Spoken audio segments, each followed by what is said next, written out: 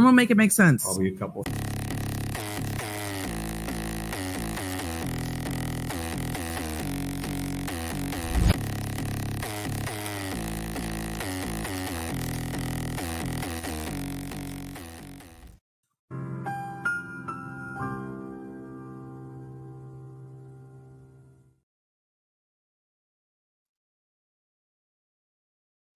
Hello, squirrel friends of the world. Happy Saturday where I'm at. Might be Sunday where you're at. Probably not Friday. I don't think so anyway.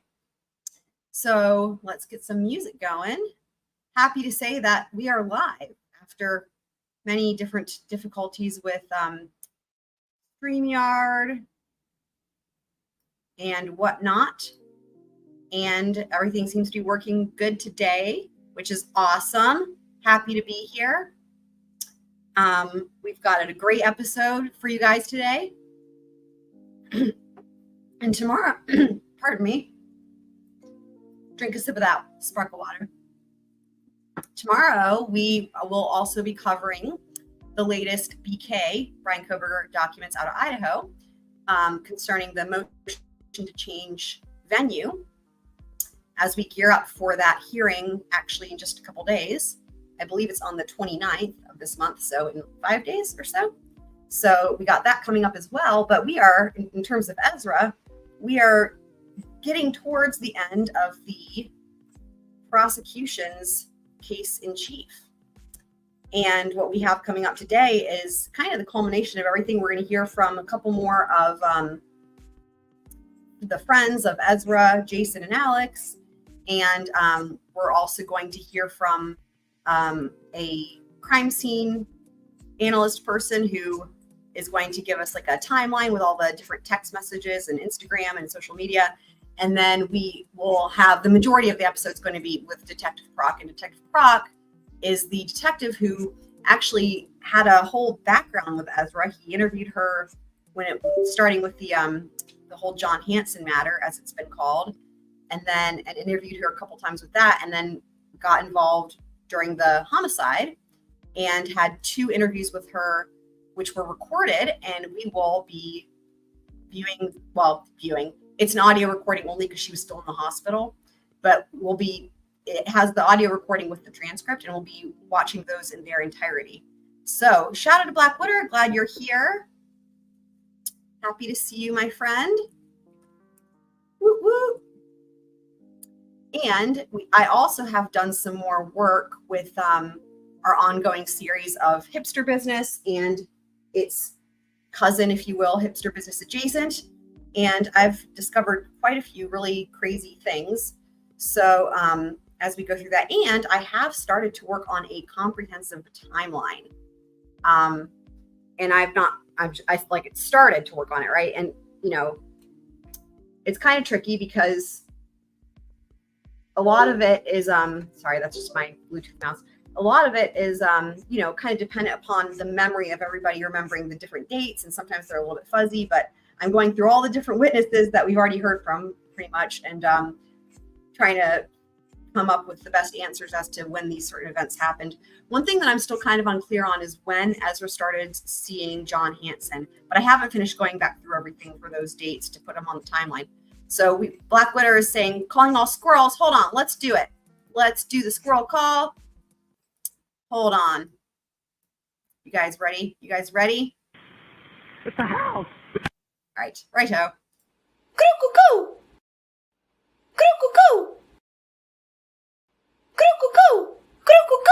Calling all squirrels. Go. So cute. That squirrel is flying in space. I love it. All things are possible when you believe, right, guys? So let me do this. This is going to be, there's a lot to get through. I'm going to go ahead and start the episode. And what I'll do is as more people start to join, I'll kind of wait to go through some of our other presentations when we have a couple more people here. I'm glad you love it, Black Witter. Awesome.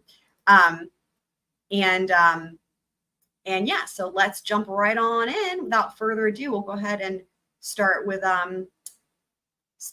this next episode.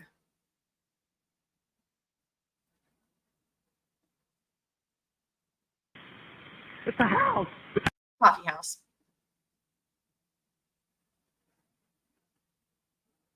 Oh, I forgot. You guys, when I was doing my little synopsis, I completely forgot. One of the most important witnesses, we're finally going to hear from Jenna Vandezande in the much anticipated letter. That's also in this episode. Yes. Could you tell us your name, please, and spell your last? I should say her testimony is harrowing.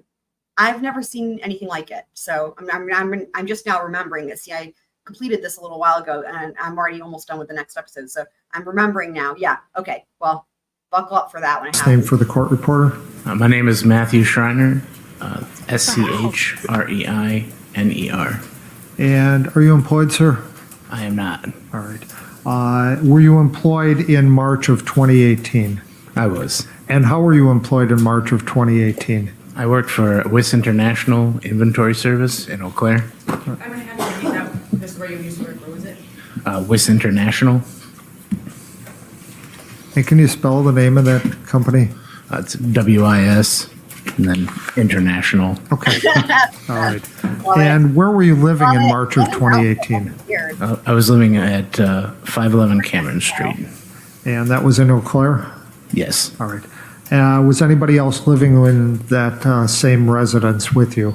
Yes, I had two roommates, Dave Studing and Alex Woodworth. And when was the last time prior to March 22nd of 2018 that you saw Alex Woodworth? I believe it was the Wednesday before. Okay. What was your work schedule like at that point in time? At that time, I was getting up at like 2 a.m. and traveling and working and then coming home by 3 or 4 in the afternoon. Okay. Now, on March 23rd of 2018, did law enforcement come to your residence looking for Alex? They did. And did you take them up to Alex's room? Not the first time that they came. All right. Second time? I did. All right. And when they went up to his room, did you go up with them? I did. Did you look in the room? I did. Did you notice anything that seemed out of the ordinary with Alex not being around? Yes, I noticed that his laptop, his journal, and his tablet were all still in his room. All right. And was that unusual? I never saw him go anywhere without those things. All right. The way he answers that is like, I love it, because instead of saying, yeah, it was unusual, he's just like, which would be giving an opinion. He's like, I never saw him go anywhere without those things. I mean, that the way he says that so matter of fact, it's just chilling, right? Now, are you familiar with the defendant in this case, Ezra McCandless? I am. How did you become familiar with the defendant? I met her at Racy's coffee shop in Eau Claire, probably a year previous. Okay. And were you aware that the defendant at some point in time became involved in a relationship with Alex Woodworth? I was. How did you become aware of that? She was at my house a lot and spent many nights there in Alex's room. All right. And where was your room in relation to Alex's room? We shared a wall, so it would have been to the right. All right. And Just remember, guys, the other roommate was many witnesses ago. So just to recap some of what he had said, that roommate seems like he's a heavy sleeper from what we could tell from the testimony. But he said that he never like really heard anything or like whatever, but we're going to hear something a little bit different from this witness. So. how's the soundproofing in that apartment? It's not wonderful. I could hear a lot of laughter and giggling late into the night. And was that coming from Alex's room? Yes. And was that when the defendant was there with him? Yes. All right. Did it become a problem for you? Eventually, I had to get some earplugs. All right. Ever hear anything from that coming from that bedroom that caused you any concern? No. Ever hear any arguing? No. Ever hear the defendant say that something like no or don't do that or that hurts or anything like that? No. Do you recall an occasion when the defendant made some statement about her relationship with Jason Mengel. So I remember one specific time she was coming out of my bathroom. She had a This is chilling. towel guys. on, and Alex was with her. And she told me that she broke up with Jason and asked me if I thought it was great. And did she, how did she look at that point in time? Did she have any expression on her face? And she was smiling. Ew. Nothing further from Mr. Schreiner. All Thank right, you. any cross-examination? You gotta love it. This witness, I made a point to remember this when I was putting the studio together. That direct examination was like 4 minutes and 28 seconds, start to finish. Done. Yes. Okay, go ahead, Mr. Nelson. Mr. Schreiner, you were aware that it sounds like Alex and Ezra were in a sexual relationship, right? Yes. And did you live with Alex in November of 2017? Or was it not until January of 2018 when the two of you began living together? I lived with him in November. Okay, and I just didn't know. I didn't mean to imply something else. So fair to say November and December of 2017, you were right next door to Alex. Yes. And then same for January, February, and March of 2018. Agreed? Yes. And it was during that time that often Ezra would be over at your apartment, right? It was from September to, I guess, early springtime. Okay, till sometime late February probably. Does that sound about right? Sure. And again, early springtime in Wisconsin. So that's let me back that up because that's actually I can add that to my timeline. He's saying September. If that's the case, that means that Ezra was hooking up with Alex way sooner than I thought. Let me hear that again. You were aware that it sounds like Alex and Ezra were in a sexual relationship, right? Yes. And did you live with Alex in November of 2017? Or was it not until January of 2018 when the two of you began living together? I lived with him in November. Okay, and I just didn't know. I didn't mean to imply something else. So fair to say November and December of 2017, you were right next door to Alex. Why did I Yes. say And then September? same for January, February, and March of 2018. Agreed? Yes. And it was during that time that often Ezra would be over at your apartment, right? It was from September to, There it is. I guess, early springtime. Okay. Till sometime late February probably. He did say September. Interesting. So previous to this, the other when as I was making my timeline, the other witnesses had said like they learned about it in November.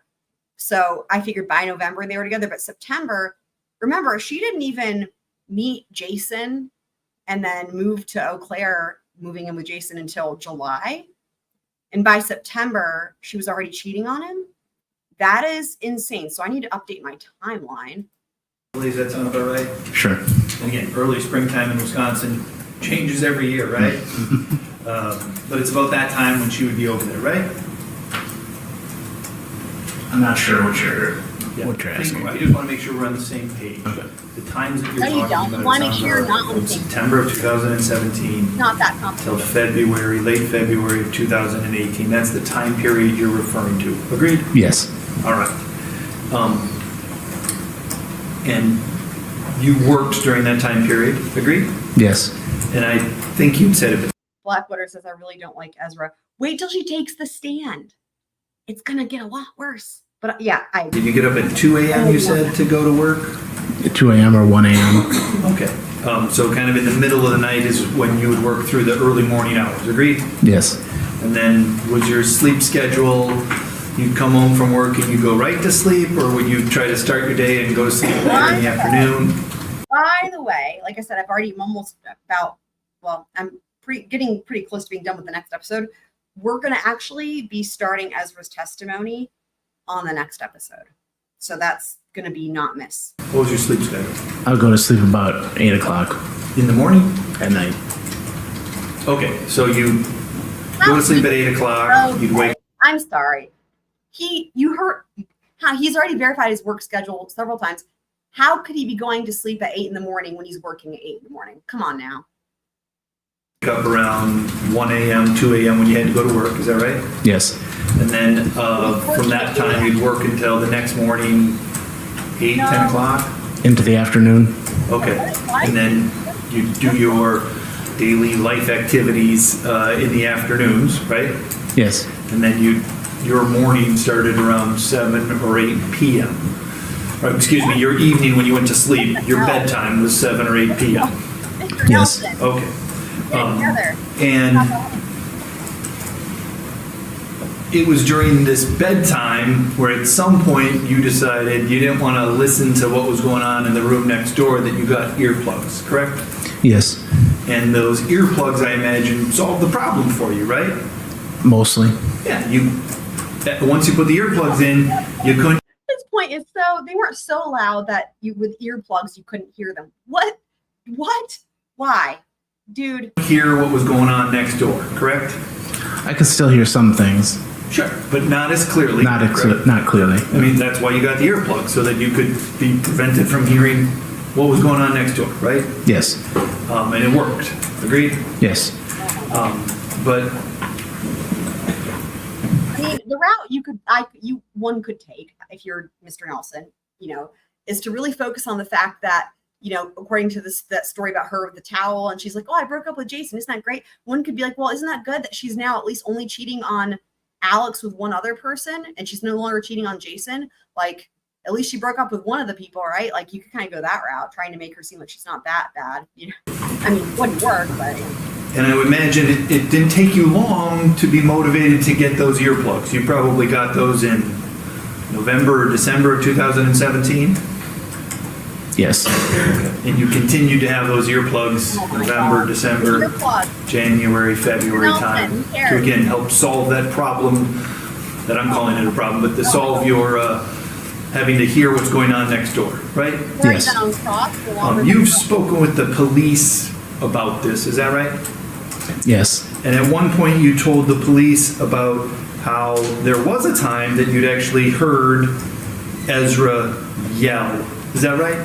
Yes. And that wasn't something that the state just asked you about, did they? No. Okay. But there was a time where you said she had to yell at Alex one time, right? Yes.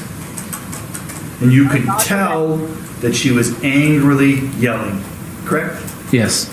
But it was that one Does that really help you, though? I mean, she's the one that murdered him. time that you recall Allegedly at this point. that you'd had, correct? Yes. Was this before you got the earplugs or during the earplugs? I believe it was during the earplugs. Okay, so During the earplug phase of his life. what else you could or couldn't hear because of the earplugs, you don't know. Agreed? Yes. You'd also, I think. So what Mr. Nelson just proved was that Ezra yelled loud enough that he could hear it even with the earplugs in. How does that help you? Did you hang out at, well, I want to ask you about a time in December or January. Were you at your apartment when Jason Mengel, you know who Jason Mengel is? Yes. Do you recall the time Jason Mengel came to your apartment to provide aid for your roommate? Yes. Oh, yeah. And your understanding was that he was there to patch up Alex's arm, correct? Correct. Or his wrist had been cut, correct? I have to say, I hope he clarifies when this was, because all we know as far as when this event happened is based on Jason Mengel's testimony, it's sometime around the holidays. So if we could get a little bit closer to a date, that would be awesome for my timeline. I'm not sure if it was his wrist, but it was on his arm. Okay, whether it was his wrist, his forearm, or some other place, it was on his appendage, right? Yes. And I think in previous conversations, you've called that an accident in quotes. Is that right? I said that Alex told me that it was an accident. Correct. And when you've described that to other people, you've used the term accident, but you've always put it in quotes. Agreed? not always. Yeah, fair enough. You've had occasion like to this put the dude. I word like this accident dude a in lot. quotes when describing what happened to Alex's arm, Like, I'm not right? taking- Yes. And you used those quotes because you weren't sure whether it was or it wasn't an accident. Objection calls for speculation. Overruled on that. If it would be this witness did it, so. You can answer the question. That same person has been coughing up a storm for like, I think it got really bad, started getting really bad in the last episode. Somebody is like pretty sick, I think, and needs to get out of there. Can you repeat the question? Sure. This is pre-COVID though, but yeah. You put it in quotes because you weren't sure whether it was an actual accident or whether it was just alleged to be an accident. Agreed? Yes. All right. Those are the only questions I have. Thank you. Okay, any redirect? Here's redirect, okay. Just as it relates to the incident when you heard the defendant yelling, could you tell what she was yelling about? No. Shout out to Random Girl. And approximately when was that, if you recall? It was late. I don't recall. Okay. Probably after 10 p.m. Okay. I guess, and that was a bad question. That's my fault because it wasn't. You know what's funny? So there's two of you guys, at least that I can see in the chat. It says there's one person watching. So I don't know. YouTube, StreamYard. Well, at least it's letting me go live this time. That's all I can hope for, even if it doesn't have correct other things. Clear what I meant by that. Do you recall approximately what month it was when that occurred? I do not. Okay. Thank you. That's all I've got. Any recross? Thank you. Okay, thank you, Mr. Schreiner. You may step down. And I believe you would be released. Is that true? Okay, so you're free to go. And you have a good day, sir. Thank you. 690. Okay, so let me go back. All right, That would have been Exhibit 687. Correct, but 687 was originally the Instagram business page, Okay. 1189.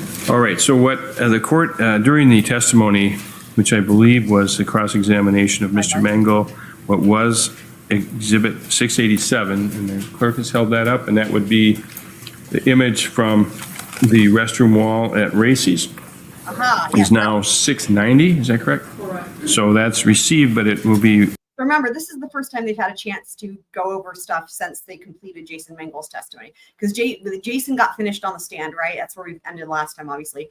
And then it went directly into this roommate because he was a short witness. And now they're having their housekeeping. it's been renumbered as 690, not to be confused with a different exhibit.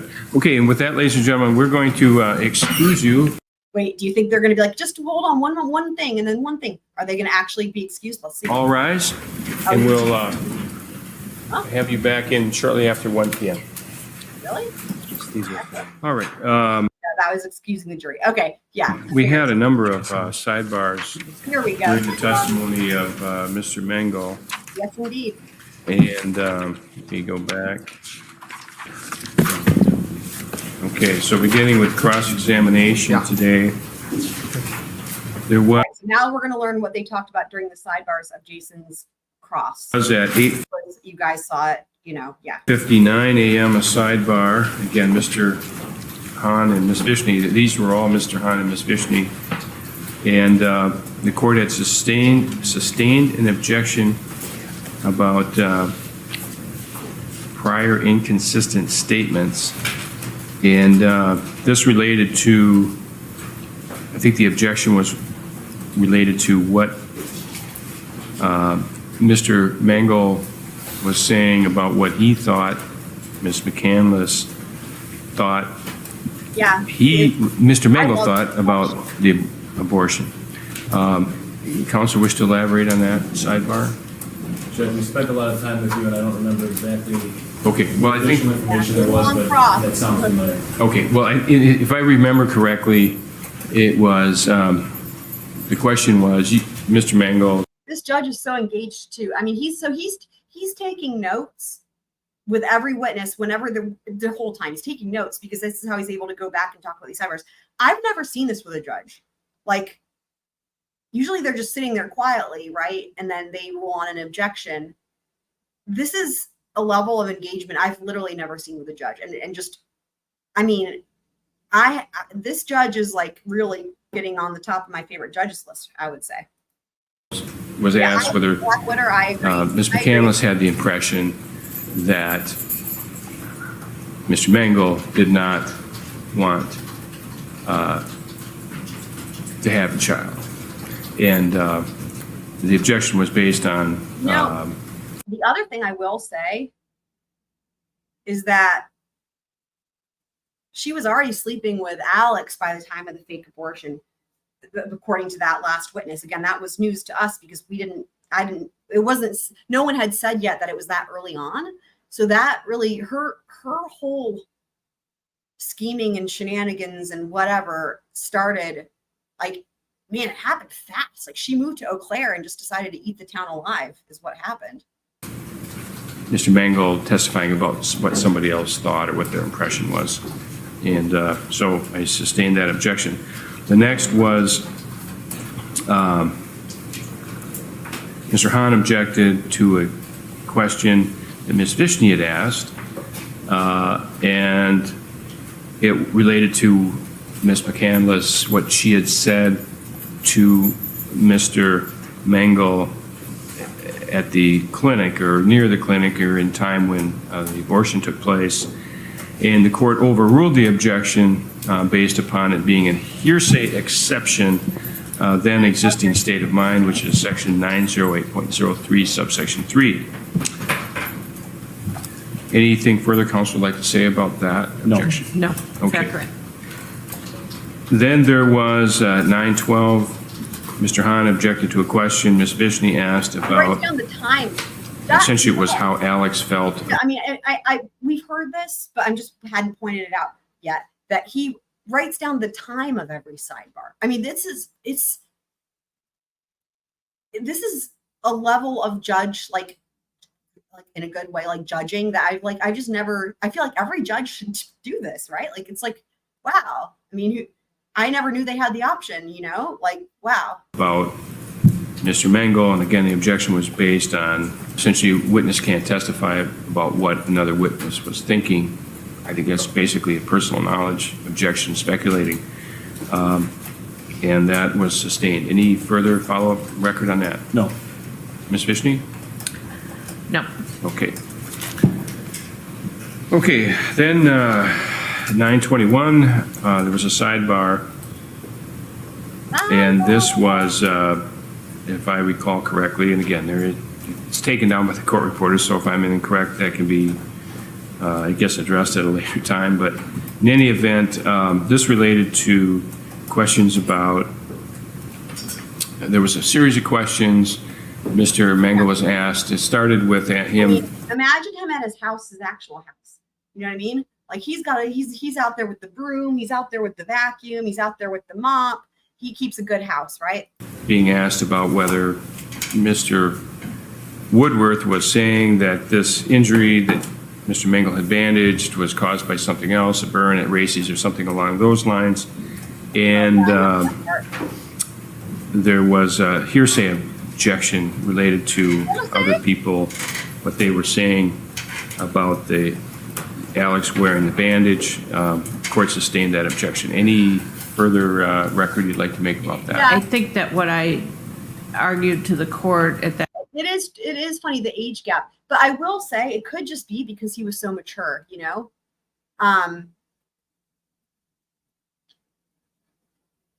and that's the only thing I could think of, but it was kind of an age gap. We do also know he was looking to move right before he was murdered. So At time was that it was a then existing mental, physical, emotional hearsay exception. I believe that's the one that I argued that. Oh, you mean mental? I don't remember hearing the argument about a hearsay exception. I know I argued a hearsay exception with respect to that. I also argued that was something that Jason Mengel had previously said, and it was being done to impeach his credibility because of his motives or bias in the case as to how he was testifying about Alex Woodworth. I also argued that. Okay, that I recall, that you were in the area of trying to show bias of this witness. Right. But in any event, the court sustained that objection because, as I saw it, it was just basically gossip that secondhand information. Double hearsay. Mr. Mengel did not have first-hand information about that. He didn't observe it, and it wasn't what Alex had said to him. It was what Mr. Mengel had heard, so it was basically just gossip. So that was sustained. Mr. Hahn, anything further you'd like to say about that? No. Okay, then at approximately 9:34, there was a sidebar, and this related to, there was an effort to, there was basically, there was a tale of two transcripts from the same interview. Mr. Hahn was just concerned that A tale of two transcripts? Love you. what was being used by Ms. Vishney was accurate, and basically there was an agreement that Ms. Vishney would use the portion of the transcript that she had, her version of the transcript, and there was really no confirmation as to whether the two transcripts were exactly the same, and I think that's what Mr. Hahn was requesting, just to make sure he had the correct transcript. Yeah, I remember that. But Ms. Vishney was allowed to use Exhibit 689 to refresh the recollection of the witness. That's correct, Judge. I would have preferred to have used it as impeachment, but the same goal was achieved by using it to refresh. And I just want the record to reflect that the reason the defense used its own transcripts is because they not only have page numbers, but line numbers, and every minute or two, they have the time inserted where on a tape that those things happened. And I had provided a copy of those to the state yesterday. All right.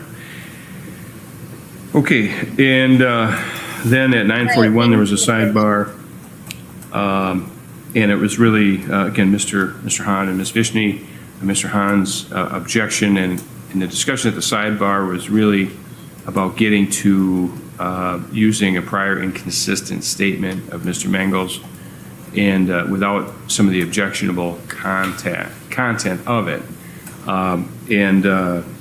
So, as my note was that Ms. Vishney was allowed to use this prior inconsistent statement about Ms. McCandless being impressionable without getting into Mr. Mengel's opinion about what the personal philosophies were of Mr. Hansen or Mr. Woodworth in the area of nihilism or whatnot, but just that he had said during direct examination yesterday that she was not impressionable, as I understand it, and this area was prior inconsistent statement of Mr. Mengel being used, that he had had discussions with Ms. McCandless concerned about her being impressionable in talking with these gentlemen in their philosophies. That's correct. And just to clarify the record, what I would have asked, had I been allowed to, was basically that Mr. Woodworth and Mr. Hansen were into nihilism, and that their philosophy is essentially that there are no rules in life. The exact words were a little bit different, but that there are no rules, and that Ezra McCandless was young and impressionable, and hearing those things from these two men. Okay, and that was, again, that was the content, as I recall, along those lines. Mr. Hahn, anything you want to add to that? Not to the content of the sidebar, but I think the testimony was a little bit different. I believe it was during cross-examination that Mr. Mengel said that the defendant wasn't vulnerable, and then the question, again on cross-examination, was whether she was impressionable, and that's what he had previously said. So it wasn't a complete inconsistent statement, but the same purpose was achieved by the sidebar. Okay. Yes. Yes, but I just wanted that the court did exclude what I would have asked on cross-examination, which was that Mr. Hansen and Mr. Woodworth were part of a philosophy that there were no rules, and that the court did not allow me to ask that specifically. I mean, I And don't. so that's not going to appear on the record. We still okay. We don't have the only evidence, or not even evidence. The only people who've been saying that Alex was into nihilism is the defense, and there's not been anything in any of his journalings or writings or any of that has suggested that. In fact, he seems to be kind of the opposite. Like, for example, we know he had really strong ethical views on love, and on when self-defense is appropriate and all this stuff. Anyway, it seems like the nihilism thing is, I don't know where they got that idea from, it just seems like something that they really wish were true, but isn't true. because that was all stated at sidebar. Yes. I just want the record to Yeah, reflect what I yeah. was trying to get in. Yeah, and I just want to give you that opportunity to make that record. I would Okay. agree. Then, at 9:52, there was a question about Mr. Hansen being a heavy drinker. Mr. Hahn objected on relevance. The court sustained that objection. We had a sidebar on that. Anything further you'd like to say about that, Ms. Vishney? I'm sorry. Yes, I was attempting to elicit testimony that John Hansen was a heavy drinker. I had a good faith basis for knowing that he was a heavy drinker, and I What is that, Ezra? was going to ask Mr. Mengel about Mr. Hansen approaching people and suddenly choking them at parties when he had been drinking, and that he was engaged in similar conduct with Miss McCandless, and that he was drinking all the time back then, and the court did not allow that question. I explained at sidebar my good faith basis for that, and She's making a record. so it wasn't speculative on the defense's part or simply trying to show off or imply facts that weren't true. Show off. Okay, and again, I agree with your characterization of what the defense. Show off? Show off? How is that showing off? Yeah, right. I know Blackwater, right? Yeah. But look at where it's paused. Look at Esther's face where it's paused. She's like, yes, that's me. I'm that liar. Offered, but again, I sustained it on relevance. And part of the argument Mr. Hahn made on the sidebar was that in the incident where he observed Mr. Hansen putting the defendant in a headlock, which I was also, I guess, event number one in the Officer Vang interview that was discussed, that there was no alcohol involved in that particular incident. In any event, there were a lot of questions back, regarding the headlock and the break it seminar or whatever. But in any event, I think that was what occurred at that sidebar. Okay, so then at 10:03, there was a sidebar, and I think there was an objection by Mr. Hahn to the form of the question, and Make sure we have Ms. it correct. Vishney had used the word facts, that Ms. McCandless had given you facts, and Mr. Hahn objected to the form of the question, and that was sustained, and essentially Ms. Vishney was redirected just to ask what Ms. McCandless had said to him rather than, the argumentative putting it as facts. And anything further you'd like to say? No. Yeah, Ms. Vishney, Mr. Hahn? No. Okay. All right, then the other sidebar, I think we cleared up at 10:30, approximately 10:32, 10:34. The sidebar was getting long, and we ended up excusing the jury and actually just having a hearing outside the presence of the jury. And when the jury returned, the court advised the jury that the objection was sustained, and that related to the questions related to Mr. Mengel's observations of Ms. McCandless in 2017 at a hospital following a automobile mishap. Anything further you'd like to say about that? I mean, we've already, I think, fully The aired that. automobile mishap where the Amish horse comes in front. That whole story is, boy, classic Ezra story, right? That one. Oh my God. Yeah, that's correct. Okay. Mr. Hahn, anything further on that? No. Okay. Then at 11:21, there was an objection. Classic Ezra. It couldn't have just been a regular car accident. It had to be not just any horse, but an Amish horse that comes and jumps out. And by the way, when do horses jump in front of cars? Anyway, yeah. I believe the question was by Ms. Vishney, objected to by Mr. Hahn. It related to a question that was asked about, now this was the second time within a month that the police were called on you. And as I recall, Ms. Vishney wanted to offer that for purposes of showing the bias of the witness. But because Mr. Mengel had testified, first of all, he didn't know who called, or that the police were called about him related to when Mr. Trenkler called the police. The court sustained the objection. Anything further you want to say about that, Ms. Vishney? It was my impression more that Mr. Mengel didn't know who had called the police when he was at Mr. Woodworth's house, but No one cared. At least that's what I thought, but not referring to Mr. Trankler. I think he knew that Mr. Trankler had called the police at Mr. Trankler's house. All right. But Well, I that think was, he knew who called the police, but he didn't realize that, his testimony was, as I recall it, was that he didn't know that Mr. Trinker called the police because he was worried about Mr. Mengel. He thought that Mr. Right. Trinker called the police because of the Correct. reporting that the sexual assault had occurred. well, he said that I would impeach him had I been able to do it, and I think I did that somewhat before, that he had gone ballistic, and that's when Josh Trankler called the police because he was threatening to kill John Hansen, and that this went to his bias and that he was minimizing his own behavior, and that what I was attempting to show was that he was engaged in similar obsessive behavior as it concerned Ezra McCandless and another man on March 22nd. But in any event, the court did sustain the objection. Okay, Mr. Hahn, anything further you want to say about that? No, Judge, thank you. Okay, and again, anything else, Ms. Vishney, that you? Just that I think I made it very clear in sidebar that my issue was bias, that's all. Okay, very well. All right, and I believe that clears up all of those sidebars from Thank you. This morning. Okay, then we'll be in recess. I think we'll give counsel at 1 hour.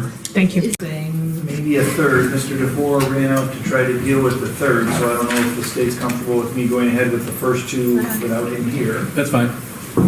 One is I have put on a thumb drive exhibit 688, which was the playing of DOJW recording during Jason Mengel's cross-examination. That's the full recording that is been submitted. I know there was only a portion, and I believe we put on the record when I played it what that portion was. I don't recall it off the top of my head.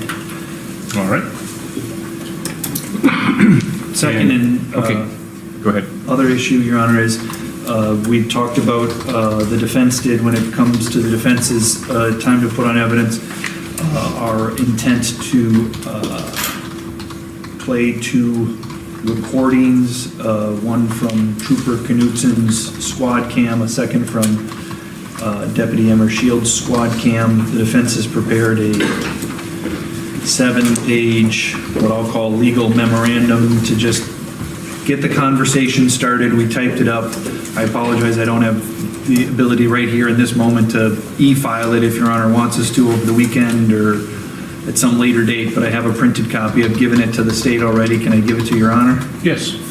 And then you are going to follow up with e-file? If that's what Your Honor asks us to Yes, do, yeah, we can certainly do that. Part of the record, yeah. I mean, I think in terms of, the caption and. We'll get it filed tomorrow morning, probably. Okay. All right, the third? Just on that, just 1 minute. Okay. On the written submission that I have, I think we put body camera footage, and I apologize, that's inaccurate. It's a squad cam footage, and so I just wanted to make sure that that was accurate, and obviously, I imagine everybody's going to want to make verbal arguments. I, again, just wanted to start the discussion. Very well. The third matter was at some point, I believe, when Mishele Wright testifies, if I recall correctly. There are a couple of displays that the state wants to be put into evidence. I have an objection to 2 of those displays. Whenever Your Honor wants to take that up, I am prepared to do so. And then lastly, Jenna Vandezande, I believe, is the state's next witness, and there are 2 exhibits. Is he going to make one last-ditch effort to keep this letter out? We've heard this letter has been argued about since the first day of trial in every housekeeping. It seems like, given the amount of fight they've put towards it, I know they are really hammering that keyboard for sure on Blackwater. It seems like, in the defense's eyes, this must be the single most damning piece of evidence in this entire thing that could potentially be kept out. You know, some of it obviously is forensic evidence, but like they have fought over this letter. So this is his last chance, guys, right? Let's see what happens. One of which is the exhibit 519, which is the note that has been much discussed that was found in the Impala. And so before she testifies, we should just take that up. Is she the next witness or who? Yes. All right. Oh my God. Okay. So as the proponent, what is the state's position with respect to the Vandezande letter? Are you objecting to both exhibits or just the? Yes, I'm objecting to both exhibits as hearsay and irrelevant. Exhibit 519, which is Jenna's letter to Jason. Again, I don't believe there's any probative value to that. Exhibit 405, Your Honor, is a series of electronic communications. I don't know under what form, whether they're texts or Instagram or what, but electronic communications between Ms. McCandless and Ms. Vandezande on Why is it all of a February sudden 5th of Vandezande? 2018. So again, I don't think that those are relevant to anything that happened in March. I believe there's communications are about Ezra's relationship with Jason. Okay, who is handling that for the state? I am, Your Honor. I'll first go with Exhibit 405 that the state intends to introduce. Messages that Ms. Vandezande saved between herself as well as the defendant regarding the Funny because she's, again, this letter's come up at every freaking housekeeping, and her name, of course, in association with it. And all of a sudden, randomly, Mr. Nelson calls her Ms. Vandezande. What? defendant's feeling over Jason and some messages about her moving out of the apartment. I think it's highly relevant. She can authenticate them. I think it's relevant to her state of mind. We've had a lot of information and testimony about it. Ms. Vandezande was Alex Zink's girlfriend, friends with the defendant. I think it's certainly relevant to show the defendant's statements and, her, it goes to, I guess, again, state of mind and motive and intent leading up to the event in question. All right, and do I have a... No, Judge, I can provide you with one. The first portion is blocked out as it just contained her summary.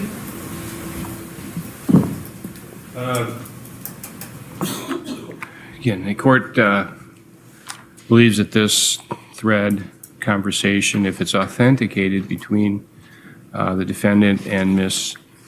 Vandezande, would be relevant as part of that panorama of evidence surrounding the circumstances Not going to keep it out. leading up to March 22nd, Give me the evidence.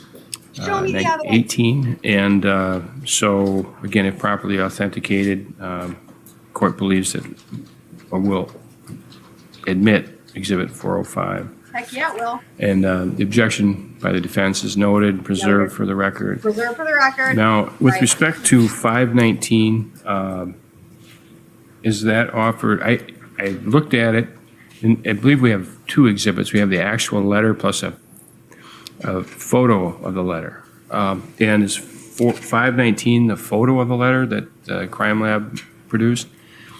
All right, and so go ahead again as a proponent of that letter. Yeah, that's interesting. Go ahead, Ms. Nodal. Judge, I intend to actually introduce the letter itself, which I Yeah. believe is Exhibit 677.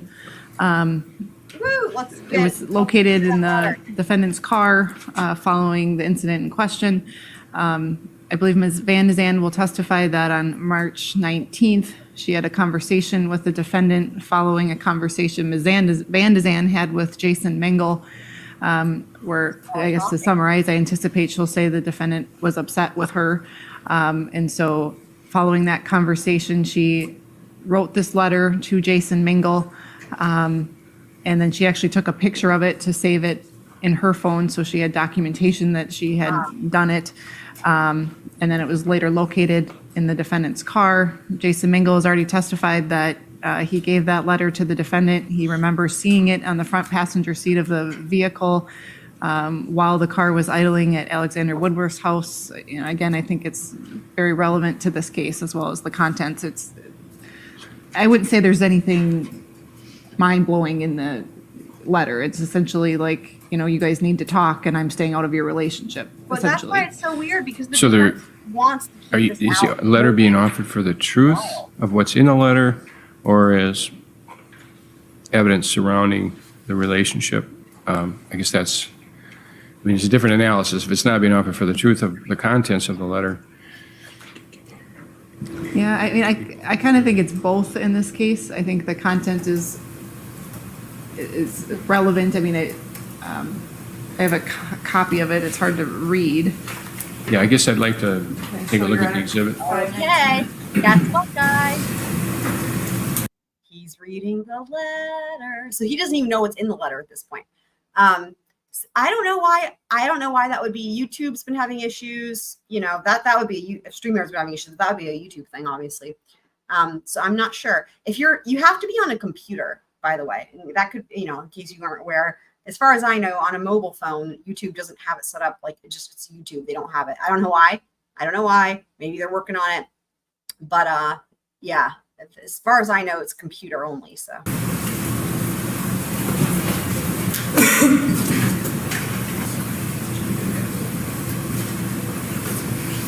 And then, any response then from the defense with respect to that letter? No probative value. Well, again, given Like I said, right? They are going to fight to the death to keep this letter out. Finally, he's like, any response? This is like the last chance. He's like, no probative value. I mean, the way he said that is hilarious. Absolutely hilarious. all of these circumstances, it goes, in the court's opinion, to, you know, all of the I want to hear drama that. and That turmoil. that was so funny. I want to hear that again. Yeah, I mean, I kind of think it's both in this case. I think the content is relevant. I mean, I have a copy of it. It's hard to read. Yeah, I guess I'd like to take a so look you're at the on exhibit. 519.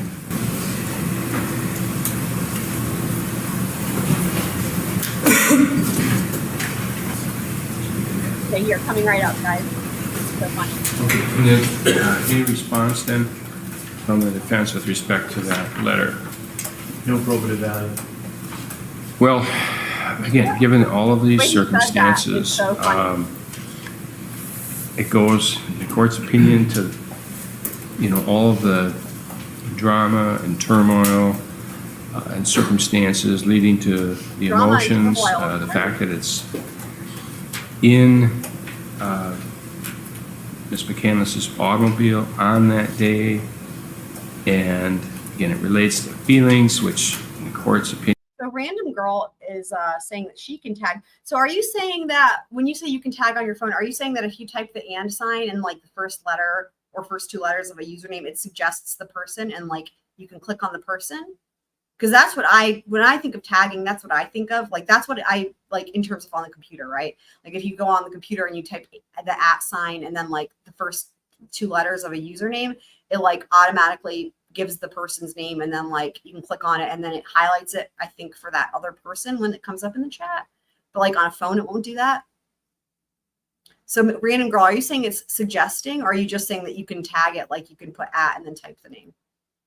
Yeah, for me, it doesn't suggest unless I'm on the computer. But luckily, I think we all know who we are, you know, if we just use even the first bit of someone's name. Are You're okay. significant No, because no that apologies. seems to be You're at good. the You're all good. heart of her having contact We're with here to help each Mr. other. Woodworth, Help her. and does go to the defendant's state of mind. And so the court believes that getting it properly authenticated, that would be admissible as well, but not necessarily for the truth of the matter in the letter. I don't know, I haven't heard a hearsay exception as it relates to I think the fact that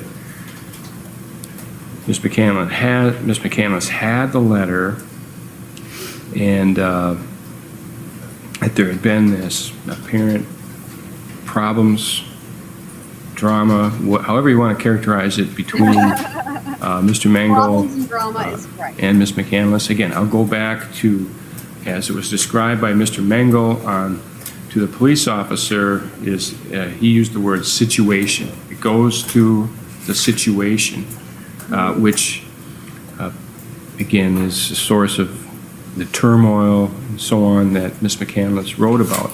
but I don't know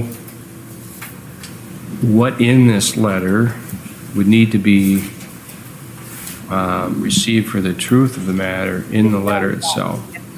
Okay. At least until I've heard what Ms. Vandezande has to say about this. I mean, there's some reference to,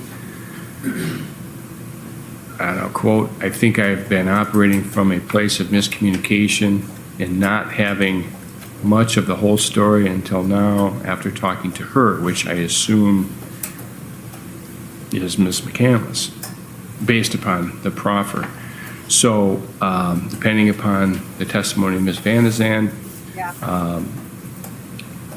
you know, the fact that Ms. McCandless had the letter and Ms. Vandezande can testify to what Ms. McCandless said about those things that the court has ruled would be admissible about the circumstances surrounding these relationships as described in the court's pretrial ruling, provisional ruling on evidence. I'm not going to elaborate, but again, it's part of the panorama, and that's all I will say on that at this point. Do you want these exhibits at this point? Okay, I'll give those back to Ms. Nodoff. And I would like to go back to this Mishele Wright. You indicated some displays that you were objecting to, Mr. Nelson. Yes, Your Honor. Can you give the court some idea of what? All right, we'll start with this one. Your Honor, the defense objects to this, can you grab it? Thank you. I think it's been marked as a plaintiff's exhibit 418. So are you saying that, oh, this part's really funny. I paused it at a good moment here. Okay. So are you saying that there's a lag between it gives you a suggestion of a person, like it still does the suggestion thing? I wonder if it matters on the type of phone too.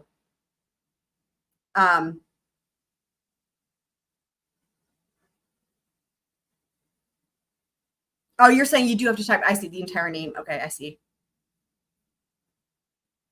Interesting. So, you know, just so you guys know, the chat looks different in StreamYard. So I can't see what you guys are seeing with like how the tagging is looking. But if something worked, I'm happy for you guys. And that is awesome.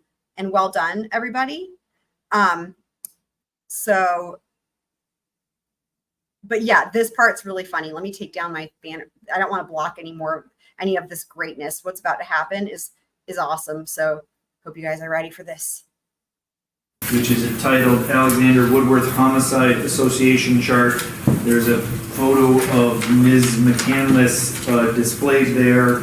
I don't know where that photo came from. I do not think it accurately portrays what Ms. McCandless looked like on January, February, or March of 2018. Her hair is in a much different length, and I think that that's an important fact in the case to some degree. And there's also in this photo, she's got a ring in her, it's called septum, commonly called as her nose, and that picture isn't in evidence. I don't think they need to put a picture of Ms. McCandless with a nose ring appearing in a way in which nobody says that's how she looked any time around this matter into evidence. I think it's not probative, and I do think it's substantially unfairly prejudicial under 90403 because it does not, first off, it's not accurate, and it portrays, I think, again, the ring, which I don't The jury can see her because she's sitting right there, right? So think they know what she looks that's like. unfairly prejudicial. And I tried to find, right, because I wanted to be sure where the photo came from for sure, and I don't know that. I couldn't find her. I thought initially, and I may be wrong, but I thought this was her driver's license photo. It may not be, it may be. If it isn't, it came from some of her Google accounts or Instagram accounts, which are part of the record, although they haven't been displayed to the jury, they are part of it. But I think we need to ask Ms. Wright for sure where the photo came from before we can make that, before the court can make a ruling on whether or not it is or is not admissible and should be admitted. So I will try to find her as quickly as I can. Has that been marked as an exhibit? It has been marked, it's exhibit 418. I will try to find her as soon as we're done with this. And okay. All right. I will go find it. We can get started on the next witness, that's fine. I will just come back in as soon as I do it, and when we have a break, or we can do a sidebar on it, we can explain that, so. Then, what's this exhibit number, sir? This is 424. 424 is labeled Alexander Woodworth Timeline of Events. I don't know if Your Honor can see it from there. Can you bring it up? I can't see the small print. So, however, sorry, team approach, I guess. Wait for it. Right there. Slow-mo. Epic slow-mo. Watch how he almost drops it. Mr. Dufour almost drops it. Look at his smile. Oh my God, he's like, here it is, Your Honor. Oh my God, I love this so much. And wait, there's one more. There's one more. However, sorry, team approach, I guess. I can grab it right there. As Your Honor might be able to see, there's text on there, and I don't think I'm not disputing the times, nor am I disputing the pictures, but the text in black is not always. And how funny is it that it's like the thing is so big, but the pictures are so small? Like, and they're just showing it. I love accurate it. I love to what the testimony is. Take, for instance, the time here for when she shows up. That's based upon a report that may or may not be. Nobody said when she showed up. Nobody said. All it is, it says janitor calls 911 after Jason shows You can tell that they used a glue stick to glue this shit on, like, dude. up at Alex's house. Like, The call is at I love 12:34 it so p.m. much. That's all accurate, Your Honor, and that's all based upon testimony that was received. Like, look at my sign. To be honest, I don't recall if there was testimony I love when the 911 call was made. There was. It's the blue writing that says PD report on that Blue portion that writing. I object to. The language here where it says Ezra's car is seen in an area of Alex's apartment. I don't think they can say in the area of Alex's apartment if they want to argue later, but they can say Alex's car is seen at Madison. It's like, but you like A for effort, you know what I mean? Like, it's just, if only they had put some glitter sparkles on there, you know, like the glitter glue and stuff that they have, or like some star, you know, like the star stickers. That's what used back in my day. That's what we would use to decorate our projects in school. And Bellinger, that's a fact. No, And so those are the my matters God. that, and again, over here where it says seen again in the area of Alex's apartment. Right? Again, nobody said it's in the area. They gave specifics on a route or some other things, and they can make that argument, but I think to put it in an exhibit, it implies that in fact is a proven fact that it was in that area. And so they can just say, here's what the video, show the picture and show the fact, but there doesn't need to be commentary about that. And so that's what my objection is, Your Honor.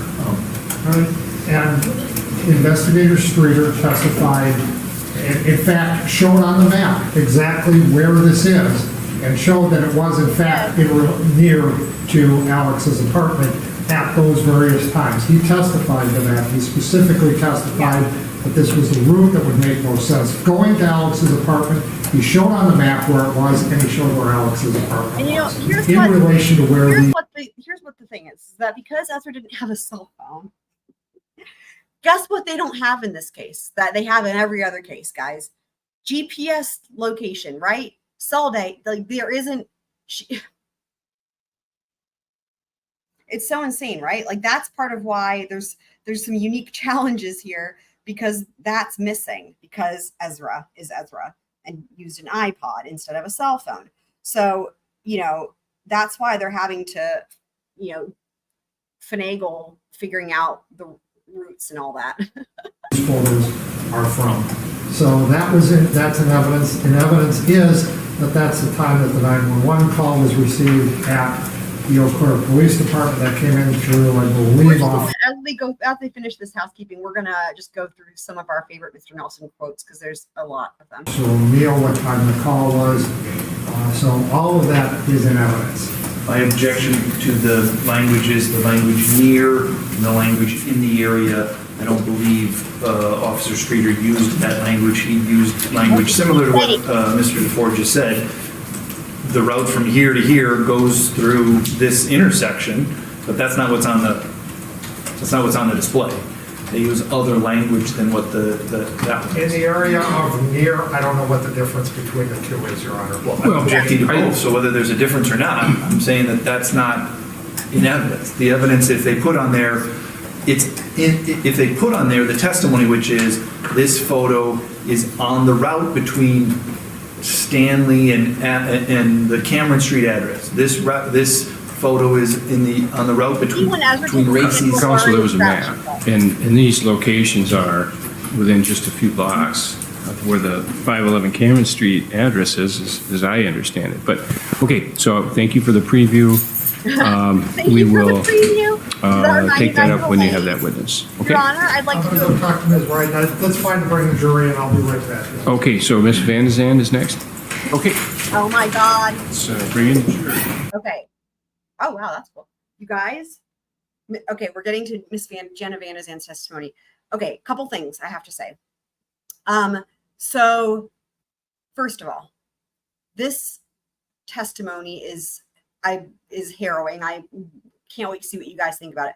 Second of all, I think we all know how we feel mostly about Jason Mengel, and you might hear some things that are kind of surprising. And anyway, I've never seen a witness like this in a trial ever.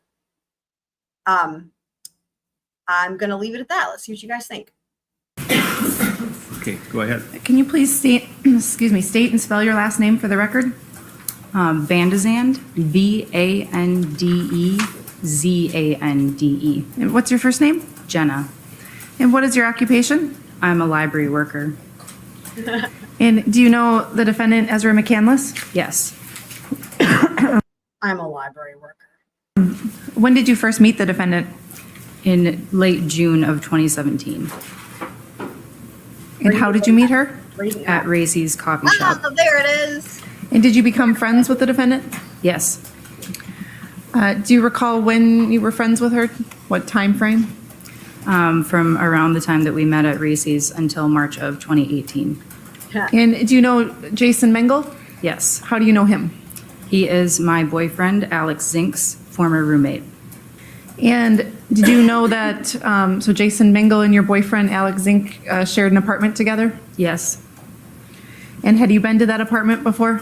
Yes, many times. And how big is the apartment? Can you describe kind of how many bedrooms? Are you guys ready for this? Are you guys ready for this? She's saying how big is the apartment? This is not her apartment. This is her boyfriend's, or I don't know if they're still together, but it sounds like she said boyfriend, not ex-boyfriend. Oh, old apartment from years ago. Okay, listen to this, guys. Bathrooms? It is 700 square feet, 2 bed, 1 bath. Just to start, this witness. Let's hear that again. Let's hear that. What? And do you know Jason Mengel? Yes. How do you know him? He is my boyfriend, Alex Zink's former roommate. And did you know that, so Jason Mengel and your boyfriend, Alex Zink, shared an apartment together? Yes. And had you been to that apartment before? Yes, many times. And how big is the apartment? Can you describe kind of how many bedrooms, bathrooms? It is 700 square feet, 2 bed, 1 bath. And did you know if the defendant and I couldn't even tell you. I have no idea how many square footage anywhere I've ever lived is, including where I lived. Like I don't even have a concept of that. If I were to even see something where like for example, if I was like moving and looking at a description, I don't even look at the square feet because I've like literally don't even have a reference point for that. Like I get bedroom and bath. Okay, I'm following you there, but that is so like what? Jason Mengel were involved in a romantic relationship? Yes. And at some point, did the defendant and Jason Mengel move in together, reside together? Yes. And did you spend time with the defendant? Yes, at the apartment and elsewhere. And when you spent time with the defendant, would she talk to you about her relationship with Jason Mengel? Yes. Do you specifically recall going on a walk with the defendant around September of 2017? Yes, on the bike trail in Eau Claire.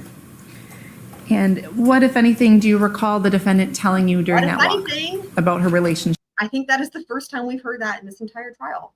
Shout out to Kid Smiths. Glad you're here, my friend. I think that is the first time we've heard that in this entire trial. What, if anything?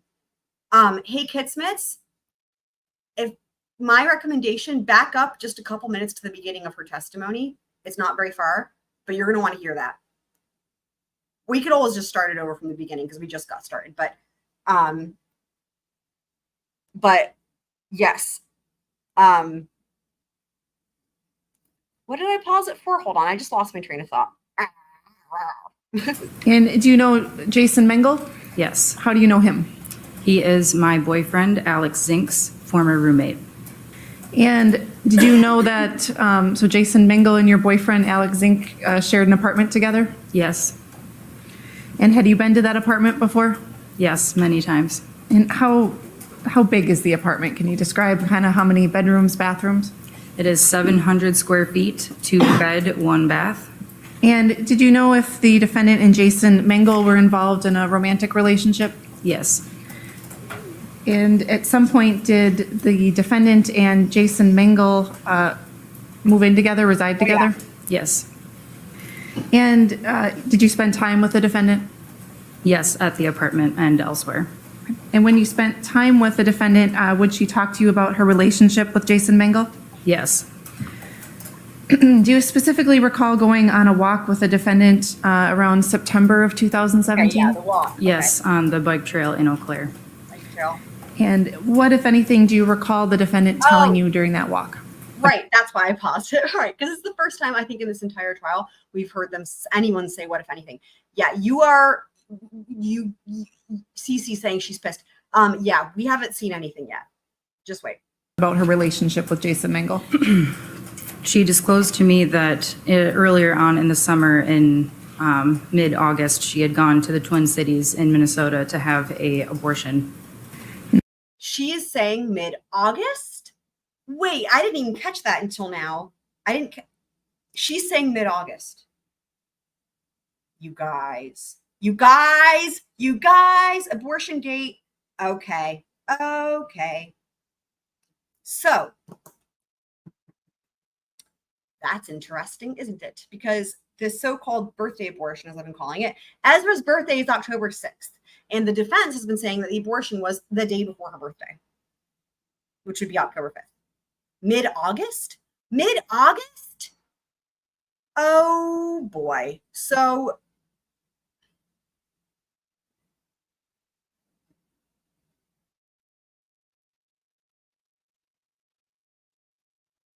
did Ezra just use this abortion story whenever she felt like she pleased to? Like, what the fuck?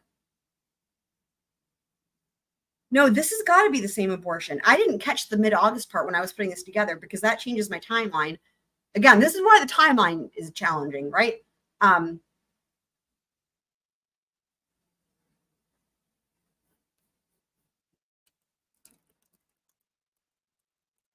So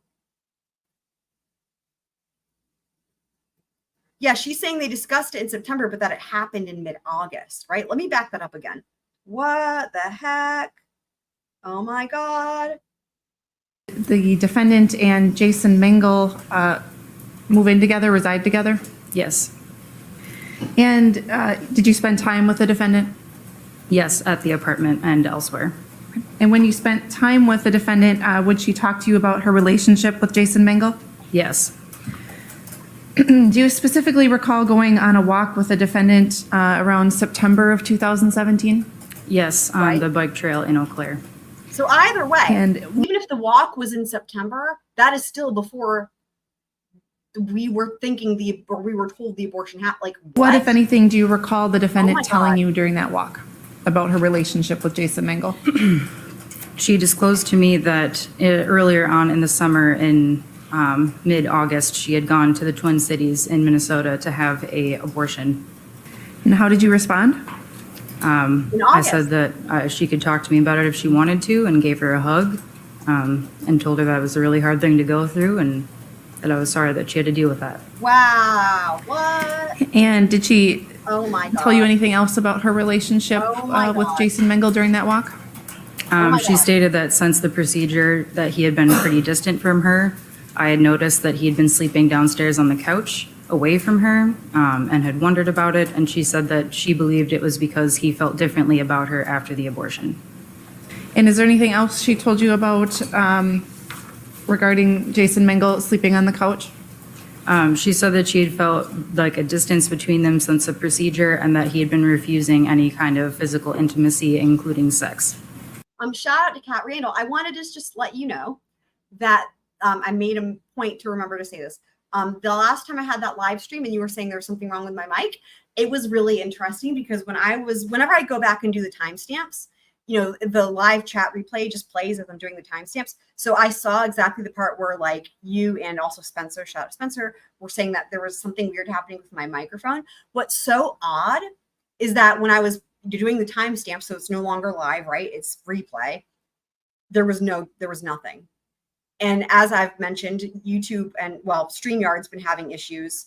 And a variety of issues with live streams. I think that was a live stream issue because you can even go back and hear it like on the actual replay. It's not there, which is crazy, right? But good news is it's not my microphone. It was a StreamYard glitch, apparently. Wild, huh? And did the defendant talk to you about Alexander Woodworth while you were friends with her? She mentioned that she was friends with him, that he was a great confidant, that they had gone on walks together, and that he was a good friend. In February of 2018, were you living in that apartment as well? No. But at some point in February of 2018, did you learn the defendant moved out of the apartment that she shared with Jason Mengel? Yes. What did she tell you about that? She messaged me on Facebook and stated that she didn't feel comfortable in the relationship anymore. She wanted to talk to him about boundaries, and that after he returned from military drill, that she would be breaking up with him and moving out. And did you locate those Facebook messages and provide them to law enforcement? Yes. How many pages is that document? 3. And what does it contain? 3. The conversation between her and I. 3 pages. I'm so mad. That she stated that she was going to end things with Jason Mengel. And what date is this conversation? February 5th of 2018. And is this an accurate conversation as you recall it? Yes. Move Exhibit 405 into evidence. All right, subject to I should have been objection, which is preserved for the record, the court will receive Exhibit 405. Judge, I'm going to object to the reading of it. It's in evidence. She can publish it. The state certainly can publish it, but I don't think we need witnesses to read what's written. If she wants to display it to the jury, she's certainly welcome to do that, but we don't need people reading every written word that we're introducing into evidence. Well, I'm going to give counsel some latitude to publish it in the manner that she would like to publish it, and I'm sure that there's going to come a time there'll be some things that you'll want to publish in a certain way that the state may object to, but I think let counsel make their presentation in the manner that they choose. So if you wish to read some of it, show it, you may do that. It's not particularly lengthy, so go ahead. Thank you. So this area I'm pointing to, and it's a little bit hard to see, but is that a picture that you associated with the defendant? Yes, that was her profile picture on Facebook at the time. And this line below, nice with the smiley face, like defining more boundaries in the relationship, is that your message? Yes. Guys, in just a sec, we're going to hear what she thinks about Jason Mengel. Yeah. And the defendant stated like ending the relationship. Is that right? Yes. And did she tell you in this message that the relationship had gotten bad and she cannot be mistreated anymore? Yes. And did you respond with "I understand"? Yes.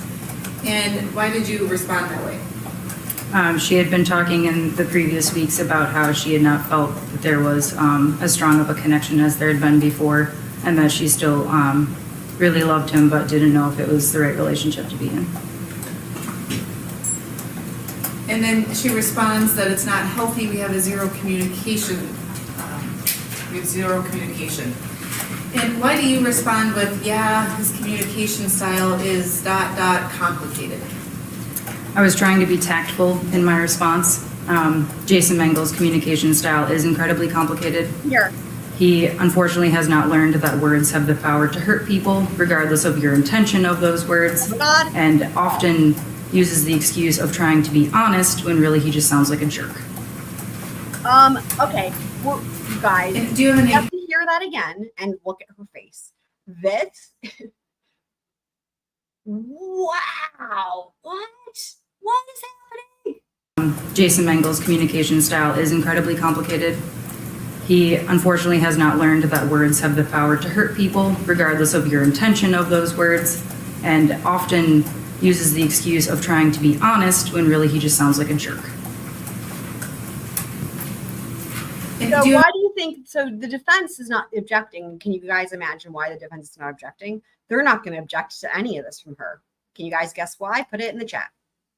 An example of that regarding the defendant's appearance that she shared with you? Oh, God. I overheard a conversation between them where he told her that her makeup looked clownish, disregarding the fact that she had been wearing a lot of makeup to cover up acne at the time, and I thought that was a very insensitive thing to say. And so is that sort of provided context to your response? Yes. I'm really curious. Whenever I was putting this video together, I was thinking, I'm so curious what you guys think about that, because I could understand how for some, it would probably depend on the relationship, right? I'm really curious y'all's opinion. But for some people, that someone could say that and it could be funny, or it could have some other like thing. But in other cases, I could see that being hurtful. And it's like, and then of course it just depends on the person, right? Because some people might take, I don't know. It's an interesting thing. Like, let's listen to that part about the makeup again and think about this. What do you guys think?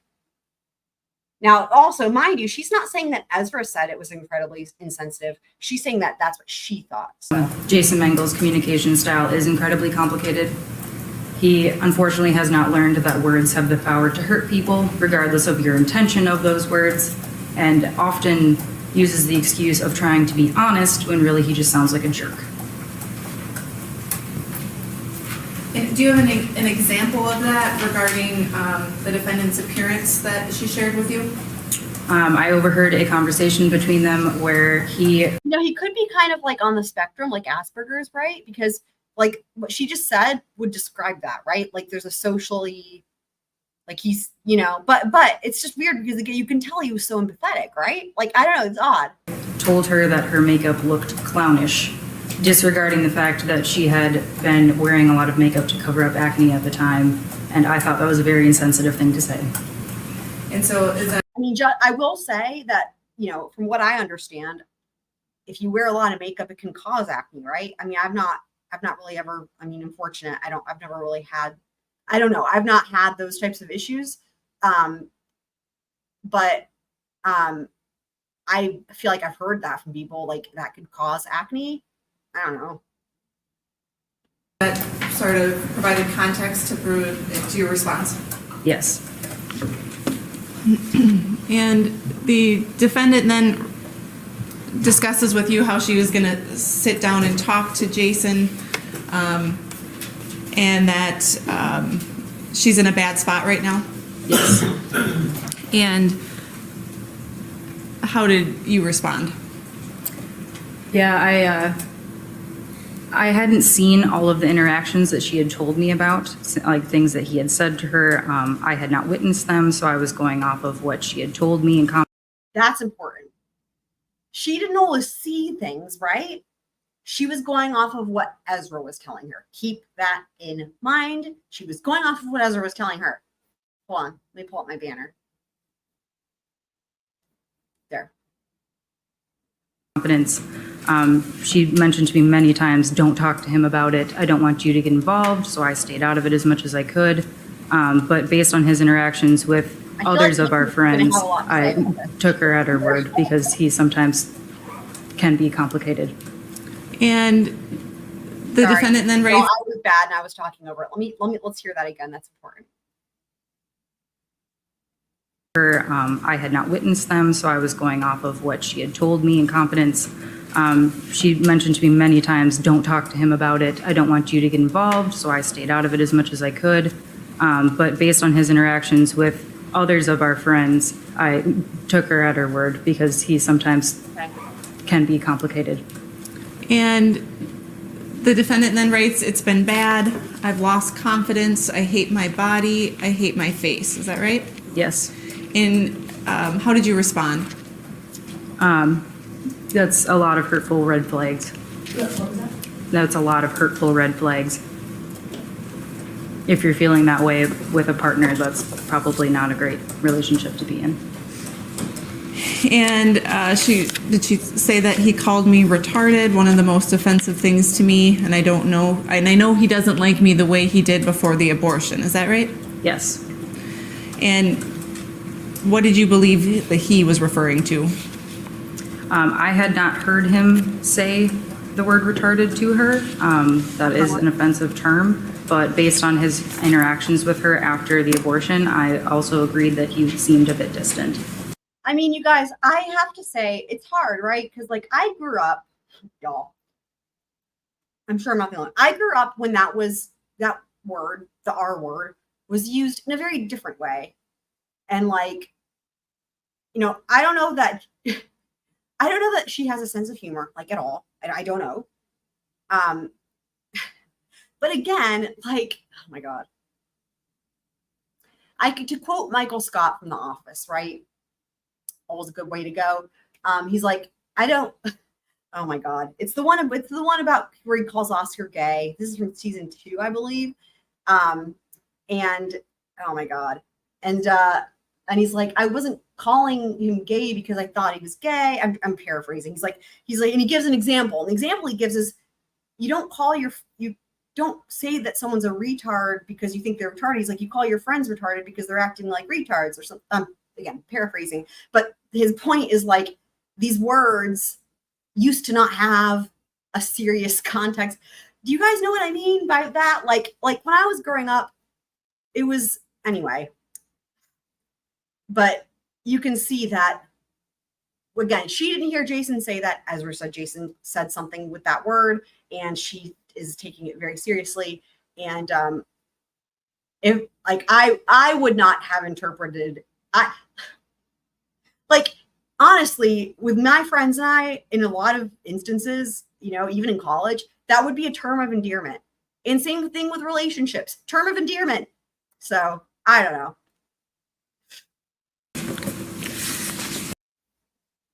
Oh, why did it pause again? And then turning to the third page, the defendant responds, and he's been hurt also. I love him, but this isn't healthy. How did you respond? Yeah. I said, if that's how you're feeling, then you need to definitely talk to him about it.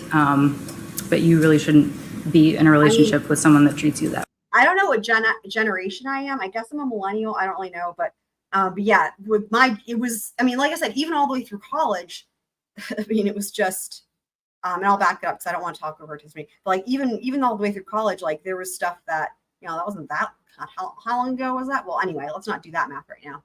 But yeah, I don't know. It's interesting. I mean, when was it that you think those words, you know, certain words took a turn? Like, I don't know.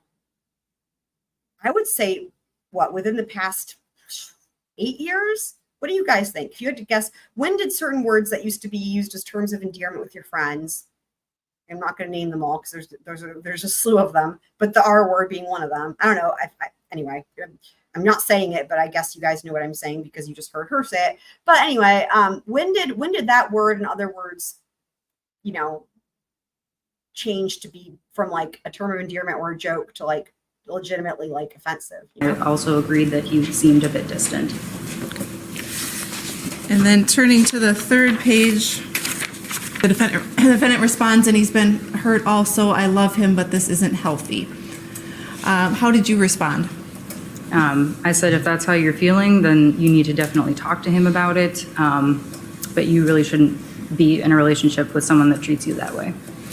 And then do you inform the defendant that it's better to talk in person? Yes, she stated that she would be talking to him in person when he returned from drill. And then does your conversation continue about the defendants trying to find a place to live? Yes. And all of those conversations or those messages on Facebook, those all occurred on February 5th? Yes.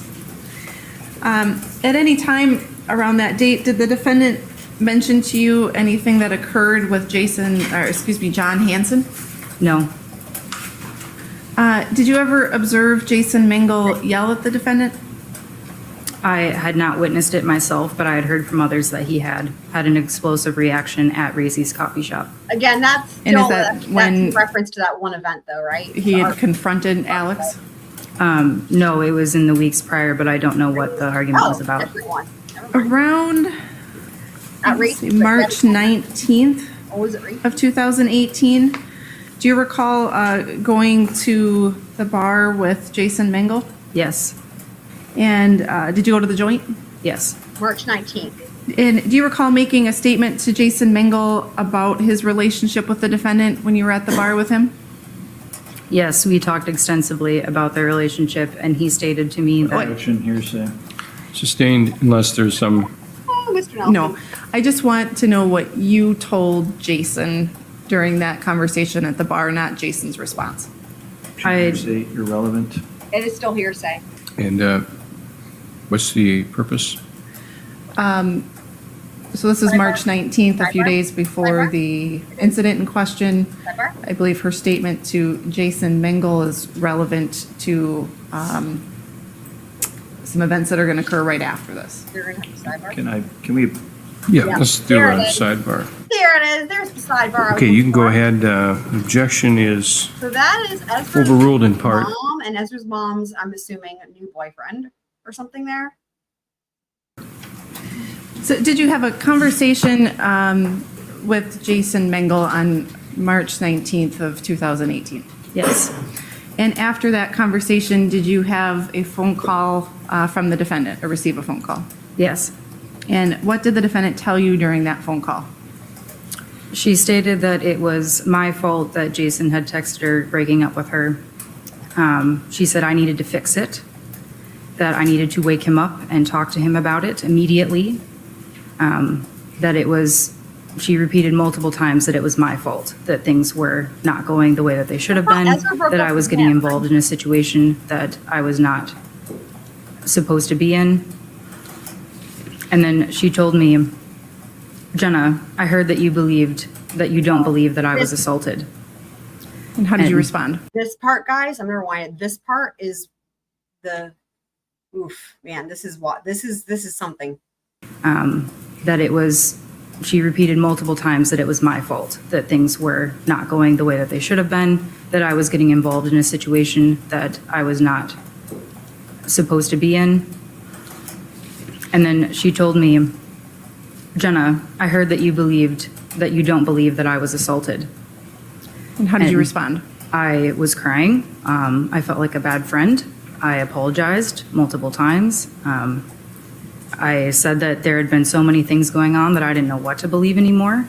And I just kept profusely apologizing. But the hair on the back of my neck stood up the entire conversation because she was talking in the same tone that I am right now. Wait for it. And if you were accusing of someone of not believing that you were raped, I would think you would be a bit more upset about it. And so I was very unnerved the entire conversation. Wait for it. And meanwhile, while the defendant's calm, you're crying. Yes. And so what, if anything, did you do after, well, I guess how long was this conversation with the defendant? About an hour and 15 minutes. And how do you know that it occurred on March 19th of 2018? It was the day after my birthday, and that phone call will haunt me for the rest of my life. You guys hear that shit? That's insane. Oh my God. Here, let's back that up and hear that one more time. That is a lot. And meanwhile, while the defendant's calm, you're crying. Yes. And so what, if anything, did you do after, well, I guess how long was this conversation with the defendant? About an hour and 15 minutes. And how do you know that it occurred on March 19th of 2018? It was the day after my birthday, and that phone call will haunt me for the rest of my life. And so did you do anything after that phone conversation? I sat down on the curb because I had been out walking, collected my I know, thoughts. right? It's wild. I shook it off and then went back to Alex Sink and Jason Mengel's apartment where Jason was asleep and Alex Sink, my boyfriend, was still awake. I told him that I did not want to be involved in Ezra or Jason's relationship anymore. And I needed to tell him that, but because Jason was asleep and unable to be woken up, I decided I should write a letter. And remember, this is the moment when we already heard from Jason's testimony, right? Remember, he said, I was drunk. And he said it in a really funny, candid way like that. He's like, because the spring chicken asked him, like, why couldn't you wake up or whatever? He goes, I was drunk. That's what but she was really polite about it. She didn't say that. She just said he was unable to be woken up. So, Instead of texting it. And then I took a picture of that letter because in this day and age, you can't be too careful about people mincing your words or switching them around. So I wanted to make sure I had a record of it. And did you provide law enforcement with a copy of that letter? Yes, I sent them the picture that I took. The letter. I'm showing you what's been previously marked as Exhibit 677. Do you recognize that item in front of you? Yes. And what is it? It's the letter that I wrote to Jason. And is that your handwriting? Yes. And that's the same letter you wrote on March 19th of 2018? Yes. And how did you get that letter to Jason Mengel? I left it on the coffee table next to him so that he would see it when he woke up. And move Exhibit 677 into evidence. All right, again. A lot happened on that one day. So on that one day, March 19th, Jenna and Jason go to the joint, which is that bar, right? Jason gets really drunk and goes to sleep. Ezra and Jenna have that phone call that will haunt Jenna for the rest of her life. And it was an hour and 15-minute phone call. Jenna writes this letter and leaves it for on the coffee table for Jason. And then I guess we're going to hear, she also gives one to Ezra, as we know, or something. But that's a lot for one day, right? Well, that's a lot of trauma for one day. Subject to objections that have been made, been preserved for the record. Court will receive Exhibit 677. And I would like Ms. Vandezande to read that letter to the jury.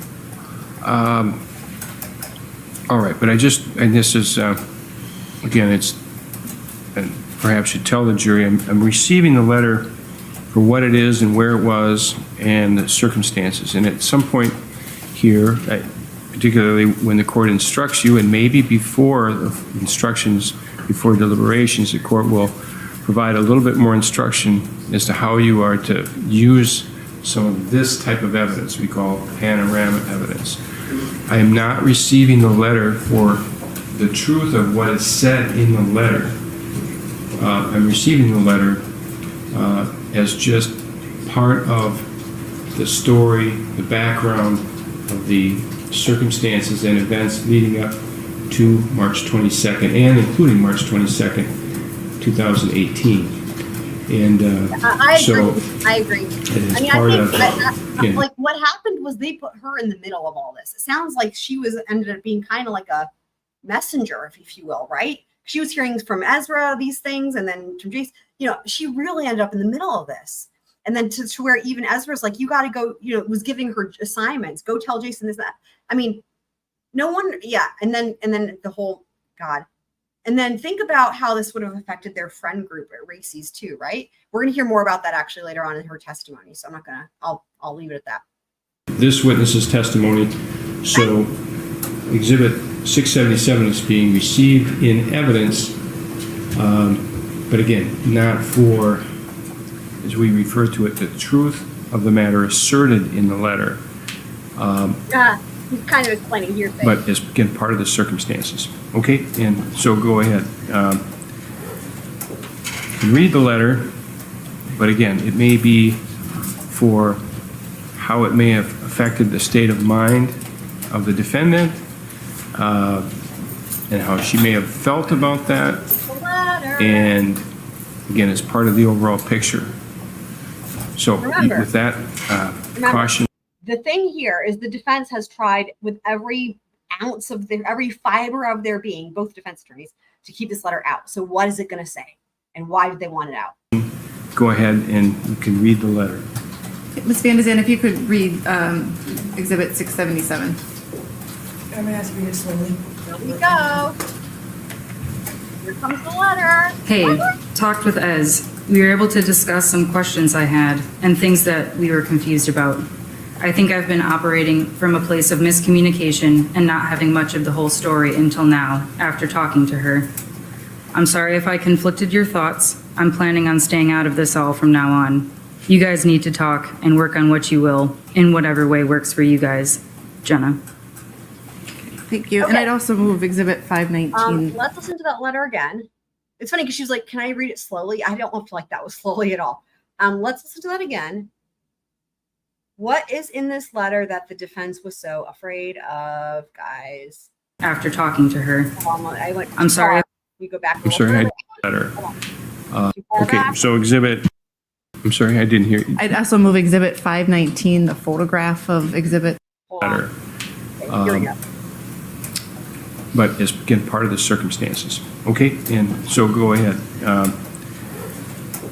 You can read the letter, but again, it may be for how it may have affected the state of mind of the defendant, and how she may have felt about that, and again, as part of the overall picture. So with that caution, What were they so go afraid ahead of? and you can read the letter. Ms. Vandezande, if you could read Exhibit 677. I'm gonna have to read it slowly. Yeah, she doesn't read it that slowly. I'm gonna try to pause it and say what she says. Fine. Hey, talked with Ez. Well, yeah. Hey, talked with us. We were able to discuss some questions I had. And So, okay, I'm thinking about this now. The talked with Ez, I guess, is in reference to actually that 1 hour and 15-minute phone call that she said will haunt her for the rest of her life, right? So that's what she's referencing there. Hey, talked with Ez. and things that we were confused about. I think I've been operating from a place of miscommunication. Hold on, I missed a part of what she said. Hold on, let me back that up again.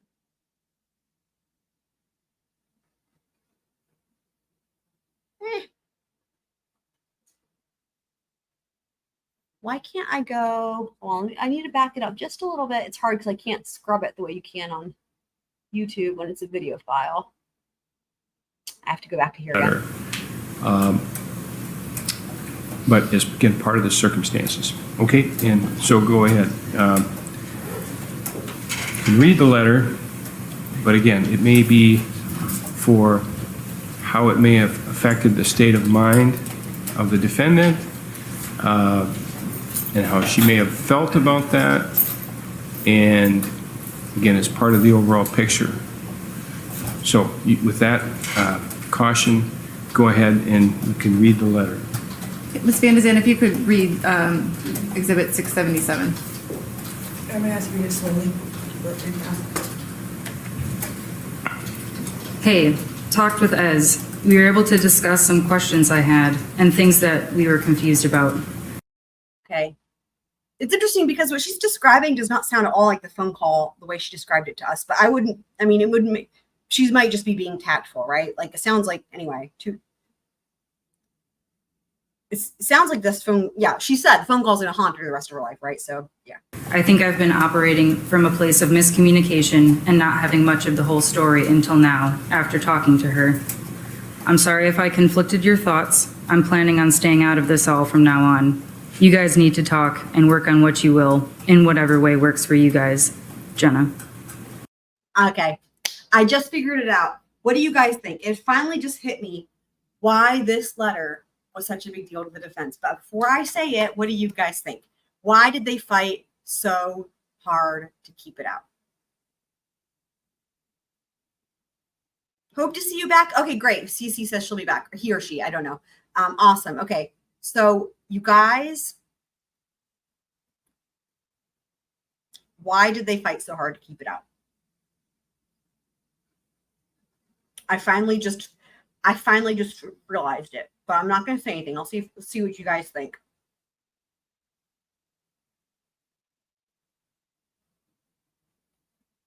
I don't know that the jury is going to take away from this letter what the defense was so worried about. I don't know. That's why I'm wondering if you guys caught it or not, if you guys or like see what the problem was there, why the defense was trying to keep it out. Because sometimes lawyers will do that, right? Sometimes attorneys do that thing where they're so in the case that they're not interpreting things the way a jury would, right? Like, so I don't know.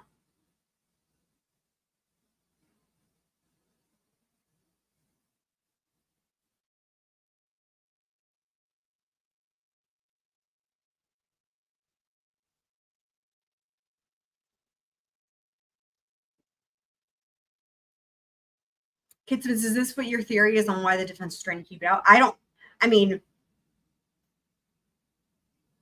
think you might be early, still not caught up to real time yet. Yeah, you backed up. Okay, I see. Yeah, you backed up again. Okay.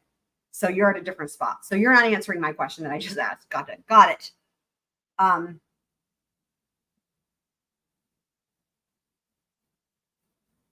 Yeah, I'm going to give people some more time to offer what they think the defense was so afraid of with this. Thank you. And I'd also move Exhibit 519 photograph as well. I'm sorry, I didn't hear you. I'd also move Exhibit 519, the photograph of Exhibit 677 as well. Any objection to the photograph? Nothing other than what's been previously noted. Okay, so subject to those previous objections, I assume it's a photograph of the same letter.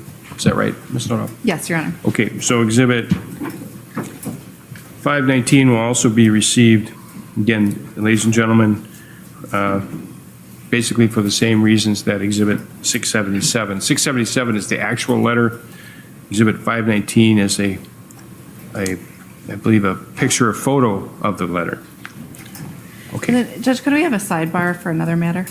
Oh, a sidebar. All right. Go ahead. Okay, there was no objection on the table.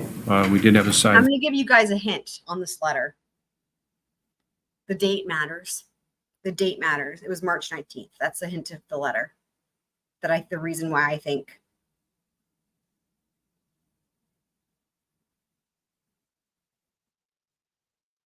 That's the reason why I think that's another hint it's a hint to why I think the defense was fighting so hard to keep it out. I have no further questions. Okay, cross-examination. And I'm sitting here thinking about it again, and it's like, remember also with the judge, when the judge gave that instruction to the jury, and he said that it's part of the state's panorama evidence. I'm actually thinking about it. I'm realizing this letter actually is a really big deal, and I just didn't. I'm just now thinking it through and realizing, but I don't know that the jury's going to get that out of it, which is the interesting part.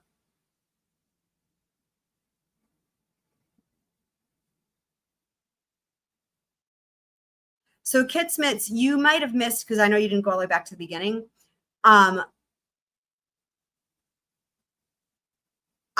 have been working on a comprehensive timeline, and I've been going back to the beginning of the trial through all the testimony from like the friends and the witnesses who can give dates for when things happened. The date that was given by the defense in opening statements was October 5th for the abortion. And my recollection of when, if not every witness has been asked about that, right? I don't, in fact, I'm not sure any witnesses have, except for a handful of the friends, but they all said things like fall, I think. But see, that could be when they learned about it. And then she says it was September, but that the abortion happened in August. But the defense said October 5th was when it happened. I know you're not going to hear what I just said until you catch up. But anyway, I'm not going to type all that in the chat. So, okay. Ms. Vandezande, did I pronounce that correctly? Yes. That annoys the fuck out of me. Here's why. They have only been talking about her in this letter for a bazillion years. He knows how to say her name. He knows how to say her name. He said Vandezande one time in that housekeeping, which I was like, that's weird. But I don't know what that was. He knows how to say her name. They've all said it a million times, and that's just stupid. I know this isn't the best way to meet somebody and the first question to ask, but how old are you? 26. And your boyfriend is Matthew Schreiner? No, Alex Zink, I apologize. Okay. Alex Zink. How old is Alex Zink? 31. I just want to get the context of this. So Alex Zink, your boyfriend, was living with Jason Mengel, is that right? Yes. It's a 2-bedroom apartment, agreed? Yes. You never lived there, agreed? I lived there later in May 2018 until February, late February of 2019. You never lived there from the period of June 2018 until June 2017 until March 2018, the time period where you were talking about when you knew Ezra McCandless, agreed? Yes. You were dating Yeah. in a relationship with Alex Zink during that time, right? Yes. But you weren't living there, agreed? Yes. So I want to then kind of fast forward to this letter here at the end. Okay. Sounds like, you wrote the letter, but it sounds like at the end you're like, I'm out.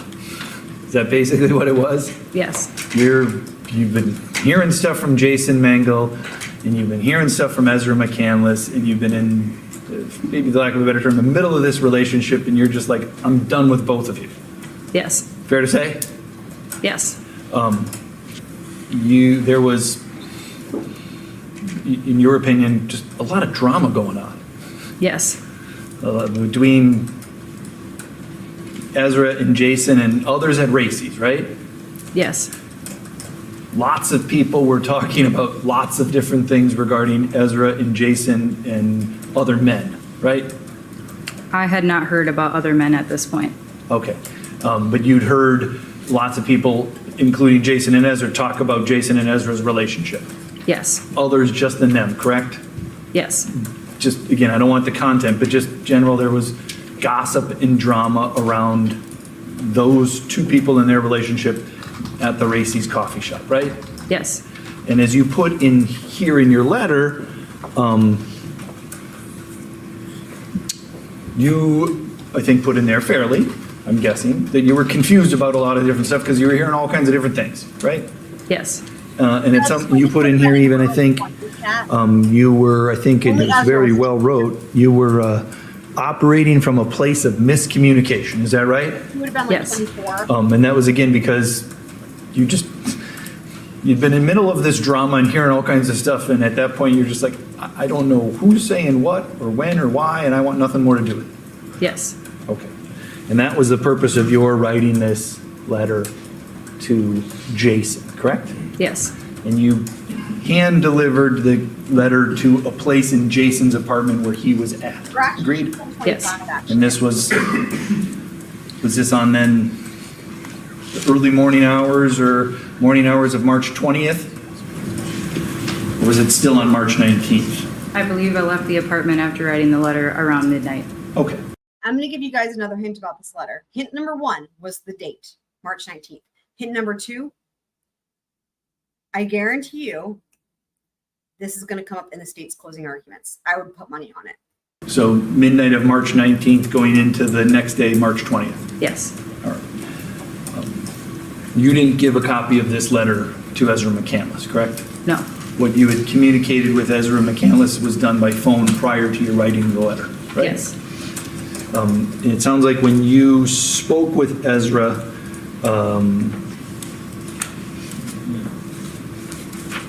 you were upset, right? Yes. Not necessarily at her, but just you were upset about all of this drama and you're being I don't know how. We know she was upset, obviously. I mean, if he's trying to go the route of like she was just mad at both of them and just said things out of spite, that's not what the contents of the letter are. That letter is not spiteful. It's not hateful. The letter is conveying information from Ezra. So I don't know how that's going to help them. right into it. Yes. And it sounded like Ezra was also upset, correct? During the phone call, not so much. The words sounded like they would have been upset, more angry than sad. Okay, so the content did not necessarily resonate with the tone. Is that what you're saying? Yes. Okay. But the content certainly made it, you thought, from the content, she sounds upset. Yes. Upset about how her relationship with Jason was going or not going, so to speak, right? Yes. That's what the whole conversation was about Ezra and Jason, right? Yes, and then the later mention of not believing that she had been assaulted by John Hansen. Okay. Bing, bing, bing. And you'd never spoken with John Hansen, agreed? I have spoken with John Hansen At prior. that time, you had spoken with John Hansen before? He had been at Racy's coffee shop for years prior, so I had had multiple interactions with him as more of a how's your day going. Okay, so you knew who John Hansen was? Yes. And how old's John Hansen, do you know? Early 30s. Okay. And he's a Army veteran, is that right? Yes, he was friends with Jason Mengel and would frequently come over to the apartment to hang out. Okay, because they were kind of Army buddies? Yes, they, I believe, had also met at Racy's. I'm still trying to figure out too, because like, I feel like in the testimony that we heard from Jason, I mean, I remember the part where he said Ezra broke up with him because I remember him saying like, it was even on cross. He was like, so you got dumped. He was like, yeah, I guess I got dumped. But I don't remember, like, I was surprised, as you guys heard it during the letter, I was surprised when the way she was describing it was that he broke up with Ezra, right? Ezra, well, this was actually for the phone call, that Jason broke up with Ezra, and then Ezra called Jenna to get her and was like, fix it. And the other thing is that means that this all happened again. It's just now dawning. This all happened on March 19th. Like, I guess they were getting back together. So like because remember, there's the part where Ezra moves out when he's away. So I guess that's the Ezra breaking up with him or whatever. She just left. But then we know it came out on Jason's testimony. Actually, a lot of it came out on cross that they were kind of getting back together or whatever. But it seems like, see, the thing is, Jason's memory and timeline stuff is so fuzzy, understandably so, that I think he might not even remember or want to remember certain things. Like, for example, if they got back together, because it sounds like that kind of was happening. I'm just trying to, this is like crazy. So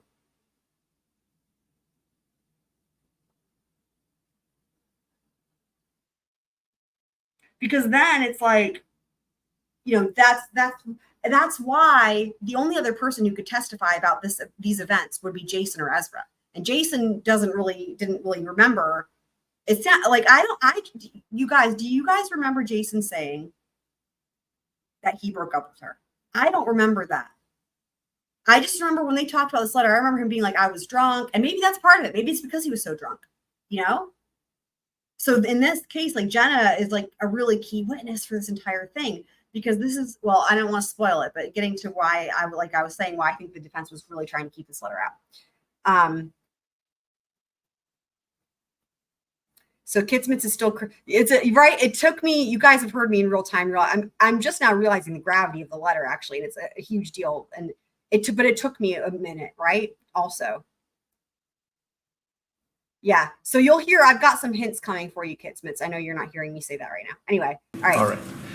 And these, John Hansen's about the same size as Jason Mengel? About the same height and build, yes. And how tall are you? 5'6". Yeah, just to reiterate my question. My question was to you guys in the chat. Does anybody remember Jason explicitly saying that he broke up with Ezra? Because I don't remember that. Which again, if it's because he blocked it out or if it's because he was drunk, then that would also, again, be why this witness is really important. All right. And Ezra's McCandless is considerably shorter than you, right? Objection relevance. Is there some relevance to that? Yes, the state's introduced information about her size, and this is a witness who lived with her and knows her size, and so certainly has a foundation to testify about it. But what is the relation or the comparison between this witness and Ms. McCandless have to do with anything? You want me to articulate it now, or you want me to articulate it on the side? Well, all right, counsel. I mean, if you... I'm happy to do it here. I just don't want to overstep. Okay, let's do a sidebar. Objection overruled. You may answer. Thank you. I think you're considerably... Don't hate me, guys. I want to hear the letter one more time. Because I'm just again, my brain is working a lot of this out.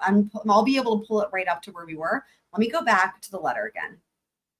Because I'm thinking of more things. And actually, I know exactly where it was because it would all scrub to the same place. So I'm gonna ask you to slowly.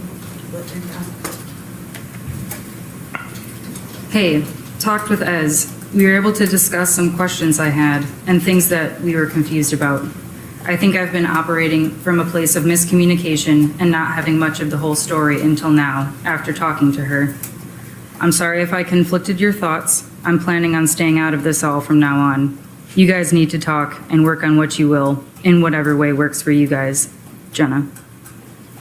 Thank you. And I'd also move Exhibit 519, the photograph as well.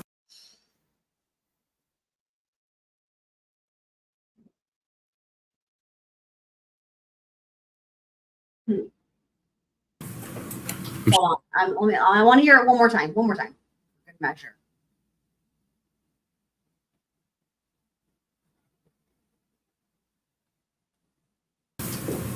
I'm gonna ask you to slowly. Hey, talked with Ez. We were able to discuss some questions I had and things that we were confused about. I think I've been operating from a place of miscommunication and not having much of the whole story until now, after talking to her. I'm sorry if I conflicted your thoughts. I'm planning on staying out of this all from now on. You guys need to talk and work on what you will, in whatever way works for you guys. Jenna. Thank you. And I'd also move Exhibit 519, the photograph as well. I'm sorry, I didn't hear you. I'd also move Exhibit 519, the photograph of Exhibit 677 as well.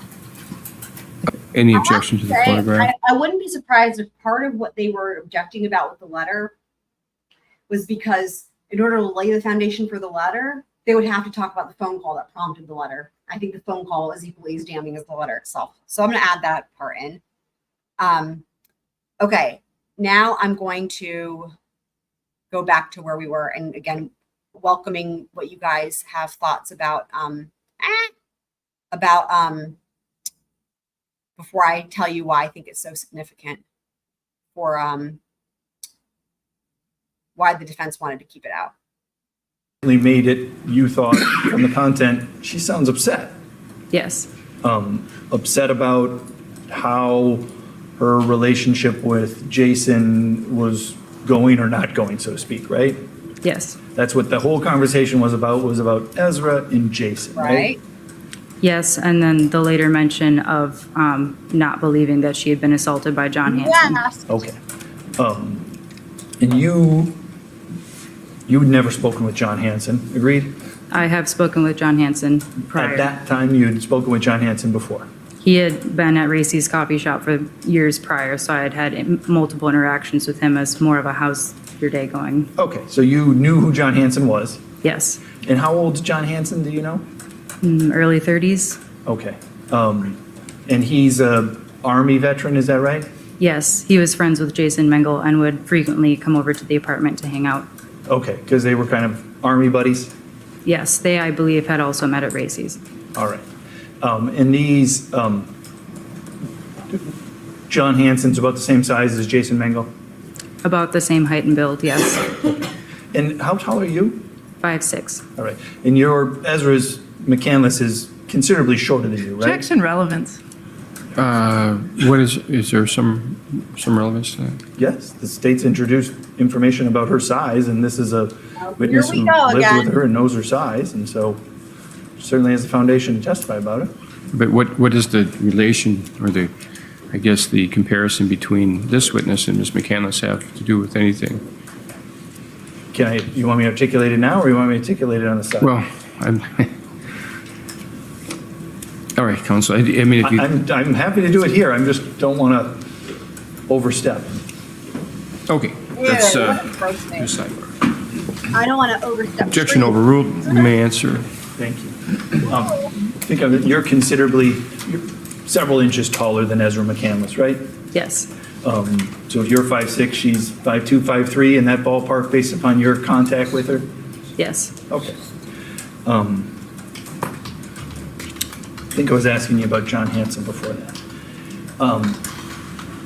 have you, prior to March 19th, speaking with Ms. McCandless on the phone, I want to, that time period, are you with me? Why are you bringing up the phone I just call? want to know, I don't want to know the content, I just want to ask whether Well, you we had already- a conversation we already with John know. Hansen about the investigation regarding a sexual encounter that John Hansen and Ezra McCandless may or may not have had. No.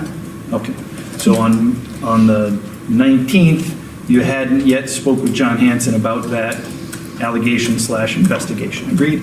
Agreed. Fair to say that around, you hung out at Racy's coffee shop, is that right? I mean, by hung out, I didn't mean, Interesting that she hadn't spoken with John Hansen about it, and yet she still didn't believe Ezra's story, even before hearing from the other party who would have been denying the allegations, right? Like, that's kind of crazy. like every day, but you were there.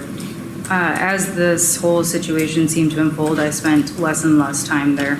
Okay, and This is actually the part I was referencing earlier where we're going to hear, it's like, you can see how, again, like I referenced at the beginning of the stream, Ezra came into, she moved to Eau Claire and she blew it up. She ate the town alive in record time. And think about this friend group at Racy's, right? It's really sad, like, because they had this whole thing going on, right? All these kids. And we've heard this from other witnesses too, where they were like, well, we didn't want to go to Racy's anymore because it become so toxic because of Ezra.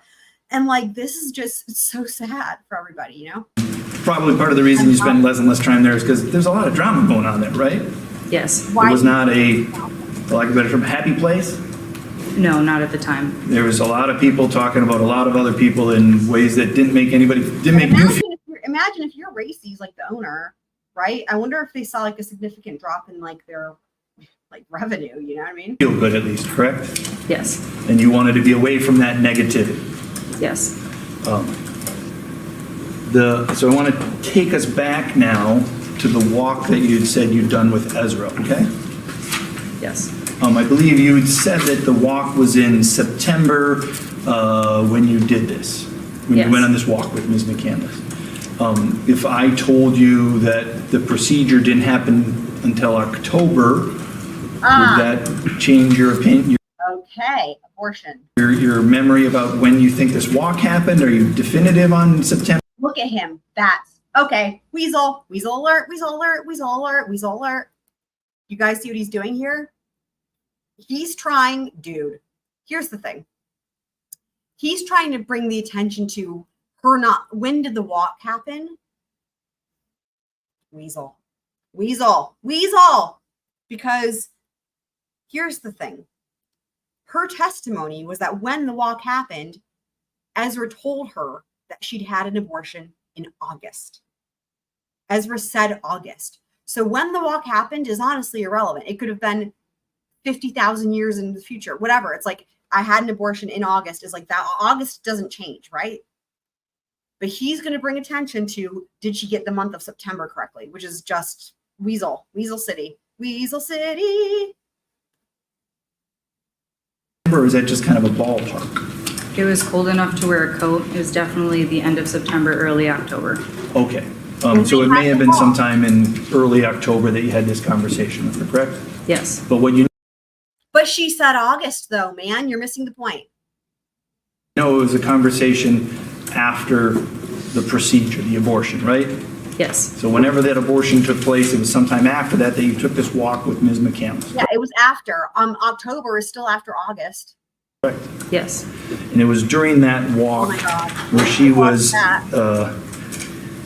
expressing with you her, I don't want, if these aren't the right words, tell me, but she was expressing her feelings about that operation, right?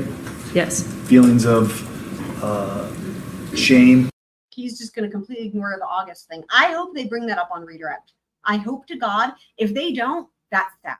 They got to bring that up on redirect. I don't know if I would use the word shame. Okay. Well, what word would you use? That was easy. Regret? That was easy to miss, and that's a big deal. The jury, that was so August was just in there, and honestly, the prosecution could have, who was it, Miss Noldoff, right? She could have done a better job even highlighting that in the moment. But boy, if they don't bring that up on redirect, that is an opportunity, a huge opportunity missed. Discomfort. Okay. From a physical standpoint, an emotional standpoint, or both? Both. She had talked about how it was pretty painful and she'd had complications after that, and that's why she'd been sick and in bed a lot of the weeks leading up to this walk between us. And then Something's off. Did you guys hear that? I'm going to replay that before I point it out. See if you guys caught that. Something is amiss. Something is amiss here. Something is amiss here. Something's amiss. I don't mean with her testimony. I mean with Ezra. Like, this is, something's off. See if you guys catch it. Regret? Discomfort. Okay. From a physical standpoint, an emotional standpoint, or both? Both. She had talked about how it was pretty painful and she'd had complications. I'm sorry. I'm just realizing something. After that, and that's why she'd been sick and in bed a lot of the weeks leading up to this walk between us. Okay.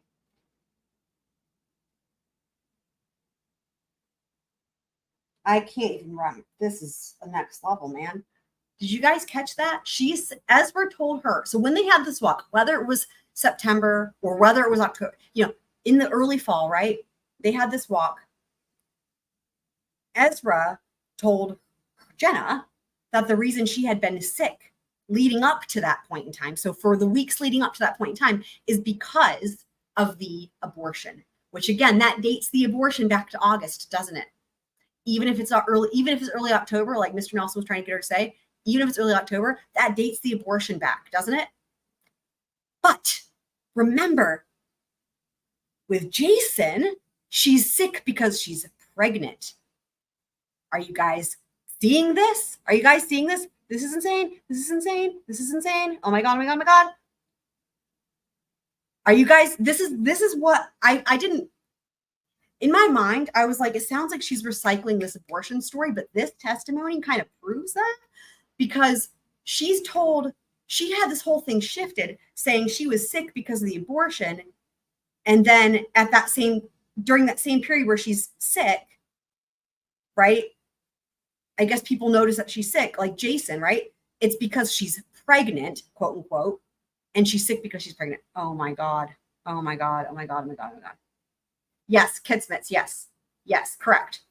Exactly. The weeks leading up. I'm going to play it again. I'm going to rewind that and play that again. This is, oh man. Oh man. Oh man. Oh man. Oh man. Let's listen again. Mr. Nelson. It was a conversation after the procedure, the abortion, right? Yes. Oh my So God. whenever that abortion took place, it was sometime after that you took this walk with Why are Ms. you doing McCandless, this? correct? Yes. And it was during that walk where she was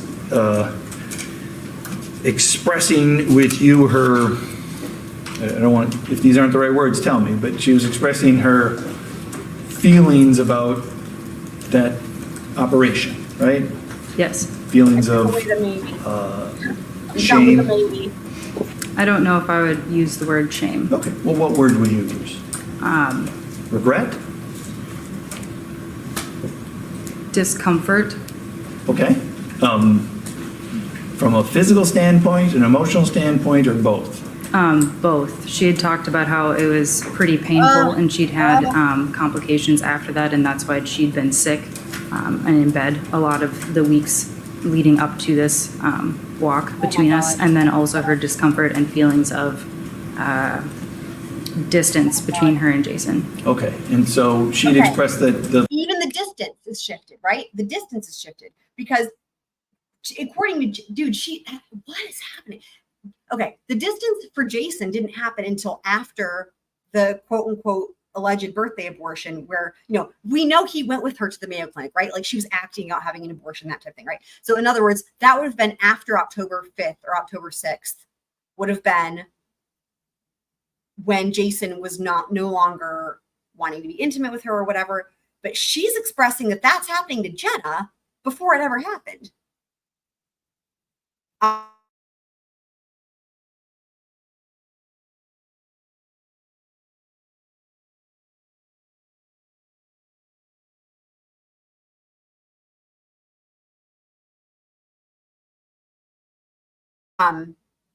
So for anyone who wants to weigh in on that letter and why the letter is so important, again, I gave a couple hints. I said the date.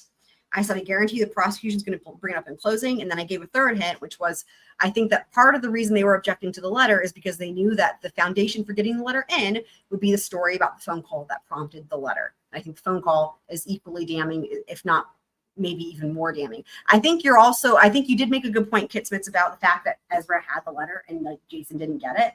Like, I think that is part of it. I think that's part of it. And that's part of it. Definitely part of it, but not all of it.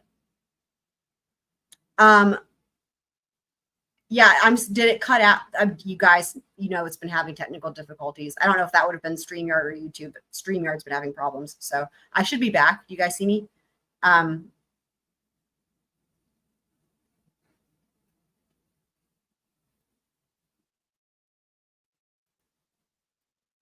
I will say, even if you get rid of the phone call and you imagine that there was foundation some other way for the letter to come in, that letter, there's something subtle in that letter. It's subtle.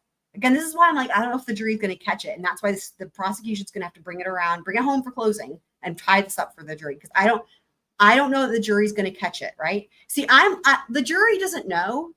The thing is this, I wouldn't have caught it, except that we've been watching all the housekeepings. And I've been saying since day one, oh my God, the defense wants to keep this letter out, right? So in other words, because we've been seeing all the housekeepings, it's like, I know that this letter, like I said, is got to be the way the defense has been acting. It's like the single most damning piece of evidence this entire trial. And so I was listening, trying to figure out why was the defense so afraid, but the jury doesn't know that, right? So they're going to need to tie this up for the jury. But there's something in that letter, even if you take away the phone call, that is really important for the state's theory of the case. But I don't know that the jury's going to catch it without the state tying that up in closing. So did you guys figure out what that was, or do you want me to tell you what I think?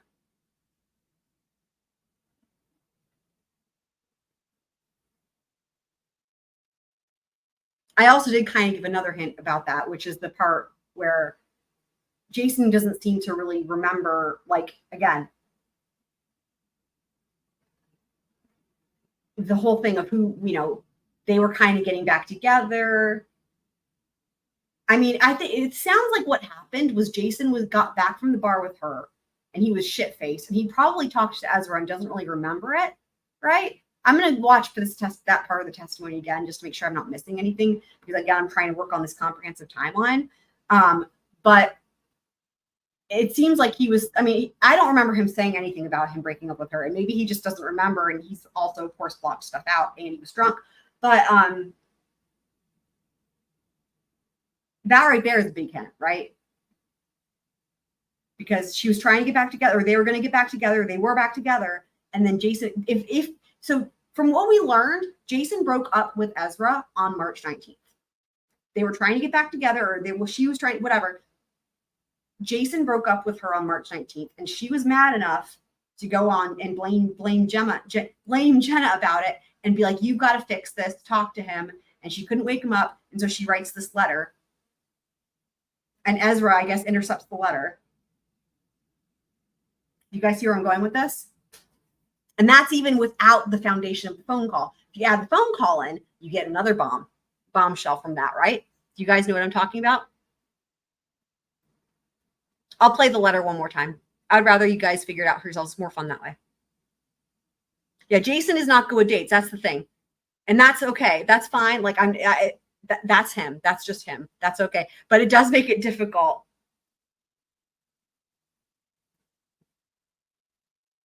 Oh, did I say someone else intercepting the letter? Yeah, I meant Ezra intercepting the letter if I said something else.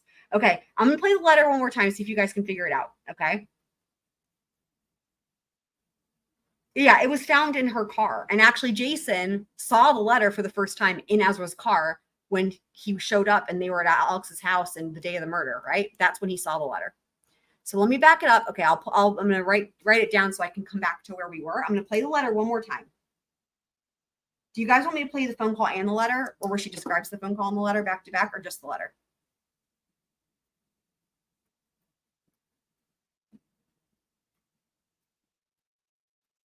Do you want me to? Do you also want me to run through the list of the hints again? And remember the big question at hand that I was asking everybody, that I was asking myself, and then it dawned on me, and now I'm like, oh my God, right? But asking myself and you guys is, why is it that the defense was so afraid of this letter and fought like hell? This, again, like all signs pointed to this for them is the biggest, most damning piece of evidence in this trial. And it's like, so what's in this letter, right? So do you guys want me to back it up to the letter or letter and phone call?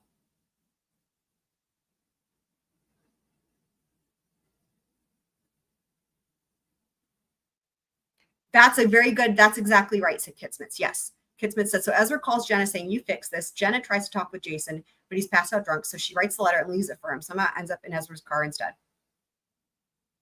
Okay. I think it's a good plan. Letter and phone call. Do you guys remember the state's theory of the case? This is all goes to the panorama. The judge even said, remember what the judge said?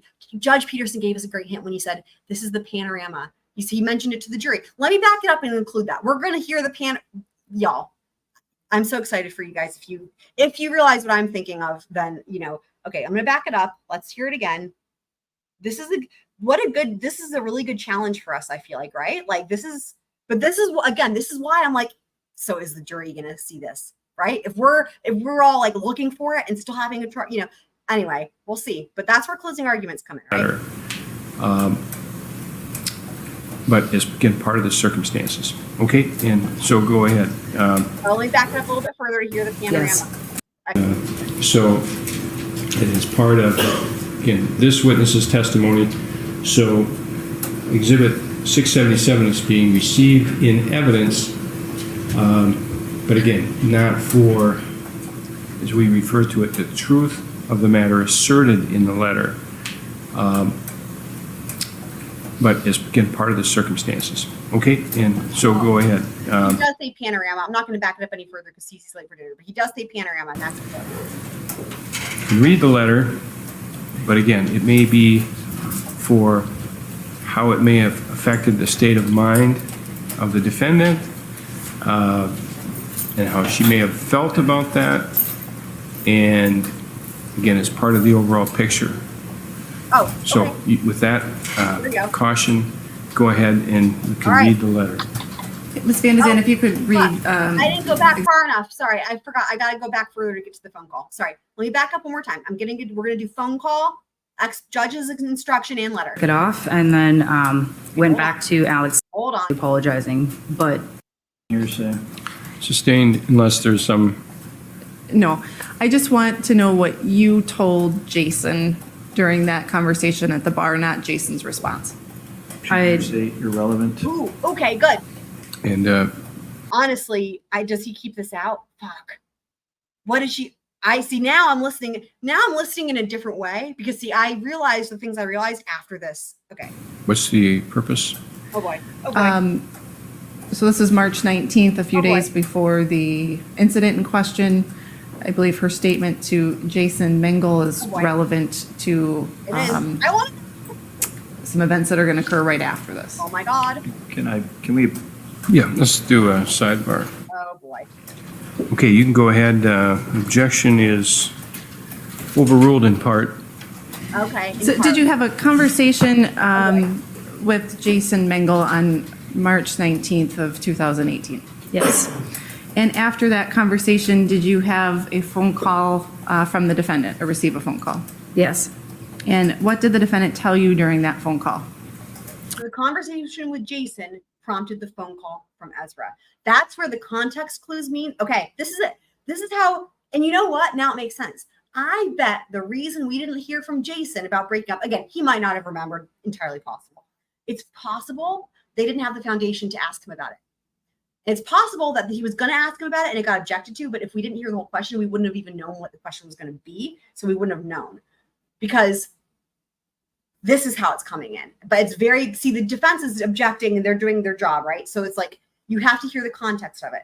That what happened. So Ezra's actions are a result of what she told Jason at the bar. And that's where it's context clues. Oh, she must have said that Jason should end it with her. Something along those lines, right? This is the breakup. This is the breakup. This is the breakup. This is when Jason breaks up with her. See, defense has done a great job of keeping that out. That's why we were all confused. Because we were all like, wait a second, I thought Ezra broke up with him. That is how you know the defense has done a great job. Wow. I just got goosebumps because that's insane, right?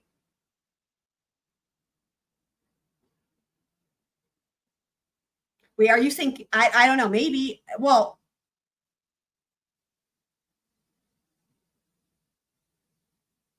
no, I don't think that's what the letter's implying, Kit Smits.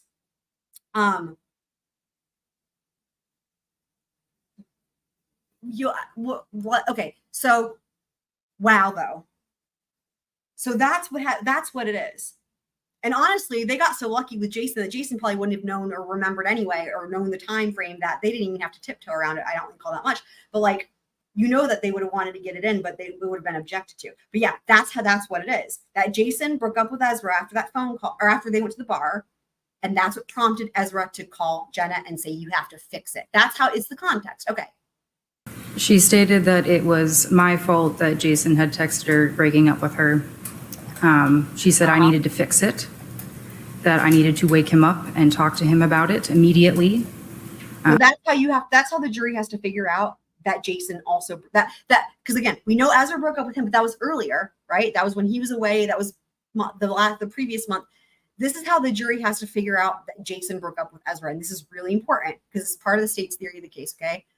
They have to figure it out through this testimony of her saying, hold on, what was her exact words? That she has to fix it. Hold on. I want to get it exactly right. From the defendant or receive a phone call? Yes. And what did the defendant tell you during that phone call? The closest thing they're going to hear to the words of that Jason broke up with her, right? She stated that it was my fault that Jason had texted her breaking up with her. She said I needed to fix it, that I needed to wake him up. Jason texted her to break up. And talk to him about it immediately. How did they keep those text messages? Those text messages didn't come in, though. Interesting. She repeated multiple times that it was my fault, that things were not going the way that they should have been, that I was getting involved in a situation that I was not supposed to be in. And then she told me, Jenna, I heard that you don't believe that I was assaulted. That part is why they didn't want that part is why the phone call matters right there, I think, especially too. State's theory of the case, guys. And how did you respond? I was crying. I felt like a bad friend. I apologized multiple times. I said that there had been so many things going on that I didn't know what to believe anymore. And I just kept profusely apologizing. But the hair on the back of my neck stood up the entire conversation because she was talking in the same tone that I am right now. And if you're accusing of someone. Interesting. See, this is all resonating differently with me now that I'm thinking of it with what I'm realizing that this means. Because she's just telling it like it happened. But again, closing arguments, man. This is the state's theory of the case right here. Of not believing that you were raped, I would think you would be a bit more upset about it. And so I was very unnerved the entire conversation. Oh my God. And meanwhile, while the defendant's calm, you're crying. Yes. And so what, if anything, did you do after, well, I guess how long was this conversation with the defendant? About an hour and 15 minutes. And how do you know that it occurred on March 19th of 2018? It was the day after my birthday, and that phone call will haunt me for the rest of my life. And so did you do anything after that phone conversation? I sat down on the curb because I had been out walking, collected my thoughts, kind of shook it off, and then went back to Alex Sink and Jason Mengel's apartment where Jason was asleep and Alex Sink, my boyfriend, was still awake. I told him that I did not want to be involved in Ezra or Jason's relationship anymore, and I needed to tell him that, but because Jason was asleep and unable to be woken up, I decided I should write a letter instead of texting it. And then I took a picture of that letter because in this day and age, you can't be too careful about people mincing your words or... It's like she knew Ezra was going to come and steal that letter is what that is. That's insane. But again, she's being very diplomatic about it. She's like, in this day and age, you can't be too careful. She had a feeling that letter would fucking disappear. That's switching them around, so I wanted to make sure I had a record of it. And did you provide law enforcement with a copy of that letter? Yes, I sent them the picture that I took. I'm showing you what's been previously marked as Exhibit 677. No. Do you recognize? I think that the reason the state elicited that testimony from her earlier, I'm figuring it all on. I kept thinking to myself, why are they asking her these questions where she's talking about Jason and she was saying, these things about him that were not flattering, right? That he's blunt and that he was rude. I'm paraphrasing, right? Because my brain's like figuring out a bunch of puzzle pieces, but she was saying all these things. I'm like, and she was eliciting that. Like, I think that the reason they did that was to set it up so that it's clear that she didn't just do any of these things because she's like taking a side. Like it just adds to her credibility that she also doesn't like Jason, I think, to a certain extent. That item in front of you? Yes, And what is it? it's the letter that I wrote to Jason. Here we go. And is that your handwriting? Yes, And that's the same letter you wrote on March 19th of 2018? yes. And how did you get that letter to Jason Mengel? I left it on the coffee table next to him so that he would see it when he woke up. And move Exhibit 677 into evidence. All right, again, subject to objections that have been made, been preserved for the record. Court will receive Exhibit 677. And I would like Ms. Vandezande to read that letter to the jury. All right, but and this is, again, and perhaps you tell the jury, I'm receiving the letter for what it is and where it was and the circumstances. And at some point here, particularly when the court instructs you, and maybe before the instructions, before deliberations, the court will provide a little bit more instruction as to how you are to use some of this type of evidence we call panorama evidence. I am not receiving the letter for the truth of what is said in the letter. We've heard that word. I'm receiving the letter We know what it's talking about. as just part of the story, the background of the circumstances and events leading up to March 22nd and including March 22nd, 2018. And so it is part of, again, this witness's testimony. So Exhibit 677 is being received in evidence. Although, but again, I not. will say also, remember, we had heard testimony about him sleeping downstairs and letting Ezra have the room when they weren't, but that was earlier.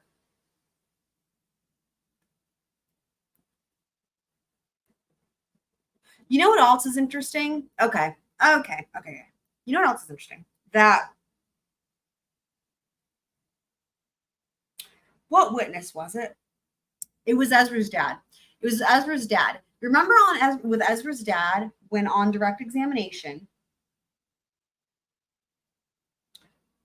I think it was Miss Noldoff, right? Was doing questioning, and she was asking those questions about where Ezra was staying, right? And I pointed it out at the time. I was like, that's weird. What? Okay. When she asked something about, like, do you remember that there was a time where she disappeared for the couple days? And it was like she had come to stay with him. She packed up she was there, right, with her stuff. And from what you can gather, remember, sometimes it's about the question, not the answer, because she probably knew this was going to get objected to. The information, now I don't know that the jury picked up on any of this, right? The information that I gleaned from that question was, because it got objected to, and I think it was sustained. But the question was something like, did you realize that she had disappeared for the couple days right before, and she didn't say right before the murder, but that's what it is. It's like she was, the 3 days or something leading up to the murder, she had disappeared. She wasn't staying there. And it either got objected to and sustained, or he's just like, I don't know, or whatever, right? He didn't really answer a lot of the questions. And I was like, you guys see where I'm going with that?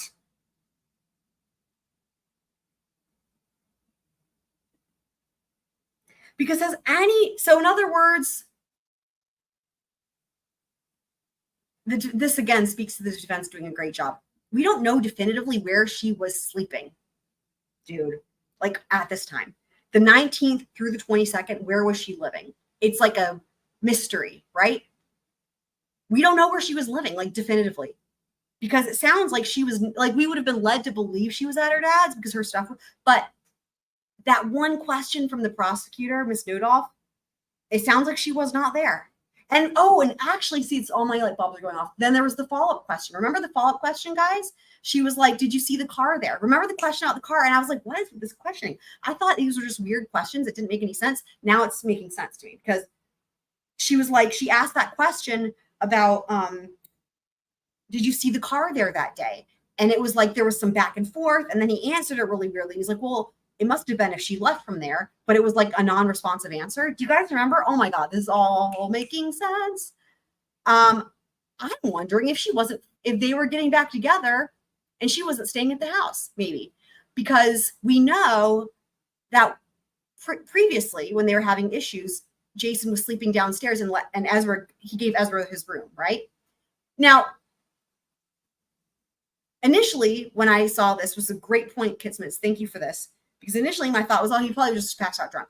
That's possible. But that's when it dawned on me. I was like, wait a second. We don't really know where she was staying. And that's when I remembered, wait, there were all the little things. Okay, just so you guys know, whenever I'm watching this stuff, and there's a question that I'm like, that's a weird question. That doesn't make any sense. I don't forget it. I remember it. For reasons like this. Because it's happening. Like those questions that were so weird are coming up now. And I'm like, wait, was she staying with Jason? And again, the reason why some of this stuff is like, how could we not know this is because the defense has done a great job of keeping things out. That's the reason. So we did hear from one of her best friends that she was staying in her car around that time. But again, there's no one definitively knows where she was staying or has been able to say where she was staying at that time. But it sounds like she was not staying at her dad's. And we know she wasn't staying at her mom's because she was staying at her mom's earlier than that. So, and that's exactly what I'm thinking. That could explain how she grabbed the letter before he saw it. Yep. That's where I was going to go with that. Thank you. That's where I was going to go with it. Is that's how she could have because that's what I was thinking. In my mind, I got you guys. I was like pacing around my room and listening to this. And I'm like, wait, how did she get in the house? Did she still have a spare key? Blah, blah, blah. And I'm like, no, what if she was staying there again because they were getting back together? And that would also explain why Jason, like Kitsman's pointed out, was saying, kind of referred to her as if she was still his girlfriend or something like that, right? Oh, man. This is the state's theory of the case. And remember, this is where I'm going to tie it all together with this letter. Remember, part of the reason why he broke up with her was because of all the lying, right? One more lie. And the lying about the sexual assaults, right? Again, the best example I can give is the Alec Murdoch, right? Going to rehab just to try to prove he has a drug addiction he doesn't have. Oh my God. Oh my God. Oh my God. Oh my God. Okay, I'm going to keep playing it. Wow. Or, as we refer to it, the truth of the matter asserted in the letter, but is, again, part of the circumstances. Okay, and so go ahead. Read the letter, but again, it may be being very tactful and for diplomatic. I agree.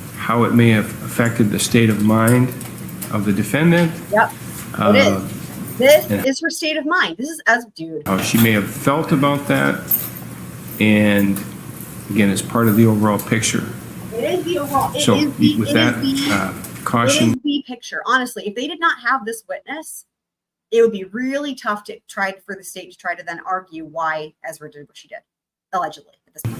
Go ahead and you can read the letter. Ms. Vandezande, if you could read Exhibit 677. I'm going to ask you to read it slowly. Hey, talked with Ez. We were able to discuss some questions I had and things that we were confused about. I think I've been operating from a place of miscommunication and not having much of the whole story until now, after talking to her. I'm sorry if I conflicted your thoughts. I'm planning on staying out of this all from now on.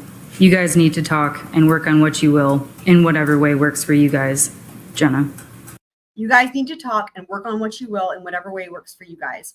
Remember, there's a phone call. There's no audio recording of the phone call. So what this letter is it's in writing, right? Because you've got her testimony describing what happened in the phone call. But this letter is in writing, and it's written proof that Ezra had compelled her to try to fix it, right? And the way she's like she's not doing that anymore. She's like, I'm out. But even still, the way that she says it, where she's pulling herself out and she's being diplomatic and she's not doing exactly what Ezra says, it's still enough. The way that she says, let you guys work on what you will, right there, right?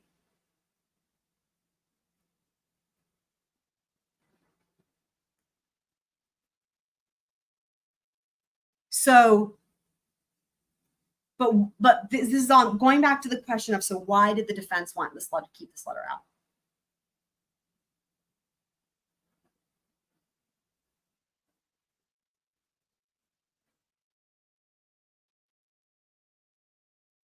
I think potentially also too, could the jury figure out, like we did, that maybe Ezra was actually staying at Jason's house at the time?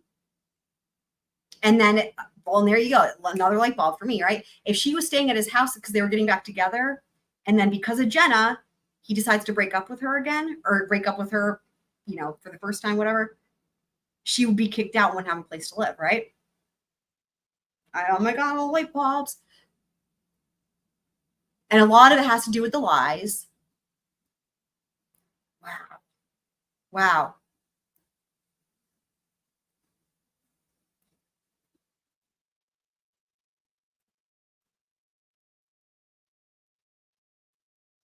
So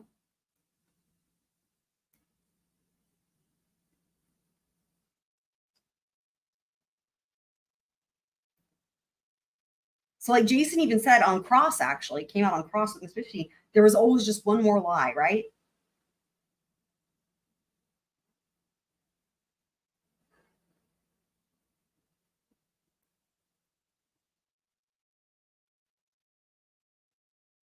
This is the state's theory of the case. This phone call and the letter and her testimony.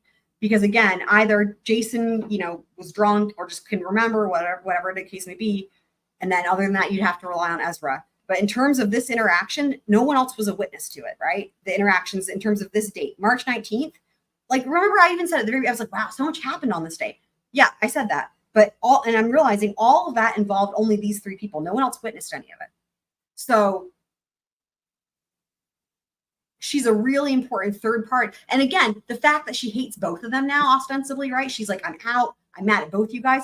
It makes her very credible that she's not just going to, in hindsight, say she thought one thing or another. Not that she would anyway. I'm just saying, I think, again, that's why the state elicited that testimony from her where she said things about Jason that were not flattering. I think that's why. To set it up to where it just makes her really credible.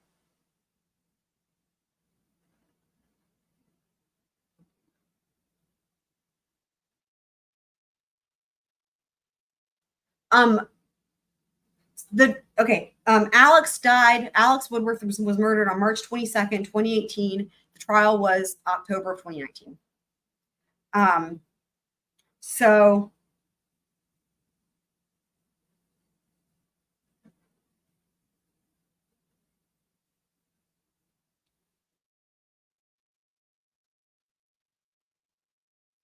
do you guys see the point? Yeah, I mean, this is all I've been talking about is Alex's death and how this ties in. But yeah, do you guys see why the defense was trying to keep this out? I mean, this is the state's theory of the case. So, and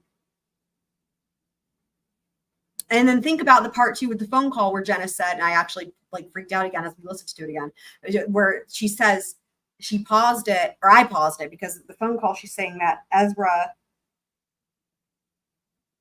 the way she describes Ezra's delivery, if you will, of that thing about the part where you don't believe me that I was sexually assaulted or whatever, however she words it.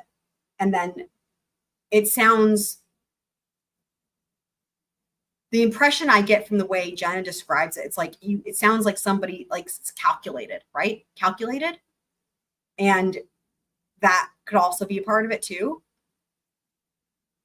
And it ties it all in.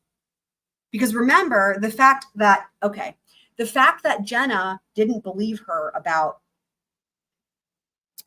the sexual assault seems to be tied up with whatever she told Jason.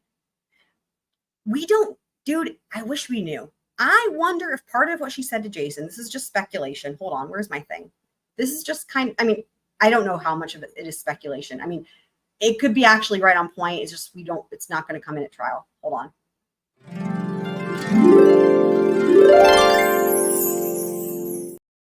Because there's this whole intertwining of the sexual assault and whether people believed her or not. And then her story with Jason. And it even came up. Remember when we watched her interview with law enforcement regarding the the John Hansen matter? And remember what she said? She was like, I pulled it up on the screen. It was like, I just really, really want someone to believe me, but it was way more desperate than that. I'm paraphrasing. It was like worse than that. It was like, and all she kept saying was Jason. Remember that, guys? The thing that made Jason the most upset. Jason this, Jason that. Where's Jason? Blah, blah, blah. I just want somebody to believe me. All that, right? That was at like the beginning of March.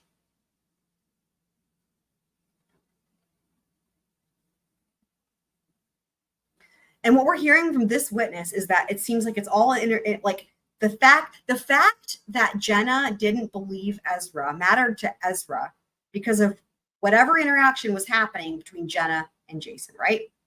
So potentially where I did my Squirrely Speculation bumper was because I'm wondering if part of what Jenna said to Jason was, I don't believe her about the sexual assault thing. Maybe she's even making it all up. Something I'm paraphrasing, right?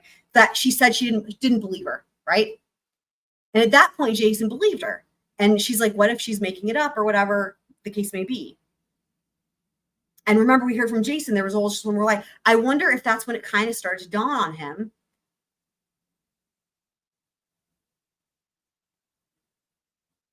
And that's why it mattered to Ezra that Jenna believed her about the sexual assault. That all makes sense, right? It mattered to Ezra that Jenna believed her because she was worried what Jenna would say to Jason. And remember, she even said that the tone was off because she's like, why wouldn't you be more upset? Oh man, wild. And why does it matter? Well, because now I'm getting to the state's theory of the case, right? If Jason breaks up with her, she has nowhere to live. She's kicked out again. If what she wants is Jason and living with Jason or a place to live, period, but also Jason, right? And all of it is wrapped up in her lies. This is, again, like I keep saying, going back to Alex Murdaugh, right? The only person on the planet who would go to rehab just to try to prove he had a drug addiction that he didn't have. See, look, I really have it. It's just like and then you think about it. And now it's not only just one potentially fake abortion or just made up story about abortion, but potentially two. It's like she recycled that story at different times to manipulate different people at different times. That's insane because even the story about her being sick, she's telling Jenna she was sick because of the abortion. And then according to, what we know with the Jason timeline, she's sick because she's pregnant. Oh. And no matter what, that abortion dates back to August, like she said, that checks out. And so, like, what? So there's that. So you got two, and it's like maybe she's doing things in pairs, right? Hold on, let me run it again. I'm just thinking out.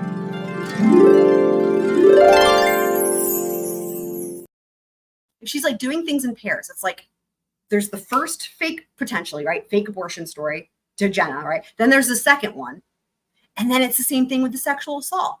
There's round one, John Hansen, round two, Alex Woodworth. And then remember, even in that interview, right? I just really, really, really want somebody to believe me. But the way she said it is way more desperate. I'm paraphrasing. I just really want somebody to believe me. And then we hear her talking to Jenna, or we hear this phone call, and she's like, I heard you don't believe me. Are you guys see where I'm going with this?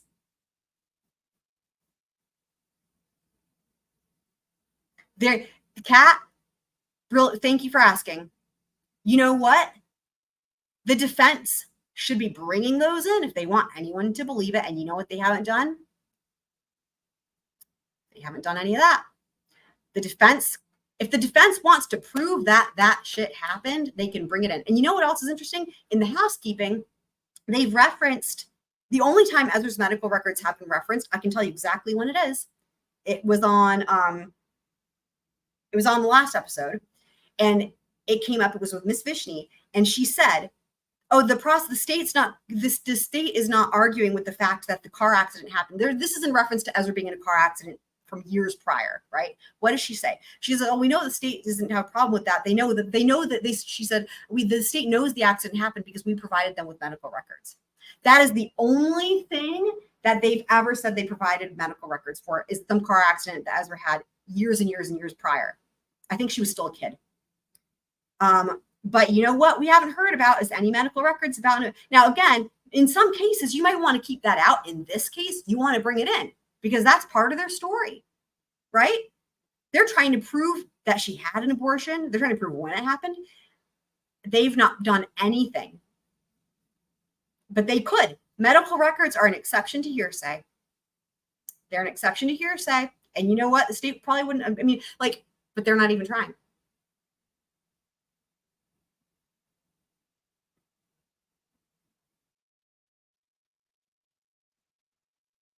I'm just seeing what you guys are saying in the chat. Right. Yeah. The mooching. Yep. Pregnant 2 times. Yep. We're thinking the same way. Yep. Pregnant 2 times, and then 2 times of sexual. And even if let me back up. Even if you back up to before the 2 people, even if you back up to John Hansen, there were 2 times. Remember? There was the night they were drunk, and then the next day, 2 times with John Hansen. And then there's also 2, as in 2 people, right? Oh my God. Wow, that's wild, isn't it?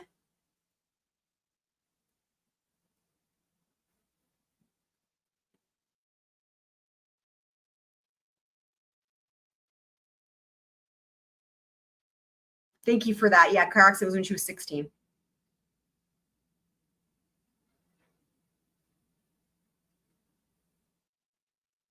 Yeah, you might be right that there was another when she was with Jason. We haven't heard as much about that one. The Amish horse one, I think, is the one from when she was 16. But they provided medical records for those, right? So I know. Yeah, no, it is a weird coincidence. It is a weird coincidence, you know? I mean, I guess the significance would just be if at first you don't succeed, try again, you know? In other words, the significance isn't that it's done twice, it's that it's done more than once. Like if it was done 3 times or 4, still, right? That would still be crazy. It's like you did it once, then it wasn't, you recycled it and did it again, you know, because it didn't get the desired effect or whatever the case is, you know. Or you're really trying to convince people it's true, right? Alex Murdaugh is a great example of that, right? He did the same fucking thing. How did he try to convince people something was true? He would tell the same lie over and over again, repeatedly, still doing it. So, just crazy. So,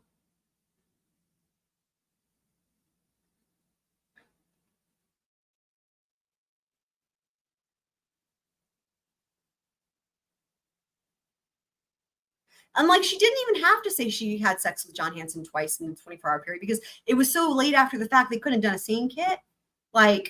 The only way they would have known that happened is from her testimony, from her telling law enforcement, right? She didn't have to offer that. She could have just said it was once. You know, there was no way to, there would have been no way to validate that except for whatever he says, but he would have, I don't know, maybe he would have said it was twice, not once, but I don't know. But this letter, this is motive, right? This letter, the phone call and the letter shows the motive. And again, they're going to have to tie it up in closing arguments, I think, because again, there's some missing pieces there, unless the jury is really, I don't know.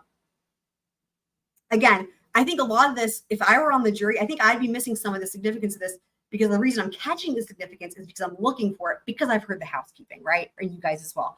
Because we've heard the housekeeping and we know how hard the defense has fought to keep this out. If I wasn't looking for it, I don't know that I would have noticed the significance. I would just be like, yeah, it's a letter, blah, blah, right?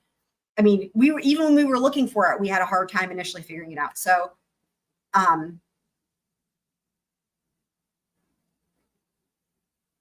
the state's theory of the case, well, we've already been talking. The state's theory of the case is that she killed Alex Woodworth to try to prove it's just like Alex Murdaugh, right? Like I keep saying, she killed him to try to perpetuate the lie and prove the lie that she was sexually assaulted, right? That's it. That's why she killed him. So, well, okay. I will say, I've said it before. We're in the state's case in chief right now. So I'm going with their theory of the case, which they presented in opening statements. And I have not watched this entire trial, as you guys know. So I am going off of what they said in opening statements, and that it's their case in chief. Now, when it's the defense's case in chief, I'm going to try to view it from it, because we know she's going to take the stand, or I'm going to try to view it from her lens, and we're going to assess it in a different way. But right now, it's the state's case in chief. So I'm going with what their theory of the case is, because these are their witnesses testifying for evidence to support their theory of the case. So that's why it wouldn't make sense otherwise, right?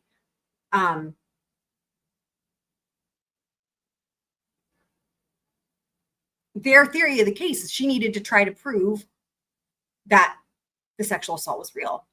If she can, again, back to that video of her where you see it and she says, I just really, really, really need somebody to believe me, or whatever, again, paraphrasing,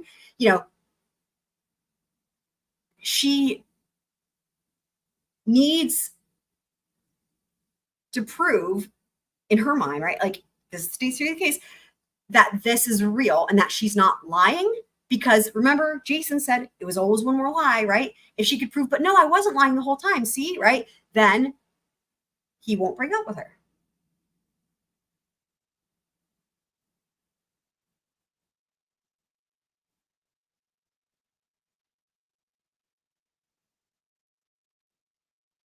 She had to kill him. Like, the whole point was to try to claim the sexual assault. That was the whole point. That was the whole point. It's to the millionth degree. It's just like Alex Murdaugh going to rehab. Identical. Same. People aren't believing the lie, so I'm going to do this thing to try to prove that the lie is real.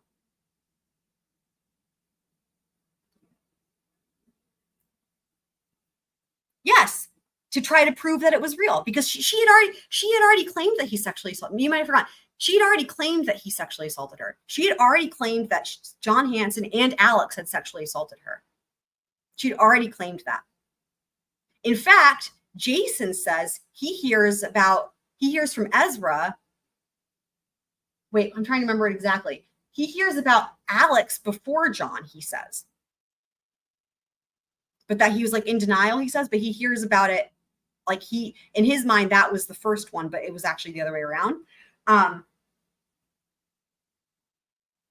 And remember the whole thing too about, he's like, I want you to stop the cycle, blah, blah. She had been saying this shit. And so she claimed both of them. It wasn't the first time she claimed that Alex sexually assaulted her was not the day of the murder. She'd already said that to Jason. And I don't know that she'd said it to anyone else, but she'd said it to Jason. That's what matters. She's trying to keep Jason to stay with her, right? So again, the state's theory of the case.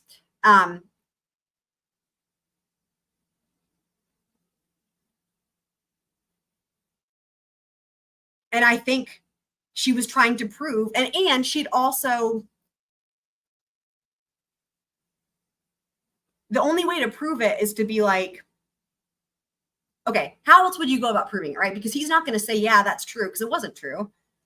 She had to, the whole thing is the self-defense because you're being sexually assaulted.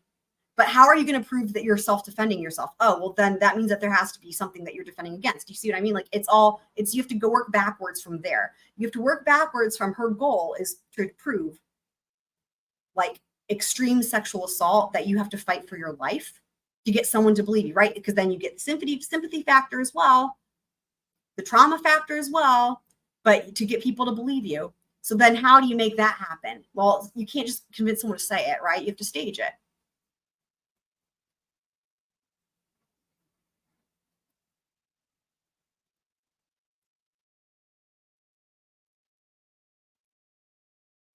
So the motive, you guys, it's clear. When Jason takes a stand, you guys saw her. She's wearing that green sweater that he gave her. She's cleaning her glasses and trying to do whatever. I mean, No. Alex had not had any contact with her. I have the date written down.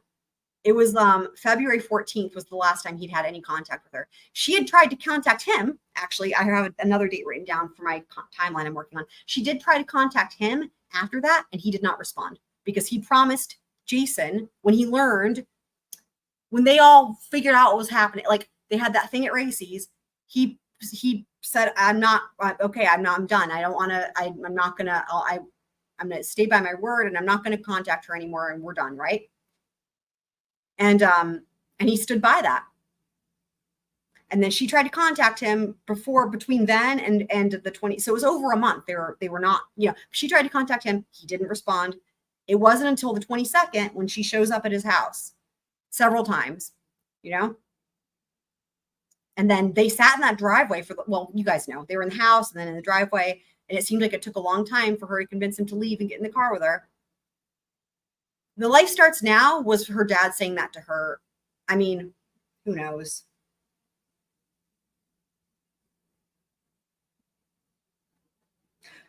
Having said that, remember, potentially if that conversation happened and he said life starts now, it would have had to have been before she left and went back to Eau Claire.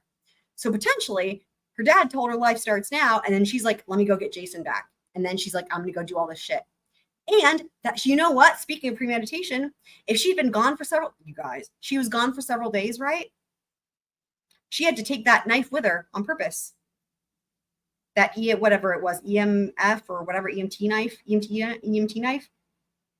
She was left, I think it was 3 days from that question we heard, 3 days prior, which 3 days prior is the 19th, isn't it? Fuck. 3 days prior is the 19th. 3 days prior is the 19th. Oh my God. How did I not figure that out sooner? The 19th. She comes back to Eau Claire. She's not at her dad's. It's all making sense. She's not at her dad's. She brings the knife with her from her dad's house. That's after the conversation of life starts now. So you have to think about how she maybe interpreted that, right? Oh my God. If it happened, I mean, we don't. Remember, Ezra, the whole thing's, I keep saying, how can you trust a journal? That was in Ezra's journal. That was in Ezra's journal. But they weren't journals for her. They were journals written to other people for them to read on purpose. And like I said at the time, how much can you trust a journal when someone wrote the journal on purpose for someone else to read it when they're like, I'm sorry, what? She had these journals that she one to Alex and one to Jason or whatever, one to John, who knows, but the point is she wrote them for other people to read because she wants them to think that's what she's thinking, right? That's where the life starts now came from. That was her writing it in one of those journals, which was for a purpose for someone else to read. So, I mean, there's that. I mean, I don't know, man.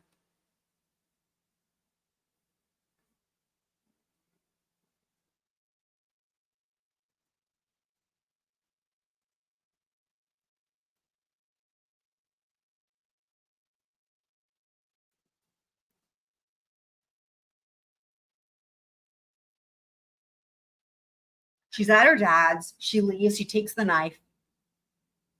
And remember, her dad didn't want her to be driving. Maybe he was worried about what she would do. He'd never say that, but maybe that's what it was. Maybe he was worried about what she would do. Fuck.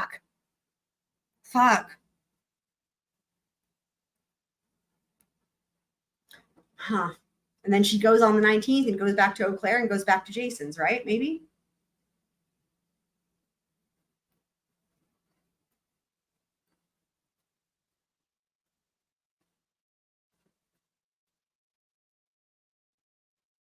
It's going to be really fun. If anyone wants to help with this timeline, I could sure use it. But when I go back through Jason's testimony, it's going to be really interesting because there's things now that I'm going to be paying attention to that I wouldn't have had the context or understanding for that they should be on the timeline, for example, in the first place. But I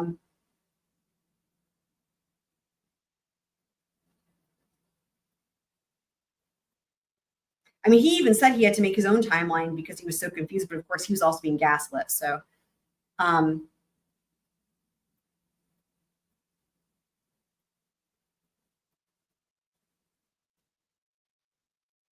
oh yeah, I mean, 100%, Kitsmits. 100%. Yeah, I mean,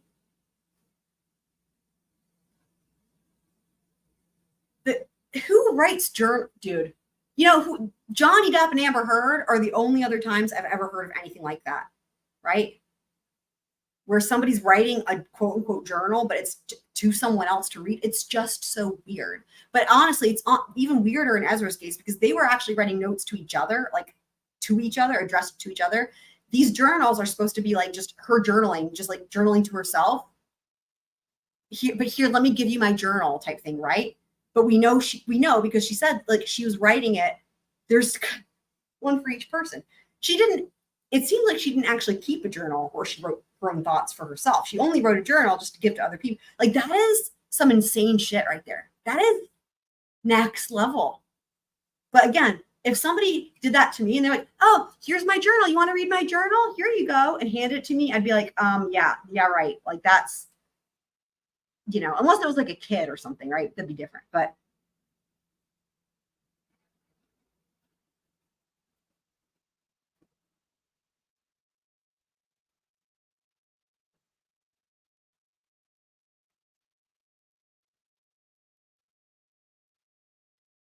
let me show you guys what I have so far with the timeline. It's not very much, but I feel like in my mind, I feel like I'm getting a better understanding for 2018 right now, but I'm gonna have to redo some of this stuff. I'll show you what I have so far though. Like now I'm like, well, fuck, some of this stuff's not accurate because new information. Hold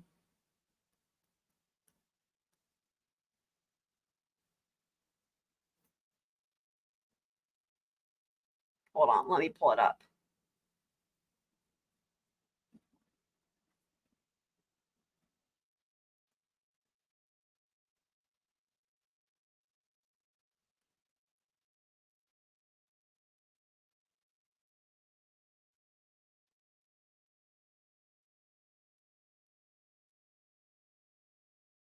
Here we go. Let me pull out my ticker.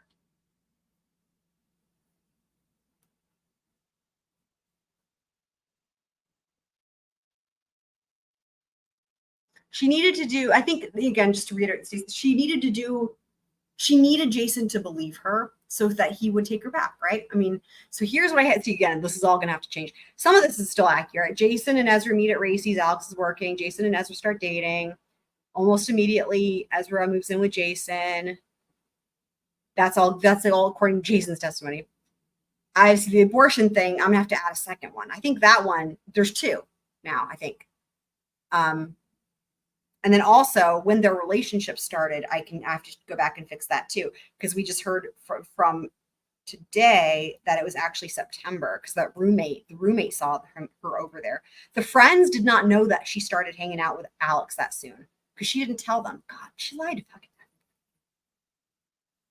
The friends all said November, but the roommate saw her there by September at Alex's house. You might have missed that part, Kit Smits, because that was the first witness. By the way, let me just reiterate. The first witness of this episode was the other roommate of Alex's who testified about, dude, you're going to have to go back and watch him. I forgot how great that was. But she was already hanging out there by September. And it's crazy because she only just came in. This is what I'm saying. She came into Eau Claire the end of June, right? Moved in at the beginning of July. And by September, she's already hanging out, sleeping with Alex at his place. By September. I mean, it could be even earlier. It's just that that's the earliest we've heard being confirmed by a witness. Could have been earlier. Wow. So this timeline is going to have some work, but you guys can see what I'm doing. That's why I wanted to show you guys. So, and then I'm going to have to, yeah, that's how I'm making it. So do you guys like it? Thank you. Okay. That's funny. Well, that might be a bit different too, though, right? That's cute. I love that, actually. That's really cute.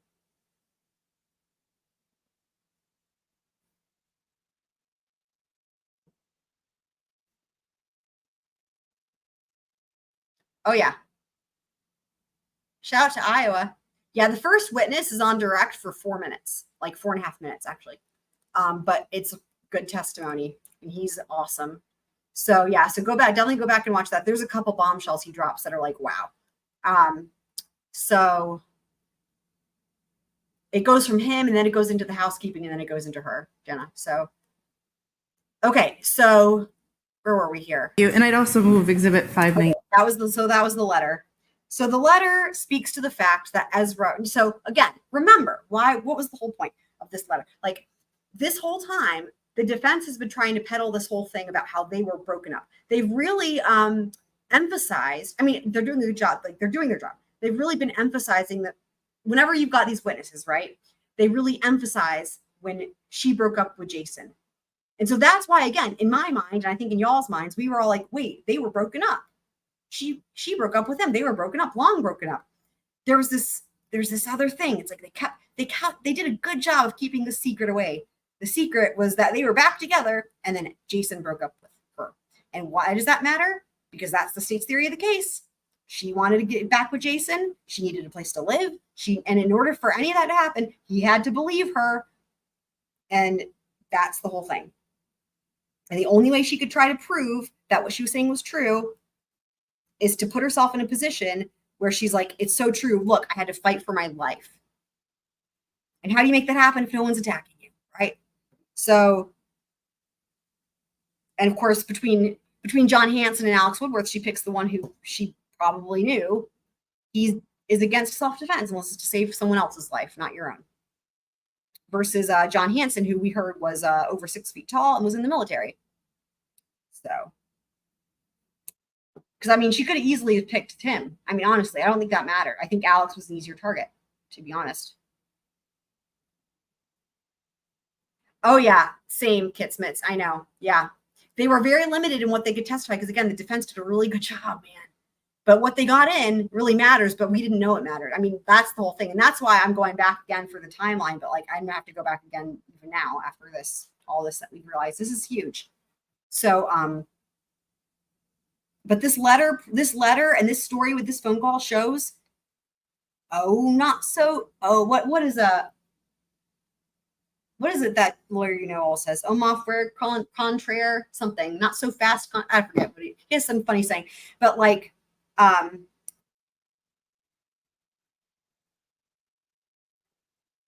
dude, wow. But I think very few people probably even knew this was happening. Again, it really came down to this trio because the 19th, Ezra comes back in, she brings that knife with her. That's insane. And it all happened so fast, right? Wow. Okay, let me go. Yeah, but there's a thing, there's a preamble, there's a something before the au contraire part. But anyway.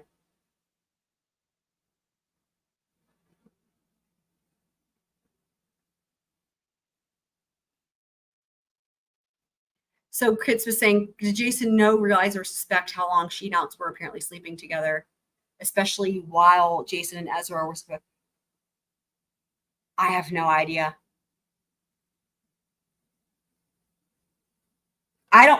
His testimony is like, he doesn't know. I mean, he was really like, I was in denial. I think he still is trying to figure out, I think he's still working out. This is just my opinion.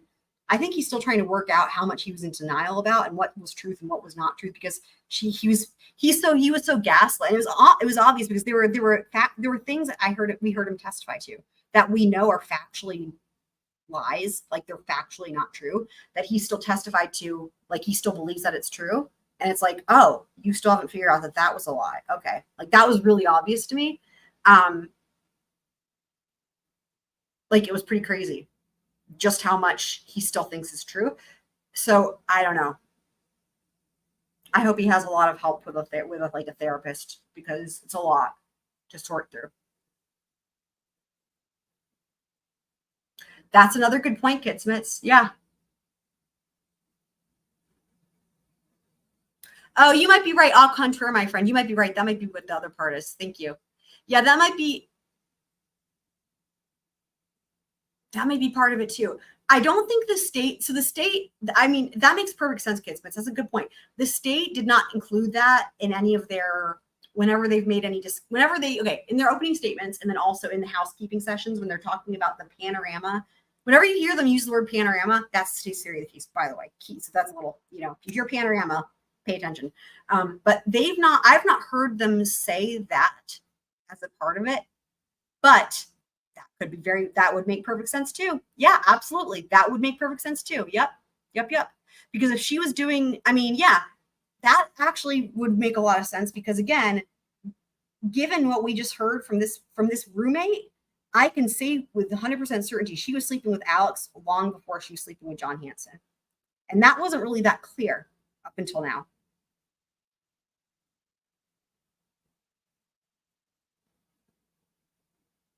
And yeah, Jason, whenever they were asking him about when he knew about Alex on cross and direct, his answer was very consistent to both sides, which was, I don't really know. Like, I was in denial. I repressed it. It was like along those lines, right? He's like, I just don't, it's all, you can just tell he's struggling. That was what I got from it. He's like, it's all a mind fuck is what I got out of it. Cece, yeah. Mm-hmm. Right. That would be for argument. Correct. Yeah. Right. Because there's no way they could prove that. There's no way they, right. That's why this Jenna is such an important witness for them, because again, that would also make sense as to why that's what they have to go in with the opening statement, right? Because they can only say what the evidence will show. And they had a witness with a letter who could provide testimony, which is evidence, and could provide a letter, which is evidence that would support. And that's how they get, because you can't, if you're coming up with a theory, you have to base it on what you got, right? You can't just say anything. So yeah. Okay. Let me go to where we were because I wrote it down. I'm glad I did that.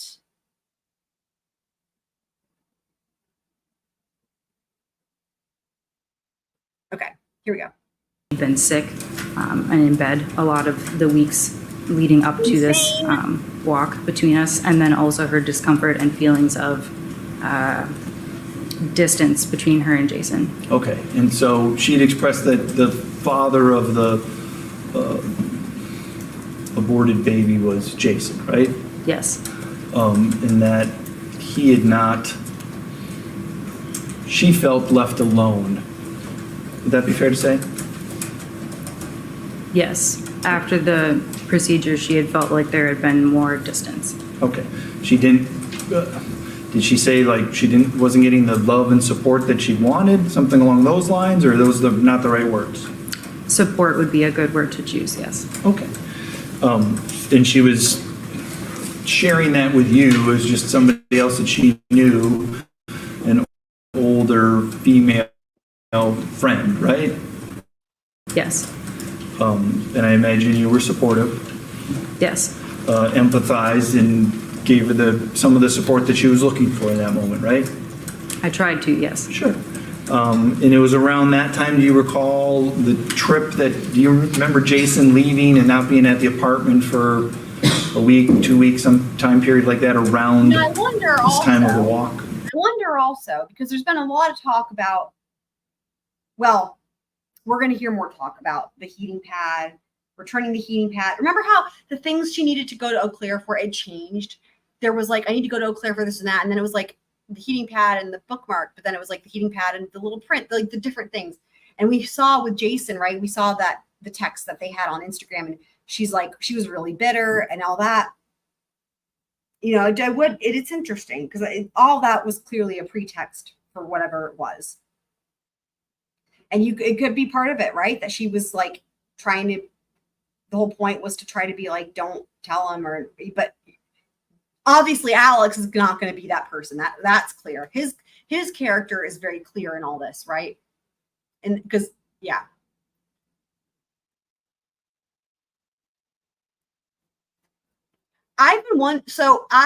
Okay, this question is what I was assuming until I started thinking she wasn't pregnant at all.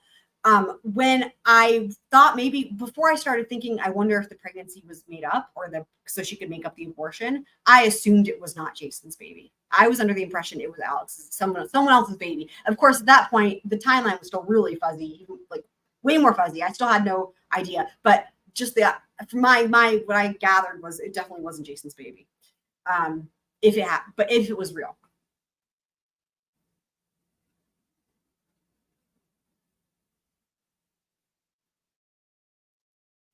Right, of course, yeah. Because I can't remember who said it. It might have been you, Kidsmith, but like, had she, or maybe it was Super Planner Girl. Had it been real, had it been real, and had it been Jason's baby, having that baby would have been a surefire way to keep him in her life, right? So something fishy is up with that.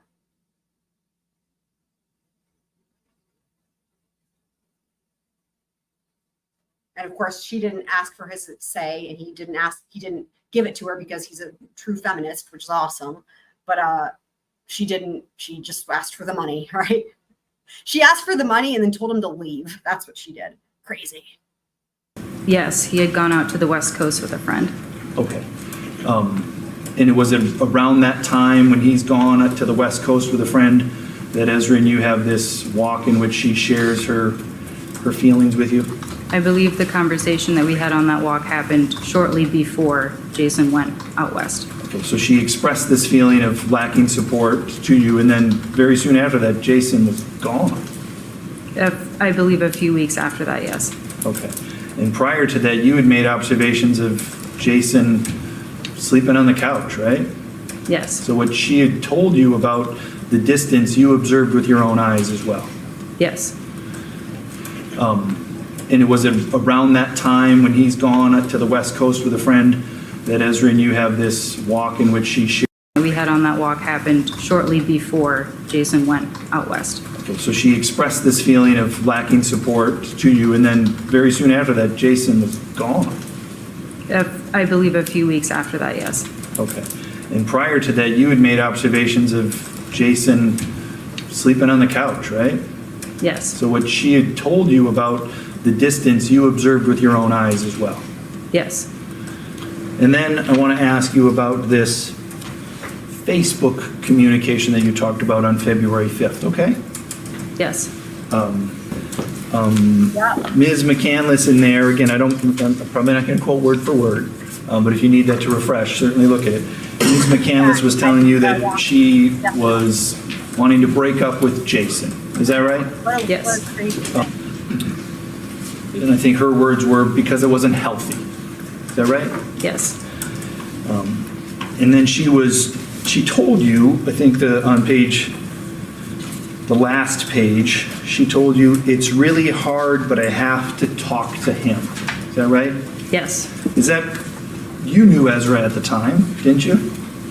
Yes. Yeah, I mean, did it sound consistent with what you knew of Ezra? Is that she wanted to go and have this face-to-face with another person about this emotional matter, right? Yes. And you were in.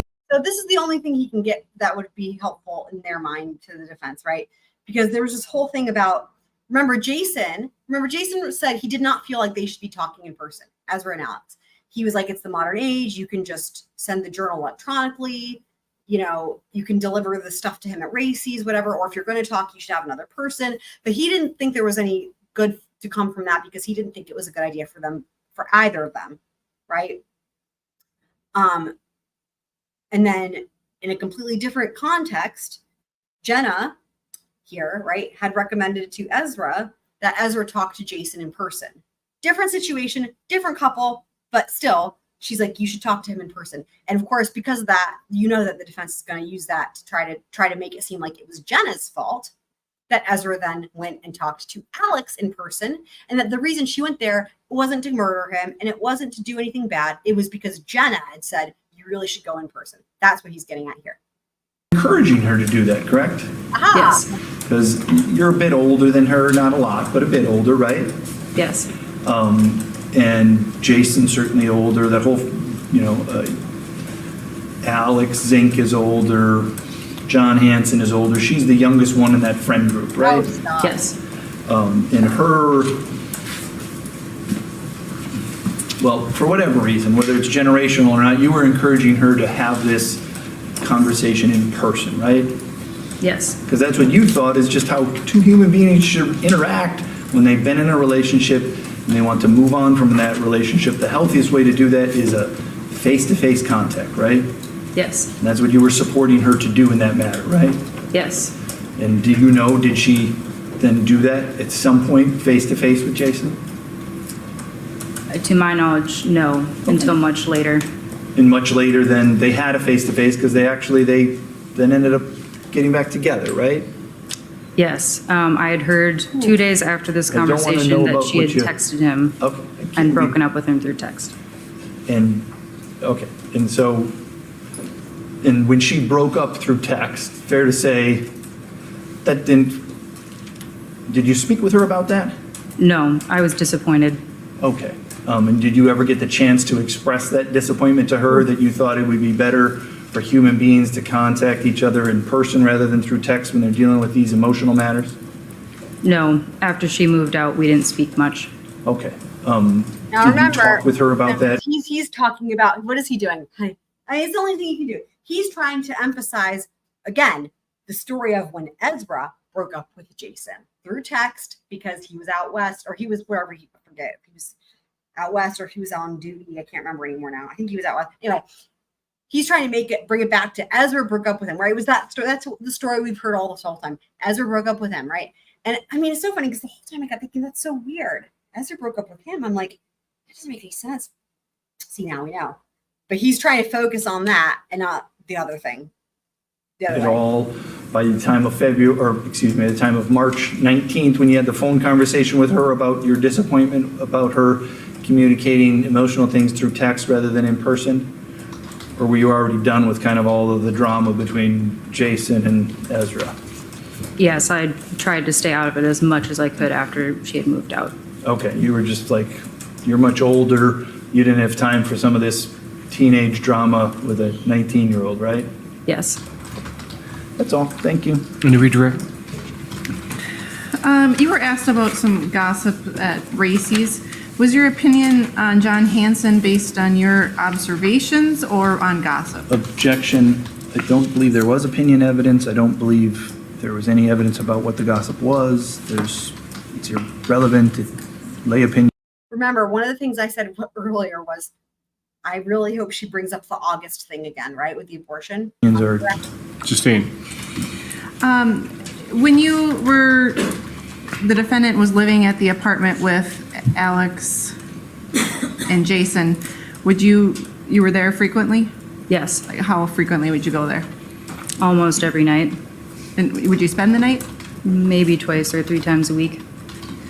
And on March 19th, when you wrote that letter in front of you, Exhibit 677, was that your way of doing what the defendant instructed you to do? That's a good Yes. question. Good. Nothing else. Okay, any recross? There it is. There it is. Ezra was desperate. No, thank you. Okay, all right, Ms. Vandezande, you may step down. I believe you're probably excused. Could you tell us your name, please, and spell your name for the court reporter? Yes, my name is Kort, K-O-R-T, Fox, F-O-X. We've heard a lot about him too. And how are you employed, sir? I'm a server/cook at the Grand Avenue Cafe in Eau Claire. And are you familiar with, or did you know Alex Woodworth? Oh, very well. How did you get to know Alex? We were students together. He was a philosophy major, I was a philosophy minor. We had some courses together, and I just got to know him through that, and then we became fast friends after that. And would you meet with him in the evenings? Oh, many times. All right. And where would you generally meet? The Joint. And what's the Joint? It is a bar. All right. And can you spell the Joint, by the way? I think it's Joynt. Okay. I thought it had an unusual spelling, so I just wanted to be sure the record was correct. When you guys would get together at the Joint, what would you talk about? Mainly philosophy. Right. Yeah.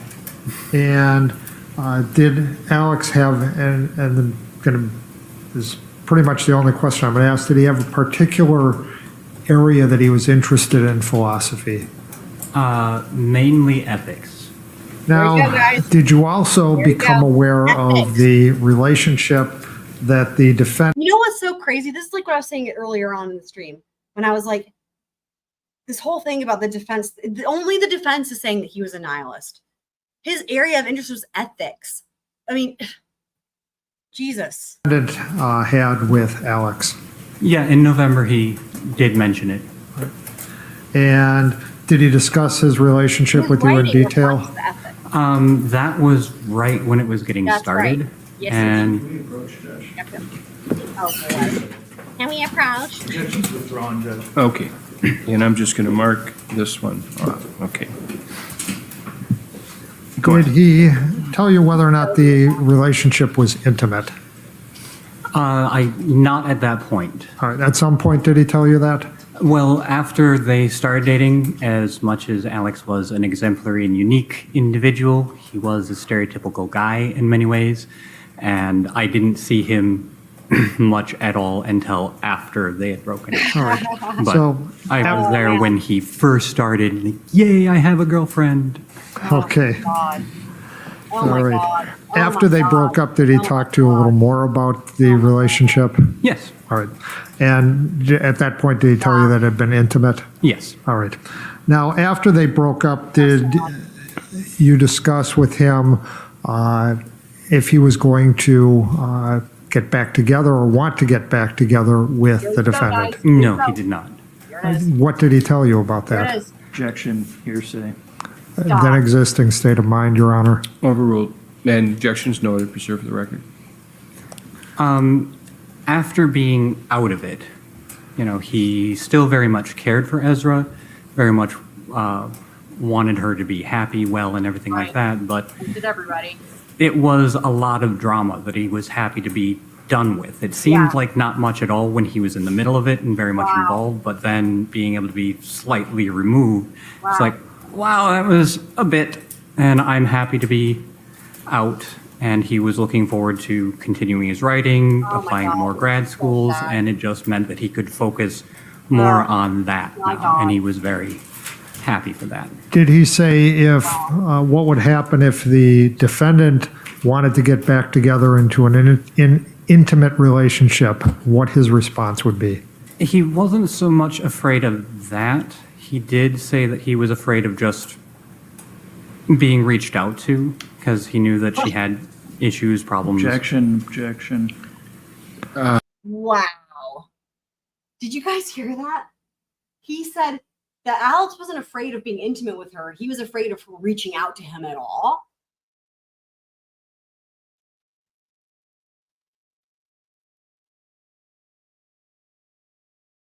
Wow.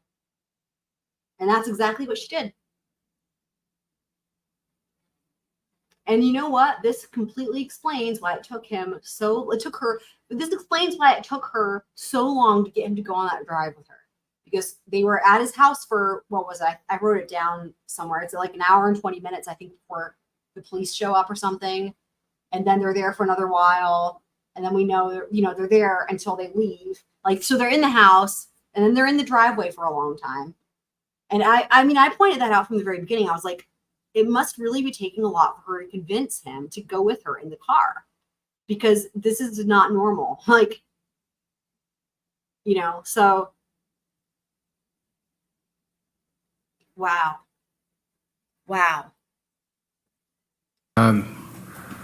Okay, I think we're maybe going a little bit far. So Okay. I'll sustain in terms That's of fine. those details. Did Alex indicate whether or not he had reached out for contact with the defendant after the breakup? No. Do you have an opinion as to Alex's character as it relates to peacefulness? Oh my God, he was one of the kindest men I've ever met. And as far as peacefulness, Objection. Can we? Shut up, Nelson. I believe last week we talked about the manner in which this can be introduced. And Yeah, it was I'm allowed. objecting to the manner. Quiet. We take it up on sidebar if we need to. I think It's been addressed. I was it's proper there. to ask what the opinion is. Yes. What is your opinion as to his character for peacefulness? I have never seen him. Objection. Okay, Again, just your My opinion. opinion? Yes, He was a very peaceful person, in my opinion. There you go. thank you. Did you actually know the defendant at all? No, I've never actually met her. Okay, That's thank you. fucked up. Nothing further. any cross-examination? Oh my God. This is his first time ever seeing her then. He heard about her. He knew about her. She took away his best friend initially when they started hanging out because he was too busy trying to get it in, right? Didn't have time for his friend Kort anymore. Then they broke up, and then he hangs out with Kort again. And then she takes him away for good. And the first time he meets her is when he's testifying at his best friend's murder trial. That's a lot. Yes, thank you. Mr. Fox. Yes. You spoke with an investigator by name of Jason Stalker in April of 2018 about Alex, did you not? Sounds about right, yes. Okay. And they asked you a lot of the same questions that were asked today, is that right? Yes? Yes.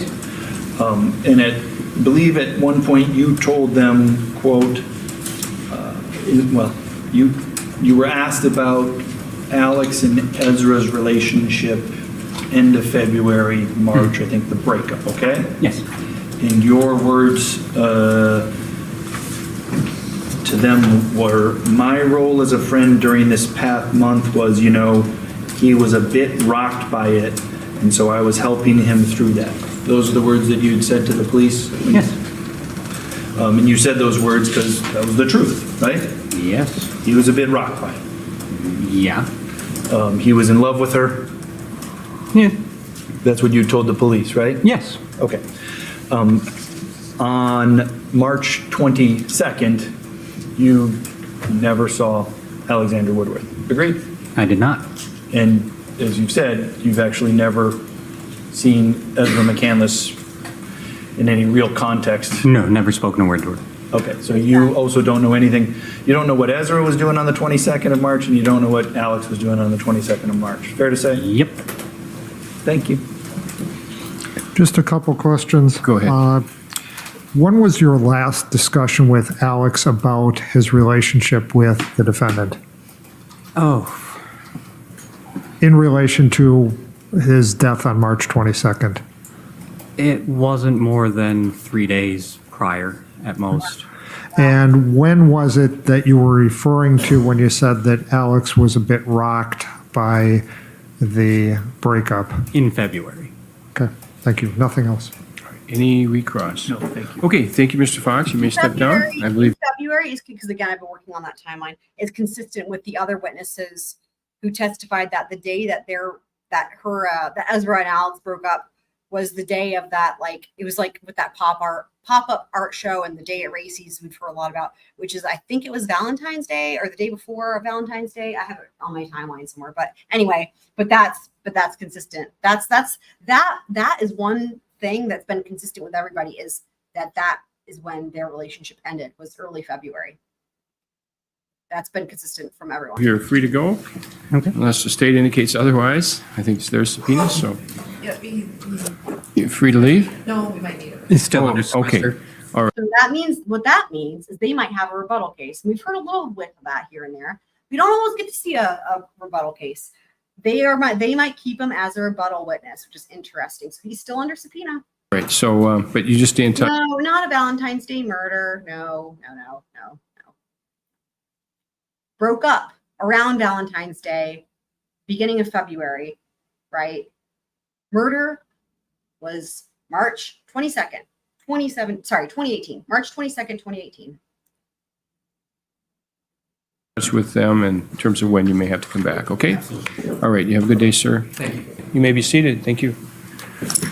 Your Honor, and as it relates to that, I did check with him, and as I always say no squirrel left behind, right? I don't want any squirrel left behind thinking that this was a Valentine's Day murder and then getting all, we don't need to add any other confusion, because this whole story is confusing enough, especially because so much is being left out. Darn you, defense attorneys being good at your job. the photo that is on the exhibit that we were talking about is in fact. Oh, they're gonna pull up their poster board, their school project again. So let me just tell you guys what's up for the rest of this episode. They're gonna have some housekeeping, and then we're gonna hear from Detective Prock. That's the main feature for tonight. And the vast majority of that testimony, if you will, is actually not testimony. It's Ezra being interviewed. Yes, indeed. And there's 2 recordings we hear from her. The first is from the 23rd. It's like, I don't know, it's less than half an hour long. And then the second one is from the 24th. And that's when they confront her with having found his body. And that one is like an hour and a half long. And there's a transcript. So that's the next witness. And that's the state's last witness. We're not going to get to his cross, but we're going to hear all of his direct, and then next episode will be his cross, Detective Prock on cross. And then after that, it's moving right along onto the defense's case in chief. And there's going to be, I think there's like one witness, some doctor, and then guess who's after that. But let me know in the chat. Defendant's driver's license photo.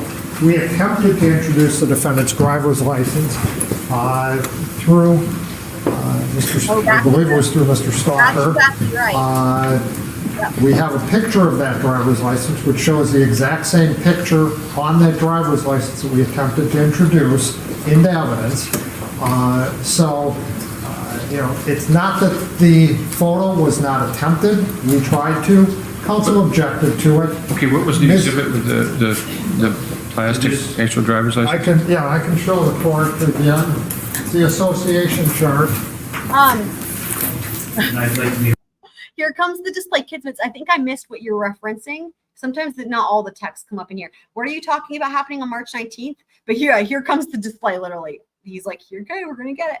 I don't know what you're talking about happening on March 19th.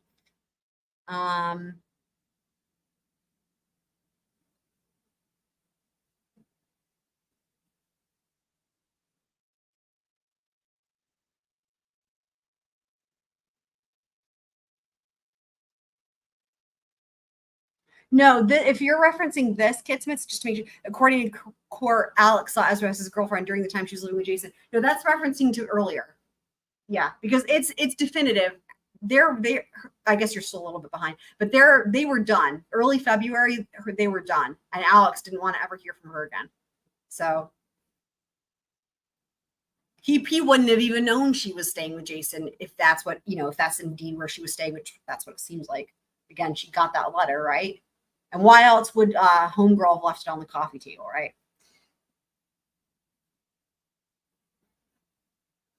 Yeah, right. Well, and also because it's self-defense, right? I think it's going to really come down. They've talked so much about the character for peacefulness. I think that's what it's going to come. And they're probably going to get into. So just to refresh everyone's memory, I've talked about this. I've referenced this, his whole thing with self-defense, right? Where did that come from? That came from Kort. So whenever I talk about this whole idea that Alex was against, like when it came to his own personal philosophies, he was against using self-defense to defend yourself, and could only potentially see it being valid or okay if it was to defend another person. And that came from a conversation with Kort Fox. I bet that's the rebuttal testimony right there. And again, as I pointed out, Alex had no defensive wounds. And this is the irony, right? The irony that their defense is self-defense, that Ezra's claiming self-defense from someone who would not do his own self-defense, would not defend himself, was against it. And she would have known he was against it because they talked about this stuff, and he had no defensive wounds. You never see that, right? You never, anyway. Like if someone's alive long enough, like they would be with this situation where there's a lot of knife wounds, like a gunshot wound to the back of the head, yeah, there's not going to be defensive wounds, right? But in this case, or with most stabbings, I can imagine, right, unless it's some sort of paid assassin, there will be defensive wounds. This is an anomaly. So it's really kind of disgusting. Well, not kind of, it's really disgusting. It's just really disgusting that that's what Ezra's claiming, right? It's just makes it more even screwed up.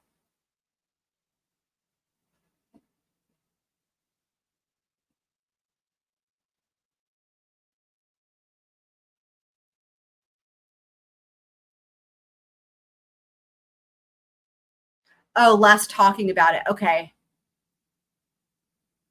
Right. He was asking that question to show that it was recent in time when Alex had said, this is what I took away from it. That because on cross, he seemed to try to, Mr. Nelson was kind of trying to make it seem like maybe it wasn't that close in time to the murder that Alex had expressed to Kort that he didn't want anything to do with Ezra. Trying to make, because remember, their whole theory is that it was Alex pursuing her, right? He's pursuing her. It was in his opening statements. that Alex is like, oh, she wants me again one last time, whatever, right? That Alex is pursuing her and she doesn't want to. So, so he's trying to distance their last conversation and make it more remote in time to make it right. So that's where that question came from, because their last conversation, from what I understood, was Kort saying, yeah, he wanted nothing to do with her. And it was 3 days before the death. So, oh,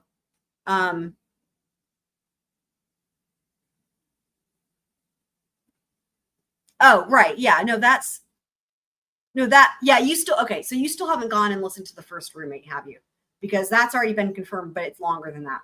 It's confirmed on the books at least confirmed now, September 2017 to February 2018. I mean, it could even be earlier, but it's just we now have confirmation that it was started in September at least.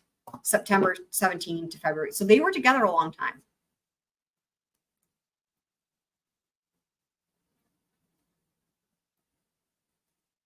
Yeah, John, I know there's a lot of people. John Hansen. Yeah, that's still less clear. Again, I'm going back through the timeline with all these witnesses and trying to make sense of it. So don't worry. We'll do our best. But a lot of this is fuzzy. And you know why? Because a lot of it is based on what Ezra told people. And you know what? She told a lot of people a lot of different things. And you know what? We're probably going to hear a brand new story completely when she takes the stand. Oh, God. What a mess.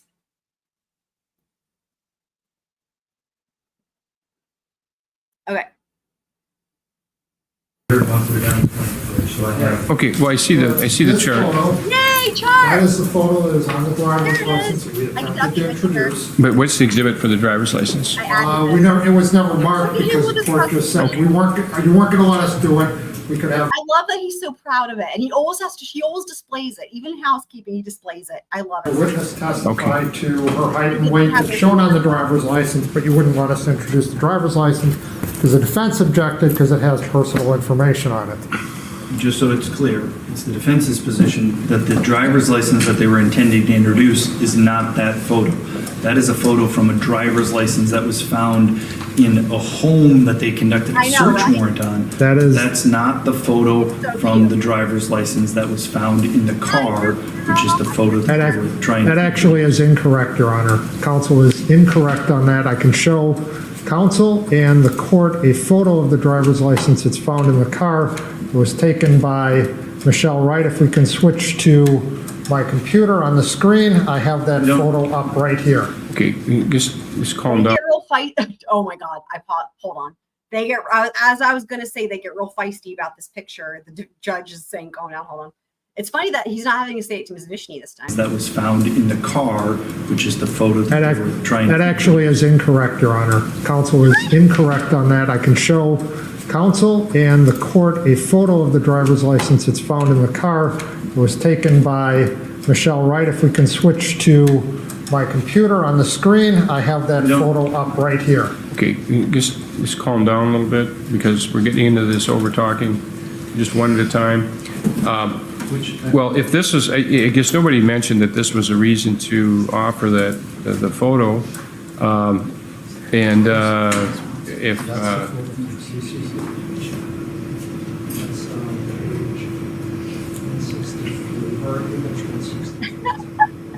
This wasn't the only reason, Your Honor, and I think Ms. Wright can testify to it anyway. She obtained the photo from the official DOT website, which, is self-authenticating, and so I think it can come in even without the driver's license. That wasn't the only reason we were doing it, but it certainly was on an exhibit that we wanted to offer.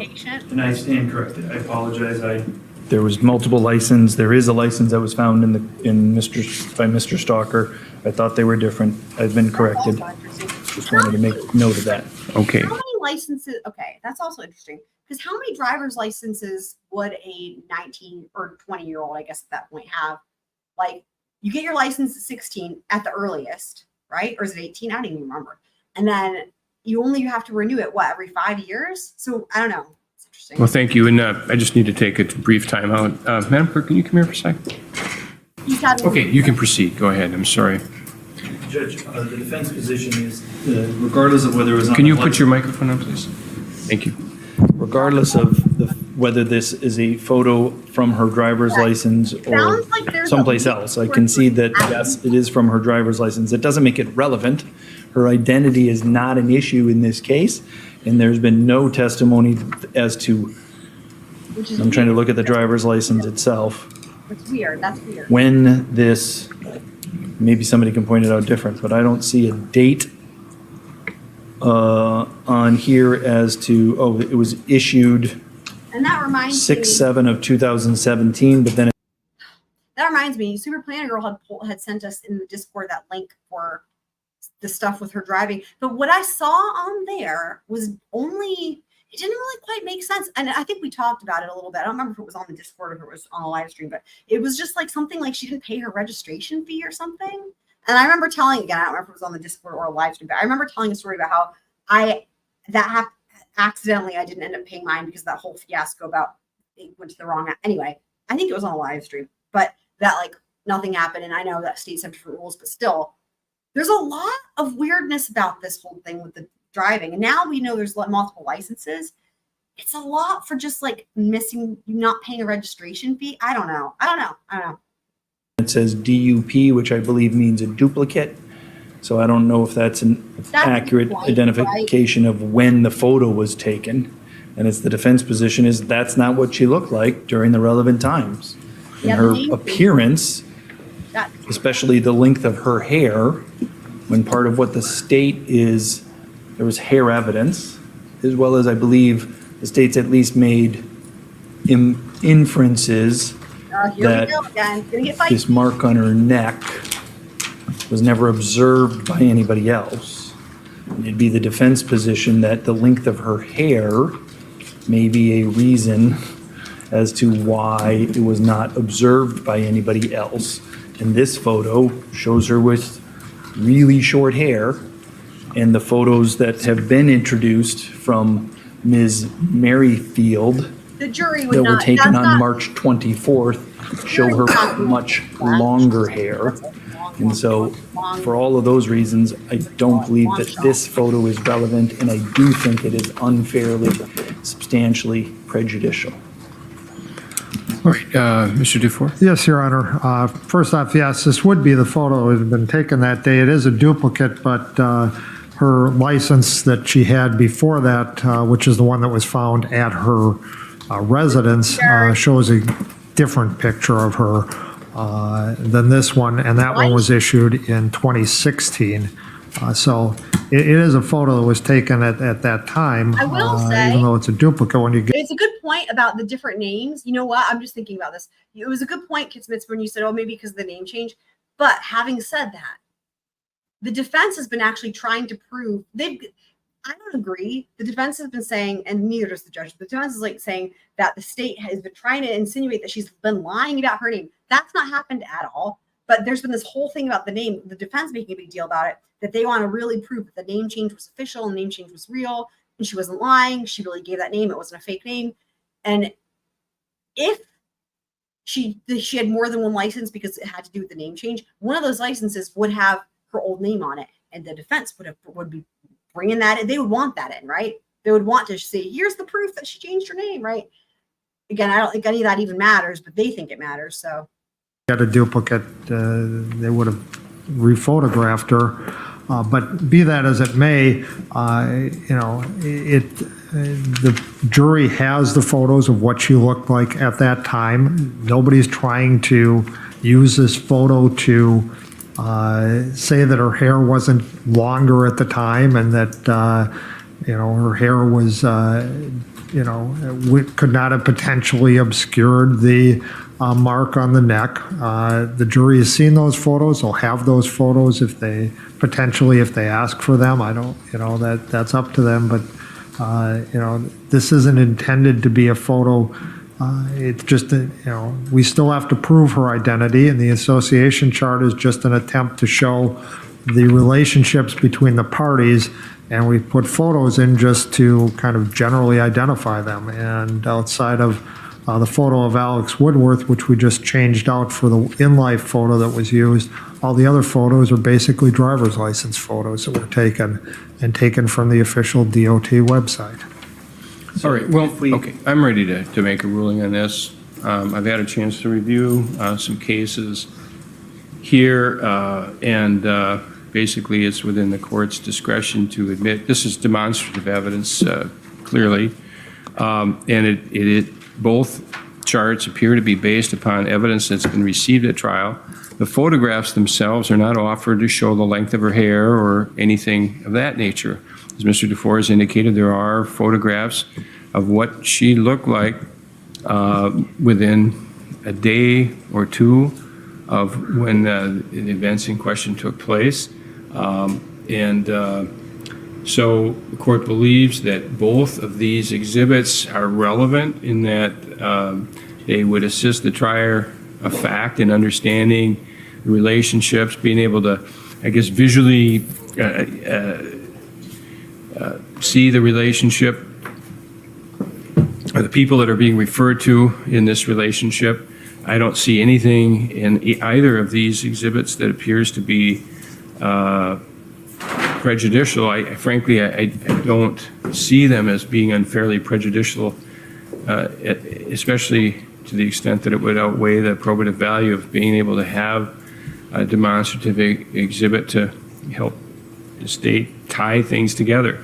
Again, this is assuming that we have the testimony from Ms. Wright that this was in fact, this was an official photograph on file of Ms. McCandless. It's not an unflattering photograph. Frankly, it's a nice photograph of Ms. McCandless, and nothing prejudicial about that. And going to the exhibit as it relates to the. I have a really hard time whenever they're like, okay, don't smile. I'm like, okay, well now I'm just going to start laughing. Like I remember when I got my passport updated and it took forever. I was laughing so hard. The person at the FedEx was laughing. We were both laughing. And then it was that thing where no one can stop laughing. And it took like half an hour because I couldn't. Anyway. Locations and so forth. Again, the use of the term near or nearby or in the area, based upon the testimony that's been received, there's nothing misleading or untrue about. Why we need a Wisconsin squirrel. I mean, what we're seeing when we see them do this, where they do this, they put up a fight about everything. No matter how big or how small, there is nothing they don't fight about. The defense, I mean, to fight, they fight everything coming in. So with that in mind, just imagine, again, when we're like, oh gosh, this missing piece of information, right? Like we were figuring out earlier, like, wow, the defense has kept this out. Look at that. Like, imagine the motions in limine. Just imagine the motions in limine. We would learn so much. We need a Wisconsin squirrel. That you can counsel for Ms. McCandless can certainly argue about that. The jury saw that evidence. This, again, is helpful to the jury to be able to sort of sum up the facts and time frames and so forth. Court is going to allow the state, assuming a foundation is laid, and Ms. Wright testifies as to putting this together. Oh, I forgot. Again, I forgot there's one other witness before we get to the detective, but she's a quick witness. I forgot about her. But the good news is this lady is the whole reason they have these poster boards and the displays. It's all for this one lady, for Miss Wright, but she's not a long witness, but it's where we get to see them. We get to see Mr. Dufour show off his poster. Not complex. It's not like a animation that was found to be unfairly prejudicial in the Denton case. Let's see, that was, I don't have the site for the Denton case, but it involved, it's DENTON. Judge, I just want to make clear a factual distinction on one of those. So when you're on, I'm not trying to re-argue it, but I don't think I made it as clear as I could have one of the facts on the timeline that I should have. Go ahead. The chart, I believe, has a picture of the muddy dirt road that we've been talking about, and has an arrival time listed on there as. Says estimated. Okay. It says 1:25 PM estimated time, and as Your Honor may recall, I believe Chester Davidson's testimony was somewhere other than 1:25, I believe, and I'd have to give me a moment, I can find it, but, and I think that is an important fact in this case, in their own witness. He said he left home at 1:30 and he would have been there at 1:35 to 1:37, and their document says 1:25, and so that's just. And actually, Your Honor, he did say that initially. We then showed him his screenshot that he had provided to law enforcement of his times, at which he said, yes, I said, that's what I said then, but he later said in his timeline that it should be an exhibit. I can't recall the number, but in that he said at the time that he would have left home at about 1:15 and gotten there around 1:22. So there was evidence both ways. So this is not a misstatement of the evidence in the least. All right. So again, I'm going to allow the state. Perfect timing. So, as I've talked about how the hipster business and the hipster business adjacent are works in progress, I've updated my hipster business adjacent from the new information that we gained, because part of it on there I had what happened after that car door closes, right, on the day of. Did they immediately leave and go to the farmer or the dirt road, or did they stay for a while and then go? Because we didn't know. And then since I made that the first time around, we heard testimony from Jason where Jason said that he talks to them for a short period of time after law enforcement leaves, right? The law enforcement leaves at 12:50, and then he has a conversation with them, right? And then they leave. And then also now we have clarification as to when they were seen by Chester Davidson. So just to reiterate, I just want to show it's not long, but we're just going to go through this and there might be some other changes that I don't remember, but I'll see in a sec. But I've updated it with our new information, right? So let me pull the banner down. It's the new chicken business adjacent.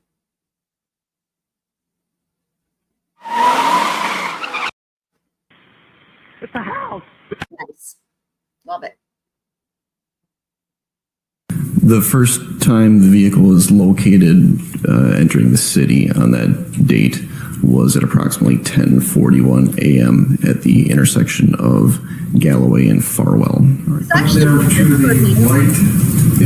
This testimony, this is actually really good to review because this is going to come up with the Detective Prock and his interview with Ezra too. And turning to the right. Turning from Galloway onto Farwell Street. There she went. Counsel, can you see that? So there's the map.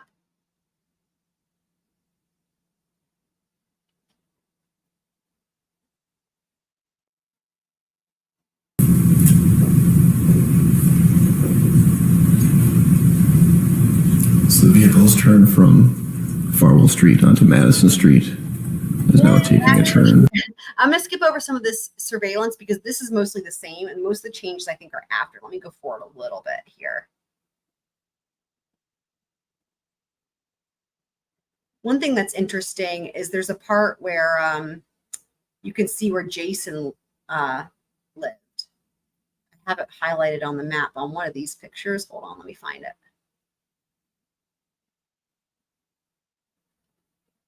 Owen Park, there's where that came from. Ooh, that's trippy. Go forward a little bit more. There. So see where the arrow says Broadway Street? So Water Street. So where you can see that bottom arrow, the red on the bottom. So that's going back to Racy's, right? And that red dot is Racy's. There's Broadway Street up there. So you can see just how close Jason Mengel and Ezra, when she lived there, how close they were to Racy's, right? Real close. So, okay, let me see where this is at.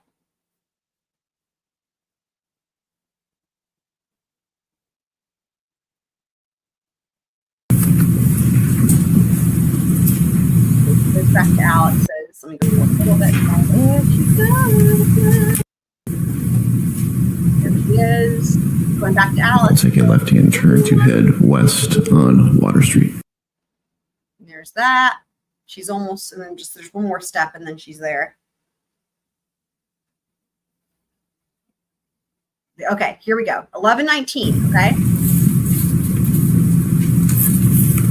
That matters. He's going back to Alex. 11:19 point, which is wild, right? Like she wasn't going to give up, man. There's a vehicle traveling northbound on Bellinger Street, crossing Madison. And again, heading in the direction of Alex Woodworth's residence. Yep. Yes, that is correct.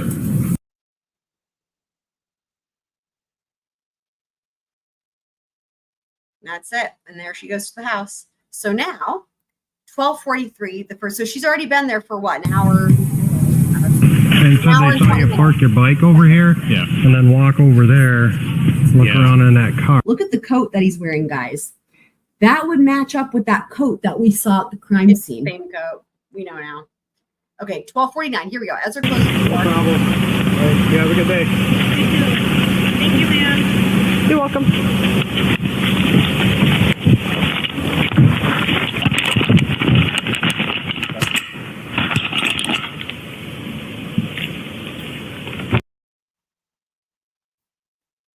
So Ezra's in the driver's seat.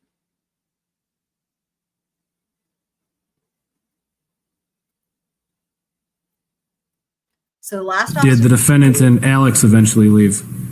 Yeah, we had a conversation and they both left. How long? What was your impression from that conversation as to where they were going? Well, we had all talked a little bit and said, you know, it probably makes sense to go someplace public. I mean, so they'd agreed to go to a coffee shop. It sounded like they didn't want to air their dirty laundry at like Racey's, so they were going to go someplace else. So right, like, you know, great point. I understood that. So I was like, yeah, that's probably a tender place to go. Did they eventually, did you see them leave? I saw them drive away. In Ezra's, in the defendant's car? Were they leaving in the defendant's car? Yes. And who was driving, if you remember? Ezra was driving at that time. Alex was in the front passenger seat? Yes. Okay, 18 to 2. So this is where it's been edited. It's an 18 to 22 minute drive where I updated the information, right? So here we go. This would mean Ezra, Alex, and Jason talked for about 10 minutes between 12:50 and 1 p.m.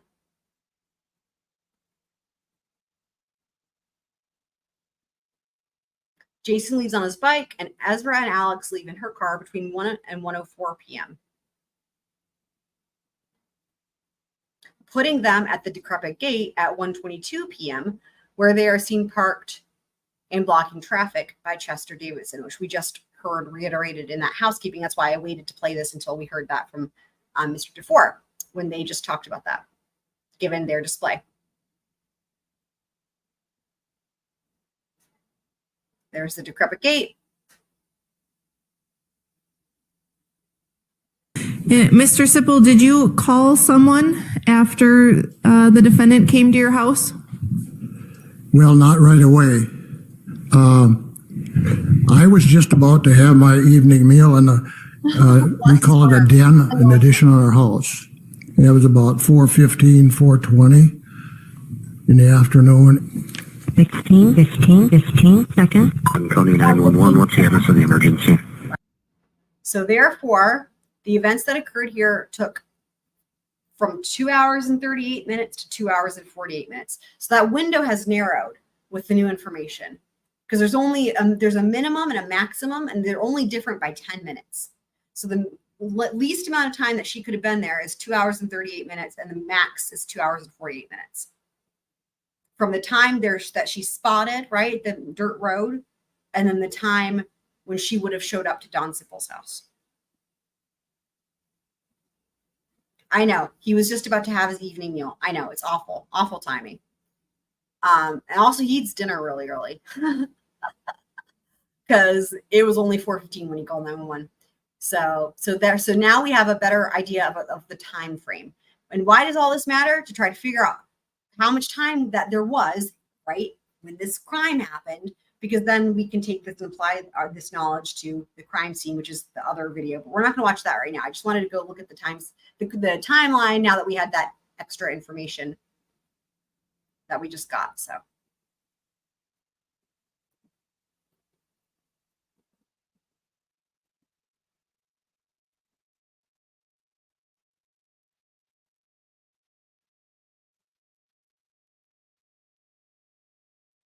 Okay, so now let's go back to where we were. To use these demonstrative exhibits, and again, that's the court's opinion, they are demonstrative exhibits. So just ask that Your Honor instruct the jury what I you didn't mean even then when you notice the say they're bullet being food. That's accepted funny. for demonstrative, and I don't know, that's funny. if you could just instruct the jury what, I think we all just take that for granted, but if you could instruct them that they get to be the deciders of fact. Very well. Okay, are we ready for the? Yes, Your Honor. Are we going to have another break? If I need to use the bathroom, should I wait for another break? Or Are we going to get to Investigator Prock today? Yes. So how long would Ms. Wright No. take? Ms. Wright will be probably 20 minutes. Okay, Not so even. what I suggest is we bring the jury in, we do Ms. Wright, then we take a break, and then we go on to Investigator Okay. You Prock. missed right. That's fine. Okay, let's bring him in. Would you tell us your name and spell your first and last name for the court reporter, please? Mishele Wright, MISHELE How are you employed, ma'am? I am a senior criminal analyst at the Wisconsin Department of Justice, why? Division of Criminal Investigation. What is a senior criminal analyst? Basically, what do you do? I provide analytical assistance to law enforcement agencies across the state of Wisconsin. Part of my job is taking raw data and original records and creating visual displays based off of those original records. So you try to make sense of all of this stuff we get. That is correct. All right. As part of that, do you have occasion to take like downloads that we get or subpoena returns we get from places like Instagram, Google, those types of And things? she is the reason that Mr. Dufour is made his displays with this poster board that he's so proud of. It's in her honor. Yes, I do. And are you able to then take that raw data that we get and put it into a format that's a little bit easier to use? Yes. All right. So for example, we've seen a number of Instagram returns and they go kind of backwards, right? Yes. All right. So the most recent is the first thing on the document and the oldest is the last thing, right? Correct. Right. Remember, that was Are you the able to challenge then before convert it Jason so that was it's in what we would normally use as chronological order? Yes, I can do that. And do you also then, can you then take like the content of it where it has like text and get rid of the rest of the gobbledygook that's in there? Yes. Okay. And can you also take the time? We've heard testimony about UTC That is time. amazing. Yes. All right. What is UTC time? Can you explain that for us? Yes, that's a universal time that the world kind of observes as the time in which all time in the world is based off of that, I guess. Okay. And are you Remember when Miss Vishny asked Jason Mengel that? That was the dumbest thing. It's like, what the fuck is wrong with you, ma'am? Pardon you. able to convert that so that if we have a time on an Instagram return that says something happened, say at midnight UTC on a particular date, can you convert that to the time that we have here in Wisconsin? Yes. All right. And what's the conversion if you're dealing with Central Standard Time? Let's start with that. Okay. So Central Standard Time would be 6 hours difference from UTC during the year, except for during daylight savings time, which is between March and November, it would be a 5-hour difference. Okay.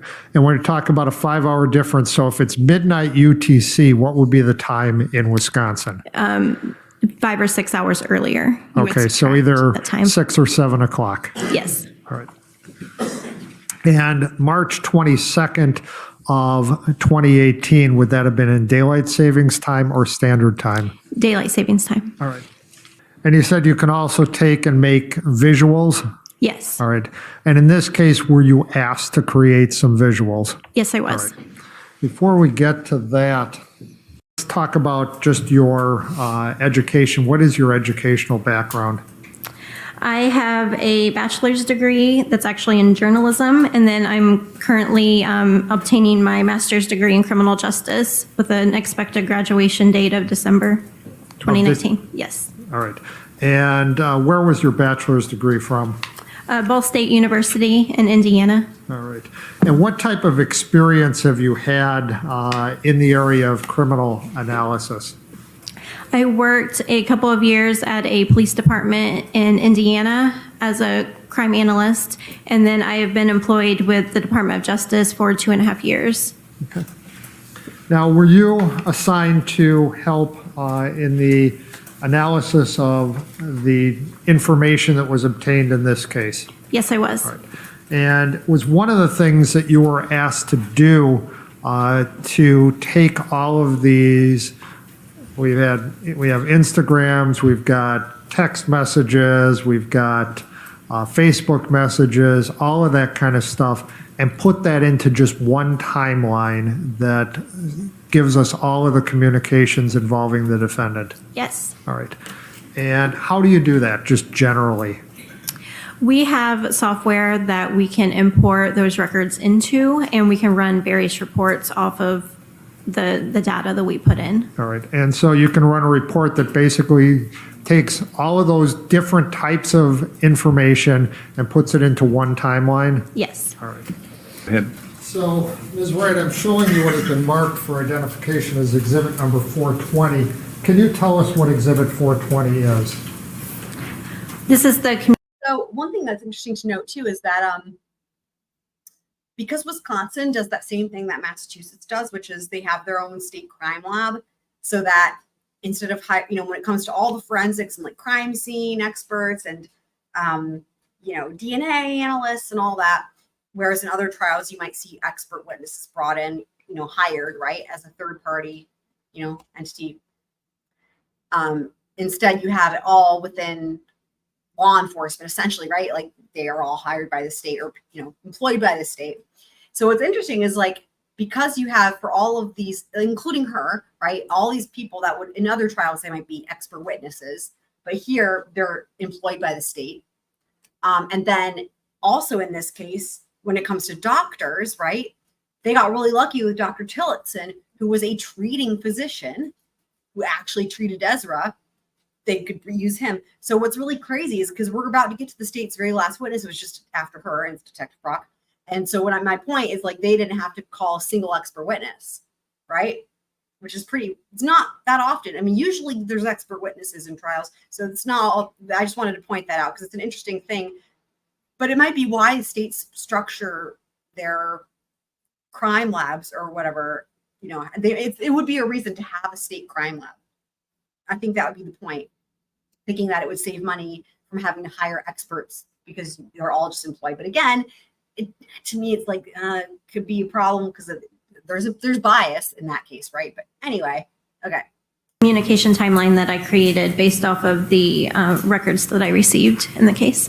And that basically takes all of the communications, whether they were Instagram, text messages, Facebook posts, Google, whatever, involving the defendant for the period of time that you have the records. Yes. Right. And puts them into chronological order in Wisconsin time. Yes. All right. Thank you. Your Honor, again, subject to the discussions we've had, we've moved the admission of Exhibit 420 at this point in time. All right.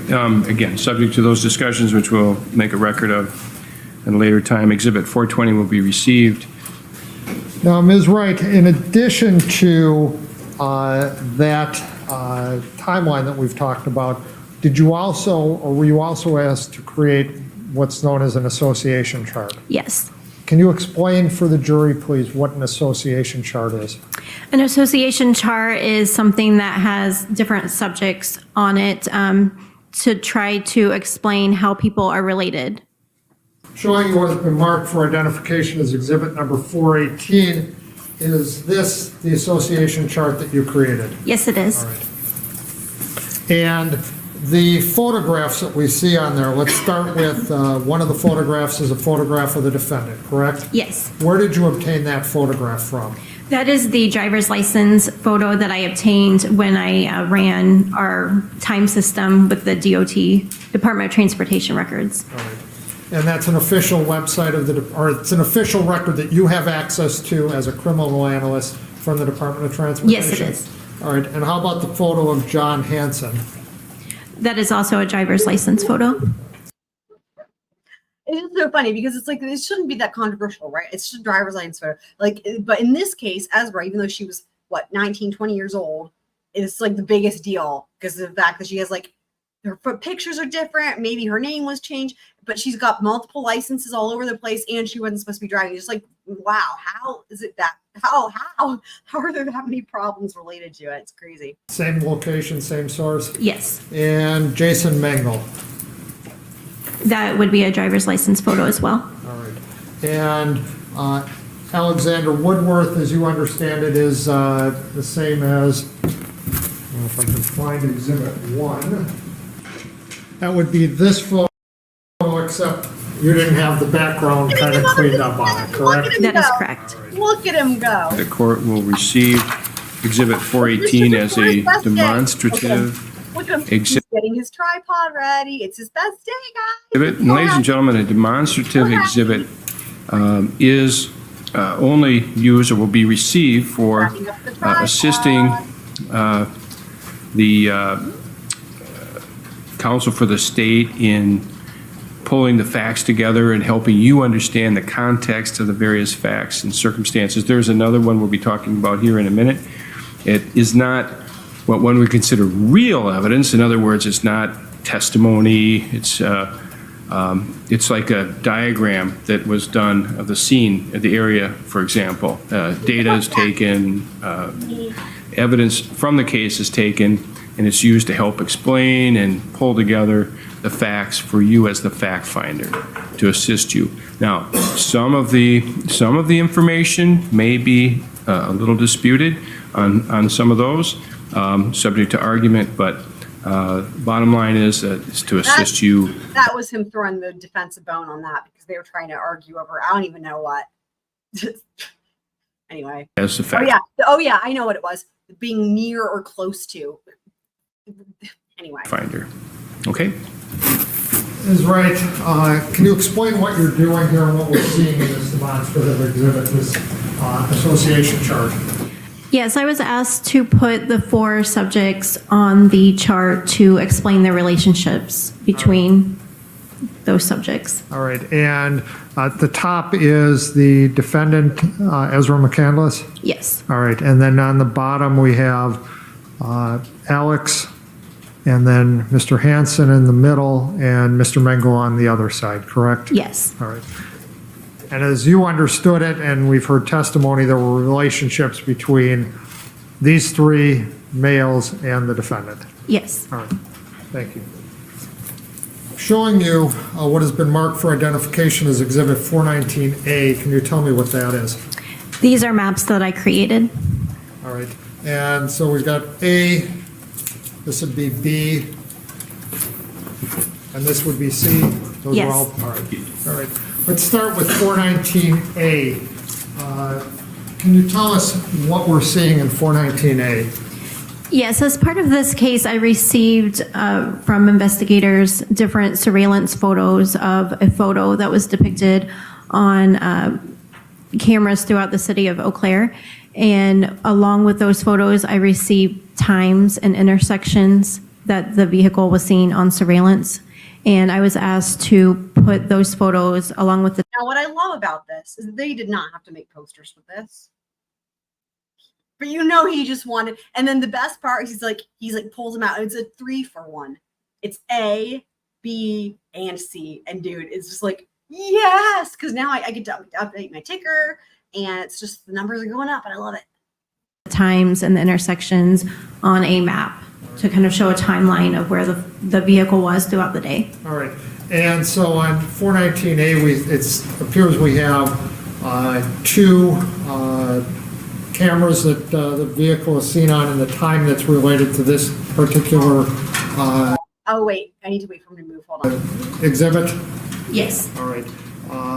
And there appears there are arrows. Are the arrows pointing to the actual intersection that we're? Okay, you can kind of see it here. So if you look at where Mr. Dufour is standing, and then there's that you can see there's another poster board. If he moves aside a little bit more, you'll see that the number there, it says 419C in marker. It's written on the back. I mean, it makes sense, right? So that's the exhibit number, so that when they know what it is. So it's funny because you can see it. It says 419C, but he's blocking the 4 where he's standing. Talking about? Yes. And were you also asked to put some specific locations onto that map as well? I was. And what locations were those? Can I get closer Sure, to it? if you need to step down to be able to look at it. I was asked to put Alex Woodworth's apartment at 511 Cameron Street, Racy's Coffee Lounge at 404 Riverside Avenue, and Owen Park at 501 First Avenue on this particular map. All right, and those are all identified on there with pins, it appears? Yes. All right, thank you. And moving to 419B, we have a few more locations here, but this was, again, same type of situation. Yes. And again, for each one, it's the arrow points to the particular location of a camera that you're talking about? Yes. All right. And on this one, you were asked to add another location, I believe, correct? Yes. And what is that location? This was Max Martinson's apartment at 1004 Main Street. And that's identified by a green pin? Yes. All right, thank you. And finally, 419C, here's again, we have 2 areas where you had cameras for the time of that location? Yes. All right, and again, we have located on there the same 3 locations as the first map, that being Alex Woodworth's apartment, Racy's, and Owen Park. Yes. That's dedication. I love it. And again, the arrow points to the intersections where that vehicle was seen during the time frames that are associated with this map. Yes. Thank you. Were you also asked Ms. Wright to create a map that showed a likely or possible route from Alex Woodworth's apartment to the location where his body was found? Yes, I was. And how did you create that map? From Google Maps. You this explain, and I don't use Google Maps too much. How does Google Maps work? So you can put in a starting point and an ending point, and it'll show you how long it takes to get from point A to point B, along with the directions. And then in this case, it gave one alternate route. All right. And so what is the, on the... So ironically, if you guys remember, we just saw the timeline. I had it pulled up, and I had on there the 18 to 22 minutes on that slide. It's the exact same thing that she did. And it gives you 2 routes. And one route will give you 18 minutes, and the other route will give you 22 minutes. It's the exact same thing. And that's why I put 18 to 22 minutes, because one route is 18 and the other is 22. And it's the same thing that she did. Right-hand side of that is 511 Cameron Street? Yes. And you have that labeled? Yes. All right. And then there's a red dot on the left-hand side. What is that? That's the ending location. All right. And it appears that there is a direct route and there's quite a bit less direct route. Is that fair? Yes. All right. And so the one that's in dark blue, is that the direct route? Yes, it is. And what is the distance and the estimated time? Can I get closer? Yes, absolutely. The direct route is 20 minutes, and it's showing 13.5 miles. Okay. And as far as those times, 20 minutes, and you've worked with Google Maps regularly in your work? Yes. Are those estimates, or are those, spot on, it's going to take exactly 20 minutes? Those are estimates. So I think when she checked it, there was less traffic than when I did it. Because again, for me, the direct route was 18 minutes when I did it. Estimates based on traffic and whatever else may affect travel time. All right, thank you. tell me what this is. This is a timeline of events that I was asked to create for March 22nd, 2018. Your Honor, I'd move the admission of Exhibit 424, and then I'm going to have a few questions after I'm done with it. All right. Again, Exhibit 424, subject to objections that have been made, and maybe a further record if necessary, but that will be received. So let's see what's on their timeline. You may. Thank you. All right, so Ms. Wright, it might be easier if you step down on this. I'm just going to ask you a couple questions. How did you create this? Let's start with that. Okay, I received all of these photos, with the exception of the police car right here. I received all of the other photos during the investigation, as well as the different events that are on the timeline are from police reports or video surveillance times or 911 calls. Okay, and is this, in other words, is this timeline, the distance between the events, does that match up with, an equivalent amount of time? In other words, I'm not asking this very well, but are they proportionate to the actual time between events? Yes, they are. Our software that we use to create timelines, it has... I'm looking at it and I'm like, because I've got my video timeline presentation, which is like the day of, like the hours of, and then you guys saw, for those of you who did see, the one I'm working on it right now, but the timeline, that's like the overall story timeline. And I'm looking, guys. So that's pretty funny. Again, he could have done with just a little bit of some of that glitter, some of them little sticky stars, some glitter glue, some sparkles, just to jazz it up a bit, or maybe some bigger pictures, maybe slightly bigger pictures, a slightly bigger font. I mean, why is it so small? Also, that's what she said. The capability. I love it anyway. I love that it's here, but why is it so small? To when we put the times in, that it makes the times and events on there proportionate to when they occurred. So the distance between, for example, the second last entry, which is estimated 125, and the last entry, which I believe is 4:15 p.m., that would be proportionate as far as how long that would be in relation to the other times on there. Yes, it is. All right, great. And then the photos, some of these are some of the same surveillance photos that we saw on the earlier mapping. Yes. All right. And the times that you included on there were the times that the vehicle was seen at one of those surveillance cameras? Yes. All right. Remark for identification is exhibit number 423. Can you tell me what that is?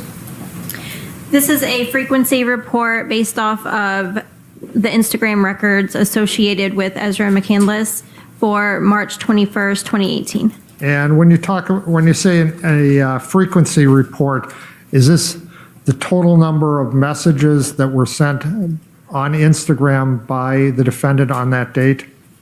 This would include sent and received. Okay.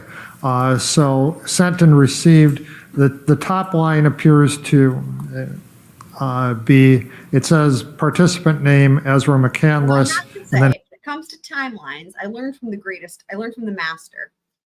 Shout out to Agent Peter Rudofsky from the Murdoch trial. The timeline to end all timelines, that's the goal. That's what you strive for. That's what you strive for. And he did it, even having received a lot of that data like the day before, because it's GM OnStar. Wow. Just thinking about it almost brings me to tears, guys. Has a number. Is that the number that she sent, or is that the number that she sent and received total? Sent and received total. Okay. And the next line is the Instagram account that's related to Jason Mengel. Is that the total number that he sent and received, or just the total number that he sent and received that are associated with the defendant? These would include, these are just the sent and received messages that Ezra received or sent to Okay. the DOC Wolf. And then for the other, there are 3 other individuals on there. That would be the total number that those 3 other individuals sent and received on that date. With the defendant? Yes. Okay. Looking at this, the top line you said is the total number of messages sent and received by the defendant on March 21st of 2018, correct? Yes. And that is how many? 637. And how many of those were to the Instagram account associated with Jason Mengel, which would be the next line? There were 561 incoming and outgoing. All right. And to example 2, 73. To Sailor Ray 19. 2. And to, I can't read that one. I'm sorry, I'm getting too old. I think it's Trinidad Donaldson. 1. Okay, thank you. No further questions, Your Honor. Right, any cross-examination, Mr. Nelson? Want to maybe go in reverse order, but talk about Exhibit 423, this frequency report from March 21st, 2018, okay? Okay. Do you need to see it, or you're with me? I guess it depends. All right. Yeah, that's fine. I don't know that we need to put it up there, but I'll give it to you and we can go Okay. from there. You've got Exhibit 423 in your hand now? Yes, I do. And so, again, there's a big number, 637 total sent and received for Ms. McCandless in this 24-hour period. Is that right? That's correct. You don't know how many of those were received, correct? Correct. So again, I think we know that this isn't the case, but it could be, based upon this chart, that she received 636 and she only sent 1, correct? Yes. It could be that she received 1 and she sent 636. Yes. Or it could be any combination of whatever thousand different. I think this is a great cross for him. I think this cross is a really good cross. It's really good. He totally does a great job. This cross is a great cross, really.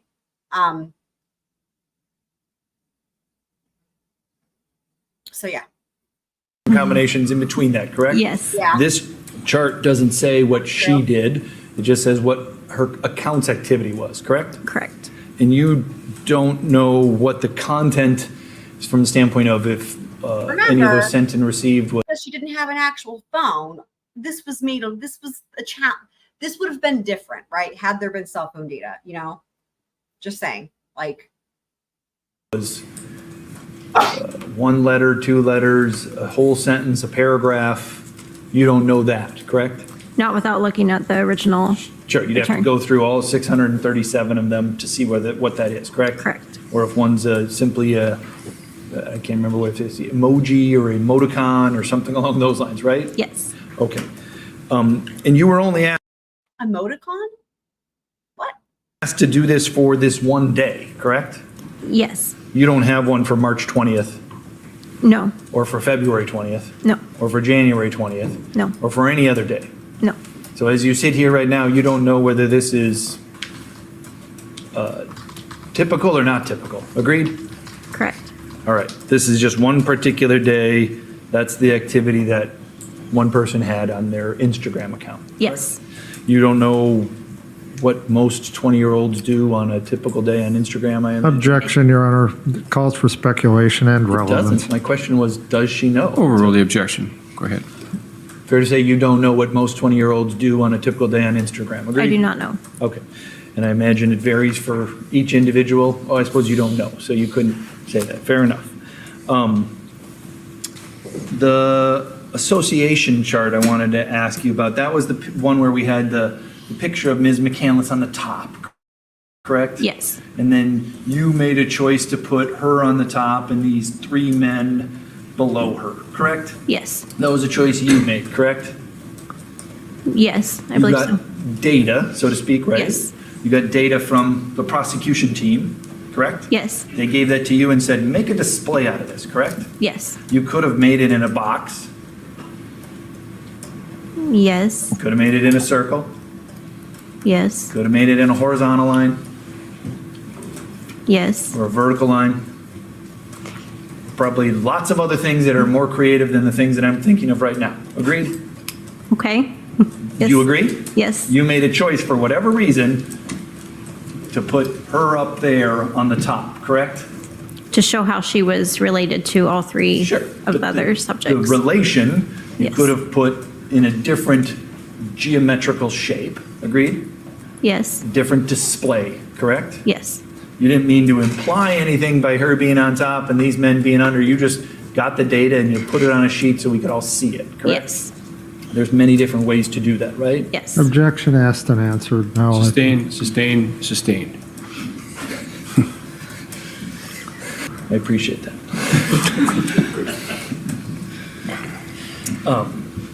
So you're getting data and displaying data, but you're not offering opinions. Fair to say? That's correct. Okay. Same thing, on the association chart, you also talked about devices, is that right? Yes. There was under each person, you had a list of number of devices, correct? Yes. And that was a list that was provided to you by the prosecution team, correct? Yes, it was. And is it your understanding that those are the devices that were collected, for perhaps a lack of a better term? Yes. You have no idea whether any of those people have more devices than what were collected, do you? I don't know. And you don't know what condition those devices were, whether they're in working order or not working order, correct? Correct. You're just saying, here's the basically digital devices that were collected based upon the information that's been provided to you, Yes. correct? Judge, I'm going to make reference to Exhibit 635 and 636, both of which have already been marked and introduced. All right. Permission to display. You may. Your Honor, can we approach, and I'd ask Well, that. I didn't know it was, I literally just put it there. I meant to, I apologize. I didn't mean it to be blown up like that, so. But I do want to. That's fine. I just want to know that I didn't mean it to be blown No, up I- like that. Y'all, Not. this part is really funny, and they have so many little scuffles about these exhibits, but this is really funny. Just wait a sec. Judge Peterson, man, he's awesome. Assuming everything.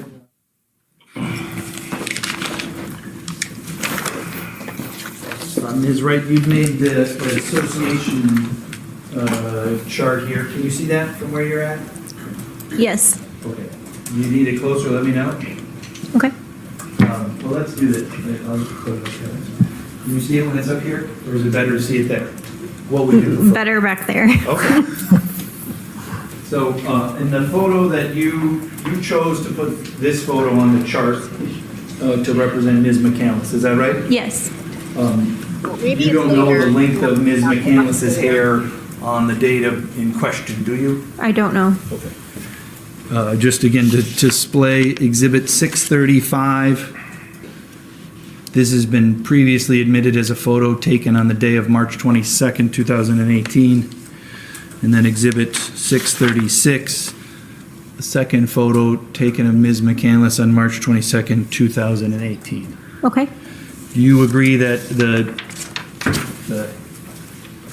hair in the two photos, 636 and 635, are much different than the length of the hair in the picture that you chose? Is that right? It appears on the photo in the chart that her hair is shorter. And that their hair in the photos that I have in my hand is several inches longer. Agreed? Yes. Okay. You were asked some questions about Exhibit 419A, B, and C. Is that right? Yes. And that's the maps that I have here with me now. Is that right? Yes. I just want to make sure that I'm accurate. Here on 4, let's take them in order.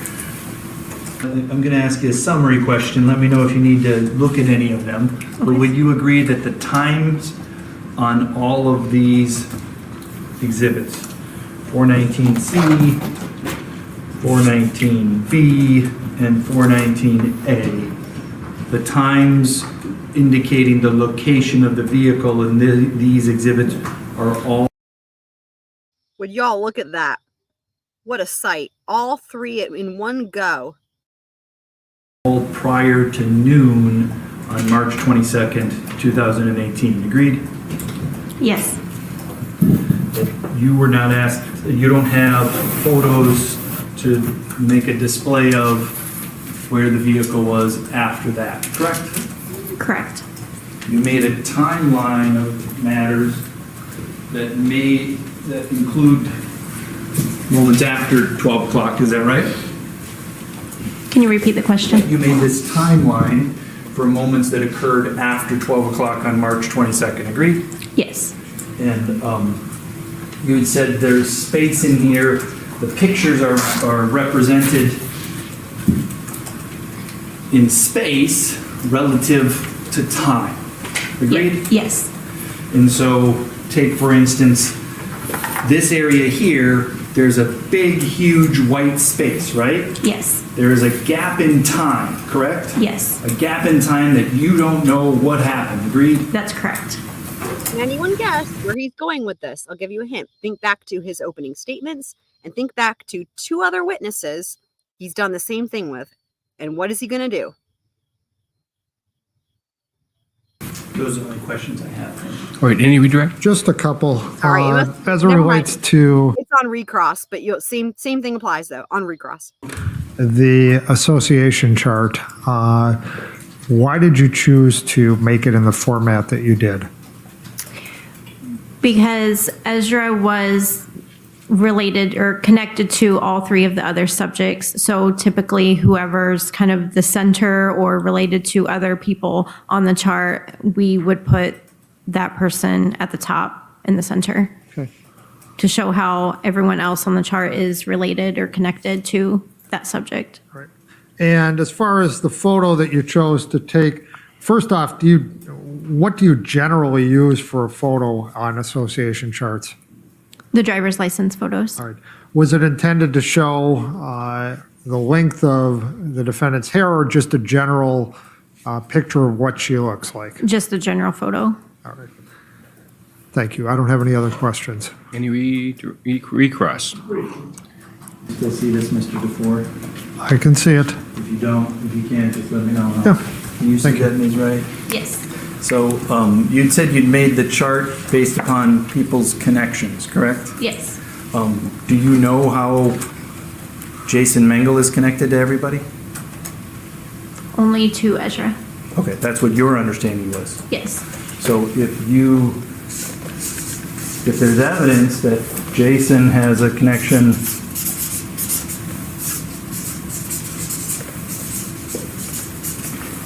to Ezra, John, and Alex, you could just as well have made a chart that would be representative of what I just drew, correct? Yes. But you didn't have that information because nobody gave you that information, correct? That's correct. And I could probably go through different variables. If you'd have known that Jason here, I could put John and make arrows to somebody else. In that situation, we could have put somebody else at the top, right? Yes. But the same for Alex, correct? Yes. It all depends upon the information that's provided to you, correct? Yes. And the information that's provided to you is Ezra knew all three of these other people, but there was no other connections that connected these four people together. Yes. Okay. That's all. Thanks. Okay, all right, Ms. Wright, thank you. I think you may step down and. Could you tell us your name, please, and spell your last name for the court reporter? First name is Ryan, R-Y-A-N. Last name is Prock. All right, guys. In honor of Detective Prock, we're going to do a swoop, and we're going to do the justice swoop. Where is it? Here it is. But you'll agree with me, justice in general is a good thing? Big fan of justice. There, me too. No further questions. All right, let's do this. P as in Paul, R-O-C-K. How are you employed, sir? I am currently employed by the City of Eau Claire Police Department. And how long have you been employed by the City of Eau Claire Police Department? I've been employed by them since 2010, so just about 9 years. And prior to that, did you have employment in law enforcement? Yes, I did. And what was that? I worked for the City of La Crosse in Wisconsin Police Department. And how long were you employed by them? I got hired in 2004 by them. Right. And did you work continuously until you started in Eau Claire in 2010? Yes, I did. And do you have a current rank with the Eau Claire Police Department? I am currently assigned to the detective division, and I'm a detective inside that division. And how long have you had that assignment? Since 2014. Now, as part of that assignment, were you assigned to an investigation relating I to? will say that's a good point. However, the thing is that when he asked her why Ezra was at the top, she didn't say because Ezra's the defendant. She said because Ezra knows all these people, right? And that's the connection. So, yeah. A matter involving the defendant and John Hansen. Yes, I was. And when did you get assigned to that matter? I believe that was right around end of February 28th, I believe it was. Of 2018? 2018, yes. Right. And were you assigned as the lead investigator for that matter at that time? Yes, I was. Right. And did you also get assigned to a matter involving the defendant when she was brought to Eau Claire Mayo Hospital on March 22nd? Yes, I was. And what capacity were you assigned to that? I was assigned to look into at that point, the assault of Ezra McCandless. And what was the information that you had that led to your being assigned as far as the location of that assault? It was believed that the assault took place in the city of Eau Claire, possibly in a park, possibly Owen Park. And as far as March 22nd of 2018, are you aware what day of the week March 22nd, 2018 was? That was a Thursday. Now, at some point in time, the determination was made, and it was determined that this was a death investigation involving Dunn County. Is that correct? That is correct. After that happened, did you continue to have involvement in that investigation? Yes, I did. And why is that?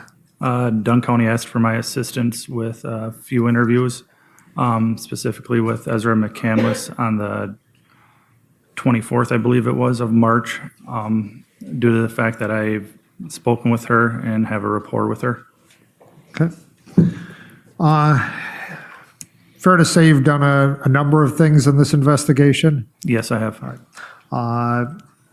Can you tell us whether or not that's involved interviewing of various witnesses? I have interviewed quite a few people, yes. Did you have some involvement in the attempts to find Alex Woodworth on March 23rd and March 24th? Yes, I did. Can you just generally, we'll talk a little bit more about it in detail a little later. What generally did you do in the attempts to find Alex Woodworth? On the 23rd, I went and spoke with Ezra at Mayo Health System to see if she had any idea or remembered anything more that could help direct us to where Alex and her vehicle were. I also went to Alex's house, spoke with his roommates. Then I also went down to Racy's coffee shop and spoke with the barista that was working to see if Alex had been in or if they knew the next time he was supposed to work so we could try to make contact with him then.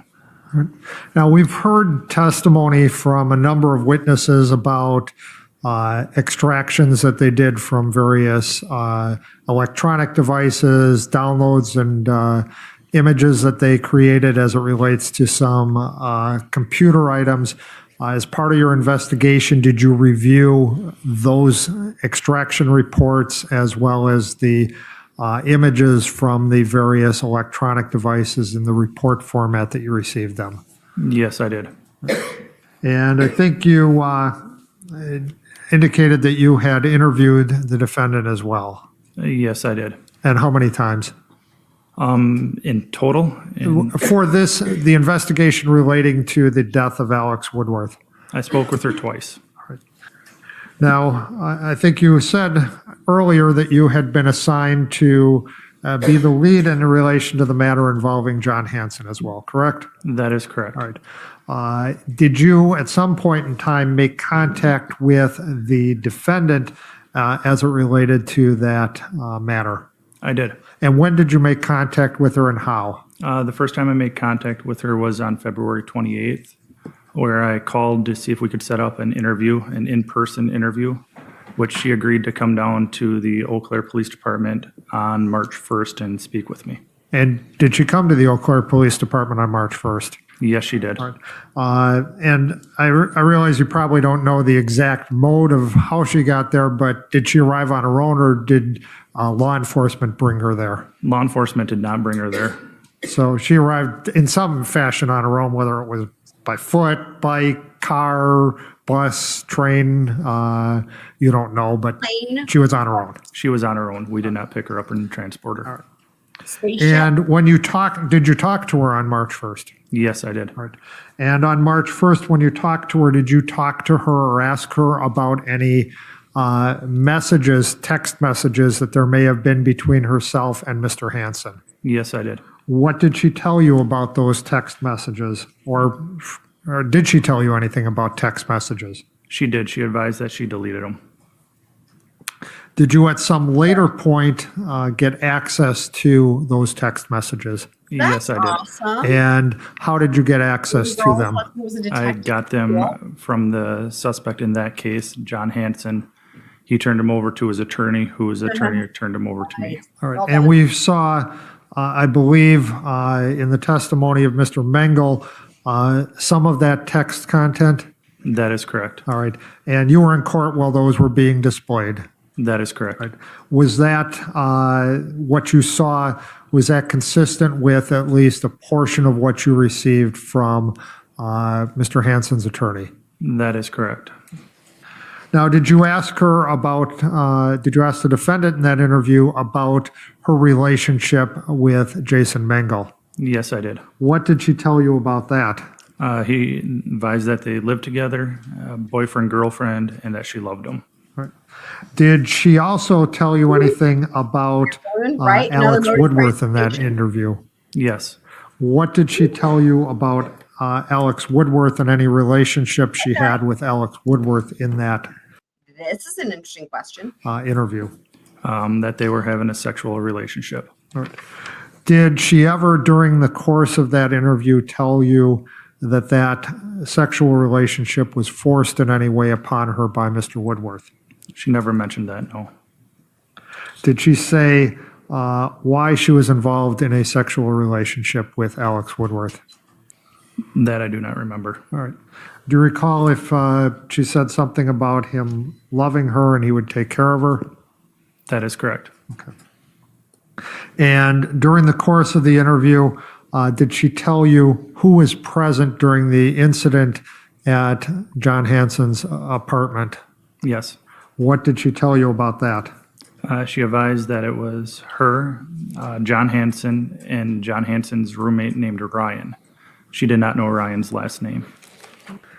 Now, you said you interviewed the defendant as it relates to the matter that we're here for today, the death of Alex Woodworth on 2 occasions. When was the first occasion you interviewed her? March 23rd, And that was- 2018. Okay. And can you tell us, was that interview in some fashion recorded? Yes, it was. And how was it recorded? I had a audio recorder that I took along with me to record it. I'm assuming this is that recording. I understand they're admitting it. We have no objection. Showing you what has been marked for identification as exhibits 175 and 176. Can you tell me what those 2 items are? Yes. 175 is a CD of DOJM, which would be the interview from the 23rd with my initials on it, from March 23rd, 2018, with my initials on it. All right. And I'm going to talk in a minute about those initials. Can you tell me what exhibit number 176 is? Yes. 176 is a transcript of that video. It was done by and I reviewed it for correctness. All right. Did you reviewed exhibit 176? Did you, as you reviewed it, compare it to the audio that you were hearing on what is exhibit 175? Yes, I did. And can you tell us whether or not that transcript is accurate as it relates to how it transcribed the audio that's on Exhibit 175. It appeared accurate, yes. And Exhibit 175 has the text of that transcript superimposed as it plays? Yes, it does. And did you review that to make sure that that was accurate as to that transcription? Yes, I did. And what can you tell us about that? That too was accurate. Your Honor, I'd move the admission of Exhibits 175 and 176. And I'd ask that at this point in time, play Exhibit 175. I have it on my computer ready to go. It is 32 minutes and 33 seconds. Hi, how are you? Good. You're waiting for someone? Ezra? Okay.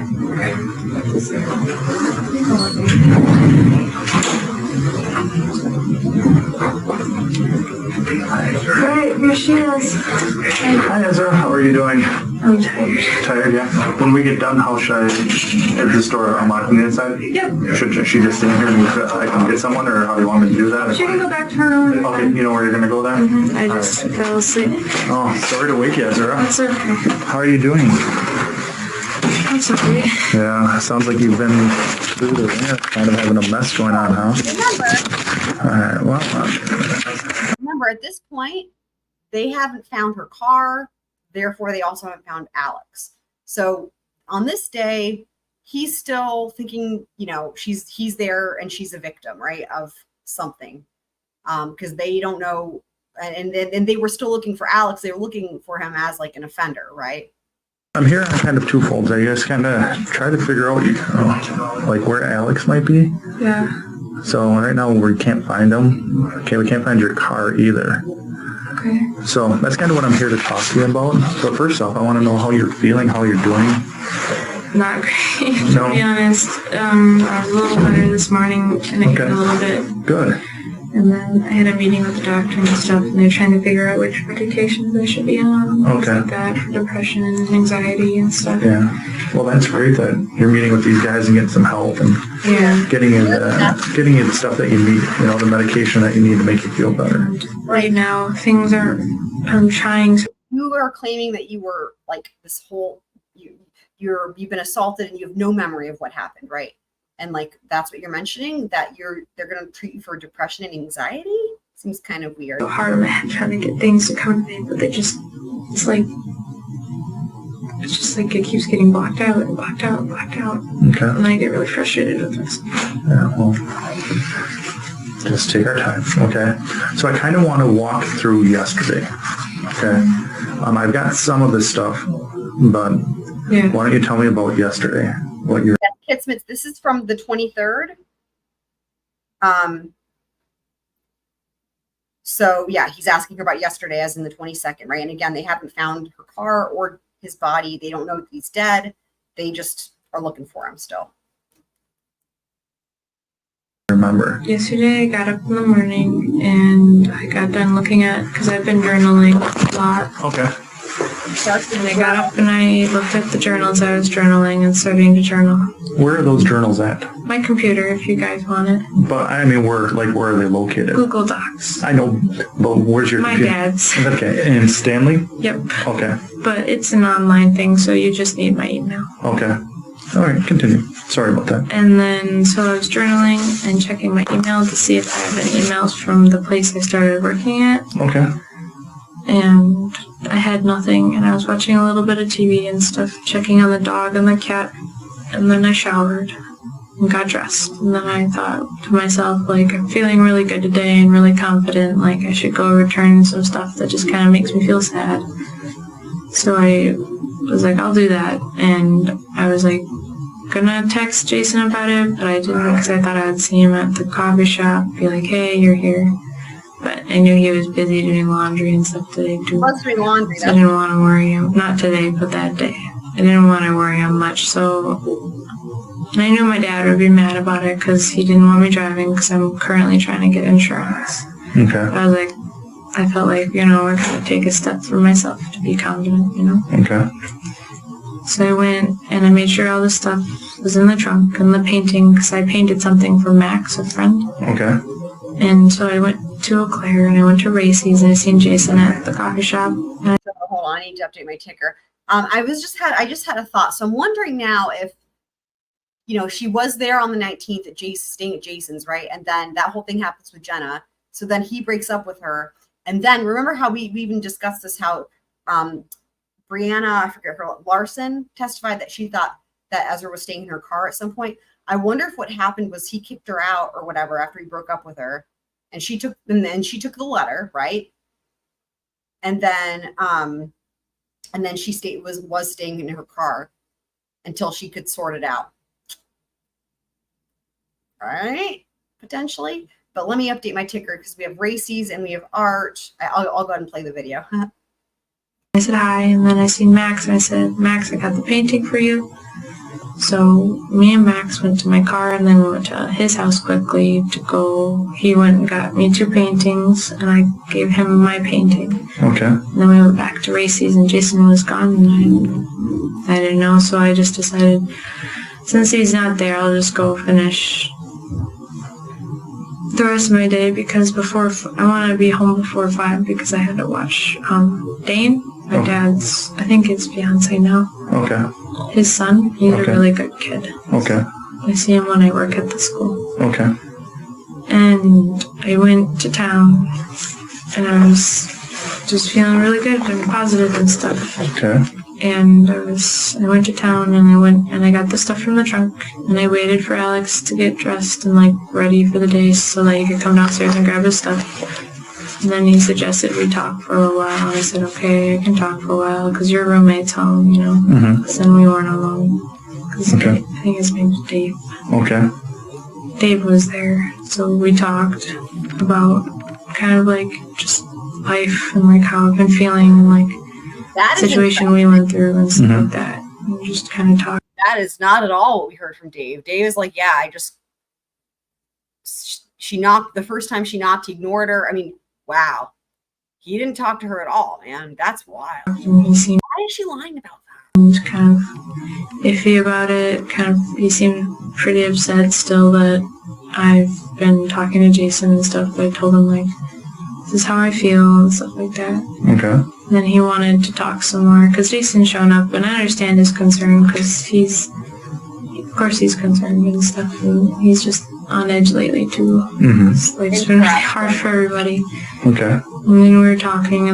So she's trying to imply he's on edge because she's been sexually assaulted, right? Because again, this is the same detective. So she's now, in a way, it's probably harder for her because she's got to now keep that whole story going because he interviewed her about that also. And so she's got to keep that timeline anyway. Interesting. And then Alex suggested we go somewhere to talk, and I said, okay, that seems okay. Okay. So, So, continue. And then after that, we were talking and stuff, and I was like, I really want to go to a park and stuff. And I just remember I keep saying that. And then after that, my brain just starts to So, all right, so you're at his house talking. He's decided to go someplace to talk. Mm-hmm. Where did you end up going? I suggested we go to Owen Park, and I don't know if we actually went there or not, because I remember going to Owen Park, but I don't know if I actually got to Owen Park or not. That's the scary thing, because I remember the frog, but I don't know if that's from the other day or from... Okay, what time of day do you think you would have been at Owen Park? She drove, I think where she came up with that was because we saw it on the surveillance camera. Where Max Martinson lives is right near Owen Park. And so on that day, she actually drove past Owen Park on the way to and from his house. And so I think that's one of those things where it's she's trying to include something that could maybe seem plausibly true. If they see the car over by Owen Park, they're going to assume that's what happened. But as we already heard from another detective earlier, or law enforcement, there's the video camera at the entrance for the park, and she never went to the park, right? But that's where that came from. I don't know when I was there. I remember leaving the house around, I think it was 10 when I left the house to my dad's house. I think it was 10. Okay. That's not true because she was spotted in Eau Claire. Remember, we just looked at the timeline again, little video I did. 10:14, she was in Eau Claire. And it's a 40-minute drive. Again, I don't think she was there. See, she's trying to make it seem like she was staying at her dad's because she wasn't staying at her dad's. That's what I think was going on. She was already in Eau Claire. Maybe she was living in her car, right? But she was already in town. And that would actually make sense. If she's like, yeah, I think I left around 10. Well, if you leave around 10, but you're already in your car, then that would explain how you're seen on camera in Eau Claire at 10:14. So yeah. Okay. So did you guys leave Alex's house shortly after the cops came and checked in on you guys? Yep, because I Okay. talked to the officer and said I was feeling fine and Jenna stuff. was And he said living everything seemed fine. Jenna didn't live there until after the murder. Okay. So then you left. And what vehicle did you leave in? It's my car. Okay. And then who was driving? I Did was that answer driving. your question, random girl? Okay. And then Alex was in the passenger seat? Yeah. Okay. Okay. And then what happened? And then we were driving and I was talking about stuff and he seemed a little upset about some things, and then after that it just kind of gets funky, like in my brain. Like I just start, it's like there's a blank slate. What were you talking about? I was talking about kind of like the like counseling and therapy and stuff me and Jason want to pursue and things like that, and like how Like couples therapy? That is interesting. So she's not, notice what she's not saying that Jason broke up with her. She's not saying that Jason broke up with her.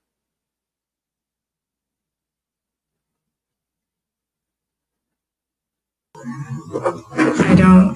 But she's hinting at something that they need to do for their relationship, right? Counseling or therapy. I don't think I want him to be writing, like if he does know who's writing Counseling and therapy for murder. my number and stuff on the walls of races, if he could ask them to stop and stuff, because I know I was like, I understand you're hurt and stuff also in the situation, but I don't think it's appropriate.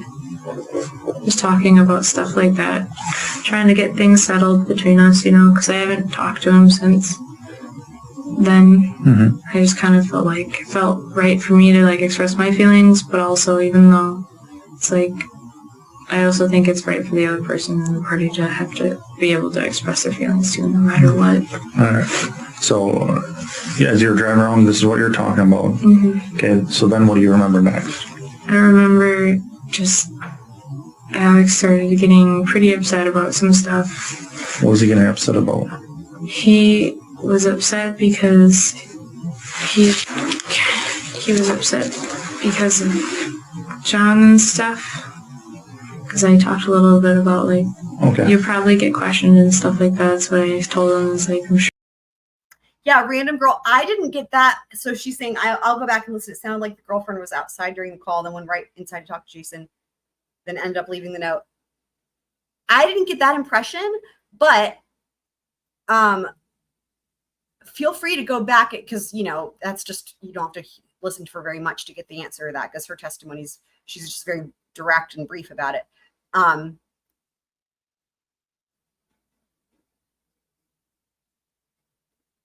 trying to think.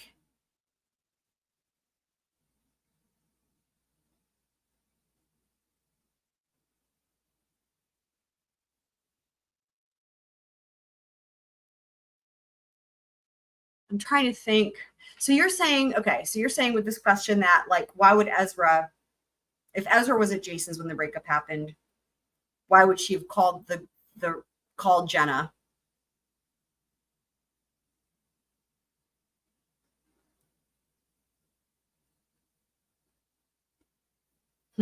Like, I mean, well, she wouldn't, I mean, would she have known where Jenna was if Jenna was just outside? I don't know. I'm not sure.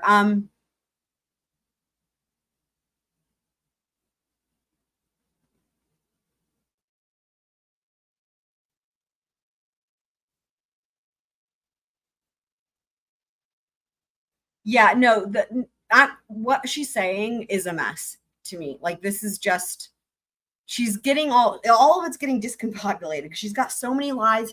This is just like so many lies to keep up with and so many things she has to try. Because remember, because of the fact that he's already interviewed her before, now her odds of being inconsistent are just increasing, right? Because this isn't a brand new cop. Like, this is someone who has already heard you're all about all the relations between these people at length, right? So you got to keep track of all that. And then, dude, it's a lot. Yeah, go listen and then pop back. Go listen and then pop back.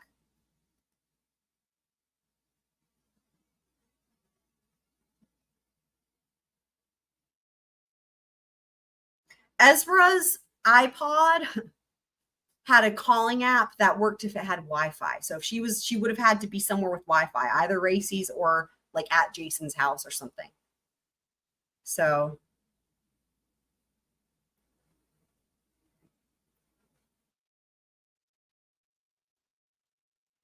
should I just go back to the Jenna testimony, guys, so we can hear that part about where she was when she made the phone call? I'll just do that because that'll probably be easier. Let me write down where we're at right now because I can just go right back to where we are on the video. Okay, hold on. Let's do that. No squirrel left behind. Okay, so let me see. It was around, we've gone back enough to where I should be able to find it pretty easily. Like an expert. I'm receiving the letter as just part of. And meanwhile, while the defendant's calm, you're crying. Yes. And so what, if anything, did you do after? Back a little bit. And is that when he had confronted Alex? No, it was in the weeks prior, but I don't know what the argument was about. Around, I want to say March 19th of 2018. Here we go. Do you recall going to the bar with Jason Mengel? Okay, here we go. And did you go to the joint? Yes. And do you recall making a statement to Jason Mengel about his relationship with the defendant when you were at the bar with him? Yes, we talked extensively about their relationship, and he stated to me that... Hearsay. Sustained unless there's some. No, I just want to know what you told Jason during that conversation at the bar, not Jason's response. Hearsay, irrelevant. And what's the purpose? So this is March 19th, a few days before the incident in question. I believe her statement to Jason Mengel is relevant to some events that are going to occur right after this. Can we? Yeah, let's do a sidebar. Sidebar. Okay, you can go ahead. Objection is Oh, it's definitely overruled in part. So did you have a conversation with Jason Mengel on March 19th of 2018? Yes. And after that conversation, did you have a phone call from the defendant or receive a phone call? Yes. And what did the defendant tell you during that phone call? She stated that it was my fault that Jason had texted her breaking up with her. She said I needed to fix it, that I needed to wake him up and talk to him about it immediately, that it was, she repeated multiple times that it was my fault, that things were not going the way that they should have been, that I was getting involved in a situation that I was not supposed to be in. And then she told me, Jenna, I heard that you don't believe that I was assaulted. And how did you respond? I was crying. I felt like a bad friend. I apologized multiple times. I said that there had been so many things going on that I didn't know what to believe anymore. And I just kept profusely apologizing. But the hair on the back of my neck stood up the entire conversation because she was talking in the same tone that I am right now. And if you were accusing of someone of not believing that you were raped, I would think you would be a bit more upset about it. Interesting. And so I was very unnerved. That word, because that means that that was what was conveyed to her by Ezra, which is a very. The defense has tried to downplay that, right? The defense has tried to be like, she never said anything like that. She just said she was so. I mean, we heard her in interviews. She's very vague about a lot of it, right? With the I don't remember or just vague in general. But it's interesting to hear the difference between what she told her friends. Of course, maybe exaggerating it for different reasons, as Ezra would potentially, right? And that's a much more severe claim, right? The entire conversation. And meanwhile, while the defendant's calm, you're crying. Yes. And so what, if anything, did you do after, well, I guess how long was this conversation with the defendant? About an hour and 15 minutes. Okay. And how do you know that it occurred on March 19th of 2018? It was the day after my birthday, and that phone call will haunt me for the rest of my life. And so did you do anything after that phone conversation? I sat down on the curb because I had been out walking, collected my thoughts, kind of shook it off, and then went back to Alex Sink and Jason Mengel's apartment. There you go. That explains it. That's why you thought that random girl, because she was outside walking and she sat down on the curb.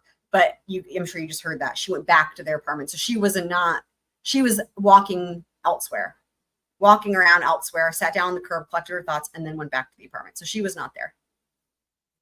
Where Jason was asleep and Alex. Okay, does that answer your question? I think that's pretty clear. I'm not quite sure what you meant by this, Cece. So not by herself in her car. You mean Ezra? I'm not sure what made you think she wasn't by herself. But does everybody feel good about that? Like we all can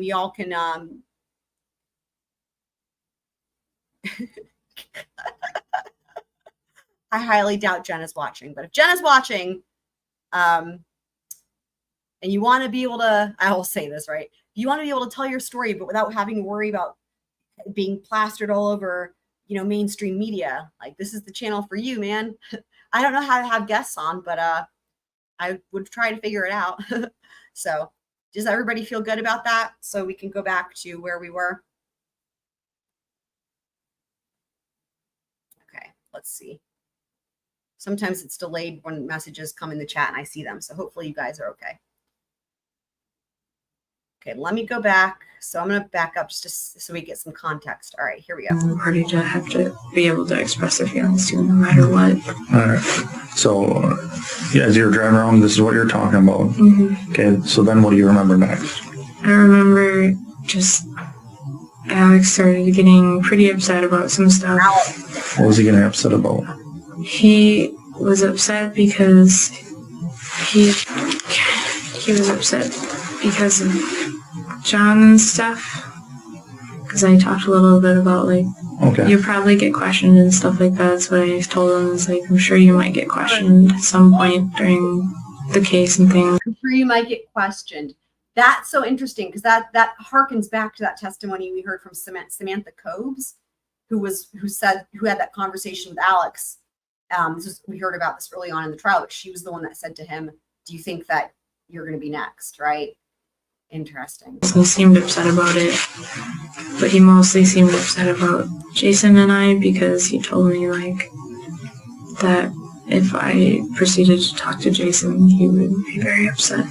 Okay. So then what happened?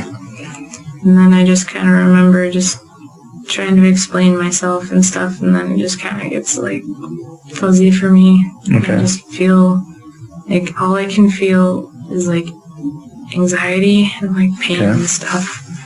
Okay. It almost feels like kind of like if somebody would have blindfolded you kind of feeling. Okay. So that. I wonder if that's why Aaron Nelson in opening statements had that thing gave that story about using Alex's scarf as a blindfold. I wonder if that's where he got that from. And you get found in Menominee. Mm-hmm. How do you get to Menominee? I don't know. I just kind of felt like I woke up and I was scared, so I was just walking down the road. It's really important testimony, and it happens really fast, and she's just very direct, right? She doesn't give extra, anyway, yeah, I agree. It is, I mean, we watched it a lot of times, and I feel like we're catching something new every time, so it really is probably some of the most important testimony. And the thing is like you're trying to figure out too, like, what is she not allowed to say, and then filling in the blank. You know what I mean? Where's the objections? It's interesting. What do you remember about that? I mean, I remember being cold. Okay. And that my feet hurt really bad. Her feet were fine. There was not a scratch on them. How about your car? What do you remember about your car, where it was left? I don't remember much about that at all, actually. Trying to to be like my feet hurt. She should have at least scratched her feet up too, you know? I just remember being really cold and just kind of like, it's kind of like the feeling of like you don't know what's happening and you're scared and you just need to keep walking and walking and running and I don't know. Kind of like, I felt kind of like a scared animal. I don't know how to describe it. I've Google Mapped it. How long do you think you were walking before someone found you? I really don't know. Yeah, it was like It's one very- minute max. I keep trying to think about it and it feels like it just doesn't happen. Like I try to think about it and all I can feel is just the feelings and not like seeing. Okay. So you guys were up, you were located in Menominee. Do you have friends or does Alex have friends in that area? Dunn County, Menominee? I recognize the guy's name. Who? The last name of the gentleman that helped me. I don't remember his face, but I recognize his. I don't remember the last name either, but I remember thinking to myself when I was sitting there that his last name sounded familiar. Was this nighttime or daytime that this all happened? I think it was daytime. Daytime? Nighttime. I think it was in the afternoon. Hold it here. I got the report. Just so we can make sure we're... Do you have his name in there? Mm-mm.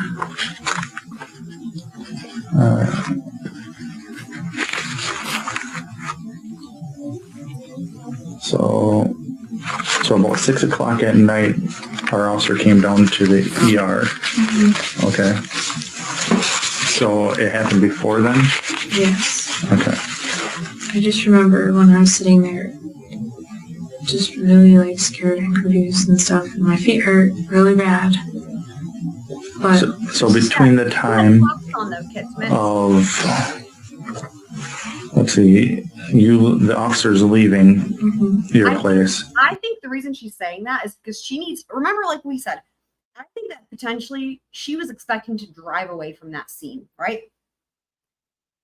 And then she was screwed when she couldn't get him out of the car. And so now she's like, well, what do I do now? I think the feet hurt thing, we're going to hear, you guys will see.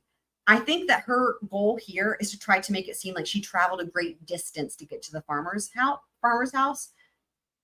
And also to support her story about I was at Owen Park or at a park, right? So that they think she traveled some miles and miles and miles, right?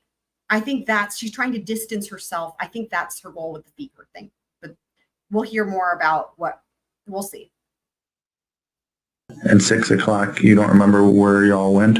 no, not really, no. I just remember being really scared. Okay. He wants them to look far away from the murder house, the murder road. How about your phone? Did you have a phone on you? Do you still have the iPod, or do you actually have a phone now? I don't have a phone, I just had my iPod. Okay, was that with you? Yeah. Were you texting or talking to anyone? No. What's weird? I don't know where it is right now. Add this to the list of questions we don't have answers to yet. There was a phone found in her car, an LG phone. We don't know whose phone that was. Was not Alex's phone, wasn't Ezra's phone. We don't know whose phone that was, but she had an LG phone. I think they said it was in the center console. We still don't know whose that is, and maybe there's a motion in limine, but that's annoying as fuck. I want to know whose phone that was. Okay. Did you have it when you were found by Dunn County? They looked in it to try to figure out who I was because I kept telling them that I kept saying my old name for some reason. So I know I'm Ezra, but for some reason I kept telling them I was Monica Carlin because that was my old name before when I was adopted. Okay. How old were you when you were adopted? I was pretty young. Okay. And then you changed your name to Ezra? Mm-hmm. Or did your adopted parents change it? I changed my name to Ezra about 3 years ago. Oh, okay. Just felt right. You know, kind of wanted to feel like I had my own identity and stuff. Okay. So, you get picked up by someone, and then what happens? By who? In Menominee. I just remember sitting in a chair at the old man's house. Okay. And then he called the ambulance and stuff. And then they took me to the hospital, and I've been here since then. I had to get exams and stuff done into all my clothes. Okay.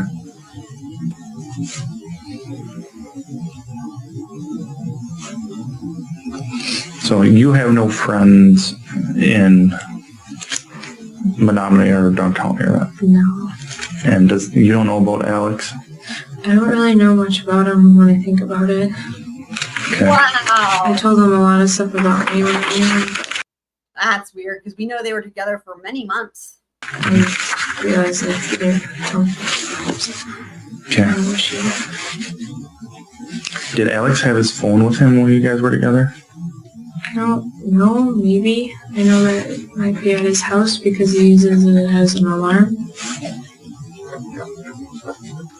What? Oh, okay. Okay. Did you guys go to someone's house? I don't think so. Did you guys crash a car? So notice what she's not saying yet. She's not saying that he did anything to her, right? Alex, I mean. She's not saying that anything, I mean, I guess. Because remember, when they did the SANE exam, they were saying it was because she didn't remember what happened. And the nurse said part of the reason that we automatically, in that case, if someone just doesn't know what happened to them and they have injuries, that they'll do that because part of the thing is like they could have been roofied, is essentially what she was saying. And so Ezra hadn't made those claims yet, right? And we're seeing that that's she's not claiming anything. She's just like, I don't know what happened. I was returning the stuff to him. I don't know what happened. You know, she's not giving that story yet because she doesn't have to. I don't think I crashed my car. I mean, if you did, I would like to know just so we can go find it. I mean, you're not in trouble. I don't remember crashing a car at all. You weren't supposed to be driving. Okay. Even apart from the murder, right? I think I really remember crashing a car because I've been in a few accidents. Mm-hmm. And I can't forget those. They really stick with me. Yeah. Were you on anything? I mean, were you on any drugs or alcohol? I haven't drank or done anything since back in February before I reported to the police. If you would have done. What? Did you guys see that? I haven't done anything since back in February before I reported to the police.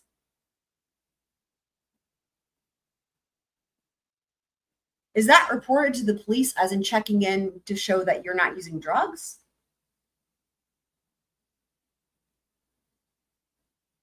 Hold on, let me back that up. Did you guys hear that? You guys hear that? What?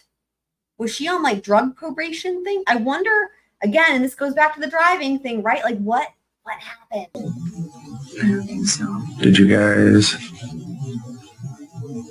crash a car? I don't think I crashed my car. I mean, if you did, I would like to know just so we can go find it. I mean, you're not in trouble. I don't remember crashing a car at all. Okay. I think I really remember crashing a car because I've been in a few accidents. And there's that thing about the accidents. We heard them talk about that at the housekeeping. And that's really important. Why? Because Ezra, here's why that's key, guys. Ezra has claimed, right? And I'm not saying that this isn't true. She's said, and she had said prior to all this, that these car accidents were very traumatic for her. And in fact, we've heard even her defense attorneys talk about this in the housekeeping. These car accidents were really traumatic for her. So the thing that's interesting is that we hear her state here, point blank, that because those accidents were traumatic, if she had an accident, she'd remember it. So what she is essentially saying here is for her, now everyone processes trauma differently, right? And we heard that come up even just in the previous housekeeping, like that she would remember it if it was a car accident, because essentially what it boils down to is if a traumatic event happened, like she would remember it. Yeah, I wonder if that's what it is.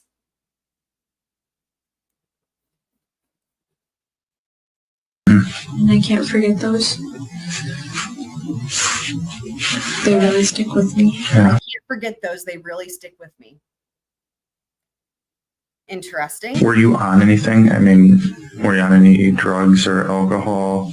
I haven't drank or done anything since back in February before I reported to the police. If you would have.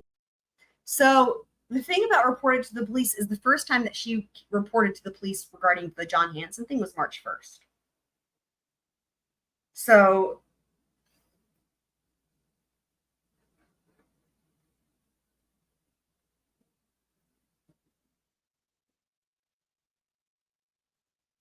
like, if what she was referencing here was the John Hansen matter, it would be weird that that's in the same sentence. You guys know what I mean? Like,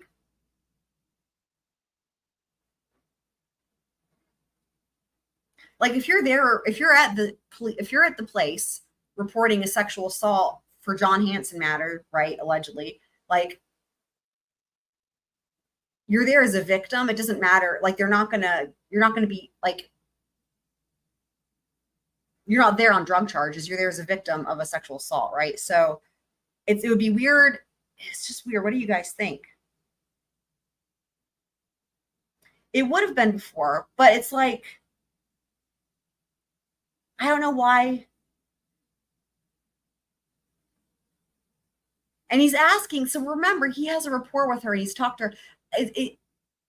She's saying that like as if, I don't know. And even the question, this conversation to me, I don't know, let's just keep listening. Done something, what would you have been doing as far as drugs?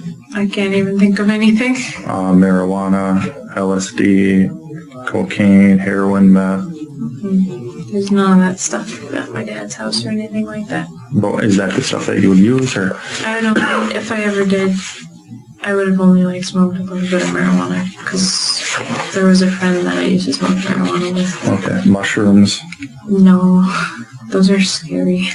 Okay. Also, we know that she denied pain medication, right? There's that.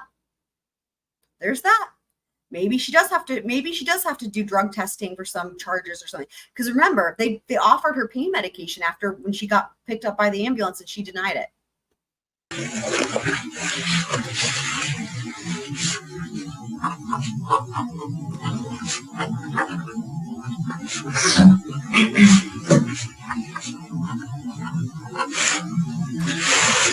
If there was anything else that I would need to know, what else would I need to know? I mean, how would I find Alex? I don't know. Did he talk about wanting to harm himself ever? Did he talk about wanting to harm you? Did he? He's in the past talked about harming himself a lot. Okay. Like, what does he say? He would talk about how that he would get upset because I didn't like him fully the way he liked me, and that it made him sad enough to want to hurt himself, and he actually did cut his wrist once, and it really scared me. And so I had Jason help him out because he's a medic.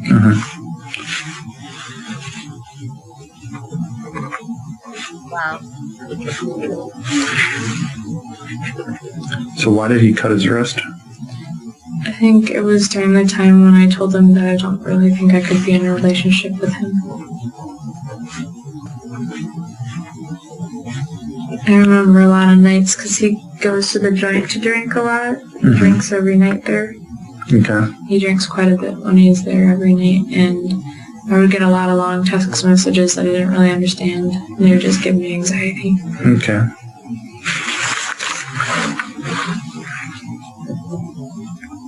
So if you didn't go to Owen Park, what other park would you have gone to? Phoenix. Okay. Those are the parks I like. Here we go. Good question. And what about, I mean, the part that's baffling me is how you end up in Menominee. I don't know, maybe if I got pushed out or something, because I was covered in a lot of mud. I don't know. Did you drive into a swamp? Did you drive into a lake? I would have really remembered that. Did he drive into a swamp or a lake? I don't think so. I mean, it's the part that we're having, like, obviously we can't find Alex and we can't find your car, so it's a little concerning to us. Yeah. I just remember being really scared and just being in pain. What were you scared of? being hurt. By who or what? Alex. Okay. By him doing what, though? By him, like, harming me and making me want to do something he wanted. Oh, Okay, what do you mean by that? He's been upset at me a couple times when I would go over because I was kind of seeing Alex for a little while because I was very confused. And he would get kind of upset when I was too sensitive or in pain and stuff during those interactions. Who was Jason was or Alex was? Alex. Okay. Did Jason do something to Alex? No, Did someone else do something to Alex that he's not around? I don't think so. I wouldn't think someone would, because, like, we haven't seen each other in a long time. What about Jason? Would Jason do something to Alex? Jason could never do anything to Alex. Jason is just too, like, he's not that kind of person. Okay. And I know that Alex and John are really close. Like, really, really close, and that kind of scared me when I found out. Okay. You think Alex could be out at John's house? Maybe. I don't know. I just know that they're close and they talk about a lot of stuff. How do you know they're close? Because people tell me they're at the bar a lot together and stuff like that.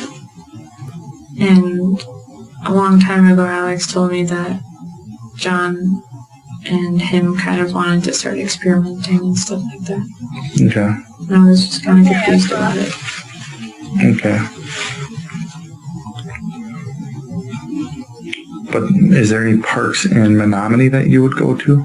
I don't know anything in Menominee. How about in Dunn County? I'm not familiar. I'm only familiar with, like, I don't know where that is or what part that is near Okay. or anything. I only know, like, places around here and in Stanley and Chippewa and then, like, in Minnesota, like Stillwater. Did you travel over to Stillwater yesterday? No. I wouldn't go there because there's not really much there this time of year. Okay. How about your car? Does it have like a GPS or anything in it? Anything that helps track it? It's just an old car. How about like a Garmin, you know, those Garmin GPSs that you can type in addresses? I don't know. Because I think I gave it back to my mom. Okay, but at one time it did, but you don't think it does anymore? Mm-hmm. Okay.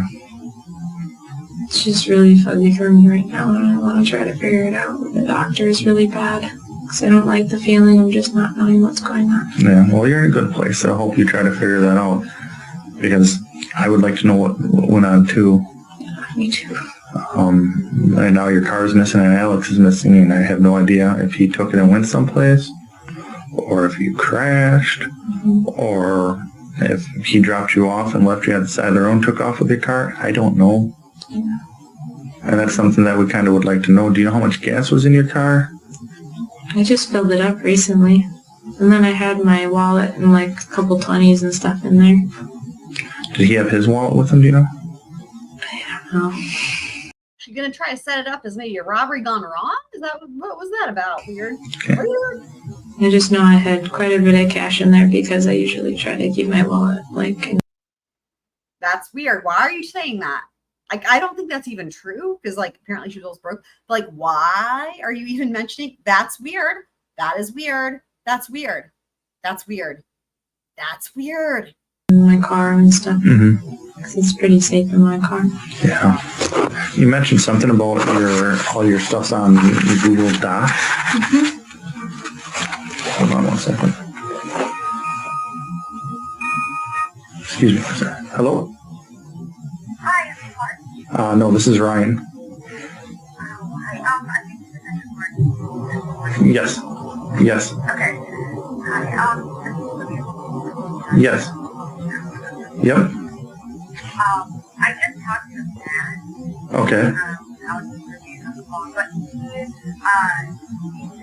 thinks that I think it's something so shocking. Yep. Probably happened when the information that I now have. Okay. Have you talked, did you hear from Alex or anything?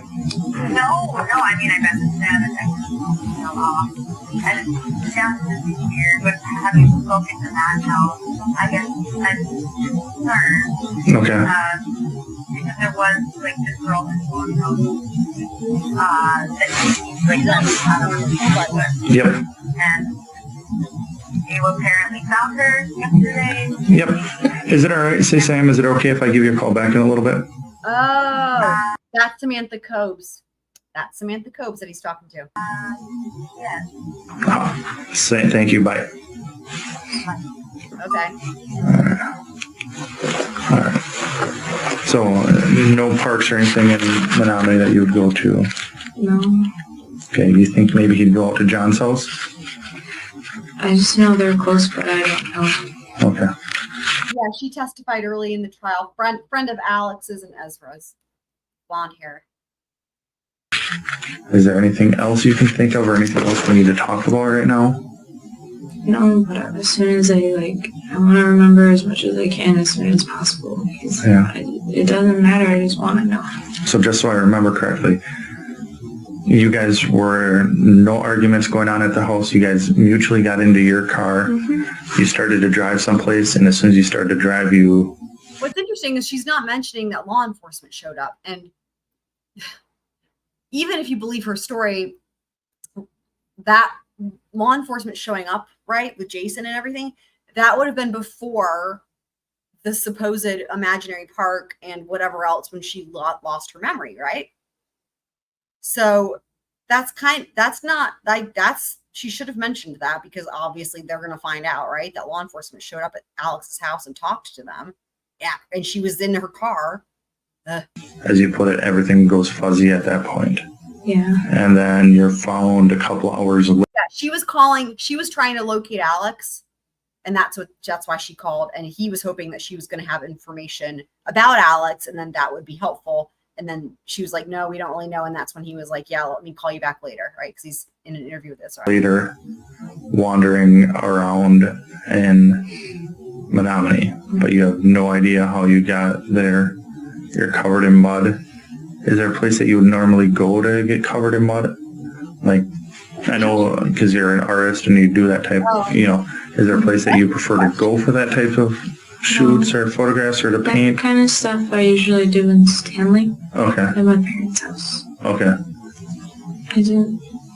My clothes are pretty gross yesterday because I felt really bad because I think I urinated myself and stuff. Okay. When you say, how, I don't have any photos, so how covered in mud were you? I know it was just this part of my pants and my hands, and then not that much. So your legs and hands? Mm-hmm. They had to take pictures and stuff of my disagreement and stuff like that. Okay, who took those photos? The nurse, the same nurse. Okay, why did they take those photos, do you know? Because there's a lot of, there's abrasions and stuff. My genital abrasion. Okay. Okay. Did Menominee take any photographs of your exterior clothes? No, just the nurses here did, and they took all my clothes and I got it. Okay. If I have them.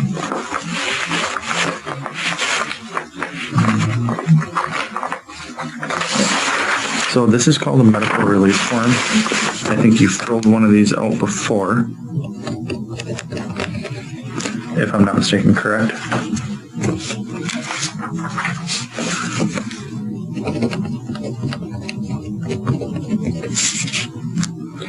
And date of birth is 10/6 now.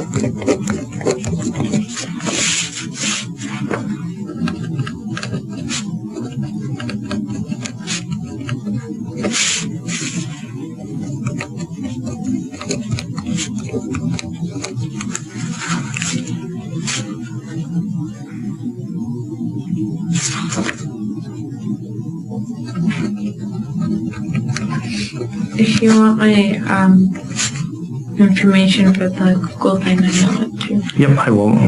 I use it quite a bit, so it's easy for me to remember. Even after all you've been through? Let's see, today.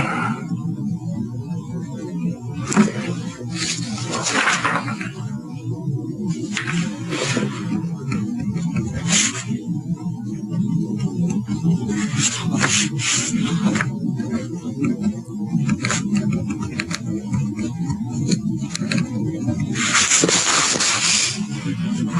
don't know what time it is. I can't really see very far because I don't have my glasses.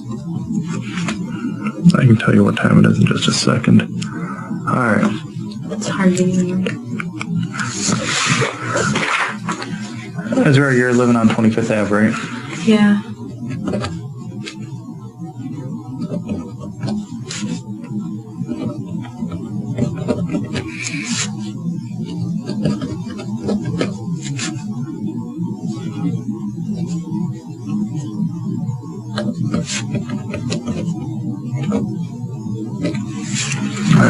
So once again, this is just allowing me to get your medical reports and the doctor's notes and everything for everything that happened. Basically, it's going to be from yesterday all the way through, and then it's just dated the 23rd, I want to say today. All right. Thank you for that. It's about 4:30, by the way. Oh, okay. So anything else you can think of right now, or anything else where you might be able to think of, this is where my car is, or this is how my car got there, or anything along those lines? Not right now, but I think I really want to talk to the whatever therapist they're going to have come in and stuff to see if they can help me through it. Okay. I will leave my card at the front desk, or have them put in your property. If you think of something, give me a call and I'll come talk to you. Or if you think of, hey, this is where the car might be, give me a call and we can maybe try to find it that way. Yeah. All right. Is there anything else you can think of? Not right now, I'm sorry. No, that's fine. Like I said, the big thing is I want to find Alex and make sure he's okay. I'm sure that's probably something you want to do, is make sure he's okay. Yeah. So, I mean, like I said, if you crashed or if you're put the car in the ditch, we just need to know you're not in trouble. Yeah. I wouldn't think I'd be in trouble. But, I mean, if you did that, we just need to know so we can go and make sure he's okay. Or if it's stolen or something like that. Yeah, I mean. It doesn't have insurance or anything. Correct. But you don't think you don't remember driving into the ditch or driving off the road? No, I would have remembered that. Because I've been in accidents, and every time that's happened, I can't forget it at all. Okay. So you don't remember the time from getting into the car until you're sitting in the old man's house? You have no idea what happened in between then? No, I just felt scared. And you have no idea how you got to where you got?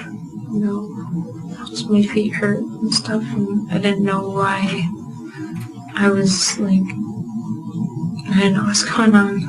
How long do you think you were walking? I don't know. Okay. All right. Do you have any idea what direction you came from or you were walking from? The moon! Do you remember turning at all off of anything? No, it was like a straight road. You just remember walking straight? Mm-hmm. Do you remember coming out of a ditch up there? Wow. No. I just remember my hand hurt because of the pavement and I fell down. Detective Prock. Okay. So you remember falling down and then getting up and then just walking straight? Yeah. You never came off the side of the road? You never turned off the road? Never climbed out of the ditch? You just went straight? Okay. All right. Well, like I said, I'll leave my card up at the desk for you. If I can think of anything else, I'll come back and talk to you. Is that okay? Yeah. All right. But do your best to try to think of stuff, okay? Okay, just beginning at, let's see, this would be So basically, during the... that's literally where his testimony ends. Like, literally, they were out of time, so they go straight into the end of day housekeeping. testimony of Jenna Vandezande, I believe it is, Vandezande. 152, there's a sidebar, and I believe this was regarding the conversation. The state was offering testimony about a conversation Ms. Vandezande had with Mr. Mengel at believe it was March 19th. No, or somewhere in that neighborhood. It was an evening not long before March 22nd. In any event, March 19th. We are really familiar with it now. there was an objection by the defense to the Ms. Vandezande testifying what she told to Jason Mengel, and the objection was hearsay by the defense. Oh, okay. I wasn't saying anything important. I was just making a joke. I was just saying that it's March 19th because we're really familiar with it, and he was not sure of the date. Court sustained that objection. Anything else that counsel would like to put on the record regarding that conversation or that sidebar? No, Judge. Okay. All right. And then, and I'll just note that, again, the court sustained the objection on hearsay grounds.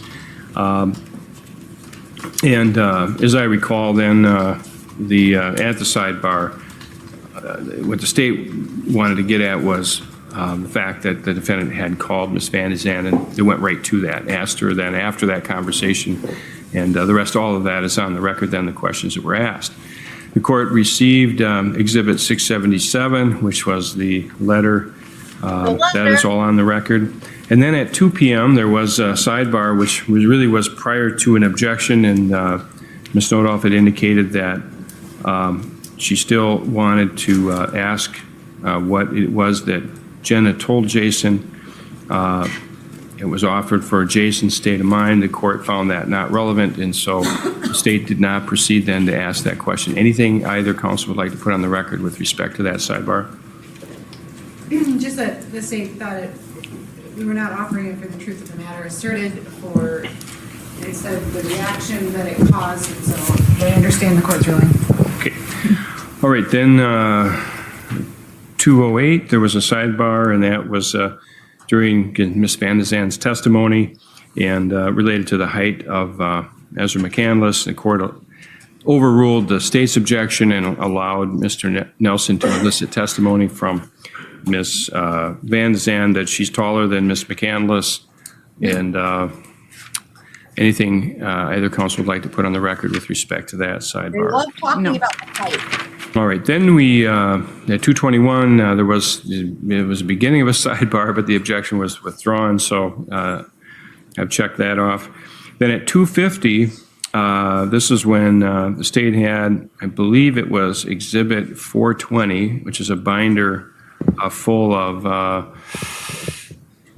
I guess, summaries of communications, documents from downloads and so forth. And ultimately, that was received in the way that many other discs have without us actually getting into the content. The defense will have an opportunity to review that before anything from there would be published or presented to the jury. It basically was for purposes of the record, much like, the download discs. Anything further that counsel would like to say about that? Mr. Nelson, that was your objection. No, I think Your Honor accurately summarized my objection and Your Honor's, my understanding of what Your Honor ruled. All right, Mr. Dufour. Nothing, Your Honor. All right. And then, let's see. There was a sidebar at approximately 3:24 p.m., and that was on the cross-examination of Ms. Wright and W-R-I-G-H-T. That related to photographs that Mr. Nelson, Exhibits 635 and 636, that he wished to present during that cross-examination. The state objected to that. The court overruled the objection, and basically, because of the objections that Mr. Nelson had to the exhibit, I can't remember the number, but the demonstrative exhibit with Ms. McCandless's photograph, and his exhibit, or his objection was largely because that photograph did not show her hair as it was on March 22nd or March 23rd in that neighborhood 2018. And he also objected to, I believe, some other aspects of that, which are a part of the record, but the state overruled the objection and allowed Mr. Nelson to show those at that time in fairness, to make sure that he was able to make that point that that the photograph in the exhibit was not accurate as to her hair length at the time of the events that are the subject of this trial. Anything further that either counsel would like to say about that? No, Your Honor, we understand the court overruled our objection. Okay. Mr. Nelson? No, Your Honor. Okay. Anything further? Any sidebars I've missed, counsel? No, we just had the one just before we adjourned that was just as to when we were going to start tomorrow. Okay, that's right, yeah. Forgot about that. And that simply was about scheduling. And so we're going to start with testimony at 9 a.m. And so I'm not going to elaborate. I think we know why. So in any event, is there anything that we need to address in the morning before we continue with Detective Prock? I've been handed some matters regarding extraction reports. We won't be objecting to the content. I think we can sort out, there's just a lot of duplication and cumulative information, but that's going to be pretty easy to sort out, so. All right, and I know, counsel, again, I know you've all been working very hard, and and I think a lot of people don't realize how much time goes into these trials outside of the time that you're actually in the courtroom.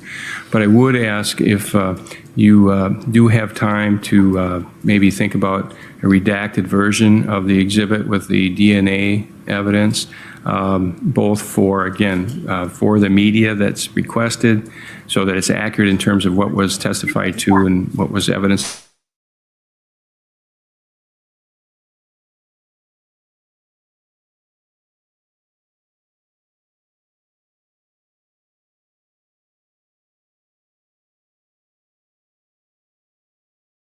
Here, don't worry. I'm still here. Don't worry if it just, gosh, I swear, freaking StreamYard. I did not hear anything about piggyback, so I don't know. Did anyone else? There's a good reason to do that. And I will have, hopefully have a proposed redacted version tomorrow morning, Your Honor. Okay. And I can't think of anything else we need to address right now. Mr. Dufour, Ms. Nodolf, or Mr. Hahn, anything from the state? No, Your Honor. Okay, Mr. Nelson or Ms. Vishny, anything from the defense? Okay, then we will adjourn for the evening. Bond will continue. Right, this is State of Wisconsin versus Ezra J. McCandless, Dunn County case 2018 CF. We need a celebration swoop. Celebration swoop. We're on to day 9, guys. Yay, team. Go, team. All right, here we go. It's a house. All right, and onward we go. 125. Appearances, please. Your Honor, the state appears by Dunn County District Attorney Andrea Nodolf and Assistant Attorneys General Richard Dufour and Peter Hahn. Ezra McCandless appears in person and with her attorneys Aaron Nelson and Deja Vishny. All right, counsel, are we ready to bring the jury in? Your Honor, there's one issue that I didn't think was an issue when I started my direct of Detective Prock, but after meeting with him last night, may become an issue, and that's the scope of cross-examination relating to the March 1st interview. I understood it from the conversation we had before Detective Prock got on the stand that Attorney Nelson was only going to cross-examine him on briefly on that interview related to the areas that I covered, but Detective Prock indicated that. Which parents?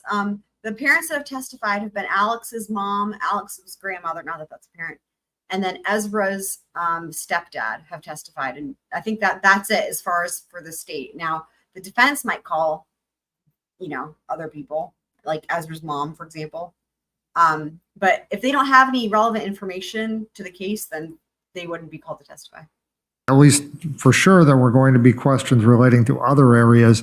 And it's our position that the rule of completeness does not allow questions relating to anything that is unrelated to the 4 very distinct and very discrete areas that I covered on direct, and that is that the defendant had deleted all of her messages between herself and John Hansen, that she stated that she was still in love with John Hansen, that she had a sexual relationship. Jason Mengel? Or, I'm sorry, Jason Mengel, yes, thank you.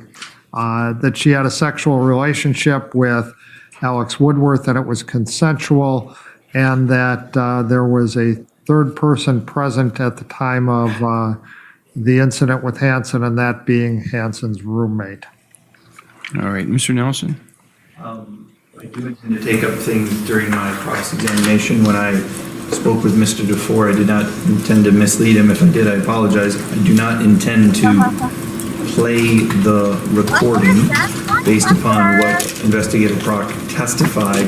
I believe that there is a minute portion of that recording that I should be able to do to impeach him regarding what Ezra told him about Alex. If we want to get into the details of that now, or if we want to get into the details of that during the break, because I know he's probably going to be on the stand for a couple of hours, but there is that one portion regarding testimony that was elicited and that I want to bring out. Other portions of my cross-examination involve non-hearsay matters, that is, what Investigator Prock told Ezra McCandless at the end of that recording. Black Widow, you picked a great time to join us because we're about to get into the biggin, Ezra's interview with law enforcement after they found the body. As it goes to, first off, it's not hearsay.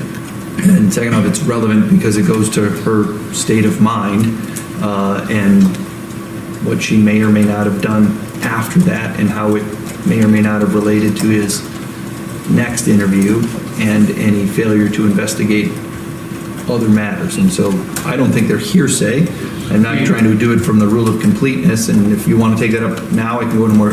But if that's the only thing that's going to be done into, first off, I agree. I mean, I agree. You can play a portion of the recording if it relates to one of the areas that I covered. And if that's the only other portion of the interview that he intends to ask him about, then I don't have a problem. And we're, all right. We're okay. And Mr. Nelson, when you say what Detective Prock said was not hearsay, are you saying it was not hearsay by rule? I believe he's saying it's not being introduced to prove the truth of the matter asserted. Okay. Well, let me look up the. Let's clarify That's that. what I understood. Let's clarify. Let me just, I apologize. I love him. Let's I'm clarify going to look up that. the law quick, but Is it not hearsay or is it? don't believe it fits the definition of hearsay. I don't believe it fits the definition of hearsay because he's testifying. I also believe the state previously declared here in open court that Mr. Prock was essentially should be allowed in the courtroom because he is he represents the state, and so it may fall under an admission by a party opponent as well. Interesting. But lastly, if it's not, it's a residual hearsay. That is really interesting. That is an argument you don't hear made very often. I'll tell you the only other time I've heard that argued. So remember, guys, one of the exceptions to hearsay, time to learn, one of the exceptions to hearsay, right, is statement by a party opponent. So oftentimes what we see that, right, is like, for example, if we take Det v. Heard, if it's a civil trial, both sides, right, are a party opponent equally, right? Okay. If it's a criminal trial, oftentimes what you're going to see is the defendant if they take the stand, okay? Or if they don't take the stand even, right? If they made a statement, right? Your words will be used against you. So the thing that's interesting, right, is again, in civil trials, we'll see both parties will do that. That's why both parties can even call the other one to testify, you know. But in criminal trials, we only typically ever see it used, statement by a party opponent, used against the defendant. But it's interesting because it makes perfect sense. But I remember there was a point where Jim Griffin made this argument for Alex Murdaugh about party opponent as then the state being a party opponent. And I remember thinking it seemed completely reasonable, but I remember everyone on LawTube kind of like was like, whoa, we didn't even think of that. And I was like, wait, this seems so obvious. But that's what this is now the second time this is this is a big deal. Like he's saying the same thing. So he's saying, because of the fact that Detective Prock is working for the state, basically, and he's an agent of the state because he's been here in trial every day, they could get around hearsay because it's a statement by a party opponent, as in the state is an opponent to the defense, which again totally falls within that's totally doable and that's allowed and that falls within the definition. It's just that for whatever reason, it's usually not done. And I just sometimes wonder if it's just a lack of creativity or if people aren't really thinking with their brains. But anyway, it's interesting that he's making that argument as in the state being a party opponent to the defense, which it is. Like, that's accurate. The exception under the 24, we have an actual recording of what he said. So from that standpoint, we know what he said. He's on the stand. He can be cross-examined. He wants to get in a statement of Detective I guess in the end, I think I can offer for the truth of the matter, so I guess I'd like that analyzed first. He wants to get in a statement of Detective Prock, right? So the question is, how do you do that if it's hearsay? And then, yeah, absolutely. I think a good way around that is party opponent. Yeah, totally. They're introducing it for the truth of the matter asserted, then it is hearsay. It's a prior statement. It doesn't matter if the witness is on the stand. It's still hearsay. It's still a prior statement. You can introduce a prior statement if it's a prior consistent statement or a prior inconsistent statement of a witness. But just because they're a witness doesn't change the fact that what they said before is hearsay. It's still hearsay. So if they're only introducing it to show knowledge that the defendant had, that's not hearsay because not being introduced to prove the truth of the matter asserted. But if they are introducing and want to introduce it for the truth of the matter asserted, then it's hearsay. And just because it's recorded doesn't change it from being hearsay. That doesn't make it residually, He's not arguing against that. Give it residual indicia of reliability. All that does is tells us, yeah, that's what they said. That doesn't prove that what they say is true or not true. So that doesn't add residual indicia of reliability. All right. Well, why don't we do this? Let's bring the jury in. Let's continue on with the direct and in the break, and we can address those issues a little bit further. It'd be helpful to know, again, what that statement actually was. Frankly, the court doesn't know what the statement is. And this is, I'm assuming from the investigation related to John Hansen, end of that interview. Is that what you're saying, Mr. Nelson? Correct. Statements that Mr. Prock made to Ezra McCandless on March 1st, 2018 in that recorded interview. Correct. All right. If maybe at some point here, in some way, get me that statement so I can, see what it is. Okay. Before cross-examination, we'll take up those issues. All right, Madam Clerk, let's bring the jury in. Bring the jury. Detective Prock, I want to ask you a couple questions relating to the March 23rd interview that we heard yesterday afternoon before we broke for the day. Did you ask the defendant if she knew where Alex was at that time? Yes, I did. And what did she tell you? She did not know where he was. Did the defendant at any point in time during the interview state that Alex Woodworth was attempting to sexually assault her on March 22nd? No. Did she tell you that her father did not want her driving at that time? Yes. Who did the defendant, if she said it at all, say wanted to talk on March 22nd? She advised Alex wanted to talk with her. And did she? That was hard that they brought in those witnesses just before him who were able to say, nah, he definitely did not want anything to do with her. Tell you who, if anyone, wanted to talk someplace other than Alex's apartment? She did. She said that she suggested going to a park, possibly Owen Park. Did you ask her where Alex's phone might be? Yes, I did. What did she tell you? She told me that it was possibly back in his apartment, inside his room, because he uses it as an alarm clock. Now, did you ask her about if she had been in an accident on March 22nd? Yes, I did. And what did she tell you about that? She told me she was not involved in an accident. Did she tell you why she was so sure she wasn't involved in an accident when she couldn't remember much of anything? Because she said she would remember if she was involved in a car accident. Did she say why she believed that? Because she's been in them before. And did she say what she remembered about the accident she'd been in before? Yes, she remembers all of her accidents and what they were involved in. Now, we talked a little bit about some of the things you did after that interview to try and find Alex. Did at some point in time you decide you were going to return to the Dunn County area where the defendant was observed or went to Mr. Sippel's residence? Yes, we did. All right. And why did you decide to go back to that area? Oh my God. After speaking with her and going through all the reports, it wasn't making sense where she came from and that Alex wasn't located, or even her vehicle. Not being familiar with that area, myself and the other detectives wanted to go actually see it and just double check to see if she was in an accident or if they were in a ditch or in a creek or crashed, or to see if we can find something that might lead us in a direction of where this incident took place. Right. And so did you go to that area? Yes, we did. Who else went? Myself and Detective Groyle were in one vehicle. Sergeant Piper was in a vehicle.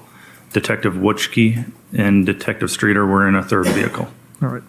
And what was the plan? What were you and Detective Groyle going to do initially? Myself and Detective Groyle were going to go up and speak with Mr. Sippel. Can you imagine, guys, how shocked they must have been when they came across that crime scene? Can you imagine? Like, wow. They literally, I mean, he's really clear. And they literally were just like, let's just go out there and just see. They were not, in other words, they were not expecting what they found, I don't think. Just to see if we can get any more information from them to get an idea of which direction she possibly traveled from. Right. And as you drove there, were you going at highway speeds or were you going slower than that? We're probably going right around speed limit, if not slower. Checking ditch lines, checking parking lots, checking really anything to see if we can find a vehicle that matches hers. And did you get to Mr. Sippel's residence? I did. And did you start to speak with him? I did. All right. At some point in time, while you were speaking to Mr. Sippel, were you notified to come back to an area a little bit closer to Eau Claire than the Sippel residence? I was. And how did that happen? As Detective Groyle and I were talking with Mr. Sippel, Sergeant Piper called and said that he had located footprints in the mud road that was just down from Don Sippel's house. All right. And did you go to that area? We did. All right. And did you walk back to where the defendant's vehicle was found, as we've heard about it? Yes, I did. Right. Once you got to that scene, did you do anything to alter the scene prior to Dunn County? I mean, imagine how shocked he must have been when he's got this rapport with Ezra. And, dude, wild. Law enforcement arriving on scene? No. All right. And did you observe anybody else do anything to alter that scene? No one went inside the scene. All right. Since this incident and since March 22nd of 2018, have you attempted to drive the route from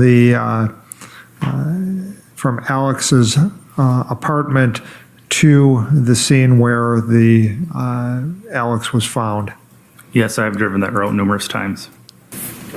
Exhibit 422, Counsel. Oh, yay! Nice one! You've seen Exhibit 422, the map prepared by Oh my God, I love this so much. Ms. Wright. Yes, I have. I love this And the so route much. that's in dark blue on there, starting at 511 Cameron and going to Oh my God, I love this. E7614 430th Avenue. Is that the route that you have taken? Yes, it was. Based on your driving that route and driving in the area, is there any other realistic route to take besides that route?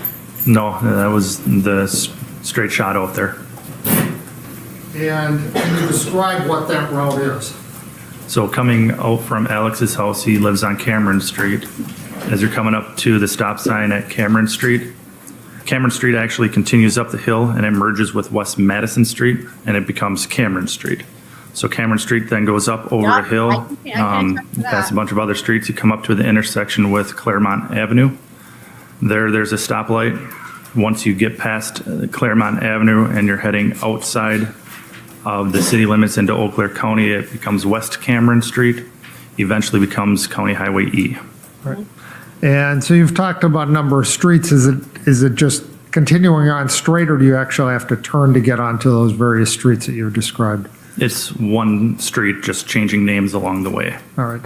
And Just like so Ezra. you've driven that route. Approximately, how long did it take you? Did you time it? Actually, let's go back a second. Did you time the route at some point between Alex's residence and the location where his body was found? I did. And how long did it take you to drive that route? It took me 19 minutes. Right. Are there stoplights along the way? There are. And did you have to stop at any of those stoplights along the way? I believe the time that I timed it, I did not. I had. Everyone's putting their orders in for Nightbot. Extra calf, no calf latte, please. I'll tell you what, if anyone can make that happen, Nightbot can. And that's right on par with this trial, right? Like oh my God. Coffee's a big theme. So, Italian subs, we can get that going. Nightbot, get to work, my little guy. Okay. It's my Nightbot voice. Had green lights. I love I did Nightbot. run into traffic, but I stayed at the speed limit. I wasn't going over it, just 55 until we hit, I believe it's the Dunn County, Eau Claire County line where it drops down to 45 miles an hour for a little bit as you go through Elk Creek and then back up to 55. All right. So you stayed at the speed limit the whole way? Yes. All right. Now, you said you've driven that route a number of times. Did you check, based upon the defendant's statement about a park, to find out if there were any parks along that route? There are parks along that route. Can you tell us what parks you've observed along that route? Sure. So Half Moon Beach is, as you come out from Alex's Road to Cameron Street, where the stop sign is and turns into Cameron. Half Moon Beach is right across the road. Half Moon Beach has a trail. You know what's funny? I don't know if you guys heard me. I was making these crazy jokes at some point, or not that long ago, that Ezra walked from the moon. And I kept making that joke. It's because she walked from the moon. Kind of wild that there's a park called Half Moon Beach nearby. Weird. That's weird. A paved trail that leads to Carson Park. As you're going up Cameron Street, I believe it's on 11th Street. Is cute. You can take a right onto 11th off of Cameron, and Cameron Street Park is right there. As you can continue out on Cameron Street, once you get across Claremont, Sherwood Creek Park is just off of that. It's about 2 blocks down off of West Cameron, I believe. And as you're continuing out now into Eau Claire Dunn County line, I believe in Elk Creek, there's a park, but I don't remember the name of that one. Okay. Were there also other locations before 430th Avenue where you could turn off of County Highway E after you get out of the city of Eau Claire? Yes. All right. And are there other farm-type roads that you could turn off of as well before the road that the vehicle turned off onto? Objection, irrelevant. There's gazillions of roads available for anybody to drive in Dunn Mr. County or Eau Claire Nelson. County. Are we really gonna? Well, I'm going to overrule. Mr. Nelson. It's harmless. Go ahead. You can answer. Yes, there's numerous farm entry roads or field entry roads to turn off of. I love it. I love the Mr. Now, Nelson. have you also had occasion to attempt to walk the distance from where Alex's body was found to the Don Sipple residence? Yes, I have. And did you do it at just one pace, or did you do it at more than one pace? I did it at 2 paces. I did a slow walk and then a brisk walk. Right. And if at a slow walk, how long did it take you to walk from the location of the where Alex's body was found to the Don Sipple residence? Approximately 8.5 minutes. and at a brisk walk? It was right around 5.5 minutes. I mean, if the defense wanted to, they could, I'm sure you guys can imagine, they could poke about, speaking of gazillions, they could poke a gazillion holes in that, right? This is kind of akin to the dude in Alex Murdoch's trial throwing the phone around in the office, but they're not bothering, which is weird because like they always, jump at every, but I guess they're just like, let him have it, or why bother? Moonwalk, great point, Blackwitter. It would have been a moonwalk. It would have been a moonwalk. Yes, it surely would have.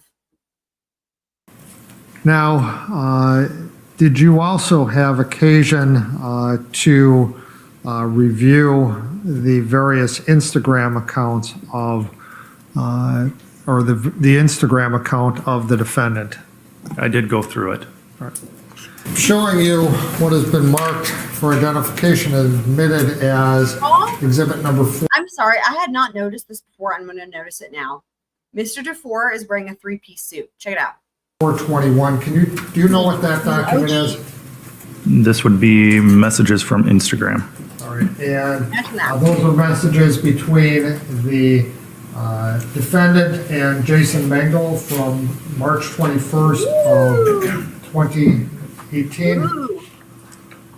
Yes. And are you familiar with, you've reviewed those, are you familiar with whether or not the message that appears to have been sent by the defendant at 9:38:11 was the last message that she sent to Mr. Mengel on March 21st?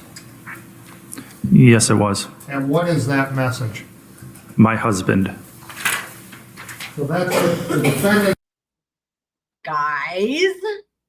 Guys, they do ask. I sometimes cut that out just to save time because it's like, it's not testimony, right? I don't cut testimony, but if it's like them asking if they can approach and they say yes, and that's it, I just, honestly, by cutting that out every time they say that, that probably shaves an hour off the entire, you know what I mean? Like I would rather get to more testimony, but they always ask. They do. Sometimes I do leave it in. It just depends on like how quickly they say it. So she's calling Jason her husband. Let me hear that again. That is, are you saying thanks for cutting that out? That is important. Let's hear that again. I did go through it. All right. Showing you what has been marked for identification and admitted as exhibit number 421. Do you know what that document is? This would be messages from Instagram.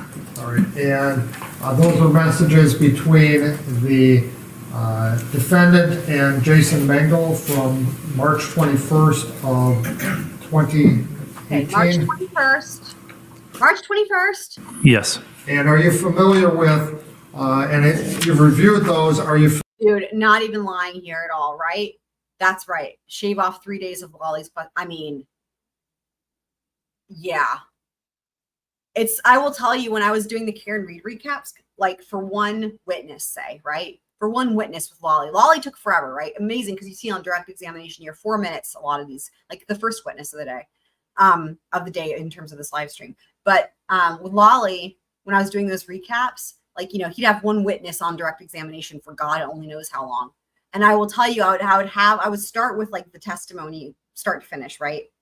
And it would be like, let's just say, let me give you an example. If it was like, say 2 hours, which it was probably longer, but let's just say 2 hours. And I would go ahead and I would start by just cutting out like where they take a break and it's showing the fan, right? And let's say that brings it down to an hour and 45 minutes, right? Because a 15-minute break. So let's say an hour and 45 minutes. And by the time I cut Lolly just standing there or asking to approach and just literally lollygaggling, as I would always say, it would end up being like, I'm not even joking, I don't know, maybe like 28 minutes of witness testimony. It was staggering to see how much time was wasted in that trial. It was depressing, actually. It's crazy. It's crazy. And it's crazy because in this one, I cut so very little that if I were to start, just to give the same example, with a 2-hour chunk, like I would do with Karen Reed, if I were to start with a 2-hour chunk, by the time I've cut out anything that is just like dead silence or just somebody's looking for a piece of paper or even just asking to approach, stuff like that, stuff that is there's not worth watching. You know, like I said, for one episode, like I said, maybe an hour I can cut out, but one episode is many hours long. So if you start with like two hours of testimony, I mean, I'm maybe cutting 20 minutes or something, right? It's not that much, just by comparison, right? It's wild. There's no time wasted. So, okay, good night, Cece. Hopefully you can catch up on the replay crew. Of course, off the timestamps done as always, and that should help you out. But yeah, lollies, questions, yes, indeed. So I think was there something else I was going to say about that? I can't recall. But yeah, it is crazy, the difference. It's the complete opposite. So. Familiar with whether or not the message that appears to have been sent by the defendant at 9:38:11 was the last message that there are a couple wipes that are done by Kort TV, like for example if they go to sidebar and come back, but the vast majority are done by me. If you're seeing like the little screen wipe thingies, the vast, I mean, I would say there's only a handful that are in from Kort TV, maybe one per episode. So if you see those were me, just again to show that there was a cut, to show that time has elapsed. Sometimes even if a witness is just like looking at something for a while, I'll do that just to show that time has elapsed. Oh, the star wipes. Those are me. That's me. That's my signature. The star wipes. Those are me. Thank you. she sent to Mr. Mengel on March 21st. Yes, it was. And what is that message? My husband. I missed it. I wanted to hear what time it was because that matters. Hold on, let me back it up one more time. To have been sent by the defendant at 9:38:11 was the last message that she sent to Mr. Mengel on March 21st. Yes, it was. And what is that message? My husband. Gosh darn it, you guys didn't say if it was AM or PM. Oh boy. Well, March 21st, though, that's the day before. And we know he'd broken up with her, right? He'd broken up with her. She might have been sleeping in her car. That's what I'm thinking. And she texted him, my husband. The defendant sent to Jason Mengel on March 21st, 2018. Yes. Did you also have occasion to review extractions from the defendant's iPod? Yes, I did. And did you create basically reports that contain some of the information from those? Yes, I did. Detective Prock, I'm showing you what has been marked for identification as Exhibit 691. Can you tell me what Exhibit 691 is? That is an extraction report from the iPod. And that relates to an entry that was made on March 2nd of 2018? Yes. All right. And that would be an entry made by the defendant? It was on her iPod, yes. All right. Your Honor, I'd move the admission of Exhibit 691 at this point in time. Is there any objection? No, Your Honor. All right, Exhibit 691 will be received. All right. And I'd ask to publish it rather than putting it up on the Elmo. I've had 13 copies made. I would plan to hand them out. I want to ask a couple questions and ask the jury to have an opportunity to read that, okay? All right, go ahead.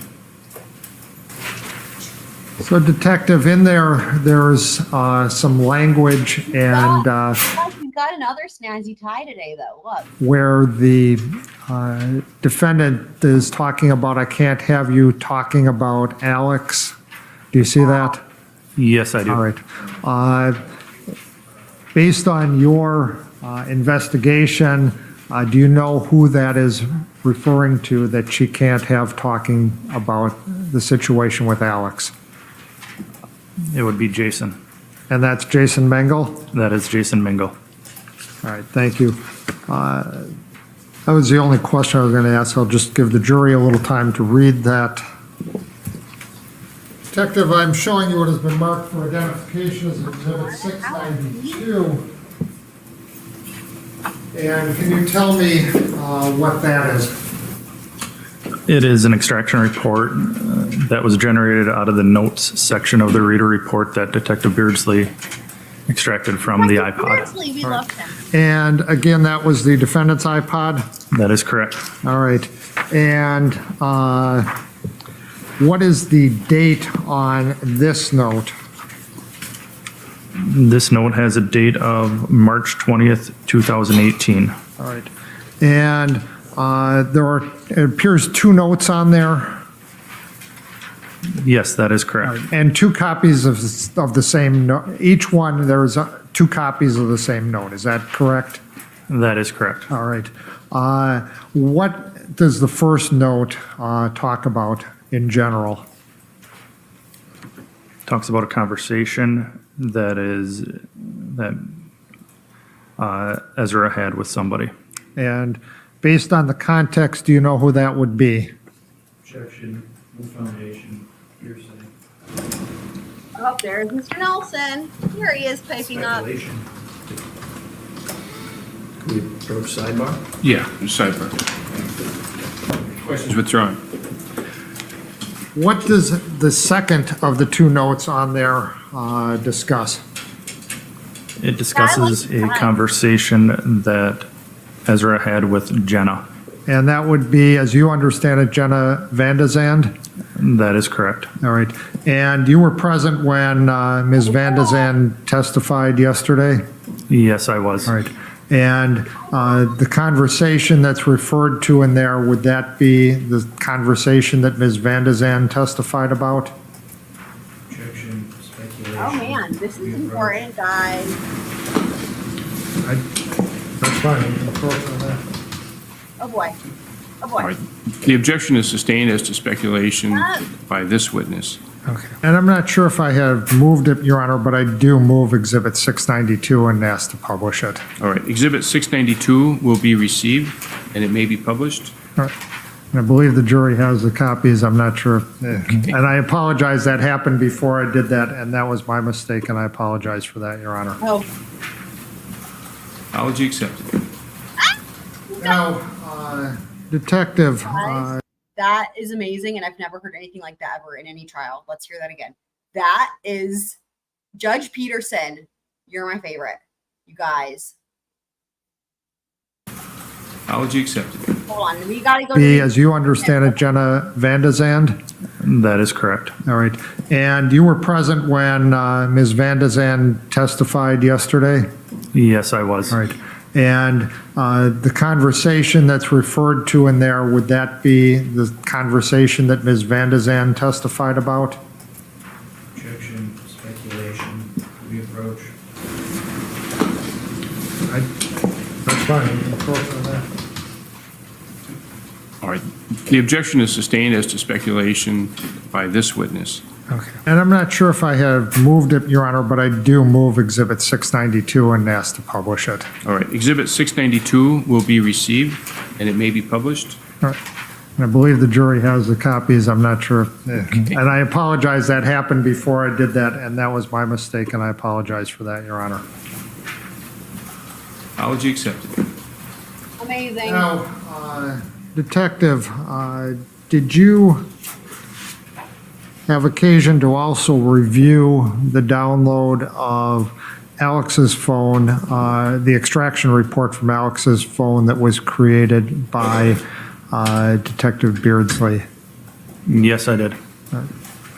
And did you search that phone for communications between the defendant and Alex Woodworth? Yes, I did. And were you able to find any communications between the defendant and Alex Woodworth? I was able to, yes. Did in those communications, did the defendant provide a name that she had for Alex Woodworth on her phone? Yes, she did. And what was that? She did not use Alex or Alex's last name. She referred to him as Bugdad, Bugdad. DAD. Weird. No, Did you, in those, find an entry that indicated or where Alex asked the defendant if she was writing about anything? I believe there was conversation about writings, yes. And did she say if she was writing about anything in particular? I don't remember off the top of my head. All right. There are indications during the course of those writings that they are involved in a sexual relationship. Yes, there was. And when did those text messages that indicate a sexual relationship, approximately when did they begin? Approximately begin, I believe, November, December timeframe. Of 2017? Of 2017. I don't remember the exact dates. And do they continue into February of 2018? Yes, there's still conversation between the two of them into February of 2018. And is there a request on February 23rd So I'm wondering if they just weren't texting, because I mean, we know that's interesting. From the defendant for Alex to call her? Yes, there was. Did you review Alex's phone and other materials to see if he initiated any contact with the defendant after February 24th by any electronic means? I did. And did you find any? There was no messages from Alex going out to Ezra on those dates that I saw. I still want to know Now, whose phone it was in her car, the LG phone. you testified there were a number of texts about the relationship between the defendant and Alex. On Alex's phone, did you review the defendant's iPod to see if those same texts were on her iPod? They were not on her iPod. Did you also, after hearing some of the things that have happened in court here, have you attempted to search all of the electronics of Alex Woodworth that have been extracted for references to BDSM, bondage, discipline, those types of things? I did search his electronics for those terms, yes. And did you find anything referring to any of those things on any of Alex's electronics? I did not find anything. Did you also search for things like knife play and edge play that we've also heard some questions about in the course of this trial? I did search for those From Ms. Vishy. words as well.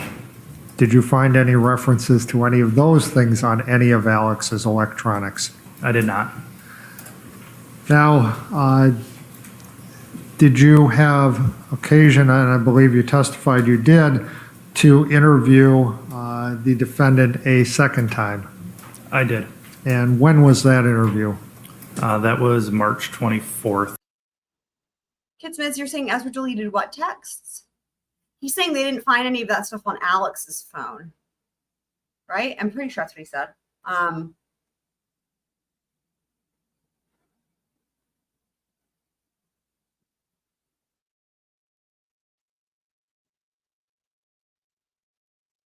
I don't think we've seen any texts at all with Ezra and anybody that hinted at BDSM at all. And I don't think we've seen any dirty texts between her and Alex. We saw that thread of dirty text messages between her or whatever, however she sent them, between her and John Hansen, but there was nothing BDSM-y about it. I think again that this is something that was invented by Ms. Vishy as a defense strategy. And I think where she may have come up with that also is because of that book with the knife on it. But the book seems to have nothing to do with the knife. It's just the cover of the book, right? The Kierkegaard book. And that's where she came up with it.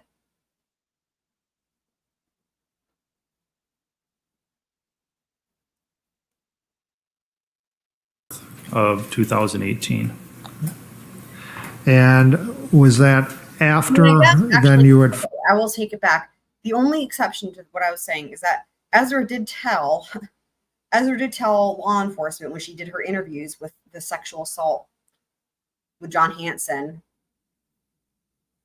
and then later on with Alex, she did say that Alex would she said with both of them, right? That what is it? John Hansen's into choking, and then Alex is into, I mean, she didn't say knives, but she just said whatever the heck she said.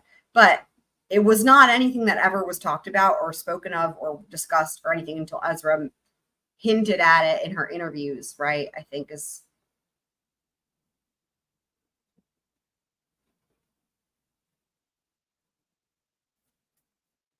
I'll rewind it. I thought they were trying to say there was an absence of it, as in like he never said. I'll make sure. I'll rewind it. I thought, but I remember thinking that's what they were getting at, is like there was an absence of it, right? But let me just see. I'll make sure. Alex's phone and other materials to see if he initiated any contact with the defendant after February 24th by any electronic means. I did. And did you find any? There was no messages from Alex going out to Ezra on those dates that I saw. Now, you tell. Because we know, we know that after they broke up, she tried to reach out to him and he never responded to her because he wanted to cut ties. Testified there were a number of texts about the relationship between the defendant and Alex. On Alex's phone, did you review the defendant's iPod to see if those same texts were on her iPod? Okay. They were not on her iPod. Did you also, after... Okay, wait, let me hear that again. That's what you were referring to. Good catch, Kitsmans. Let me make sure I understand what they're saying here. Alex's phone and other materials to see if he initiated any contact with the defendant after February 24th by any electronic means? I did. And did you find any? There was no messages from Alex going out to Ezra on those dates that I saw. Now, you testified there were a number of texts about the relationship between the defendant and Alex. On Alex's phone, did you review the defendant's iPod to see if those same texts were on her iPod? They were not on her iPod. Okay. Did you also, after okay, so she deleted them. Okay, hearing Big some of the things that have happened in court here, have you attempted to search all of the electronics of Alex Woodworth that have been extracted for references to BDSM, bondage, discipline, those types of things? I did search his electronics for those terms, yes. And did you find anything referring to any of those things on any of Alex's electronics? I did not find anything. Did you also search for things like knife play and edge play that we've also heard some questions about in the course of this trial? I did search for those words as well. Did you find any references to any of those things on any of Alex's electronics? I did not. Now, did you have occasion, and I believe you testified you did, to interview the defendant a second time? I did. And when was that interview? That was March 24th of 2018. And was that after then you had found Alex's body? Yes, it was. All right. And where did that interview take place? That took place at Kat, I'm going to be honest. I have absolutely no idea what this means, but hopefully it's a good thing. as well at Mayo Health System in Eau Claire. And at the time of that second interview, did you have the ability, or did you ask to see some of the injuries that the defendant had on her body? I did. Which ones did you have a chance to see at that point? During that interview, I was able to see the injuries on her left hand, the three superficial cuts. I was also able to see the word boy and the scratches that were on her left forearm. Did you also see the abrasions on the back of her right hand as well? I did see those as well, yes. All right. Did you, or were you able to, on that date, actually see the injuries to her legs? No. Or her groin? No, I did not ask to see that. Being a male, I was not going to ask her to show me those sensitive areas, full well knowing we had a female that was going to be there to take photographs of these injuries. Did you ask her, though, about any of the other injuries that you couldn't see at that point in time? Yes, she told me about the injuries to her right leg, the scratches, the groin area, and then she also, I believe, said she had an injury on her left leg around the knee. All right. And was that an area that you're familiar with, the clothing that was taken from the defendant when she came to the hospital? Yes, I was. All right. And you're familiar with the various defects in those clothing items? Yes, I am. And are you aware if there was a cut or defect in the clothing items in the area of the left knee where she pointed to? I am aware there is a defect in the left knee, left inner thigh area, yes. All right. And did you also... Objection, is it the knee or the inner thigh? I guess it's vague. I moved to, you know, I'll just cross them on it, that's fine. All right. So objection is withdrawn. All right. All right, you may continue. Specifically, where was the defect on the left leg of the pants? And if you don't remember, that's fine.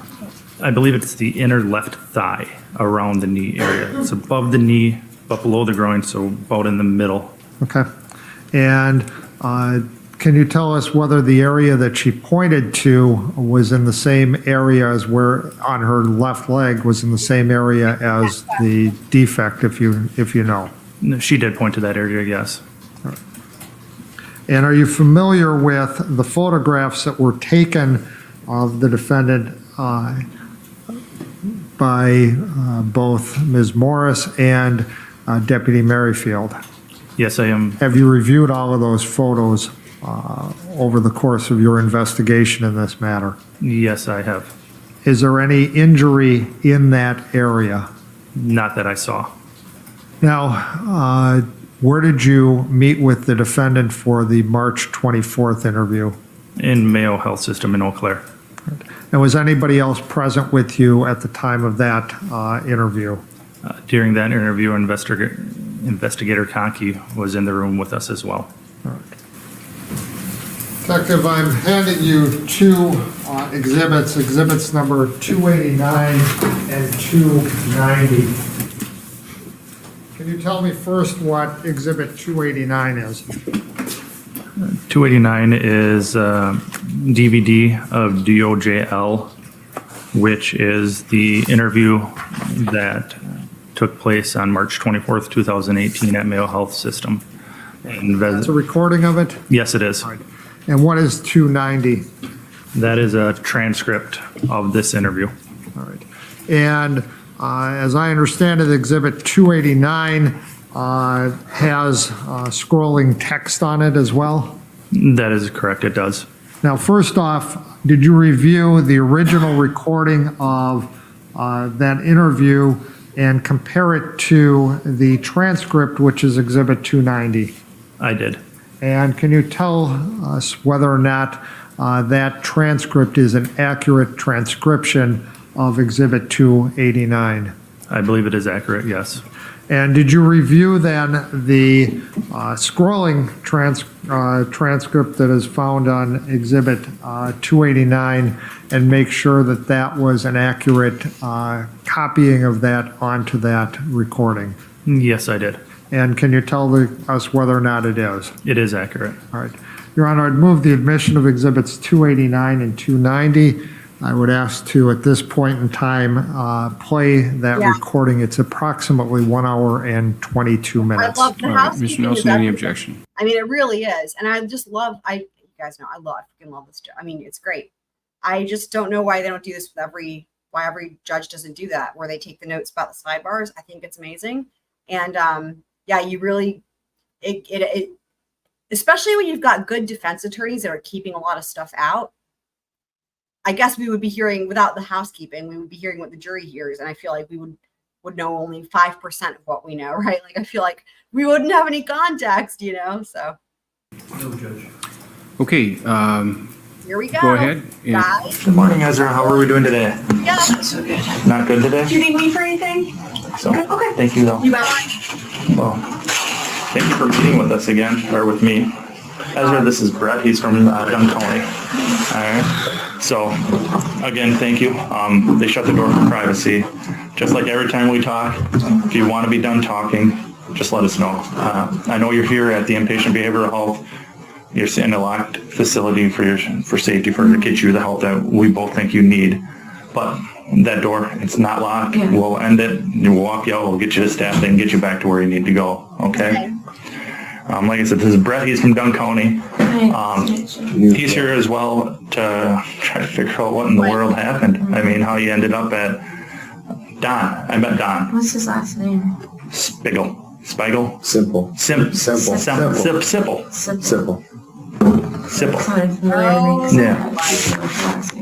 Yeah, so that's kind of why he's here as well. Okay. So, yesterday we talked a lot about everything that. Pause it to say for anyone who's just to reiterate, it's been a long stream. This is the one. This is the second interview. This is the interview with Ezra after they have found the car, because they found the footprints. So they found the car and they found the body. And now they're going to confront her with that. Okay. Happened on Thursday, because today's Saturday. And I mean, can we go over Thursday again just to see if we can figure out? Okay. So let's start with Thursday again about what happened. Okay. In the morning? Yep. Let's start with the morning and end up. Let's just go right as chronological as possible, right up until, the end. And then we can go from there until you basically get to the hospital. Does that sound, think we can do that? Okay. So Thursday, I was at my dad's house in the morning, and I got up. I don't know if that's. And I remember that Dad called me to take care of the cat. So I had to do that day. I kind of wanted to take care of the mail at the post office to transfer it. So I texted Jason about that. But I got up and then I went and I took a shower to get ready for the day. And then I got dressed and stuff. And then after that, I went and I took care of the cat and the dog. And then after that, I went to go grab my keys. So I grabbed Off of the shelf where your dad had hidden them from you. my keys and the stuff I wanted to give back, and then I drove to Eau Claire. Okay. All right. Yeah, this is not testimony. This is the interview, right? Like you see interrogations, they call them interviews. It's the detective is still on the stand, and this is being played in court, and this is what the jury is seeing. They're seeing the transcript the way we're seeing it. Your dad's house, is that where you're living now? Kind of. Is I that was staying there for a little bit. okay? Is that where all your personal stuff? Is that currently computers, tablets, etc.? All right. So you said you were bringing stuff back. Mm-hmm. What kind of stuff were you bringing? A heating pad. Okay. And I had a few just small things, like a bookmark and stuff like that. Okay. Who was the heating pad for? For Alex, because he gave it to me a while ago. I just didn't want it anymore. Okay. Because I didn't need it. Okay. And a bookmark? It was a book, because he gave me a lot of small bookmarks and stuff like that. Who did? Alex. So you're giving him the bookmarks back? Yeah.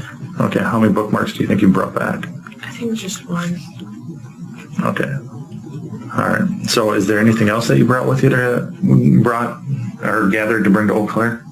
No, not really, because I already gave back one of the books. Okay. And it was The Little Prince. Okay. That's all, really. Okay. So you get the stuff loaded up then? Yep. Okay, and then what happens? And then I drove to Eau Claire. Yep. And I get to Racy's, and I see Jason's there, and Max, one of my close friends. Okay. What happens then? I briefly say hi to him, but then Max says that I had told him I have the painting for him that I painted. Okay. And he got really excited, so we went to his house, to go exchange paintings because he gave me 2 paintings. Okay. Do you know Max's last name? Do you know where Max lives? Not the address, but I know he lives in town. In town is in Eau Claire? Yeah, kind of by the ice rink. He doesn't want to say because then they'll figure out where she got the marketing from. That part of town. Okay. Do you know his phone number off the top of your head, or his Instagram account name, or? Yeah. What's his Instagram account name? Biggity. Big what? Biggity. Oh, it's like BIGGTY or something. I don't know how to spell biggity, but it's biggity, so it's that twice. He's commented on a few of my things. Okay. And what is your Instagram name? Dirt. Dirt? DIRT, and then there's an underscore. Okay. And then FIND. No, FIEND. Dirt Fiend? Mm-hmm. Okay. Something that nobody else would probably have. Probably not. It's really hard because Instagram's so big right now, you can't really pick anything, so you gotta pick something really strange and random. That would be strange and random. Okay, so we meet up with Max. You give him painting, you go to his house. Yep. And then after his house, we go back to Racy's to drop him off and stuff, and I looked for Jason a little bit, but he already left. Okay. To go, he had to do laundry that day, so Okay. I assume he probably went to go finish his laundry. Okay. And then after that, I went directly over to Alex's house. Okay, went to Alex's house. What time do you think you went to Alex's house? I'm not really sure because I left my dad's house around 10, so it takes like 45 minutes to get to Eau Claire and stuff, so it might be around 11 or something. Yeah. 11? Just to reiterate, she was first sighted in Eau Claire on camera at 10:14 a.m. So about 11 o'clock you got to his house then? Yeah. Okay. Was he home when you got there? Yeah. Okay. So walk me through it. So how did you get over there? I drove my car and I parked it, and I left it running because I didn't think I'd be in there long. Okay. And I just got this stuff from the back of my car, and I knocked on the door, but his roommate Dave answered. Okay, so Dave answered the door? Mm-hmm. Okay. again, we know Dave didn't answer the door the first time. What happened then? And then Alex came down, and I gave him this stuff, and he wanted to talk about things. Okay. So where did So she's completely skipped the first time. She goes to Alex's house. She's just skipped that. where did the exchange of property take place in the house? I handed him his stuff on the porch. Okay. And then he wanted to talk, and I wanted to talk a little bit too, so we went upstairs to go talk, because that's where Dave is. His room's right next door. What do you mean where Dave is? Dave's bedroom. Dave's bedroom is upstairs or downstairs? Upstairs. So you and Alex went to go talk where? In his room. In Alex's room? Yep, because that's where my stuff was supposed to be. Okay. So you go there to talk to him, and you go up to his room? Mm-hmm. And who was in that room when you guys talked? Just me and Alex, but Dave was next door. Okay. And then, so you're talking in his room, you mentioned something about your stuff was supposed to be there? Yeah. What do you mean by that? I had a yellow cup and like a blue hat and stuff that he had there. Okay. And he was just looking around for it and stuff while I was talking. Okay. So you're in Alex's room talking. What were you guys talking about? I was talking about, like, I wanted to tell him, like, you probably might have been questioned or going to get questioned, a heads up about the stuff that happened between me and John and things like that. Oh boy. And we were talking about that, and I was talking about kind of like my feelings about the situation and stuff like that. And then he was just talking kind of about it too. Okay, like, tell us more about, like, the conversation. Like, how were you feeling and how was he feeling? I was just feeling kind of like, just a little sad because talking about it makes me kind of sad. Talking about the incident with John? Yeah. Yeah. And just kind of talking about it and stuff like that, and talking about kind of like asking like if he would know who's writing my number and stuff on the walls at Racy's and crude things. And I was like, do you have any idea or anything? I'm just like wondering like what's going on there. Because I was just confused, like, would you know who was doing it, or like what's going on with that? What do you mean they're writing your number in crude things? People have been taking pictures of, because someone, I guess there's been a lot of talk about me at the coffee shop there, and someone wrote my old number on the wall in the boys' bathroom and wrote a really bad word above it. What did they write? The F word and then me underneath. So That was very nice of them. I mentioned this before. I'll mention it again because it's relevant. Hold on. You guys might know what I'm about to do.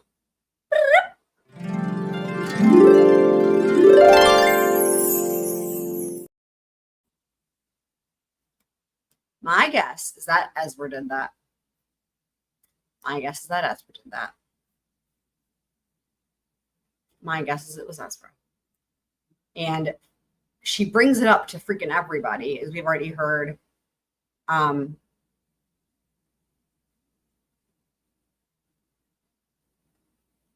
mean, my God, right? What better way to start more drama, a races, but to write that in the bathroom, and then people think again, oh, you're, again, right? You're a victim of a thing. You're, oh, you know, feel sorry for Ezra, do this and that for, you know. Dude, she was just manipulating the fuck out of everybody. No. So you're sitting there talking about to Alex about that stuff. Mm-hmm. What else did you guys talk about? Talked about kind of like my feelings and stuff about like when we kind of had relations together and stuff. Like, how did you feel about it? How I felt about it and stuff. How did that go? It would see for me. It seemed like it was going pretty well, but he was mostly kind of quiet. And he seemed really quiet, but I was just kind of like trying to say like, this is how I felt and stuff, and I just want to know like how you felt and things like that. How did you feel about? I just kind of was like expressing like how I felt like it wasn't all that right, and how I've been writing about like the guilt of like it and stuff like that, and how things fell out between me and Jason a couple times and stuff like that. When you say you didn't feel, and remember too, because we don't know that she's on any medications. I feel like that's been talked about, and I don't think that they actually had put her on any medications. Because I don't think they actually, I mean, she mentioned depression and anxiety. She's like, yeah, they want to see if they can treat me for it. That never, like, it doesn't seem like she was diagnosed with any of that, right? But nonetheless, this tracks with what we heard about from that phone call with Jenna Vandezande about how she would just be saying these things that are like, how can you say this in a flat, monotone, whatever, matter-of-fact tone of voice? I mean, it's also weird that you wouldn't pretend to be emotional. Like take Amber Heard, right? You got people who are like faking it, or like pretending to be emotional, but that's at least because they understand that someone should be emotional. It's weird that, it's weird. It's just weird. That's all. well, it was right. What do you mean? Like me and Alex, we've been friends for a while, but also it escalated a few times to like, it was more sexual at certain points and stuff like that, and I felt really uncomfortable and anxious. But were those times consensual between the two of you? Yeah, it just felt really wrong for me. Like, afterwards? Yeah, I felt really anxious, and it made me feel really like gross and like wrong and things like that. And I just was like wondering, like, wrong, accurate. Did you feel anxious and stuff like that? Asking things, and he said he didn't. Okay. He said he didn't feel anxious, he didn't feel guilty, or No. how did that make you feel when he said that? Just kind of confused. Like, I said, didn't you feel like a little anxious when Jason helped you with your cut on your arm when you cut yourself and stuff like that? And he's like, not really, no. So I just kept trying to talk about it, and he was just sitting there, just kind of like listening and stuff like that. Amazing, really. And then you mentioned him cutting himself. What happened there? It was a while ago when he did it, but he was out drinking because he drinks a lot at night, and then he went home and he cut his wrist and stuff, and then he texted me about it, how he feels about it and stuff like that. He's talked about kind of like being overwhelmed a lot, and he talks about kind of like he didn't talk much about his past, but he said a few things about like he used to do like self-harm and that he's been kind of violent towards some people, some kids and stuff when he was younger and things like that. And his parents. Did that kind of surprise you? Because Kind of. when I talked to him, he seemed like a very mellow, laid-back kind of guy. Yeah, it really surprised me when he talked about it, and he talked about. Okay, I just, and if you want to just go back to where I started to interrupt, but I think there's a need for a restroom break, so we're going to take a 10-minute recess, so all rise. All right, thank you. Please be seated. All right, Mr. Dufour, you may proceed. Thank you, Your Honor. About a lot of like, I remember the night or the day after he cut himself, and I asked Jason if he could help him and stuff because I was so concerned. That I remember he talked about how his parents and stuff had him like exercised as a child and just stuff like that really surprised me. So it's just been kind of like, I don't know much about him, but I know a few kind of things about him and stuff like that. Okay. So you guys are up talking in your room. What happens next? Or up in Alex's room. What happens next? Jason got there. Well, we were talking about like how I was like, remember when he helped you and stuff like that? Like, how did that make you feel? And just kind of talking about it. And then Jason got there and I heard his phone. So I was like, well, Jason's here. So we went downstairs and stuff. Okay. And then I'm going to keep that up. So I was just like, do you want to keep talking? And he said he wanted to talk more. So I'm like, well, we can go to a park or something and talk. Okay. And so the cops were there. I remember that. But I don't remember what the cops look like. Sorry. Or anything like that. But we were there, and then I talked to the officers and said, I feel fine. Everybody seems fine and stuff. And we just wanted to talk. And they were like, everything looks fine and things, so. So she's saying they were at a park when that happened? That sounds like she's supposed to be describing what happened at Alex's house with the cops, right? Let me back that up. Is she saying they were at a park? Because why would she knows it's on body cam, right? Like, this makes no sense. Like, you can't like make that shit up. Hold on. So it's just been kind of like, I don't know much about him, but I know a few kind of things about him and stuff like that. Okay. Okay, never mind. She says Alex. So you guys are up talking in your room. What happens next? Or up in Alex's room. What happens next? Jason got there. Okay, never mind. At least she does say they were at the house, it sounds like. Well, we were talking about like how I was like, remember when he helped you and stuff like that? Like, how did that make you feel? So that tracks actually with what Jason said, because Jason said that his phone rang and then he heard Ezra call down, just let him help you. Now they're slightly different, right? This is a different situation. Like they're not the same, but there's an overlap that was something that was said. And while Jason is not the best with timelines and numbers, which is fine, he seems to have a really good memory for other things, right? And to be able to like, he said that he repeated that many times on both cross and direct, and it was almost exactly the same. And we're going to talk more about potentially what could be relevant with that on the next episode on another one of our segments that I'm putting together. So I'm just kind of talking about it, and then Jason got there and I heard his phone, so I was like, well, Jason's here. So we went downstairs and stuff. Okay. And then I was just like, do you want to keep talking? And he said he wanted to talk more. So I'm like, well, we can go to a park or something and talk. Okay. And so the cops were there. I remember that. But I don't remember what the cops look like. Sorry. Or anything like that. But we were there, and then I talked to the officers and said, I feel fine. Everybody seems fine and stuff. And we just wanted to talk. And they were like, everything looks fine and things. So we went and talked and stuff, and Jason gave me a hug and everything. And then he biked somewhere. I think he biked home. Okay. So how did Jason know you're at Alex's house? I don't really know. Maybe, I think he might have asked Max or something at the coffee shop. Did you tell Max you were heading over to Alex's house? Yep, I told him I'm headed over there, get my stuff back and stuff. I will say, her friend found it odd, right? Jenna found it odd.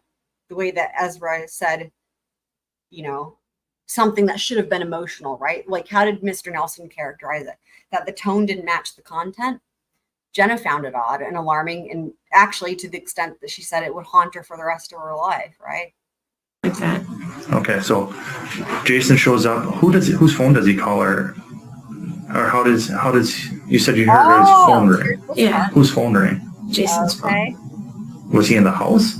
I don't know. Oh. I just heard, I think he was on the porch, because you can hear from the porch of the upstairs, because it doesn't, I think so. Okay.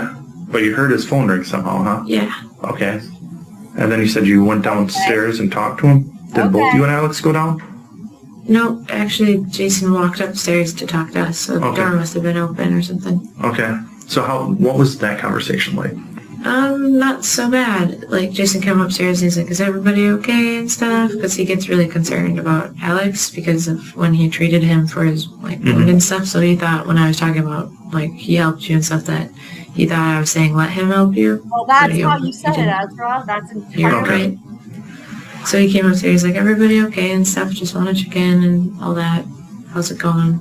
Okay. And then we both talked to him for a little bit, and he seemed, all he seemed was like kind of like cautious, like he thought Alex might be harming himself or something. But Alex wasn't harming himself? No. Okay. Well, that's good. Yeah. And so after that, you walk downstairs and see the cops, or where did the cops come into this whole story? I walked downstairs and I was in my car, just kind of sitting in my car, talking to Jason a little bit and stuff, and the cops were I wish I could cross-examine Ezra. there Okay. already. What were you talking to Jason about in the car? No, he was standing outside of the car. I was telling him that I'm just going to talk about stuff, kind of like my personal things and feelings about the journals I've been writing and things like that. Okay. And then he was like, okay. He said I have a lot to talk about, probably, and that it was a good idea to get things out and stuff. Okay. So then Alex comes down. Yep. And all three of you sit and talk with the cops. Yep. And everything's okay? Yeah. Okay. And then Jason gets on his bike and drives away? Yeah. And then what happens next? After that, I remember like getting in the car and then saying that we should go to the park in town or one of the parks in town and stuff like that. And then I started, for some reason, feeling a little anxious. Who got in the car with you? Alex did. Where did he get in? Where did he sit? He was in the passenger seat. The front passenger seat? Yeah. So Alex was in the front passenger seat, you were driving. Mm-hmm. And it's your car? Yep. I think you told me yesterday, like silver Impala-ish? Yeah. With a bunch of writing on it? Yeah. Okay. Yeah. Okay, and then, so you're in the car. Yeah. And you're starting to drive. Yeah. Where'd you end up, mentioned parks? Yeah, like I wanted to go to either Phoenix Park or Owen Park or something. And then What other parks would you go to? I don't really know the names of the parks here, but Where are they by the ones that you like to go to? what? Like, where are they by the ones that you like to go to? The river. Okay. Like Phoenix Park I like because it's right next to the water, stuff like that, so I like those parks a lot. Okay. And I just told Jason that I kind of want to be in a public place because I'm still kind of uneasy about things that have happened in the past between me and Alex and stuff. When you say things that have happened in the past, what do you mean?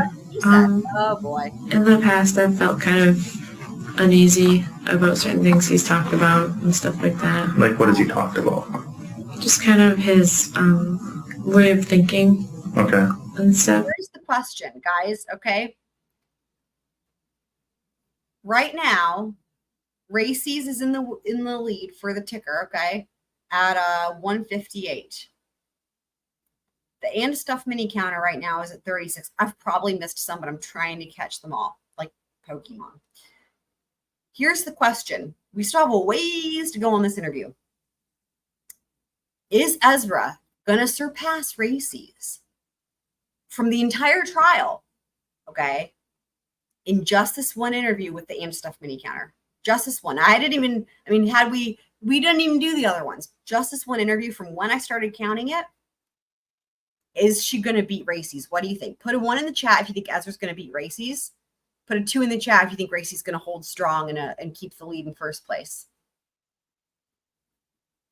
One for and stuff's going to take the lead. 2 for holding strong with Racy's.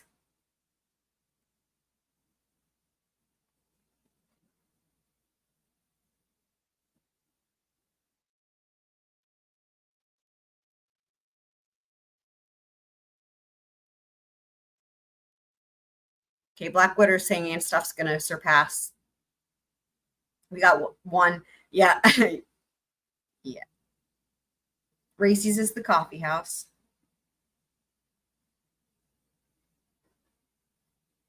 What did I say Racy's was at? 156? 158. Remember, remember, Racy's will probably be said also in this interview by both her and the detective several times. I mean, I don't know. If I had to guess how many times will Racy's be said in this interview, apart from what we've already heard, if I had to guess, maybe 8 more times, like maybe 8. Like maybe Racy's will get 8. Okay, for this rest of this interview, that's just as a guess. That would put Racy's at 164 total.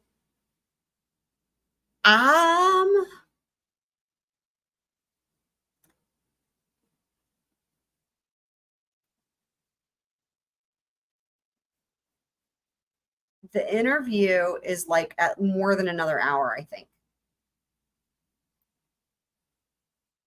Well, yeah, I think it's an hour and some.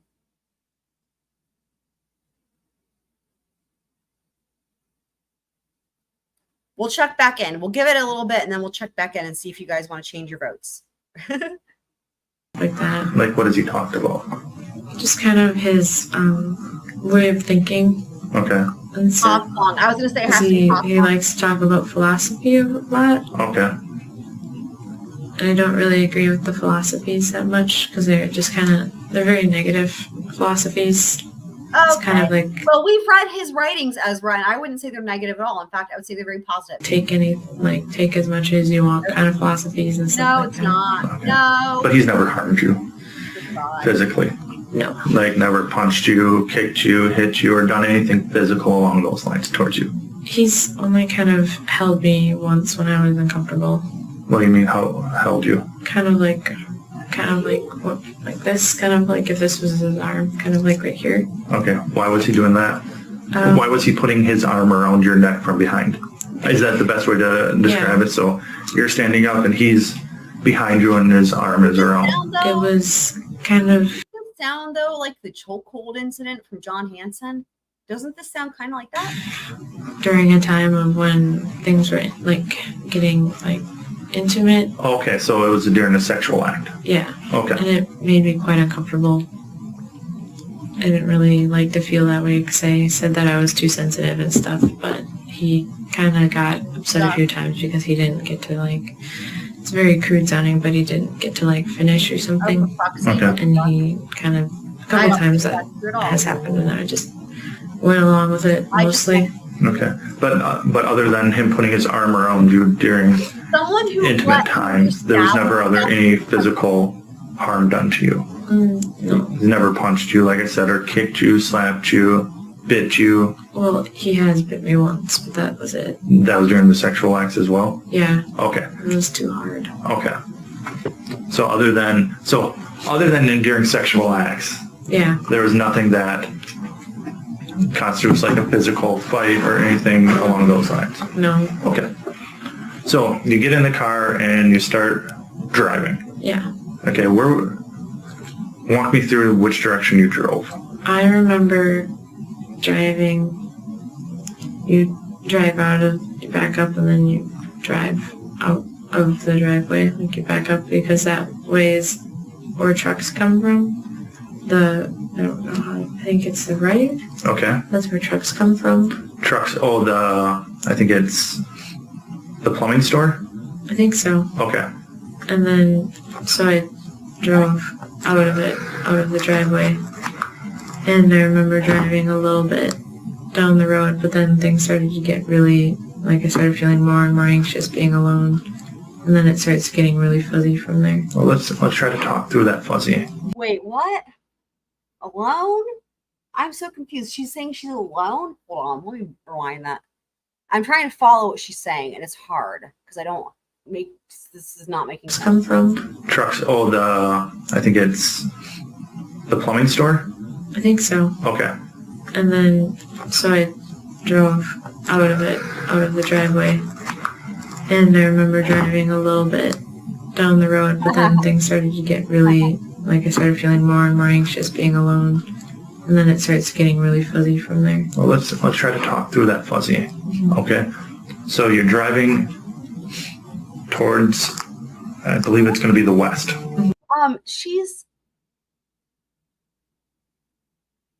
I'm so confused. Why is she alone? Why are you alone, Ezra?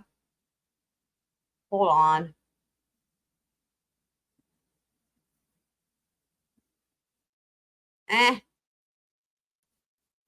One more time. I'm still just come from? Trucks. Oh, I think it's the plumbing store.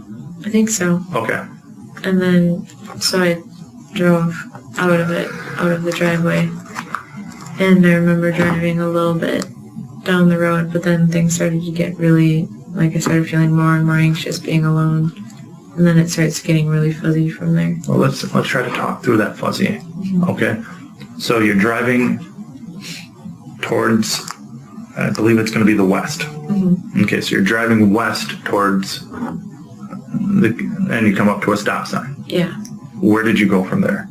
From the stop sign, I kind of remember, like, I think I was going to make a loop around because I think it's a one-way. I don't know. Well, if you go right, you end up going up a hill. Yeah. Did you go up a hill? I don't really remember any hill. Oh, we heard from Jason. Remember in Jason's testimony, he talked about how she would get really anxious driving. Now, he said it had to do with her past car accidents, right?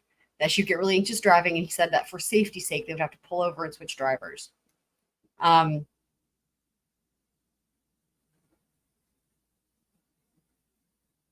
So I actually, we'll discuss this more next time we do hipster business, but I actually think that might have been what she did to get him in the driver's seat.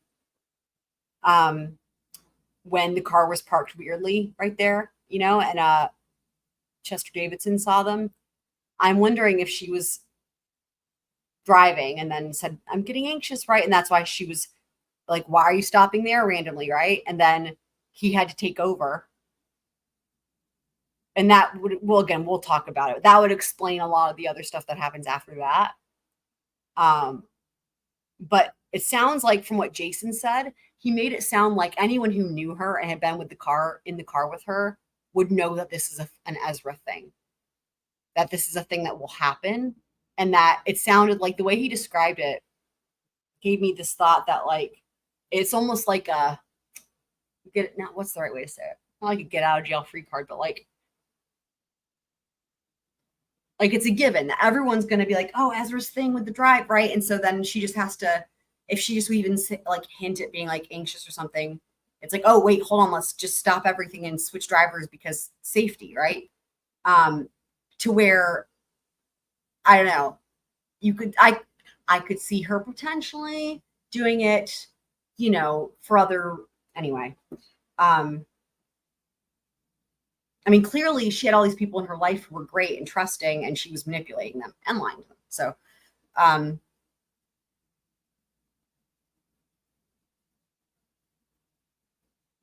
right. And that's a good point because she actually was alone then. So that's another thought, right?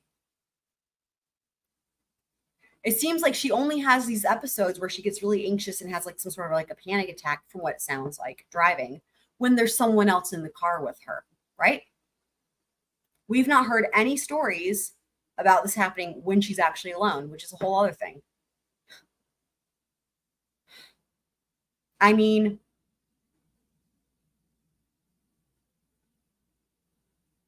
that's something, right? That's fucking something. That's that is, yeah. It's not like she always had people in the car with her, right? I mean, Jason was gone. Remember, Jason was gone on a military leave and he was gone out west, and Alex was working at the coffee shop and he was in school. I mean, everybody else did stuff, right? So I would imagine that Ezra was probably driving by herself the vast majority of the time. Ugh. Go left, it kind of takes you down towards the river, past the front of the hospital. Yeah, I don't really remember going up a hill. I just remember turning and then driving. Did you go over by Half Moon? I think so. I don't really remember, like, where I was going. Okay. So then you're driving, and so now we don't know where you're going. Yeah. Because of what happened there. I just started feeling really, really anxious for some reason. Like anxious and uncomfortable, you were saying? Yeah. How come you just didn't stop and park and get out? I thought I would just kind of work through it, because sometimes I can work through, like, when I start feeling anxious. What's interesting is that we heard from Jason kind of the opposite. Like, it's a given, you just have to stop and pull over. Now, it would make sense that if she did stop and pull over, switch drivers, right, that she would want to not say that. And then say that she can work through it. And I can just breathe and try to work through it. Okay. But it just started getting worse and worse and worse. Okay. What were you guys talking about during this drive? I was mostly talking about kind of my feelings and the journals I've been writing, and asking questions also about their feelings and stuff like that. You said their feelings? Alex's feelings. So, okay, so you're driving, talking about Alex's feelings and your feelings and about your journal entries. Yeah. Okay. Because they're really important to me. Okay. So then where do you, so as you're driving, when do you stop, like, and park? Do you stop and park someplace? I think I got out. I'm not sure, because when I get anxious, like, I think I got out of the car. Okay. And whenever I get anxious, I don't like to drive or anything. So, I feel like I remember just sitting there. When you can breathe and just get through it. And just being anxious and being like, I don't really want to drive. Like, usually I try to have my friends drive me when I'm anxious. I've had my ex-boyfriend kind of drove me around for almost a whole year because I couldn't do it. Okay. So then you think you park and you get out and sit down? Yeah. Does Alex come sit by you? I don't think so. Where was Alex at this time? He wanted to help me out with, like, driving and stuff. Okay. So I'm kind of confused there. Yeah. Trying to breathe through, like, anxiety. Yeah. So is Alex driving you around at this time? When I got out of the car, the first, like, I got in the car, Mm-hmm. and then I got out of the car, and then I got back in. The driving was actually first indicated in opening statements. In the defense actually said that they switched drivers. As far as the evidence goes, there's the blood on the steering wheel, and there's the cigarette butts on the driver's side and the window being down, and the cigarette butts have only his DNA. And he was the one smoking, apparently, and they're on that side of the car, and that window is down, and then the blood on the steering wheel. I'm probably forgetting something, but those are the first things that come to mind that really show he was driving.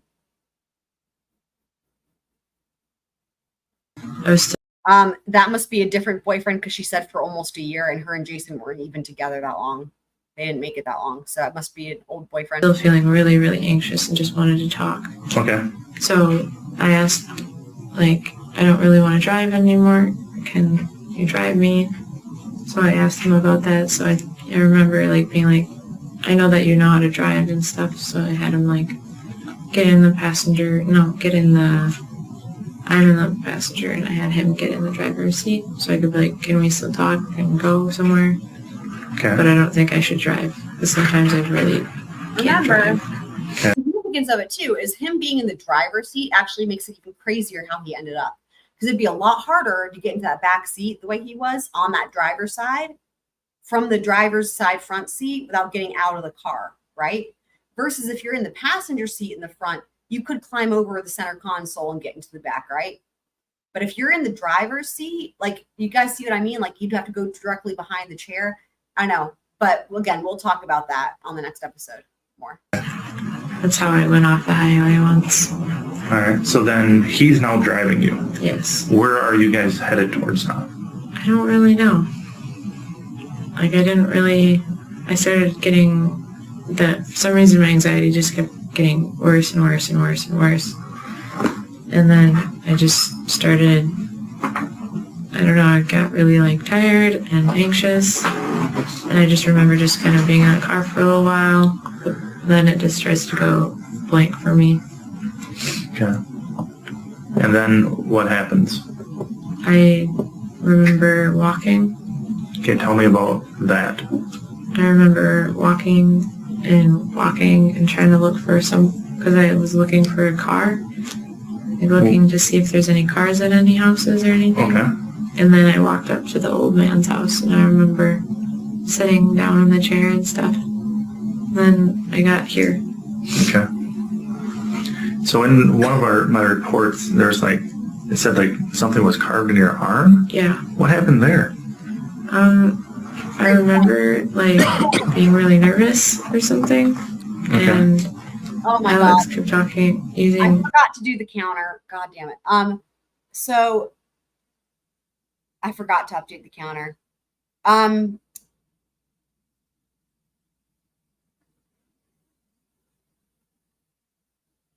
Yeah, I mean, the thing is that, you know, the fact that she brought the knives ahead of time, right? And then got Alex to hang out with her when, you know, they weren't having any contact, or rather, well, he wasn't wanting to see her anymore. And she, you know, came and anyway, you know, if indeed it's, you know, right now it's still alleged, but right, it would be premeditated if she did it. And I would imagine that if you've got murder on your mind, as they say, and it's a premeditated situation, and then you have some sort of an anxiety attack or a panic attack, I would imagine that it probably would kind of throw a monkey wrench in that whole thing, right? Like maybe it's not going to happen that day. And again, I have it pulled up on that timeline, or it's in that timeline, but the max amount of time that elapsed between them being parked at the dirt road and her at Dawn Sippel's house, the max is 2 hours and 48 minutes. So, you know, I've known people that have had like a panic disorder and stuff. And I will say, I don't know, I'm sure it varies, but for them, for people I've known, if they had a panic attack or an anxiety attack, it was not a short-lived thing. It was a long-lived thing, unfortunately, like for hours. Like sometimes even more than that. It was long-lived. I mean, there's like generalized anxiety, but if this is like what sounds like, it's more like a panic attack from what it seems like.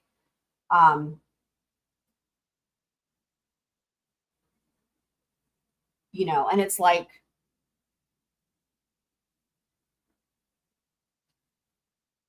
anyway, I don't want to go into details about how horrifying it is with some people, but I will say that it disables you, completely disables you, like literally disables you. For some people, right? So to be able to, anyway, I don't know. I would imagine if it was just like an underlying anxiety, then yeah, you could probably still carry out your premeditated murder. But an underlying, like generalized type of anxiety that's not what she's describing, right? And it's not what Jason described. What they're describing sounds more like a panic attack where it's like a sudden onset where there's safety issues if she were to stay behind the wheel. I think people with generalized anxiety drive all the time. You know, I think most people probably have generalized anxiety, or a lot of people do. Anyway.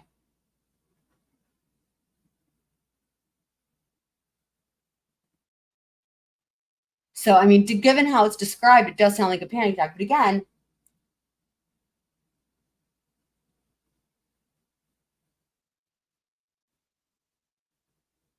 at this point, right, she's potentially faked pregnancies, abortions. I mean,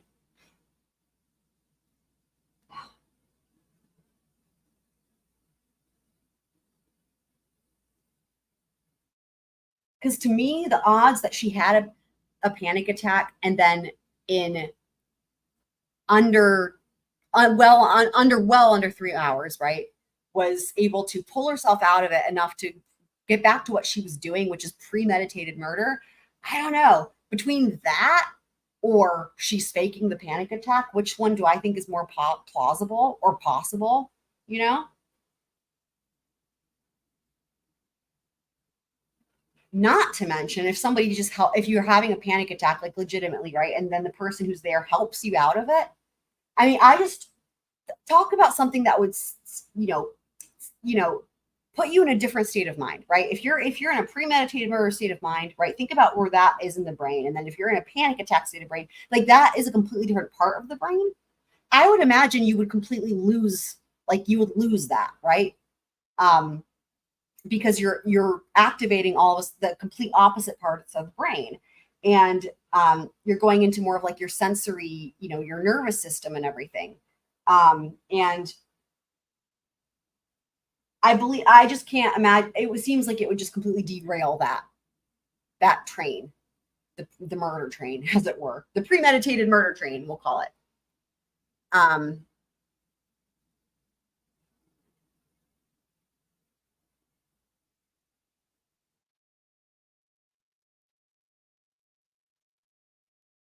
So, I mean, Kitsmans, how long did your panic attacks potentially, if you last?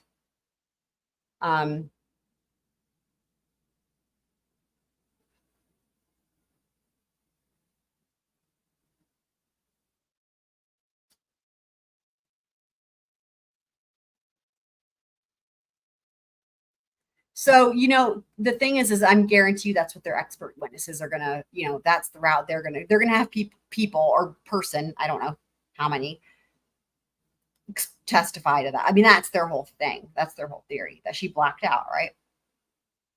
And that it was self-defense. I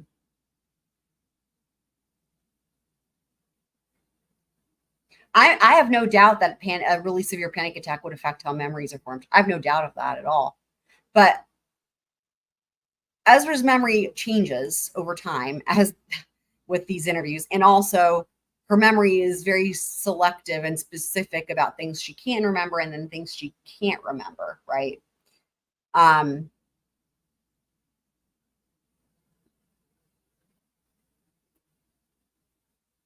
And remember, she ends up we know because we heard this in opening statements. When she carves boy into her arm and they ask her about it. She says, she did it so that she would never forget what happened, right? So she must have been not blacked out at the time she did that. I don't know.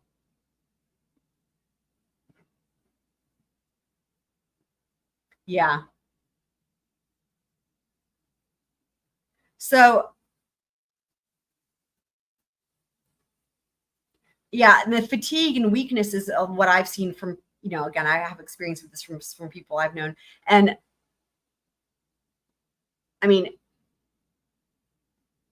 think about the physical, I mean, we've heard this in other trials.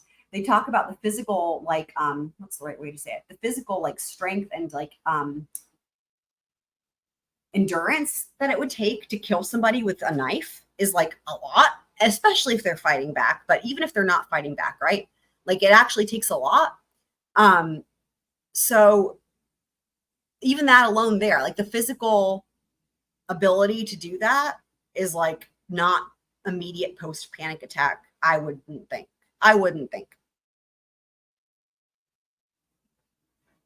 But I'm sorry that you guys have struggled with that.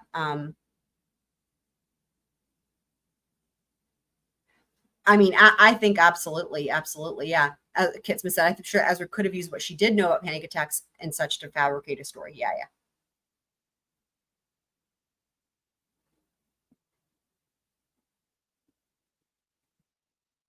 Oh, right, that her mind blocked out what happened after the fact.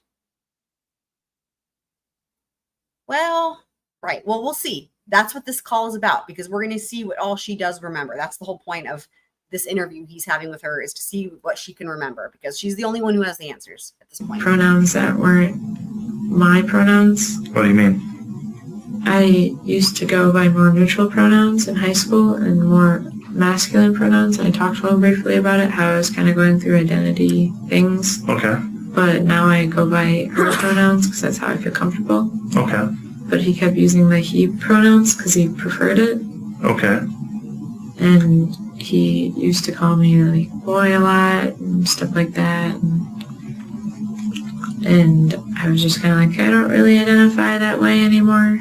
Okay. Because like I identify kind of feminine and stuff, because in the past I just kind of was more masculine for kind of like self-protection. Okay. And so this injury, so what happened? How did this get, I guess the way it described it is like on one of your arms? Yeah. Something happened? Mm-hmm. What happened there? I remember like, that's when my anxiety got really bad, is because I remember just kind of being really uncomfortable because I don't like it when people grab me. Okay. And I remember just kind of like being grabbed, and then it just kind of like the anxiety went crazy, like completely through the roof. The anxiety went up. Okay. And then sometimes when that happens, it's just like everything goes black for a while. All right. So where were you when you were grabbed? I was in the car. Okay. And how did he grab you? Grabbed me by the arm. Like, so was he still driving though? He's driving and grabbing you at the same time. Is that what she's saying? There. Okay. Where was he? He was in the passenger. He was in the driver's seat. Wait, yeah, you said you already switched though. You said you switched. So she corrected herself there. I was in the passenger. So I don't know. That's why I was asking the question, because it sounds like what she's describing. How is he driving at the same time? I think we probably were parked. She's thinking it through. She's like, wait a second, that doesn't make any sense. Hold on, we would have had to be parked. Okay. I think it was before we started driving again.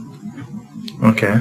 And it was just because I remember it happening, like being grabbed and just feeling hurt and anxious, and then it just starts getting really, really dark and fuzzy for me.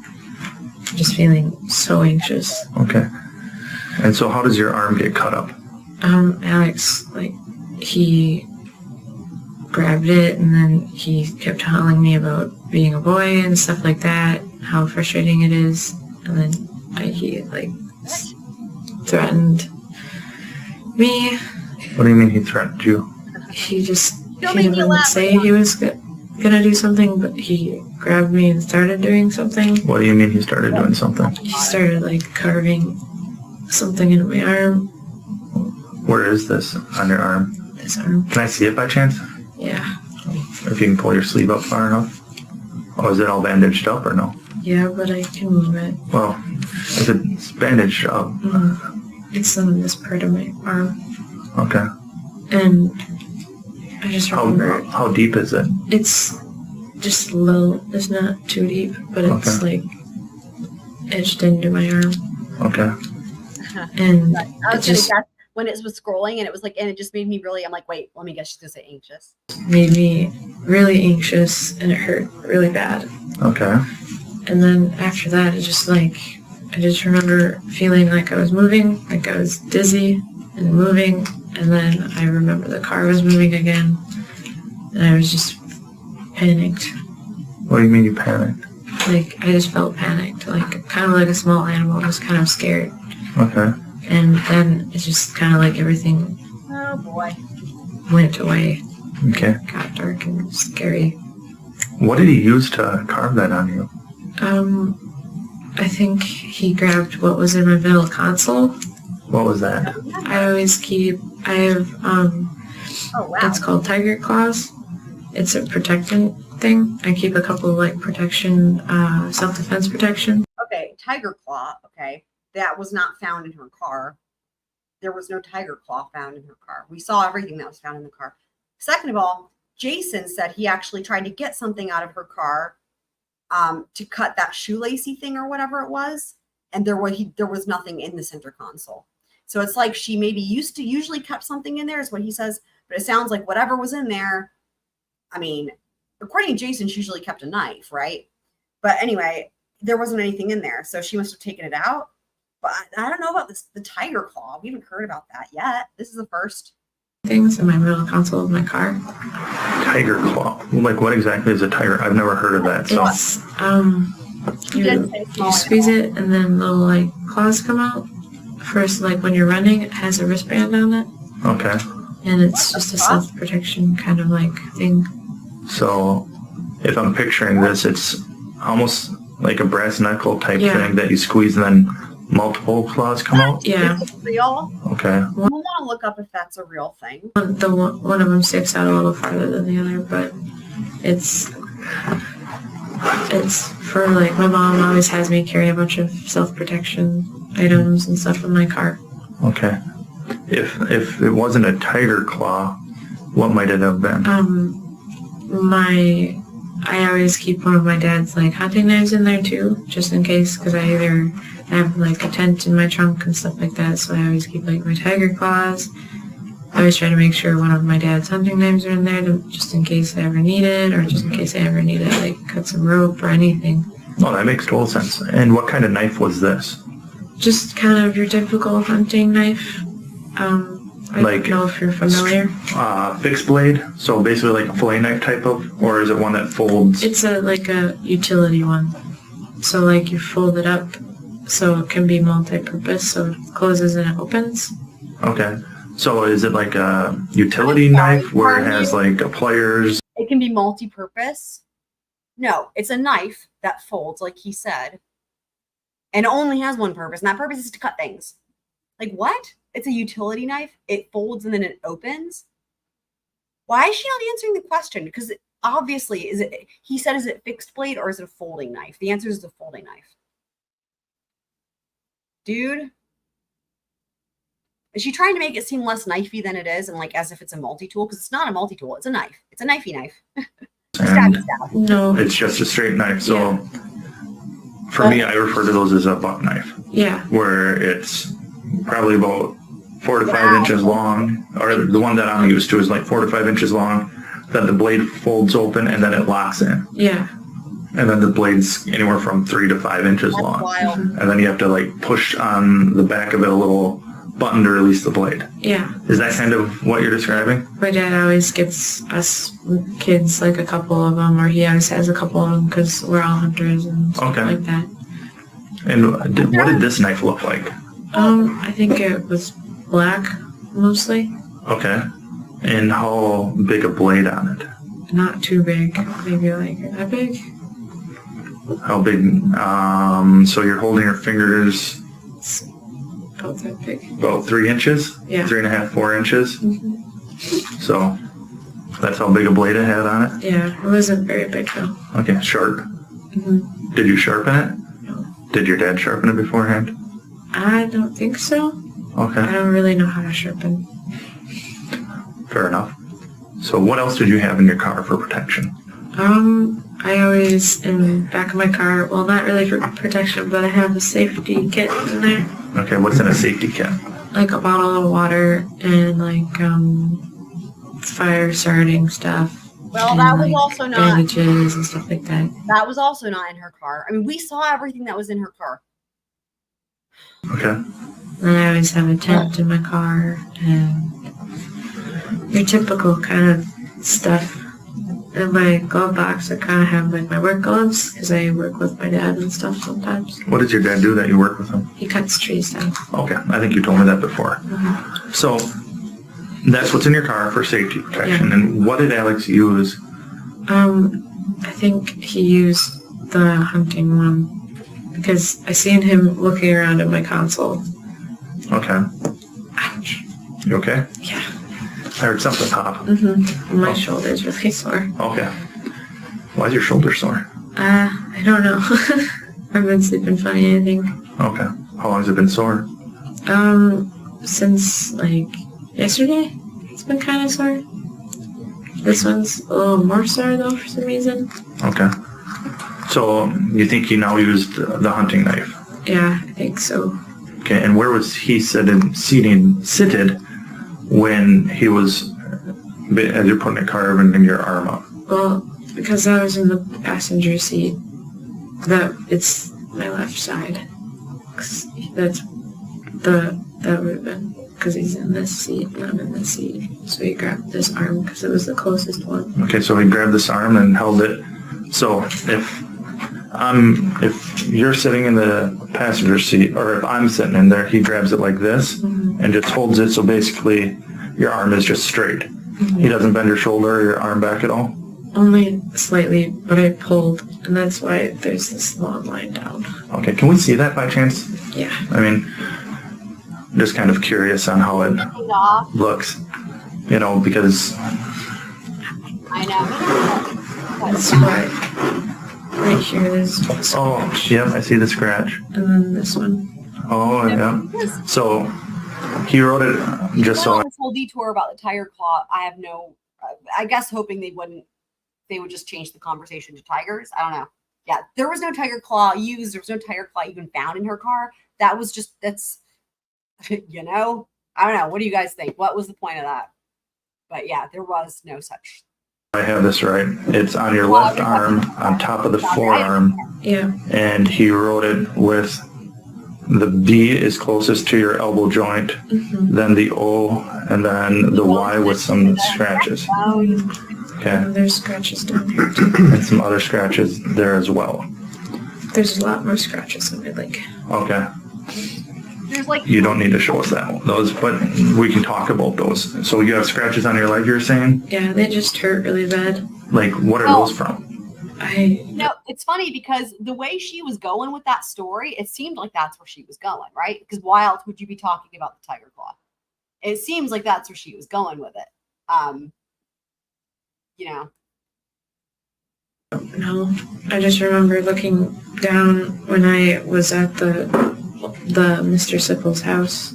Okay. And I started getting really scared because I seen that there's blood right there, and that there's blood on this leg, but there's more blood right here. Okay. And so, which hand was Alex holding the knife in? I don't remember. Which hand was he holding your arm with?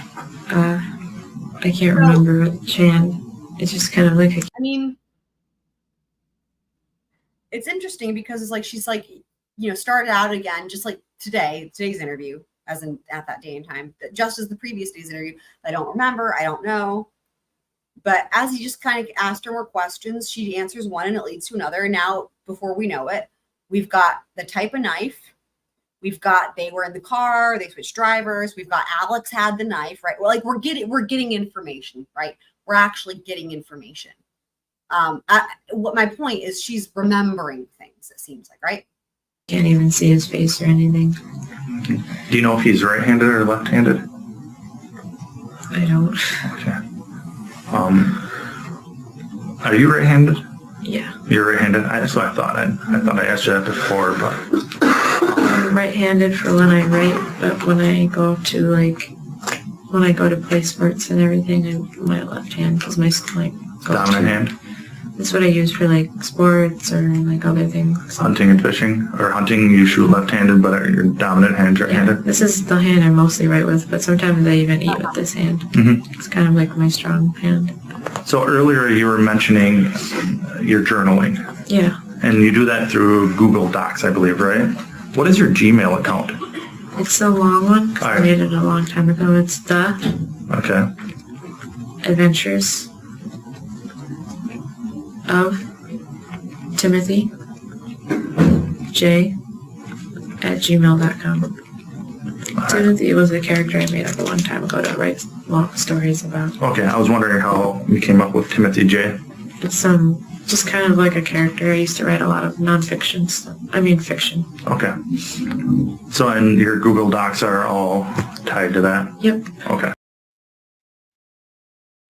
Nonfiction, fiction. Do you need the password? Do you have a password on it? Okay, what's a password? Oh gosh, now I have to think. Because I don't know how you guys have to access. I don't either. Well, we'll deal with that when you get out. We can maybe sit down and go over your diary stuff. So, at some point he carves boy into your arm. And then when did that take place? It took place when we got in the car to go drive some more. Okay. And then, so then you don't know where you go? No. Who's driving at this point? Alex was driving. Okay. And I just started feeling really, really, really, really anxious. And sometimes when I'm really anxious, everything goes dark for a long time. Okay. And I've had an accident because of that in my car. Okay. And where was the knife now after he carved that into your arm? I think he put it in his pocket, or he kept it, or he had it by him. But I don't remember. Why? I don't know. I'm not sure. Okay.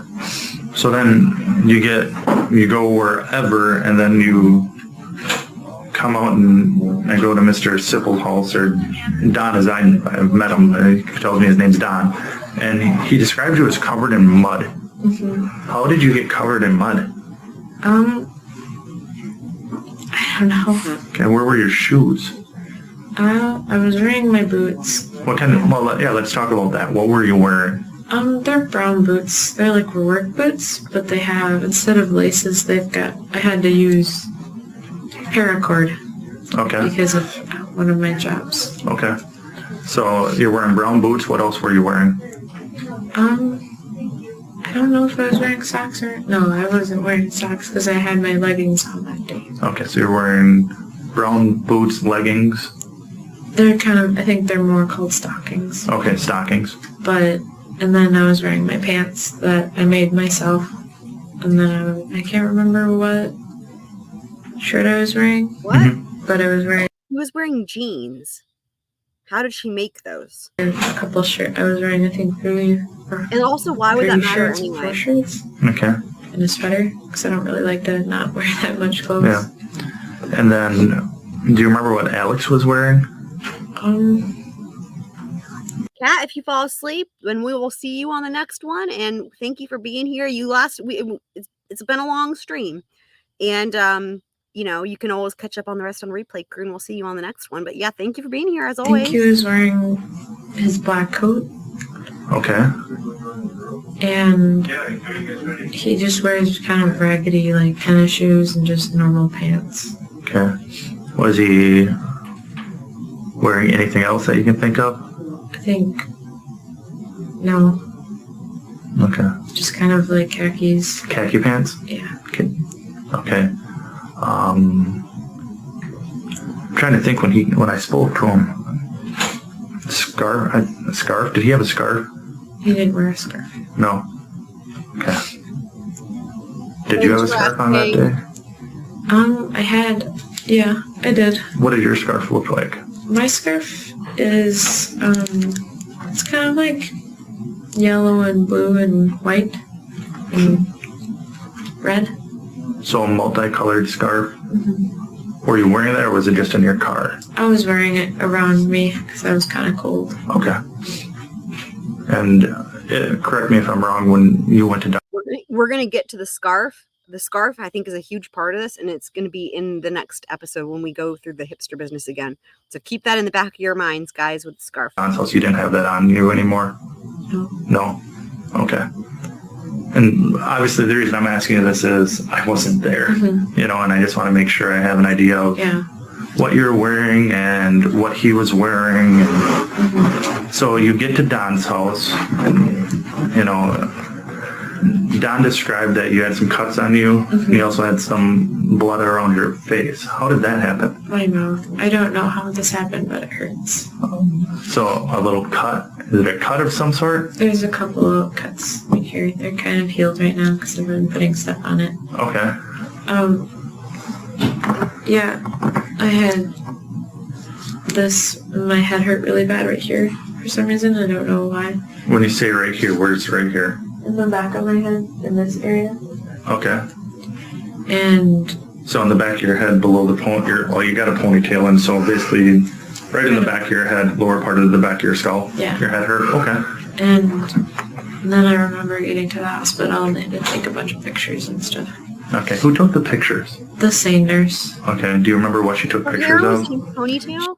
So okay, because I guess she's trying to explain the chunk of hair, but her hair was in a ponytail. She took pictures of my face and my neck because there was marks on my neck. And then she took pictures of my hands and stuff, and then she had to take pictures of this area. Oh, and when you say this area, it's where your cuts are down by your thighs and legs and like the vaginal region. The vaginal region. Okay. I just remember throwing up a lot. Not last night, but the day I got to the hospital, I just remember throwing up a lot. Why were you throwing up? I don't know. I just kept throwing up. Did you end up taking something? Or drinking something? They gave me something for nausea. Okay. So you get here, you're puking, they do a sink. Do you remember if they scraped your nails and all that? They did that. They scraped your nails, and they did photographs. Mm-hmm. Did they take any hair, like out of your head or that? Do you remember? No. Okay. And then it went to you getting brought up here. Mm-hmm. Okay. So part of the reason I'm here is you're saying that you're possibly sexually assaulted by somebody. When did that take place? I think maybe that's what happened. Okay, so you don't know that happened. No. Okay. But I think it might have because Interesting, because remember, the defense has come back and said, we've heard it in housekeeping many times, that she never actually alleged that here. Remember, because they tried to keep it vague and say it was like the sex. Interesting. Where the cuts are and stuff, because I don't know why somebody would cut my pants or anything. Okay.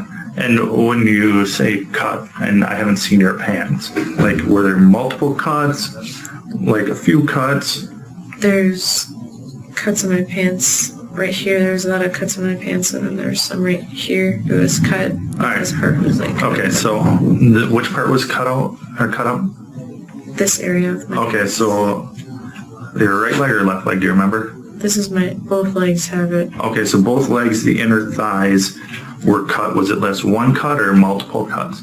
The right leg was cut, one big cut, and then my tights were ripped quite a bit, and then there was multiple cuts on the outer side of my right leg, and then on this leg it was down here. Down by when you say down here, is it more by your knee? Yeah, it was lower than this one. Okay, so right leg was up by your upper inner thigh, was one big one with your tights ripped. Mm-hmm. And then the other one was on the outside of the leg, there was multiple cuts Yeah. through the pants. Did they get down to the skin and everything too? Okay, and then on your left leg, there's just a cut in your pants on your knee. Yeah. And then my sweater was ripped and cut, and then I have a small cut right here on my stomach. Okay, your sweater was cut and you've got a cut on your stomach. Were you bleeding from those at all? Mm-hmm. Like a lot? Like I was gushing like... No, it was mostly this area that was bleeding more than... Also your right leg inner thigh area was bleeding. Yep. But it wasn't a steady running, it was more... No, it was just smaller, kind of, not smaller, like, it was small bleeding, I don't know how to describe it. Not a lot of gushing blood, but it was bleeding. So. It was bleeding, but it wasn't something where... I haven't had to have stitches. There we go, perfect. So you didn't have to have stitches, it wasn't deep enough cut that you need stitches, but it was, you cut through the skin enough to bleed. Okay.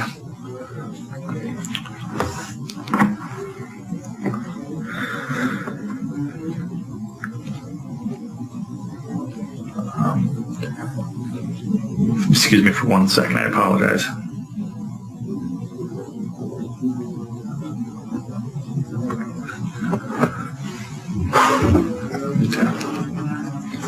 So we obviously went out and found Don.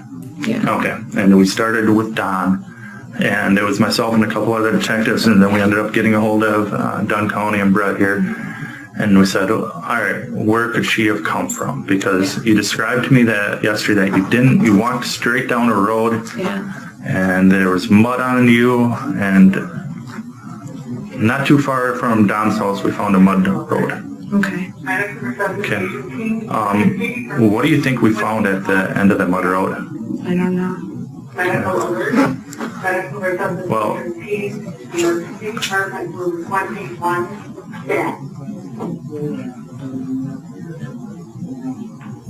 Well, we followed the mud road and we saw your footprints.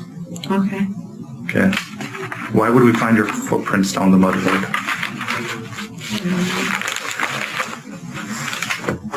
Okay, what do you think we found at the end of the road, Ezra? Was it me? I mean, my stuff? What stuff? Was it my, like, car or anything? We did find your car. What happened back there, Ezra? In my car? Mm-hmm. I don't fully remember. Well, what do you remember? I remember being really scared Okay. and in a lot of pain. Okay. You know, people make mistakes, Ezra. You know, and the best way for us to help you is try to figure out what happened in that car. Okay.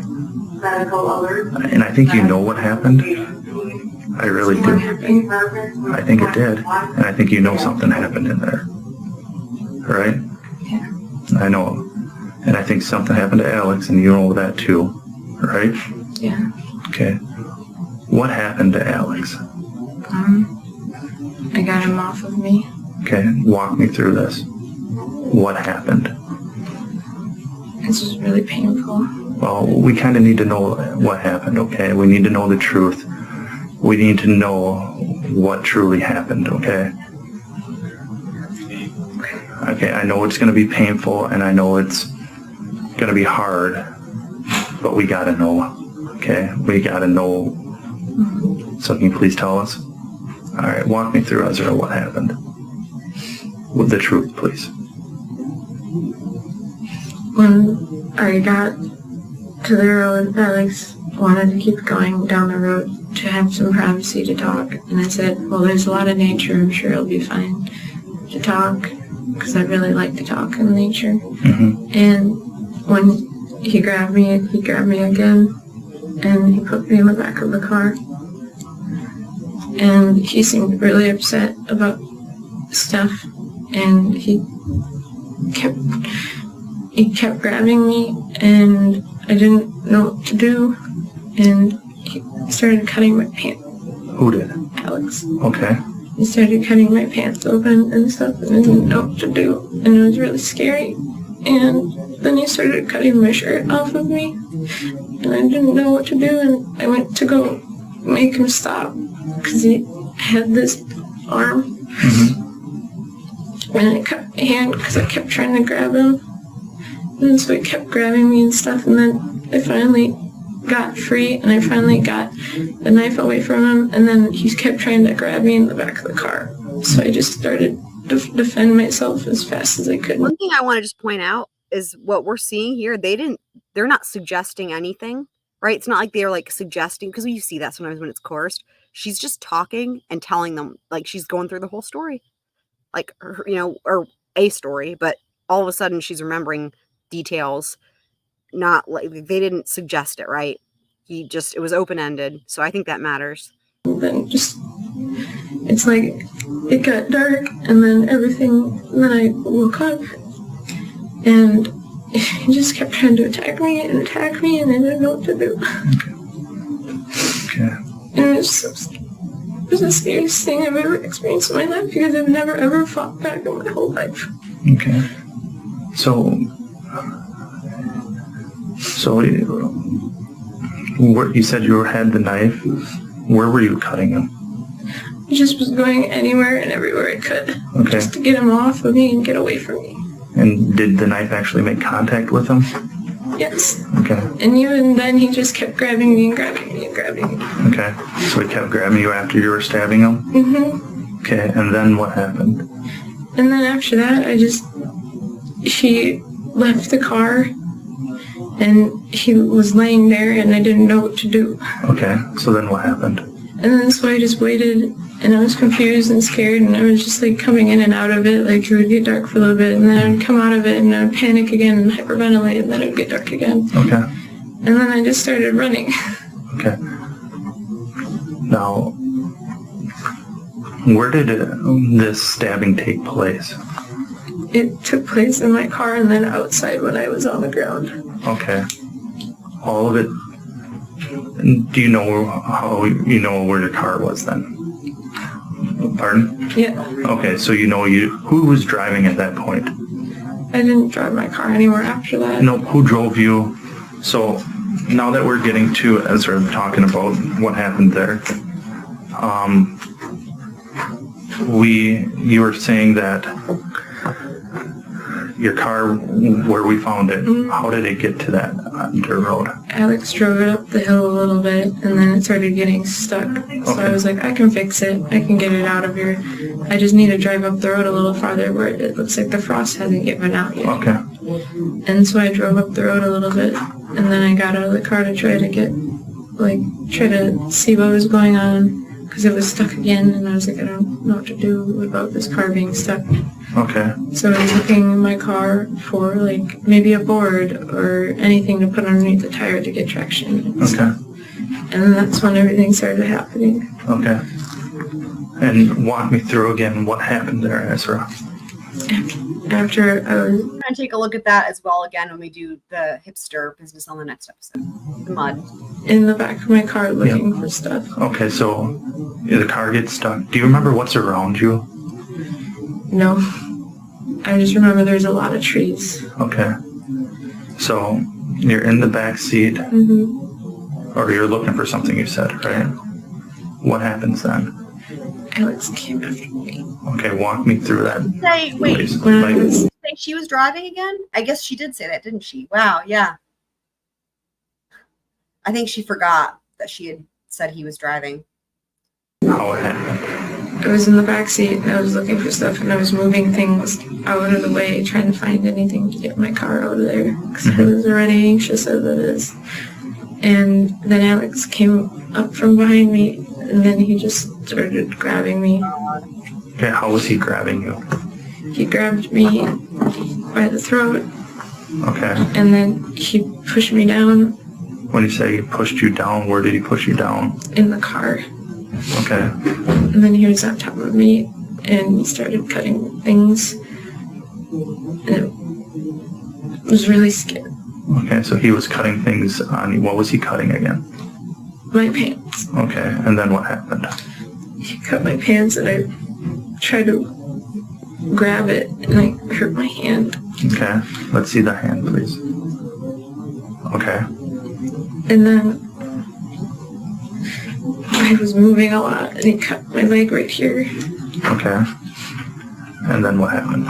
And then after that, I started trying to wrestle him and fight him off of me, and kick and do whatever I could. But I got the knife, and then I just started. How did you get the knife from him? I grabbed it. I grabbed it from him, and I pulled. What did you grab? The blade, or? I grabbed the blade the one time, and that hurt a lot. Okay. So I tried grabbing the base of it. Okay. And then I just, I don't know. Okay. So once you have the knife in your hand, what happens? He kept grabbing me. Okay, how was he grabbing you? Grabbing me by the arm and by, like, just anywhere. He just kept grabbing me. Okay. So I was freaking out. I was just freaking out. So he's grabbing you. And Fine, it has like very superficial. It's not. We saw the hand. That happened already. Which hand do you have the knife in? This one. Okay. And how are you holding it? I was just holding it like this. Okay. So right now you have your fist pointing towards me. Was the blade pointed up or blade pointed down? Do you remember? I think it was pointed down. Okay. So then, do you remember where you ended up stabbing him? I don't really fully know because it was just anything and everywhere. Okay, anything and everywhere is where you're stabbing him. And everywhere. So was he on top of you? So you have it here. Do you know if you stabbed him in the back or any place? I don't know if I had it facing up or down. Okay. But I just Okay. everywhere. Did all the stabbing take place in the car or outside? More of it took place outside the car because he went on top of me again. He went on top of you again outside. So most of the stabbing you said took place outside. It was inside the car, a lot took place, and then not that much else took place outside of the car after he was on top of me again. Okay, so you kind of lost me on that part, Ezra. Right. So some of the stabbing took place in the car. A lot of it took place outside. Not a lot. A lot of it took place in the car, and then outside the car, he came after me again. Okay. So when that happened in the car, he was on top of you? How did you end up getting out? Just kicking and stabbing anywhere and everywhere. Just kicking as hard as I could. Kicking? Okay. So then You didn't have any bruises, guys. once you get out, he still comes at you? What happens then? He's tried grabbing me again, and I just did it again. I just started anything and everywhere, like my dad told me to do. That's why that question came up in a redirect about her dad teaching her self-defense and said something about just kick him in the balls. Remember? And we made that joke, or Super Planner Girl made that joke about, oh, by kick, thought that he meant stab. Okay. So your dad told you if someone attacks you, you stab and slice and cut and do whatever you need to do. Oh my God. Okay. And then what happened after you got outside? And then he started talking and stuff, and I started freaking out, and I couldn't breathe. And then it just kind of goes dark for a little while because I can't breathe or anything, and then I wake up, and he's laying there on like his coat or something, and I couldn't breathe again because I didn't know what was happening. When you say he's laying there on his coat, what do you mean? He was laying on his coat on the ground or something. Okay. And I looked over and I didn't know what was going on or what happened or what was happening, and I just started breathing really fast again, and then it got dark for me again. And then You know what it is poor Ezra. She wants them to be like, oh, this sounds so awful for you. Like you were scared and confused and it was dark. And you were cold and your feet hurt. Just after I woke up again, I got really scared and confused, and I just started running. When you woke up again this time, where was he laying? He was just still laying there. Laying, how, like, is he outside the car, in the car? Outside the car. Interesting. Outside the car. So did a raccoon come and put him in the car? Because he was mostly in the car, just his head was hanging out. Okay. And I didn't know what to do or what I was supposed to. No, the coat did not have mud on it, and the coat was not on the ground. The coat was on the floor well of the car. I think that's what they called it, the floor well. Again, the coat has got another chapter. The coat has a chapter in the hipster business that we'll take a look at. If you guys want to take a look at it now, we can take a look at it now. If you guys want to go through that. I mean, it makes sense as we hear her story. It kind of does make sense to go through some of those crime scene photos. If you guys want to go through it now, we can. But the coat's got a chapter, the scarf's got a chapter, the blood's got a chapter, the mud's got a chapter. There's all kinds of stuff. Yeah, strong raccoon, exactly. Yeah. To do, so I just started running as fast as I can, and then it just started getting dark again for me, confusing and scary, and I don't know, I peed my pants, I didn't even know, and it was so scary. There was no evidence that she peed her pants. Okay. Well, we found him. He wasn't outside the car. He was inside the car. Aha! How did he get back inside the car, Ezra? The raccoon. When I left and I ran, he was outside. Okay. When he was stabbed. I think she's trying to make it seem like he was still alive. That she left and he was still alive. Crazy. That's crazy. Where do you think you stabbed him? I think I stabbed him in the legs and in the head and then the chest and stuff. Okay. Did you cut his throat? Slice across his throat at all? I think so. I think I went to stab him and it stabbed him in the neck and stuff like that.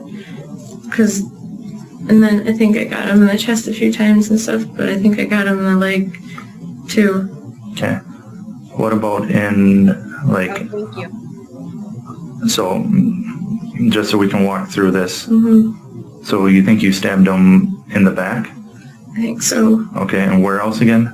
In the legs. Like where in the legs? So I think I stabbed him in the right leg. right leg? Or I don't know. Okay, I think so it might have been the right leg. the upper part of the leg, lower part, are we talking in the privates? Are we talking? Part of the leg. So, Might have been in the private though. okay, it might have been, how about stomach? I think so. Okay, we'll just go, I think this might be the easiest. We'll start at at his feet. Did you stab him in his feet? No. How about in between his feet and his knee? No. Okay, so on either leg. Okay, then we'll go from his knee to his hips. I think To include his pelvic triangle, that's what we refer to it, or his genitalia area. I think I stabbed him in the genitalia area by the leg and then in the stomach too. Okay, when did that happen? When he was on top of me in the car. Okay, so you stabbed, how many times do you think you stabbed him in the legs and genitalia and stomach? I think once. Once Twice. each? Or once total, or I think I stabbed him twice in this area. which, you keep, The genital area and okay, the stomach. Okay, so you think you stabbed him twice in the penis and testicle area and the stomach area, so that area Mm-hmm. is twice total. Okay, so now we'll get from the stomach to the chest. Basically, let's go up to his, like, nipple line. Mm-hmm. What about stabbing him there? I think I got him in the stomach once. Okay, how about in the chest, like, where his heart, lungs, and rib cage are? I think I stabbed him in the chest. Okay, so let's go up to the neck. I think I stabbed him in the neck a couple times. Okay, and did you end up slicing it, do you know, like, or, it sounds bad to say it that way, but like cutting across it at all? I think I cut across it because I came down really hard trying to get the face away and stuff. Okay, So I think it might have sliced bad or something. I remember just like, seeing a lot of blood and being scared and confused as what to do. okay, so there, and then we'll go to the face. Did you do anything to his face? I think I stabbed him in the head. In the head? Do you know where in the head? I think the left side. The left side of his head? Probably the right side because it was in my right hand. Okay, how about the back of the head? No, Okay, how about to his back? I think so. I think not the back, but I think by the ribs right here. Okay. And this all happened while he was on top of you? Mm-hmm. When he was on top of me, and I just needed to get him away and off of me because I was hurting. Okay. But all of this took place where your car got stuck. Mm-hmm. Yeah, none of this took place at any parks. None of this took place in the city of Eau Claire, in the county of Eau Claire. Everything took place in Dunn County. So we do know that they found the other two knives that she had were in the trunk of the car in like a jacket pocket.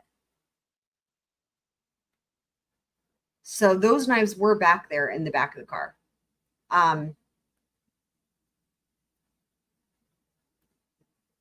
But again, a lot of this we'll talk about when we do the hipster business next time too.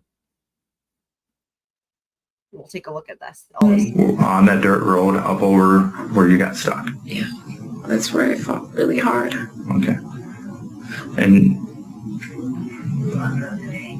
so when you left, you thought he was laying outside or outside? Mm-hmm. Okay. Do you remember when you stabbed him in the throat? No, I don't. I just remember it happening, but I don't remember the time or when. You don't know. Do you remember which order the stabbing took place? No, just a bunch.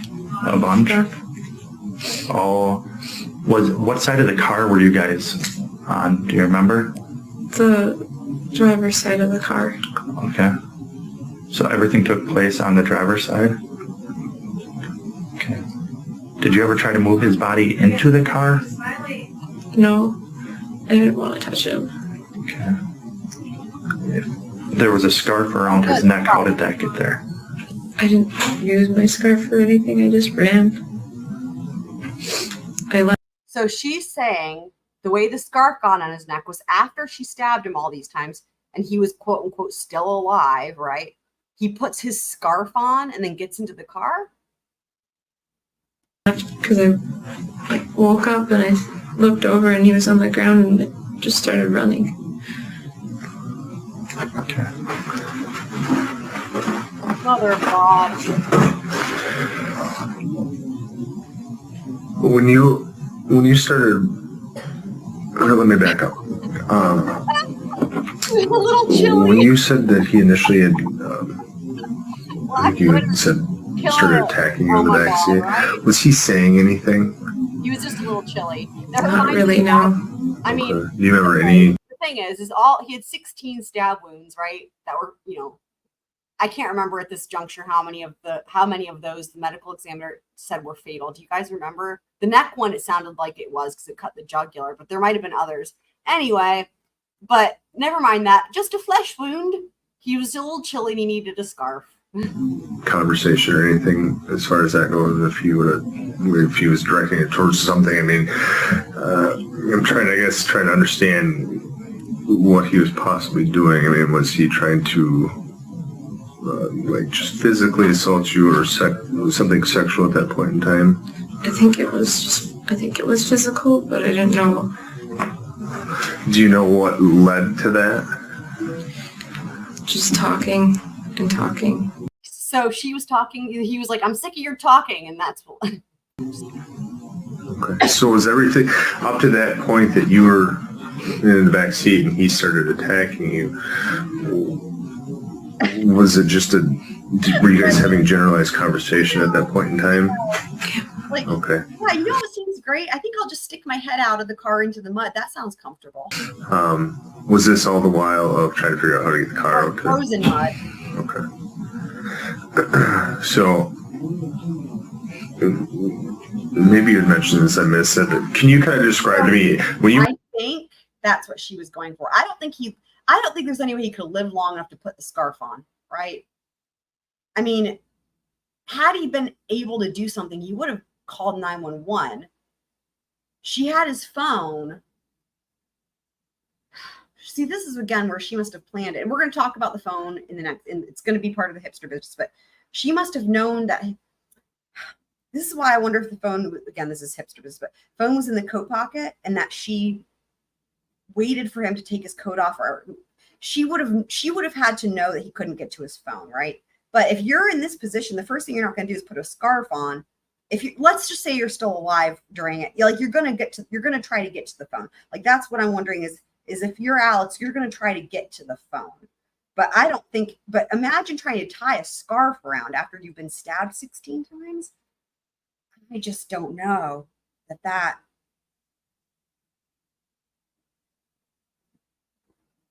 I mean, I don't know. Yeah, that's feasible. Kidsman says she said and stuff one too many, or what said one and stuff too many. You couldn't take anymore. Yeah, that's couldn't blame him. You were in the back seat prior to him attacking you. So how were you positioned? Here we go. I was facing down, moving things out of the car to look in my seats and stuff, and then kind of like crawling around? Yeah. Okay.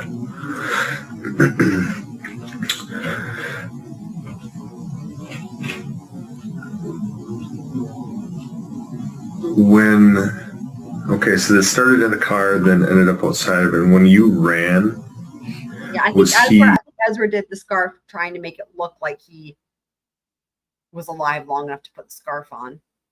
Moving? Was he laying on the ground at that point in time? Was he moving or anything?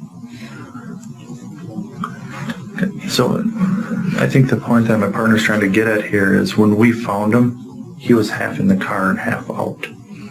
How would he get like that if he wasn't? I didn't check to see if he was, I thought he was dead or something when I seen him on the ground, so that's why I started running and I was scared what was going on, but he wasn't moving or talking or anything when I seen him. Well, there's that. He wasn't moving or talking.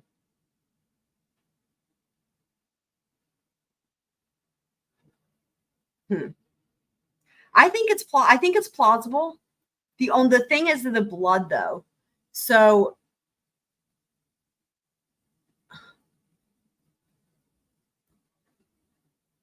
because, and we're gonna look at it with Hipster's business, but the amount of blood in the mud is not very much. It's just 3 spots. Actually, I would say it's really only 2. One of them is just a leaf with a spot of blood on it. There's only 2, and they're not in one place. They're in 2 different places. It looks like someone moving and dripping blood, but the vast majority of the blood is where his head and his neck, where he's laying with it half out, right? And it's in the car, and then it's half out right there with the head. So the idea that he was on the ground for a period of time, the evidence doesn't, we're going to have to look at the crime scene photos, right? But the blood evidence doesn't look like that. That's the only thing. Otherwise, I would say it's plausible. If there was a big pool of blood or a big stain of blood in the mud, like in one spot, like then that would 100% look like that's the case. You know what I mean? And, there's also that. Was anyone else there with you too? Did you see anybody else around? No. So, They weren't drunk. backing up to driving out there, so who drove you guys out there? Alex was driving up the hill. But who drove to that area first? Alex was driving for the most part. Okay. And then you drove there, and Alex drove up the hill, then you got in the driver's seat and drove it up over the hill. To try to get it out, because I didn't want to get stuck. Okay, so then But you're in the wait a back. second. Isn't she having an anxiety attack though? That's why he had to take over. But you're going to be better equipped to get it unstuck from the mud in the middle of an anxiety attack, which is why you swapped driving. Did you throw anything outside the car when you were digging around for stuff? They were not drinking and they were not on drugs. No. I didn't throw anything out. I was just moving things around and stuff. Okay. I moved my paintings to the front seat. Okay. So you moved your paintings to the front seat. And where was Alex during this time? He was behind me outside. Okay. And did he still have the knife? Okay. And then maybe this was what you asked, but how did the first contact? Okay. I thought I've addressed this already. The toxicology report showed no drugs or alcohol in their systems except Alex had caffeine in his system. That's it. Take place the first time he came. How were you positioned? I was facing forward in the car, but then I heard him coming near me, so I turned around and then I was laying down. Did he say anything to you? No. He just came at you with a knife. Okay. You almost laughed. And his first cut was where? When I This is different than this her. is when it started happening, but the first cuts were here. Okay. And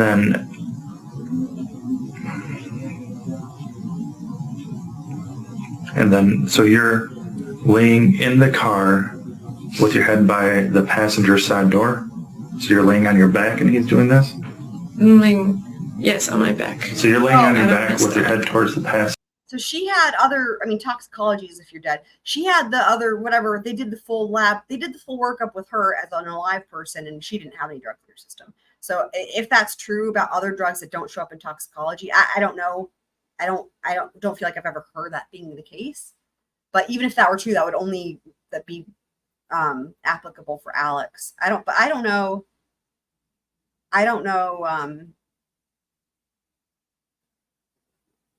I mean, I think we need medical records, like what I'm, for like the quote unquote abortion, right? For example, medical records of that, we don't have that, but we do have the medical records of both of them for everything that they could test for drugs and alcohol and all that. And they didn't have anything except Alex had caffeine.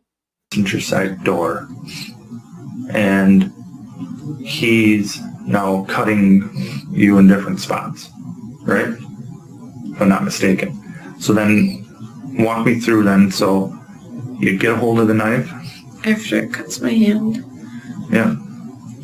So, and then you get it from him. Is he still on top of you at this point? Okay. And then what? Walk me through then what happens. I just started stabbing anything I could. Okay. Everywhere. Okay.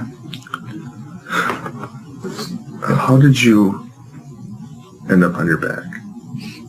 I rolled over to see what he was doing. So that was prior to him grabbing onto you? Oh, okay. Okay. So that would be after he goes to Alex. So then he stabs. So then you get the knife away from him and you're kicking him. Where's the first place you think you stabbed him? I think the first place I stabbed him was in the head. Okay. Okay, and then walk me through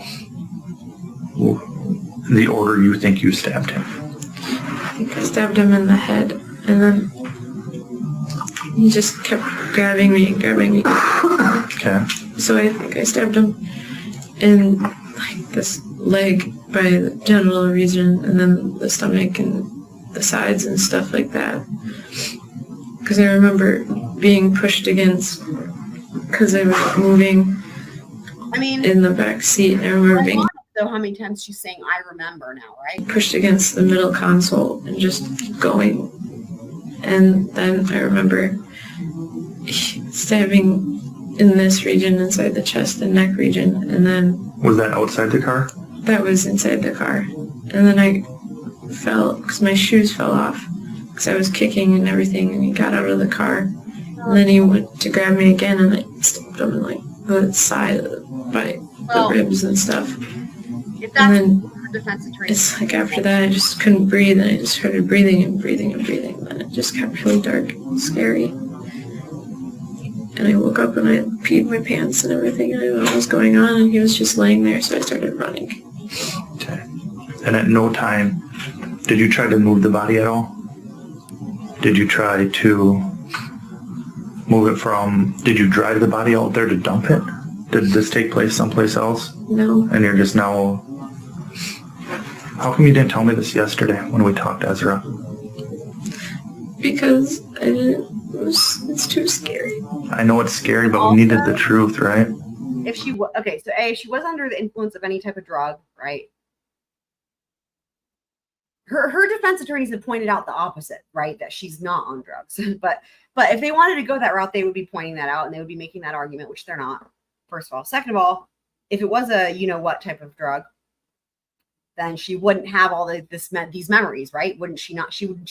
That would have been the way to go if she stuck with the whole I don't remember. And that's exactly why they did the scene kit, right? Because when people are like, oh, I just don't know what happened to me. That was what the scene nurse said, because they worry that that's what happened. But at that point in time, she was still sticking with this, I don't know anything. But see, as we're seeing, she remembers it. So, there's that too. See, it's better to come and tell us the truth so we know what happened. Because it's just so scary and I can't get it out of my head. And we're sorry that you went through this. And it just keeps replaying and replaying and replaying, and I wish it would go away. Have you talked to any of the doctors about this? What happened? No. Okay, well, that's probably going to be a good place to talk. Okay. When you were stabbing him, were you trying to kill him? There's a statement. I just wanted him to go away. I just wanted him to go away. Okay. Wouldn't go away. Which is really fucked up because he was leaving her alone, and she's the one that, as we've talked about, came back and coerced him into getting to her car. But yeah, what a statement though. What happened to the knife afterwards? I think I dropped it when I was running. When you say dropped it, where do you think you dropped it? In the grass. Like, okay. So. Seen it then. It's funny because funny's not there. His cell phone, right? His cell phone, being that it was disassembled and also ditched with the knife. Is she gonna mention that? You know how it's a big mud. You drove up there, like in the grass along the mud trail. I think so. Or like along the highway. I think along the highway when I was running, because I remember falling down a few times because my legs were really weak. Okay. Did you throw it like into the field, like a long ways away? No, I think it just dropped. Okay, so someplace between the car and Don's house, you dropped the knife. Okay. Right. Yeah, no, I know what you're saying. What I'm saying is that the reason they did the same test is because she couldn't remember anything, right? Which would, again, indicate the potentiality that the point of the SANE kit was so that if someone can't remember anything, and in the case that they were given a drug that makes them not remember anything, they can try to figure out what happened in case they were given a drug where I guess oftentimes if you're given those types of drugs, it's for sexual assault, right? And I think that might be part of it, or just to figure out what happened. What I'm pointing out is that the whole I don't remember anything is gone. Clearly, she remembers everything now. So clearly that means the fact that she remembers everything means she wasn't given a type of drug that would make you not remember everything, right? I just wanted to go away. When you were going up the road, do you remember what side of the road you were on? The left side of the road. So you would have been walking or running against traffic. Okay. And that's when you were going to Don's house with the knife. Was the knife in your right hand or left hand, do you think, at that point? Yeah. I think it was in my left hand. Okay, and so you're going up there, and as you're going, you just drop it in that ditch line. Okay. What led you guys out there in the first place? Just to find somewhere to talk. That's all I wanted. I just wanted to talk. So was this just a random place that had either one of you ever been there before? Were you giving him directions as he was driving, or was he just kind of... Just kind of going wherever we go. Okay.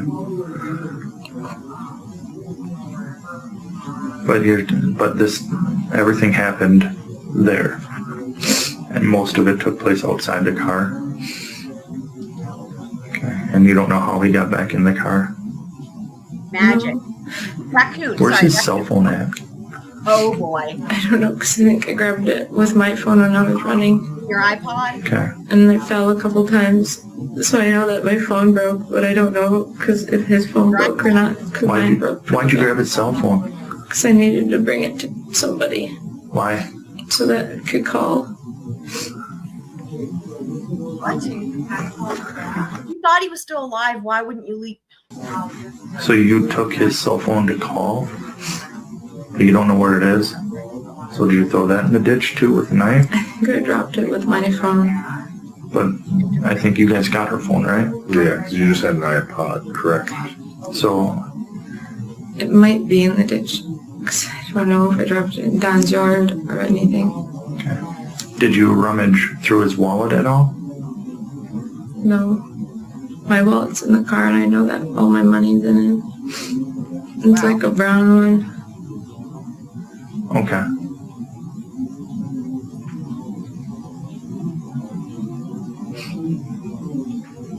Yeah, I don't know any bedtime stories. Is there anything else we need to know, Ezra? No, I can't think of anything right now. Okay.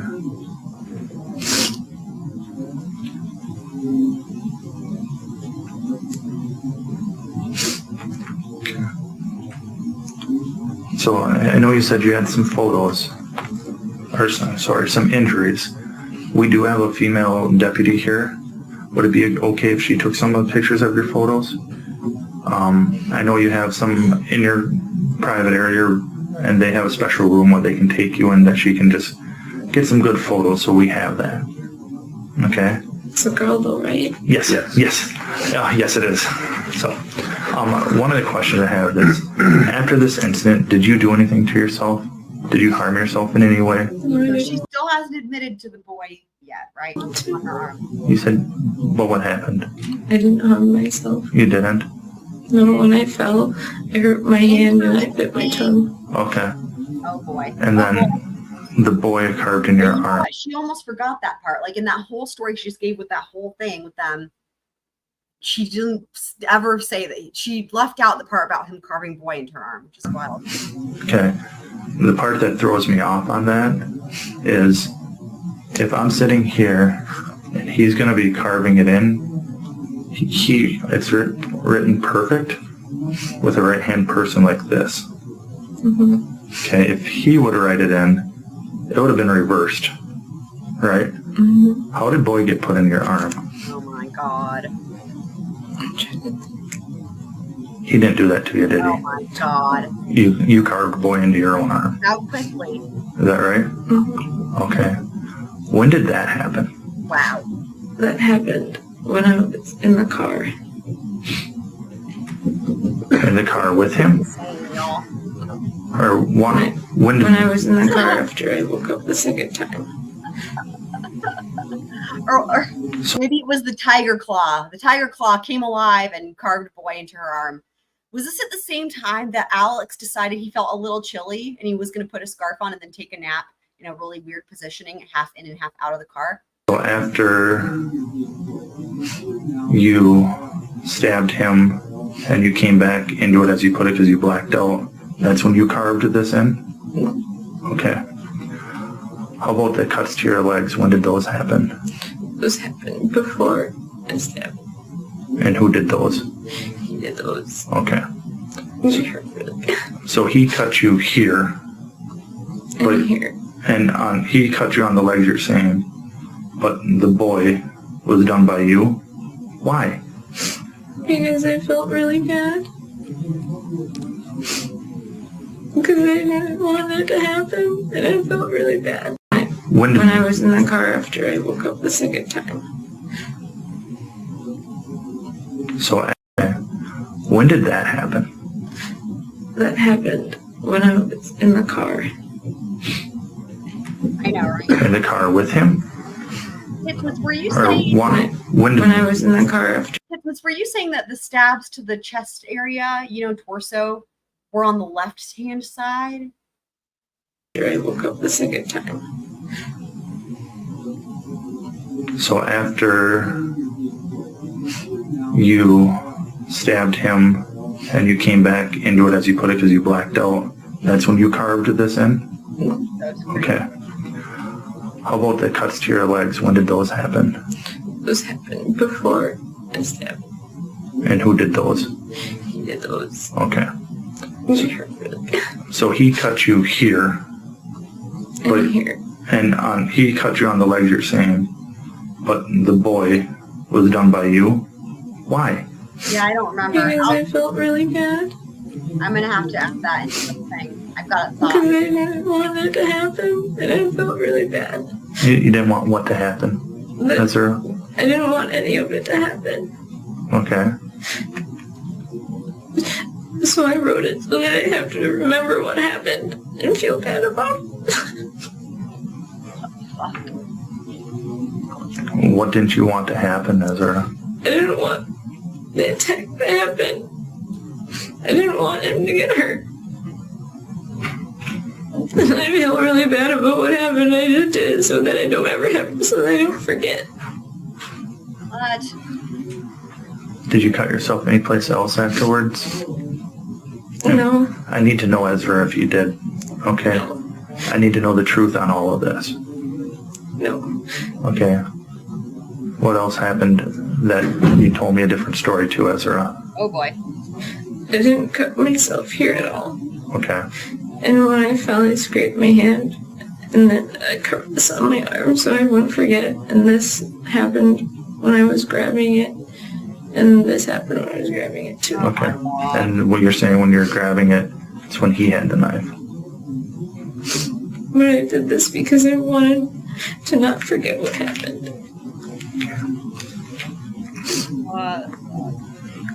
Was it any time during your guys' conversation there talk about sex today, or sex that day? The thing About is, him? had they not confronted her with what they'd found, I'm sure she would still be saying, I don't remember. I mean, that's what she, like, literally, she didn't change her story until they confronted her with what they had found. So, I don't remember was her slogan, right? Wanting to have sex with you, or you wanting to have sex with him? No. I didn't want to have sex at all. Did he? I don't think so. Why did he have the knife, and why to cut your pants?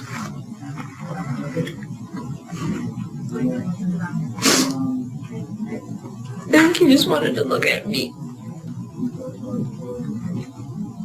Is that what he said? Or what? You said you think? I don't know. It's been a really long time since I've seen him. Okay. And I think I don't know what he wanted. Oh my god. He was acting so strange and nonchalant, and he kept talking about things that didn't make sense. Yeah. It was just so You know scary. what nonchalant? Everything is just so scary. I don't know what to do about it. I don't. It's just so scary. I can't get anything out of my mind. I mean, you guys, in this same interview, how many times did she say things like, I'm just trying to remember and I can't? Like the exact opposite. Like, I'm trying to remember it, trying to get it into my mind, right, essentially. But I can't. It's just so fuzzy. It's just, ugh. But everything you're telling us is the truth, Ezra? How it happened? Yes. There's no other stories you're going to change or anything else you're changing? So, part of the issue is the way he was cut, there wasn't a lot of blood found there. And he was soaking wet. How did he get wet? I think the ground was wet. Did he fall on the ground at some point? When I left the car, he was on the ground. Okay, was he alive at that point, do you know? I couldn't tell. Okay, did he have anything around his neck? I forgot that he was wet. See, now I'm remembering there was that testimony. It was just, honestly, it was an evidence, like, chain of custody thing. But they talked about how the clothes were really wet, so they had to leave them out to dry. Kind of like in Karen Reed. I'd forgotten about that part.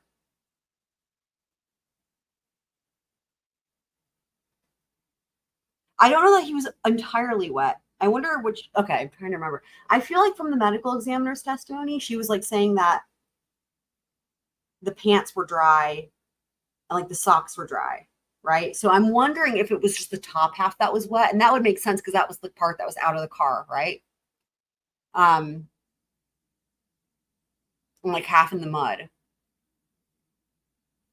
Gosh darn it.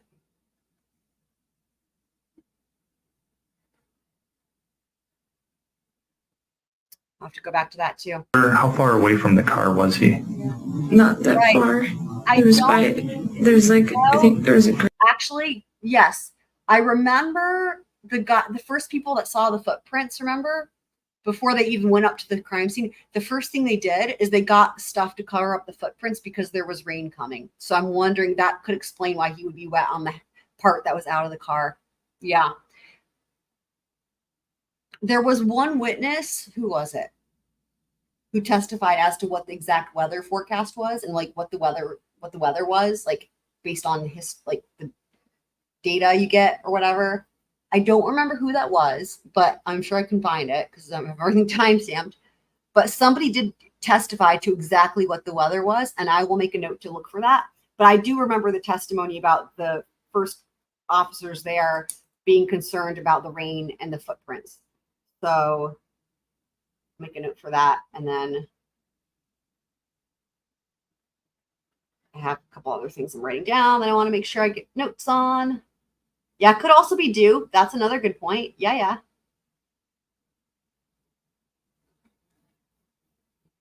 Yeah. Green thing. Like a dumpster, like a truck or something. It was green, and that's where he was by. Okay. And then, you don't know how he got back in the car? No. Where was your scarf? My scarf was in the car. Bullshit.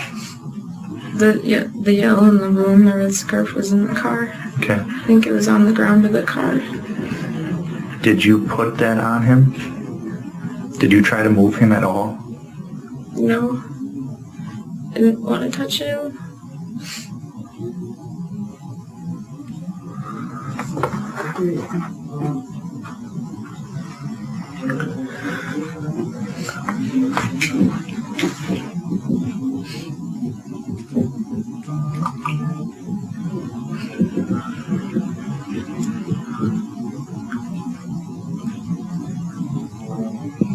Would you be willing to let this female officer take these photos?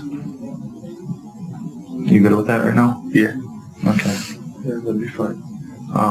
What we'll do is we'll have you walk out there with us, and we will have her come and go into the office, wherever that's going to be, and then you can have the photos taken. And then after that, if we have any more questions, is it okay if we come talk to you again? I don't know. What do you mean? I think so. Because I don't know if I have anything I have to do here. Oh, okay. As far as like groups or sessions, I'm sure they're going to work with you. Okay. And they're good people up here. Does that sound good to you? Works for me. All right. Well, let's go out there and we'll see if we can find Carlene and the gal that we're going to get you into a room. There's the director. She's got the private room for you. Okay.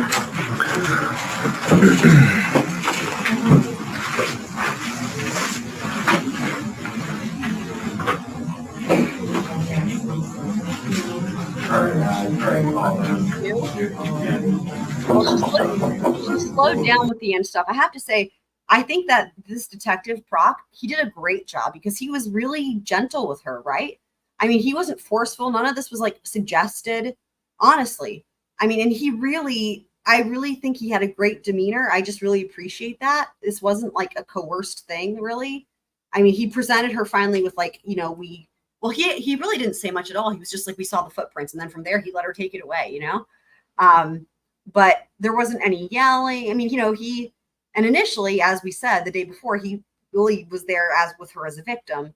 Anyway, I think he did a great job. And I think he has a very nice kind of bedside manner. Yeah, nice in tone. Yeah.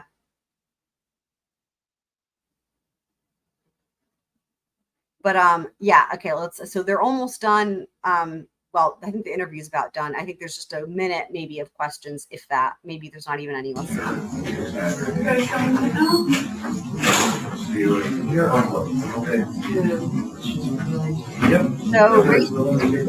won the race. Sorry, Gracie's won the race, stayed in the lead.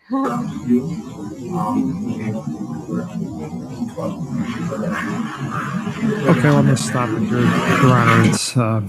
There's nothing else on the interview itself. All right. Detective Prock, I just have a couple questions. At one point in the interview, you asked her which hand the knife was in when she was holding it and using it. And she makes a gesture of some kind, which obviously we can't see. Do you remember which hand she said she was using the knife with? Yes, I do. She was using her right hand. Besides this, I took notes so I can make sure I write my report accurately. And when she indicated the right hand, I had wrote down right hand into the notes. Right. I also like he's not cocky at all. And guys, I will tell you, because we're going to see his cross on the next video, and his demeanor is exactly the same. It's really actually kind of unusual with law enforcement, especially if they're a detective, for them to not get agitated or even just frustrated or whatever, or want to give a narrative or have some sort of bias. And I really, really like him a lot, actually. Point in the interview, you asked her, when or where the first cuts were on her, and she makes some type of a gesture. It sounds like as well from the interview. Where is she indicating her first cuts were? If I remember correctly, she was indicating her right leg on the outside. Okay, the thigh area? The thigh area, yes. Detective, do you see the individual who you interviewed on March 23rd and March 24th in court here today? Yes, I do. And could you point her out by where she is seated and what she is wearing? She's wearing a pink colored jacket with a floral colored dress, sitting at the defense table. All right, the record will reflect that the witness has identified Ms. McCandless, the defendant. Yeah. Thank you, Your Honor. And then the last thing I wanted to ask you, obviously it's not in your jurisdiction generally, but are you familiar with the township, the county, and the state where the body of Alex Woodworth was found on March 23rd, 2018? Yes, I am. And can you tell us where that is? I believe it's the Springbrook Township in Dunn County in the state of Wisconsin. Thank you. I don't have any further questions for Detective Prock. All right, Mr. Nelson, do you want to begin cross-examination at this point? There were, Sure, I'm going right into March 1st. So perhaps then we need to take a short recess. And there it is, guys. There it is. So on the next episode, what we have to look forward to is his cross, and there's like redirect, and I'm sure there's recross. And then that's it for the state. And then we hear the defense's first witness. They have a doctor. And then guess who's after that, guys? And so we will be starting that guess who? We will be starting that testimony on the next episode. It will happen. It will happen. We will hear from the guess who on the next episode. Yep, Purdue. Pretty crazy, right? This case is insane, man. This crime scene is a real puzzler, though, isn't it? I mean, really, it really is. It's got all kinds of questions. Like, this is great. I did not anticipate this having all the opportunities like what Murdoch had in terms of trying to figure it out. I mean, in some ways, this might even be more challenging because there's like, you don't have the cell phone evidence, and that crime scene was, well, I say that, I guess it wasn't cut and dry. It took a lot of work to make sense of it, right? But I will say the cell data helped a lot, right? We have the step data, the cell data, GPS. I don't know. This is wild, though, right? Like, this whole thing is so wild. I don't know of any stories, man. I mean, I have stories. I don't know. I don't know a bedtime story, but we made it. Yes, congrats. Round of applause for everybody. Good job, squirrels. Good job. Well done, squirrels. Teamwork. So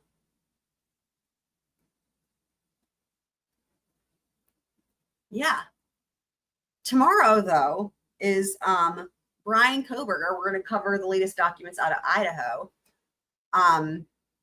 Once upon a time, there was a Squinguin. Okay, you're giving me well, I'm going to go off of what I'm seeing on the screen, right? So, once upon a time, there was a Squinguin. I don't know what voice is good for story time. And the Squinguin lived in a magical forest. It was wait. I need the sparkles to happen. Let me pull up. Let me pull up. Hold on. I need the thing with the sparkles. It needs to have the sparkles. Here.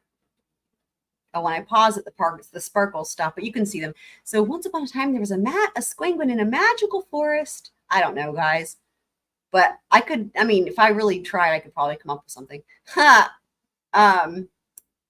the end. There you go. That's it. The end. And a very I'm seeing, right, with a pineapple and a very fluffy tail. Yes, indeed. The end. That's right. Excellent. Well done. So, and we got started, you guys, we got started early too. I started at 8 o'clock. That's why I was like, I wanted to make sure I could start this one early because I knew it was gonna be a long one. I mean, we've still not beat our record, but yeah, we started at 8 o'clock. So, the fluffiest tail in all the land. That's right. What a cute Squinguin though, right? Shout out to Corbin Linebarrier. And glad StreamYard's working again. That is great for me and us, all of us, you guys. I mean, I didn't get booted entirely. It cut out like twice, but that's way better than it's been doing, like not letting you go live. And I mean, my God, it's had a whole host of things. But yeah, so it's little penguin feet.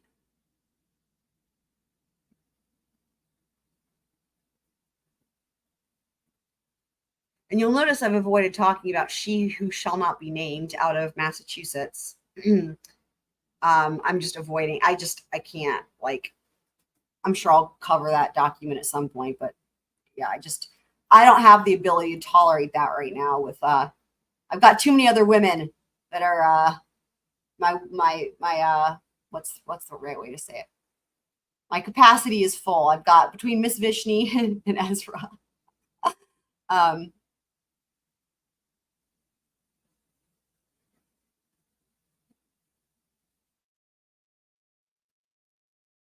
think Kat Randall is telling us a story about when he or she got peed on by a squirrel. I think that's what's happening. Pretty sure.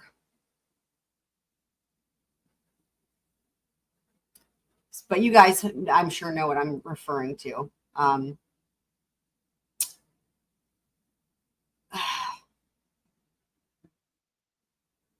was right about the squirrel story. Yep, that's funny. That's cute. That's cute.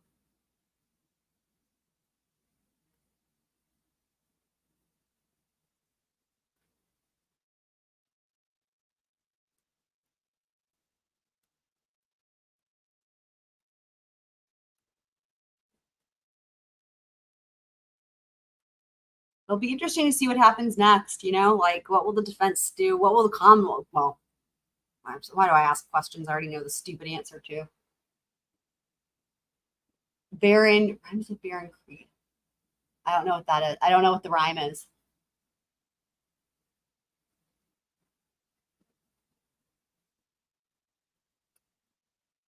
I wish I've been peed on by a squirrel. Like that sounds lucky. That's like lucky pee right there, man.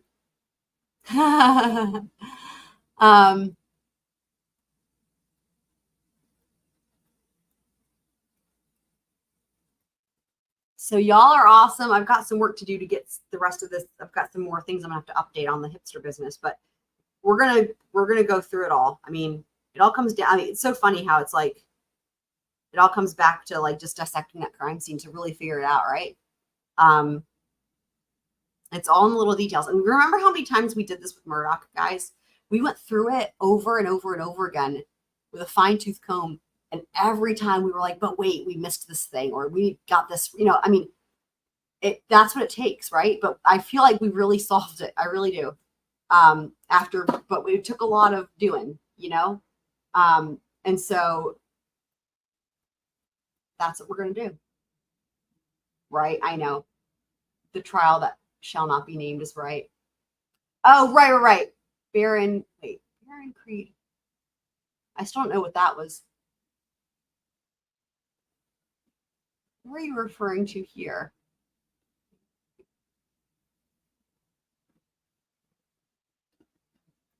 I don't know who you're talking about there. But yes, I was thinking of that one. What is this one?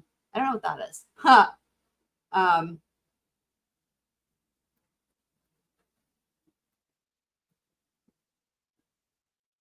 Oh, you were talking about, oh, I know who you're talking about. Right. No. Yeah, no, but she's not. Yeah, that's, no. She's fine. I'm talking about the other one. Yes. Who's the one who's like, yeah. Baron Creed didn't do anything wrong. Right. Yeah, no, I figured it out eventually. It didn't register for me because she's not someone who's intolerable, right? So, I was thinking of the intolerable, she who shall not be named. My capacity for intolerable women is full. So,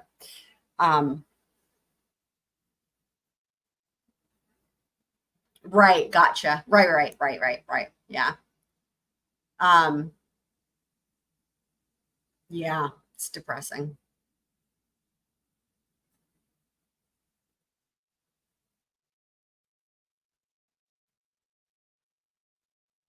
Did any of you guys watch The Cross of Robert? Well, what's funny is it's always been Robert Tellis for like years, and now all of a sudden, magically, he took the stand, and now all of a sudden it's Tellis, like it's Tellis, like it's a new pronunciation.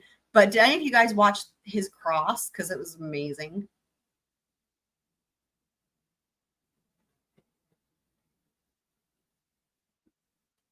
The latest out of the Karen, the Judge Bev order is what's so bad. If that's what. But did you guys watch that? The Cross of Robert? I'm going to say Tellis because that's what it was for so long, and decided he wanted to have it said differently. He's trying to pull an Ezra McCandless, apparently. Once he took the stand, right? So, because that cross is really good, and really, I mean, pretty funny, but good.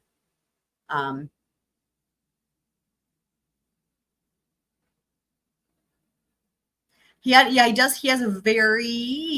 his facial expressions are on another level. Like, what the heck?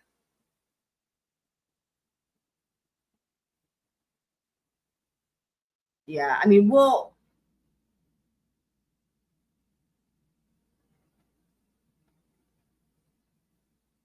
the document pissed me off. I mean, anyway. Do you remember, Kitsmits, we did, there was a live stream where we were talking about this case and I showed you the video with that. Okay, here we go. Two things. Big hat, orange, what would you call it? Windbreaker. Right. Yeah, no, but you'll remember that though. Big, huge hat, orange windbreaker.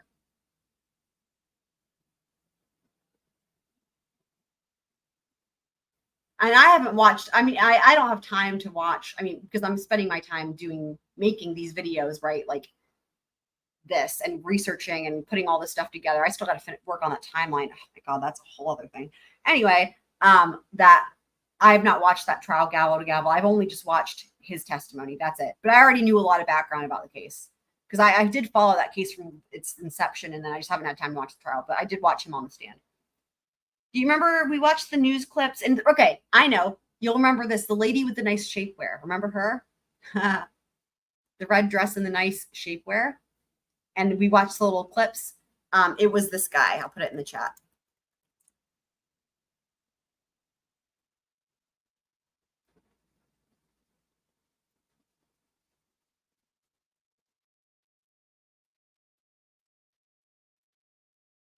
And we saw the clip where it showed him, well, it showed a person in a really unforgettable getup, right?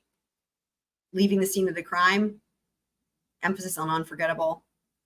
Yes. I figured you would remember the nice shapewear. And like they found the crazy hat and like the same shoes and stuff all shredded up like under his living room couch or something. Pretty wild. But yeah, he was pro se and now he's got attorneys, but I think they're just doing that like side, what do they call it? Side attorney thing or whatever. Oh my God, I'm blanking on the name.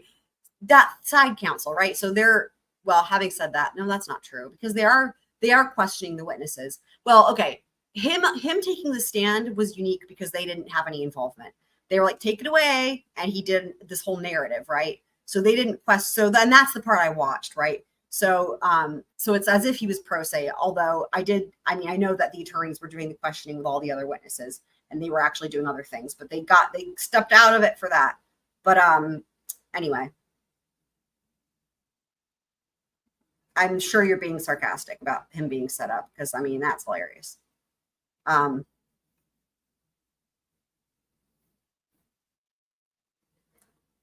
I mean, his expressions, his facial expressions are, I mean, he's an odd bird, you know. But I mean, this case is so interesting. I mean, not every trial and case is this interesting. I think the, you know, again, as we've said, you know, the lawyering and the judge, this is a really good one. So,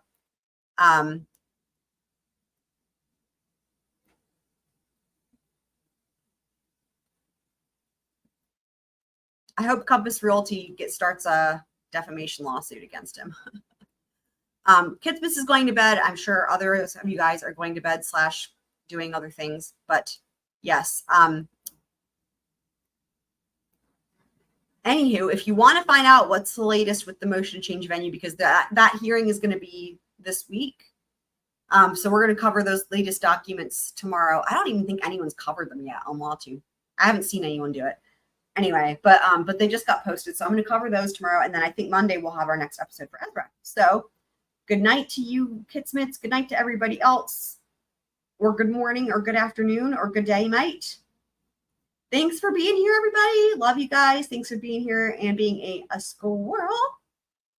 Squirrels roll, and see you guys next time. And I'm gonna roll the outro.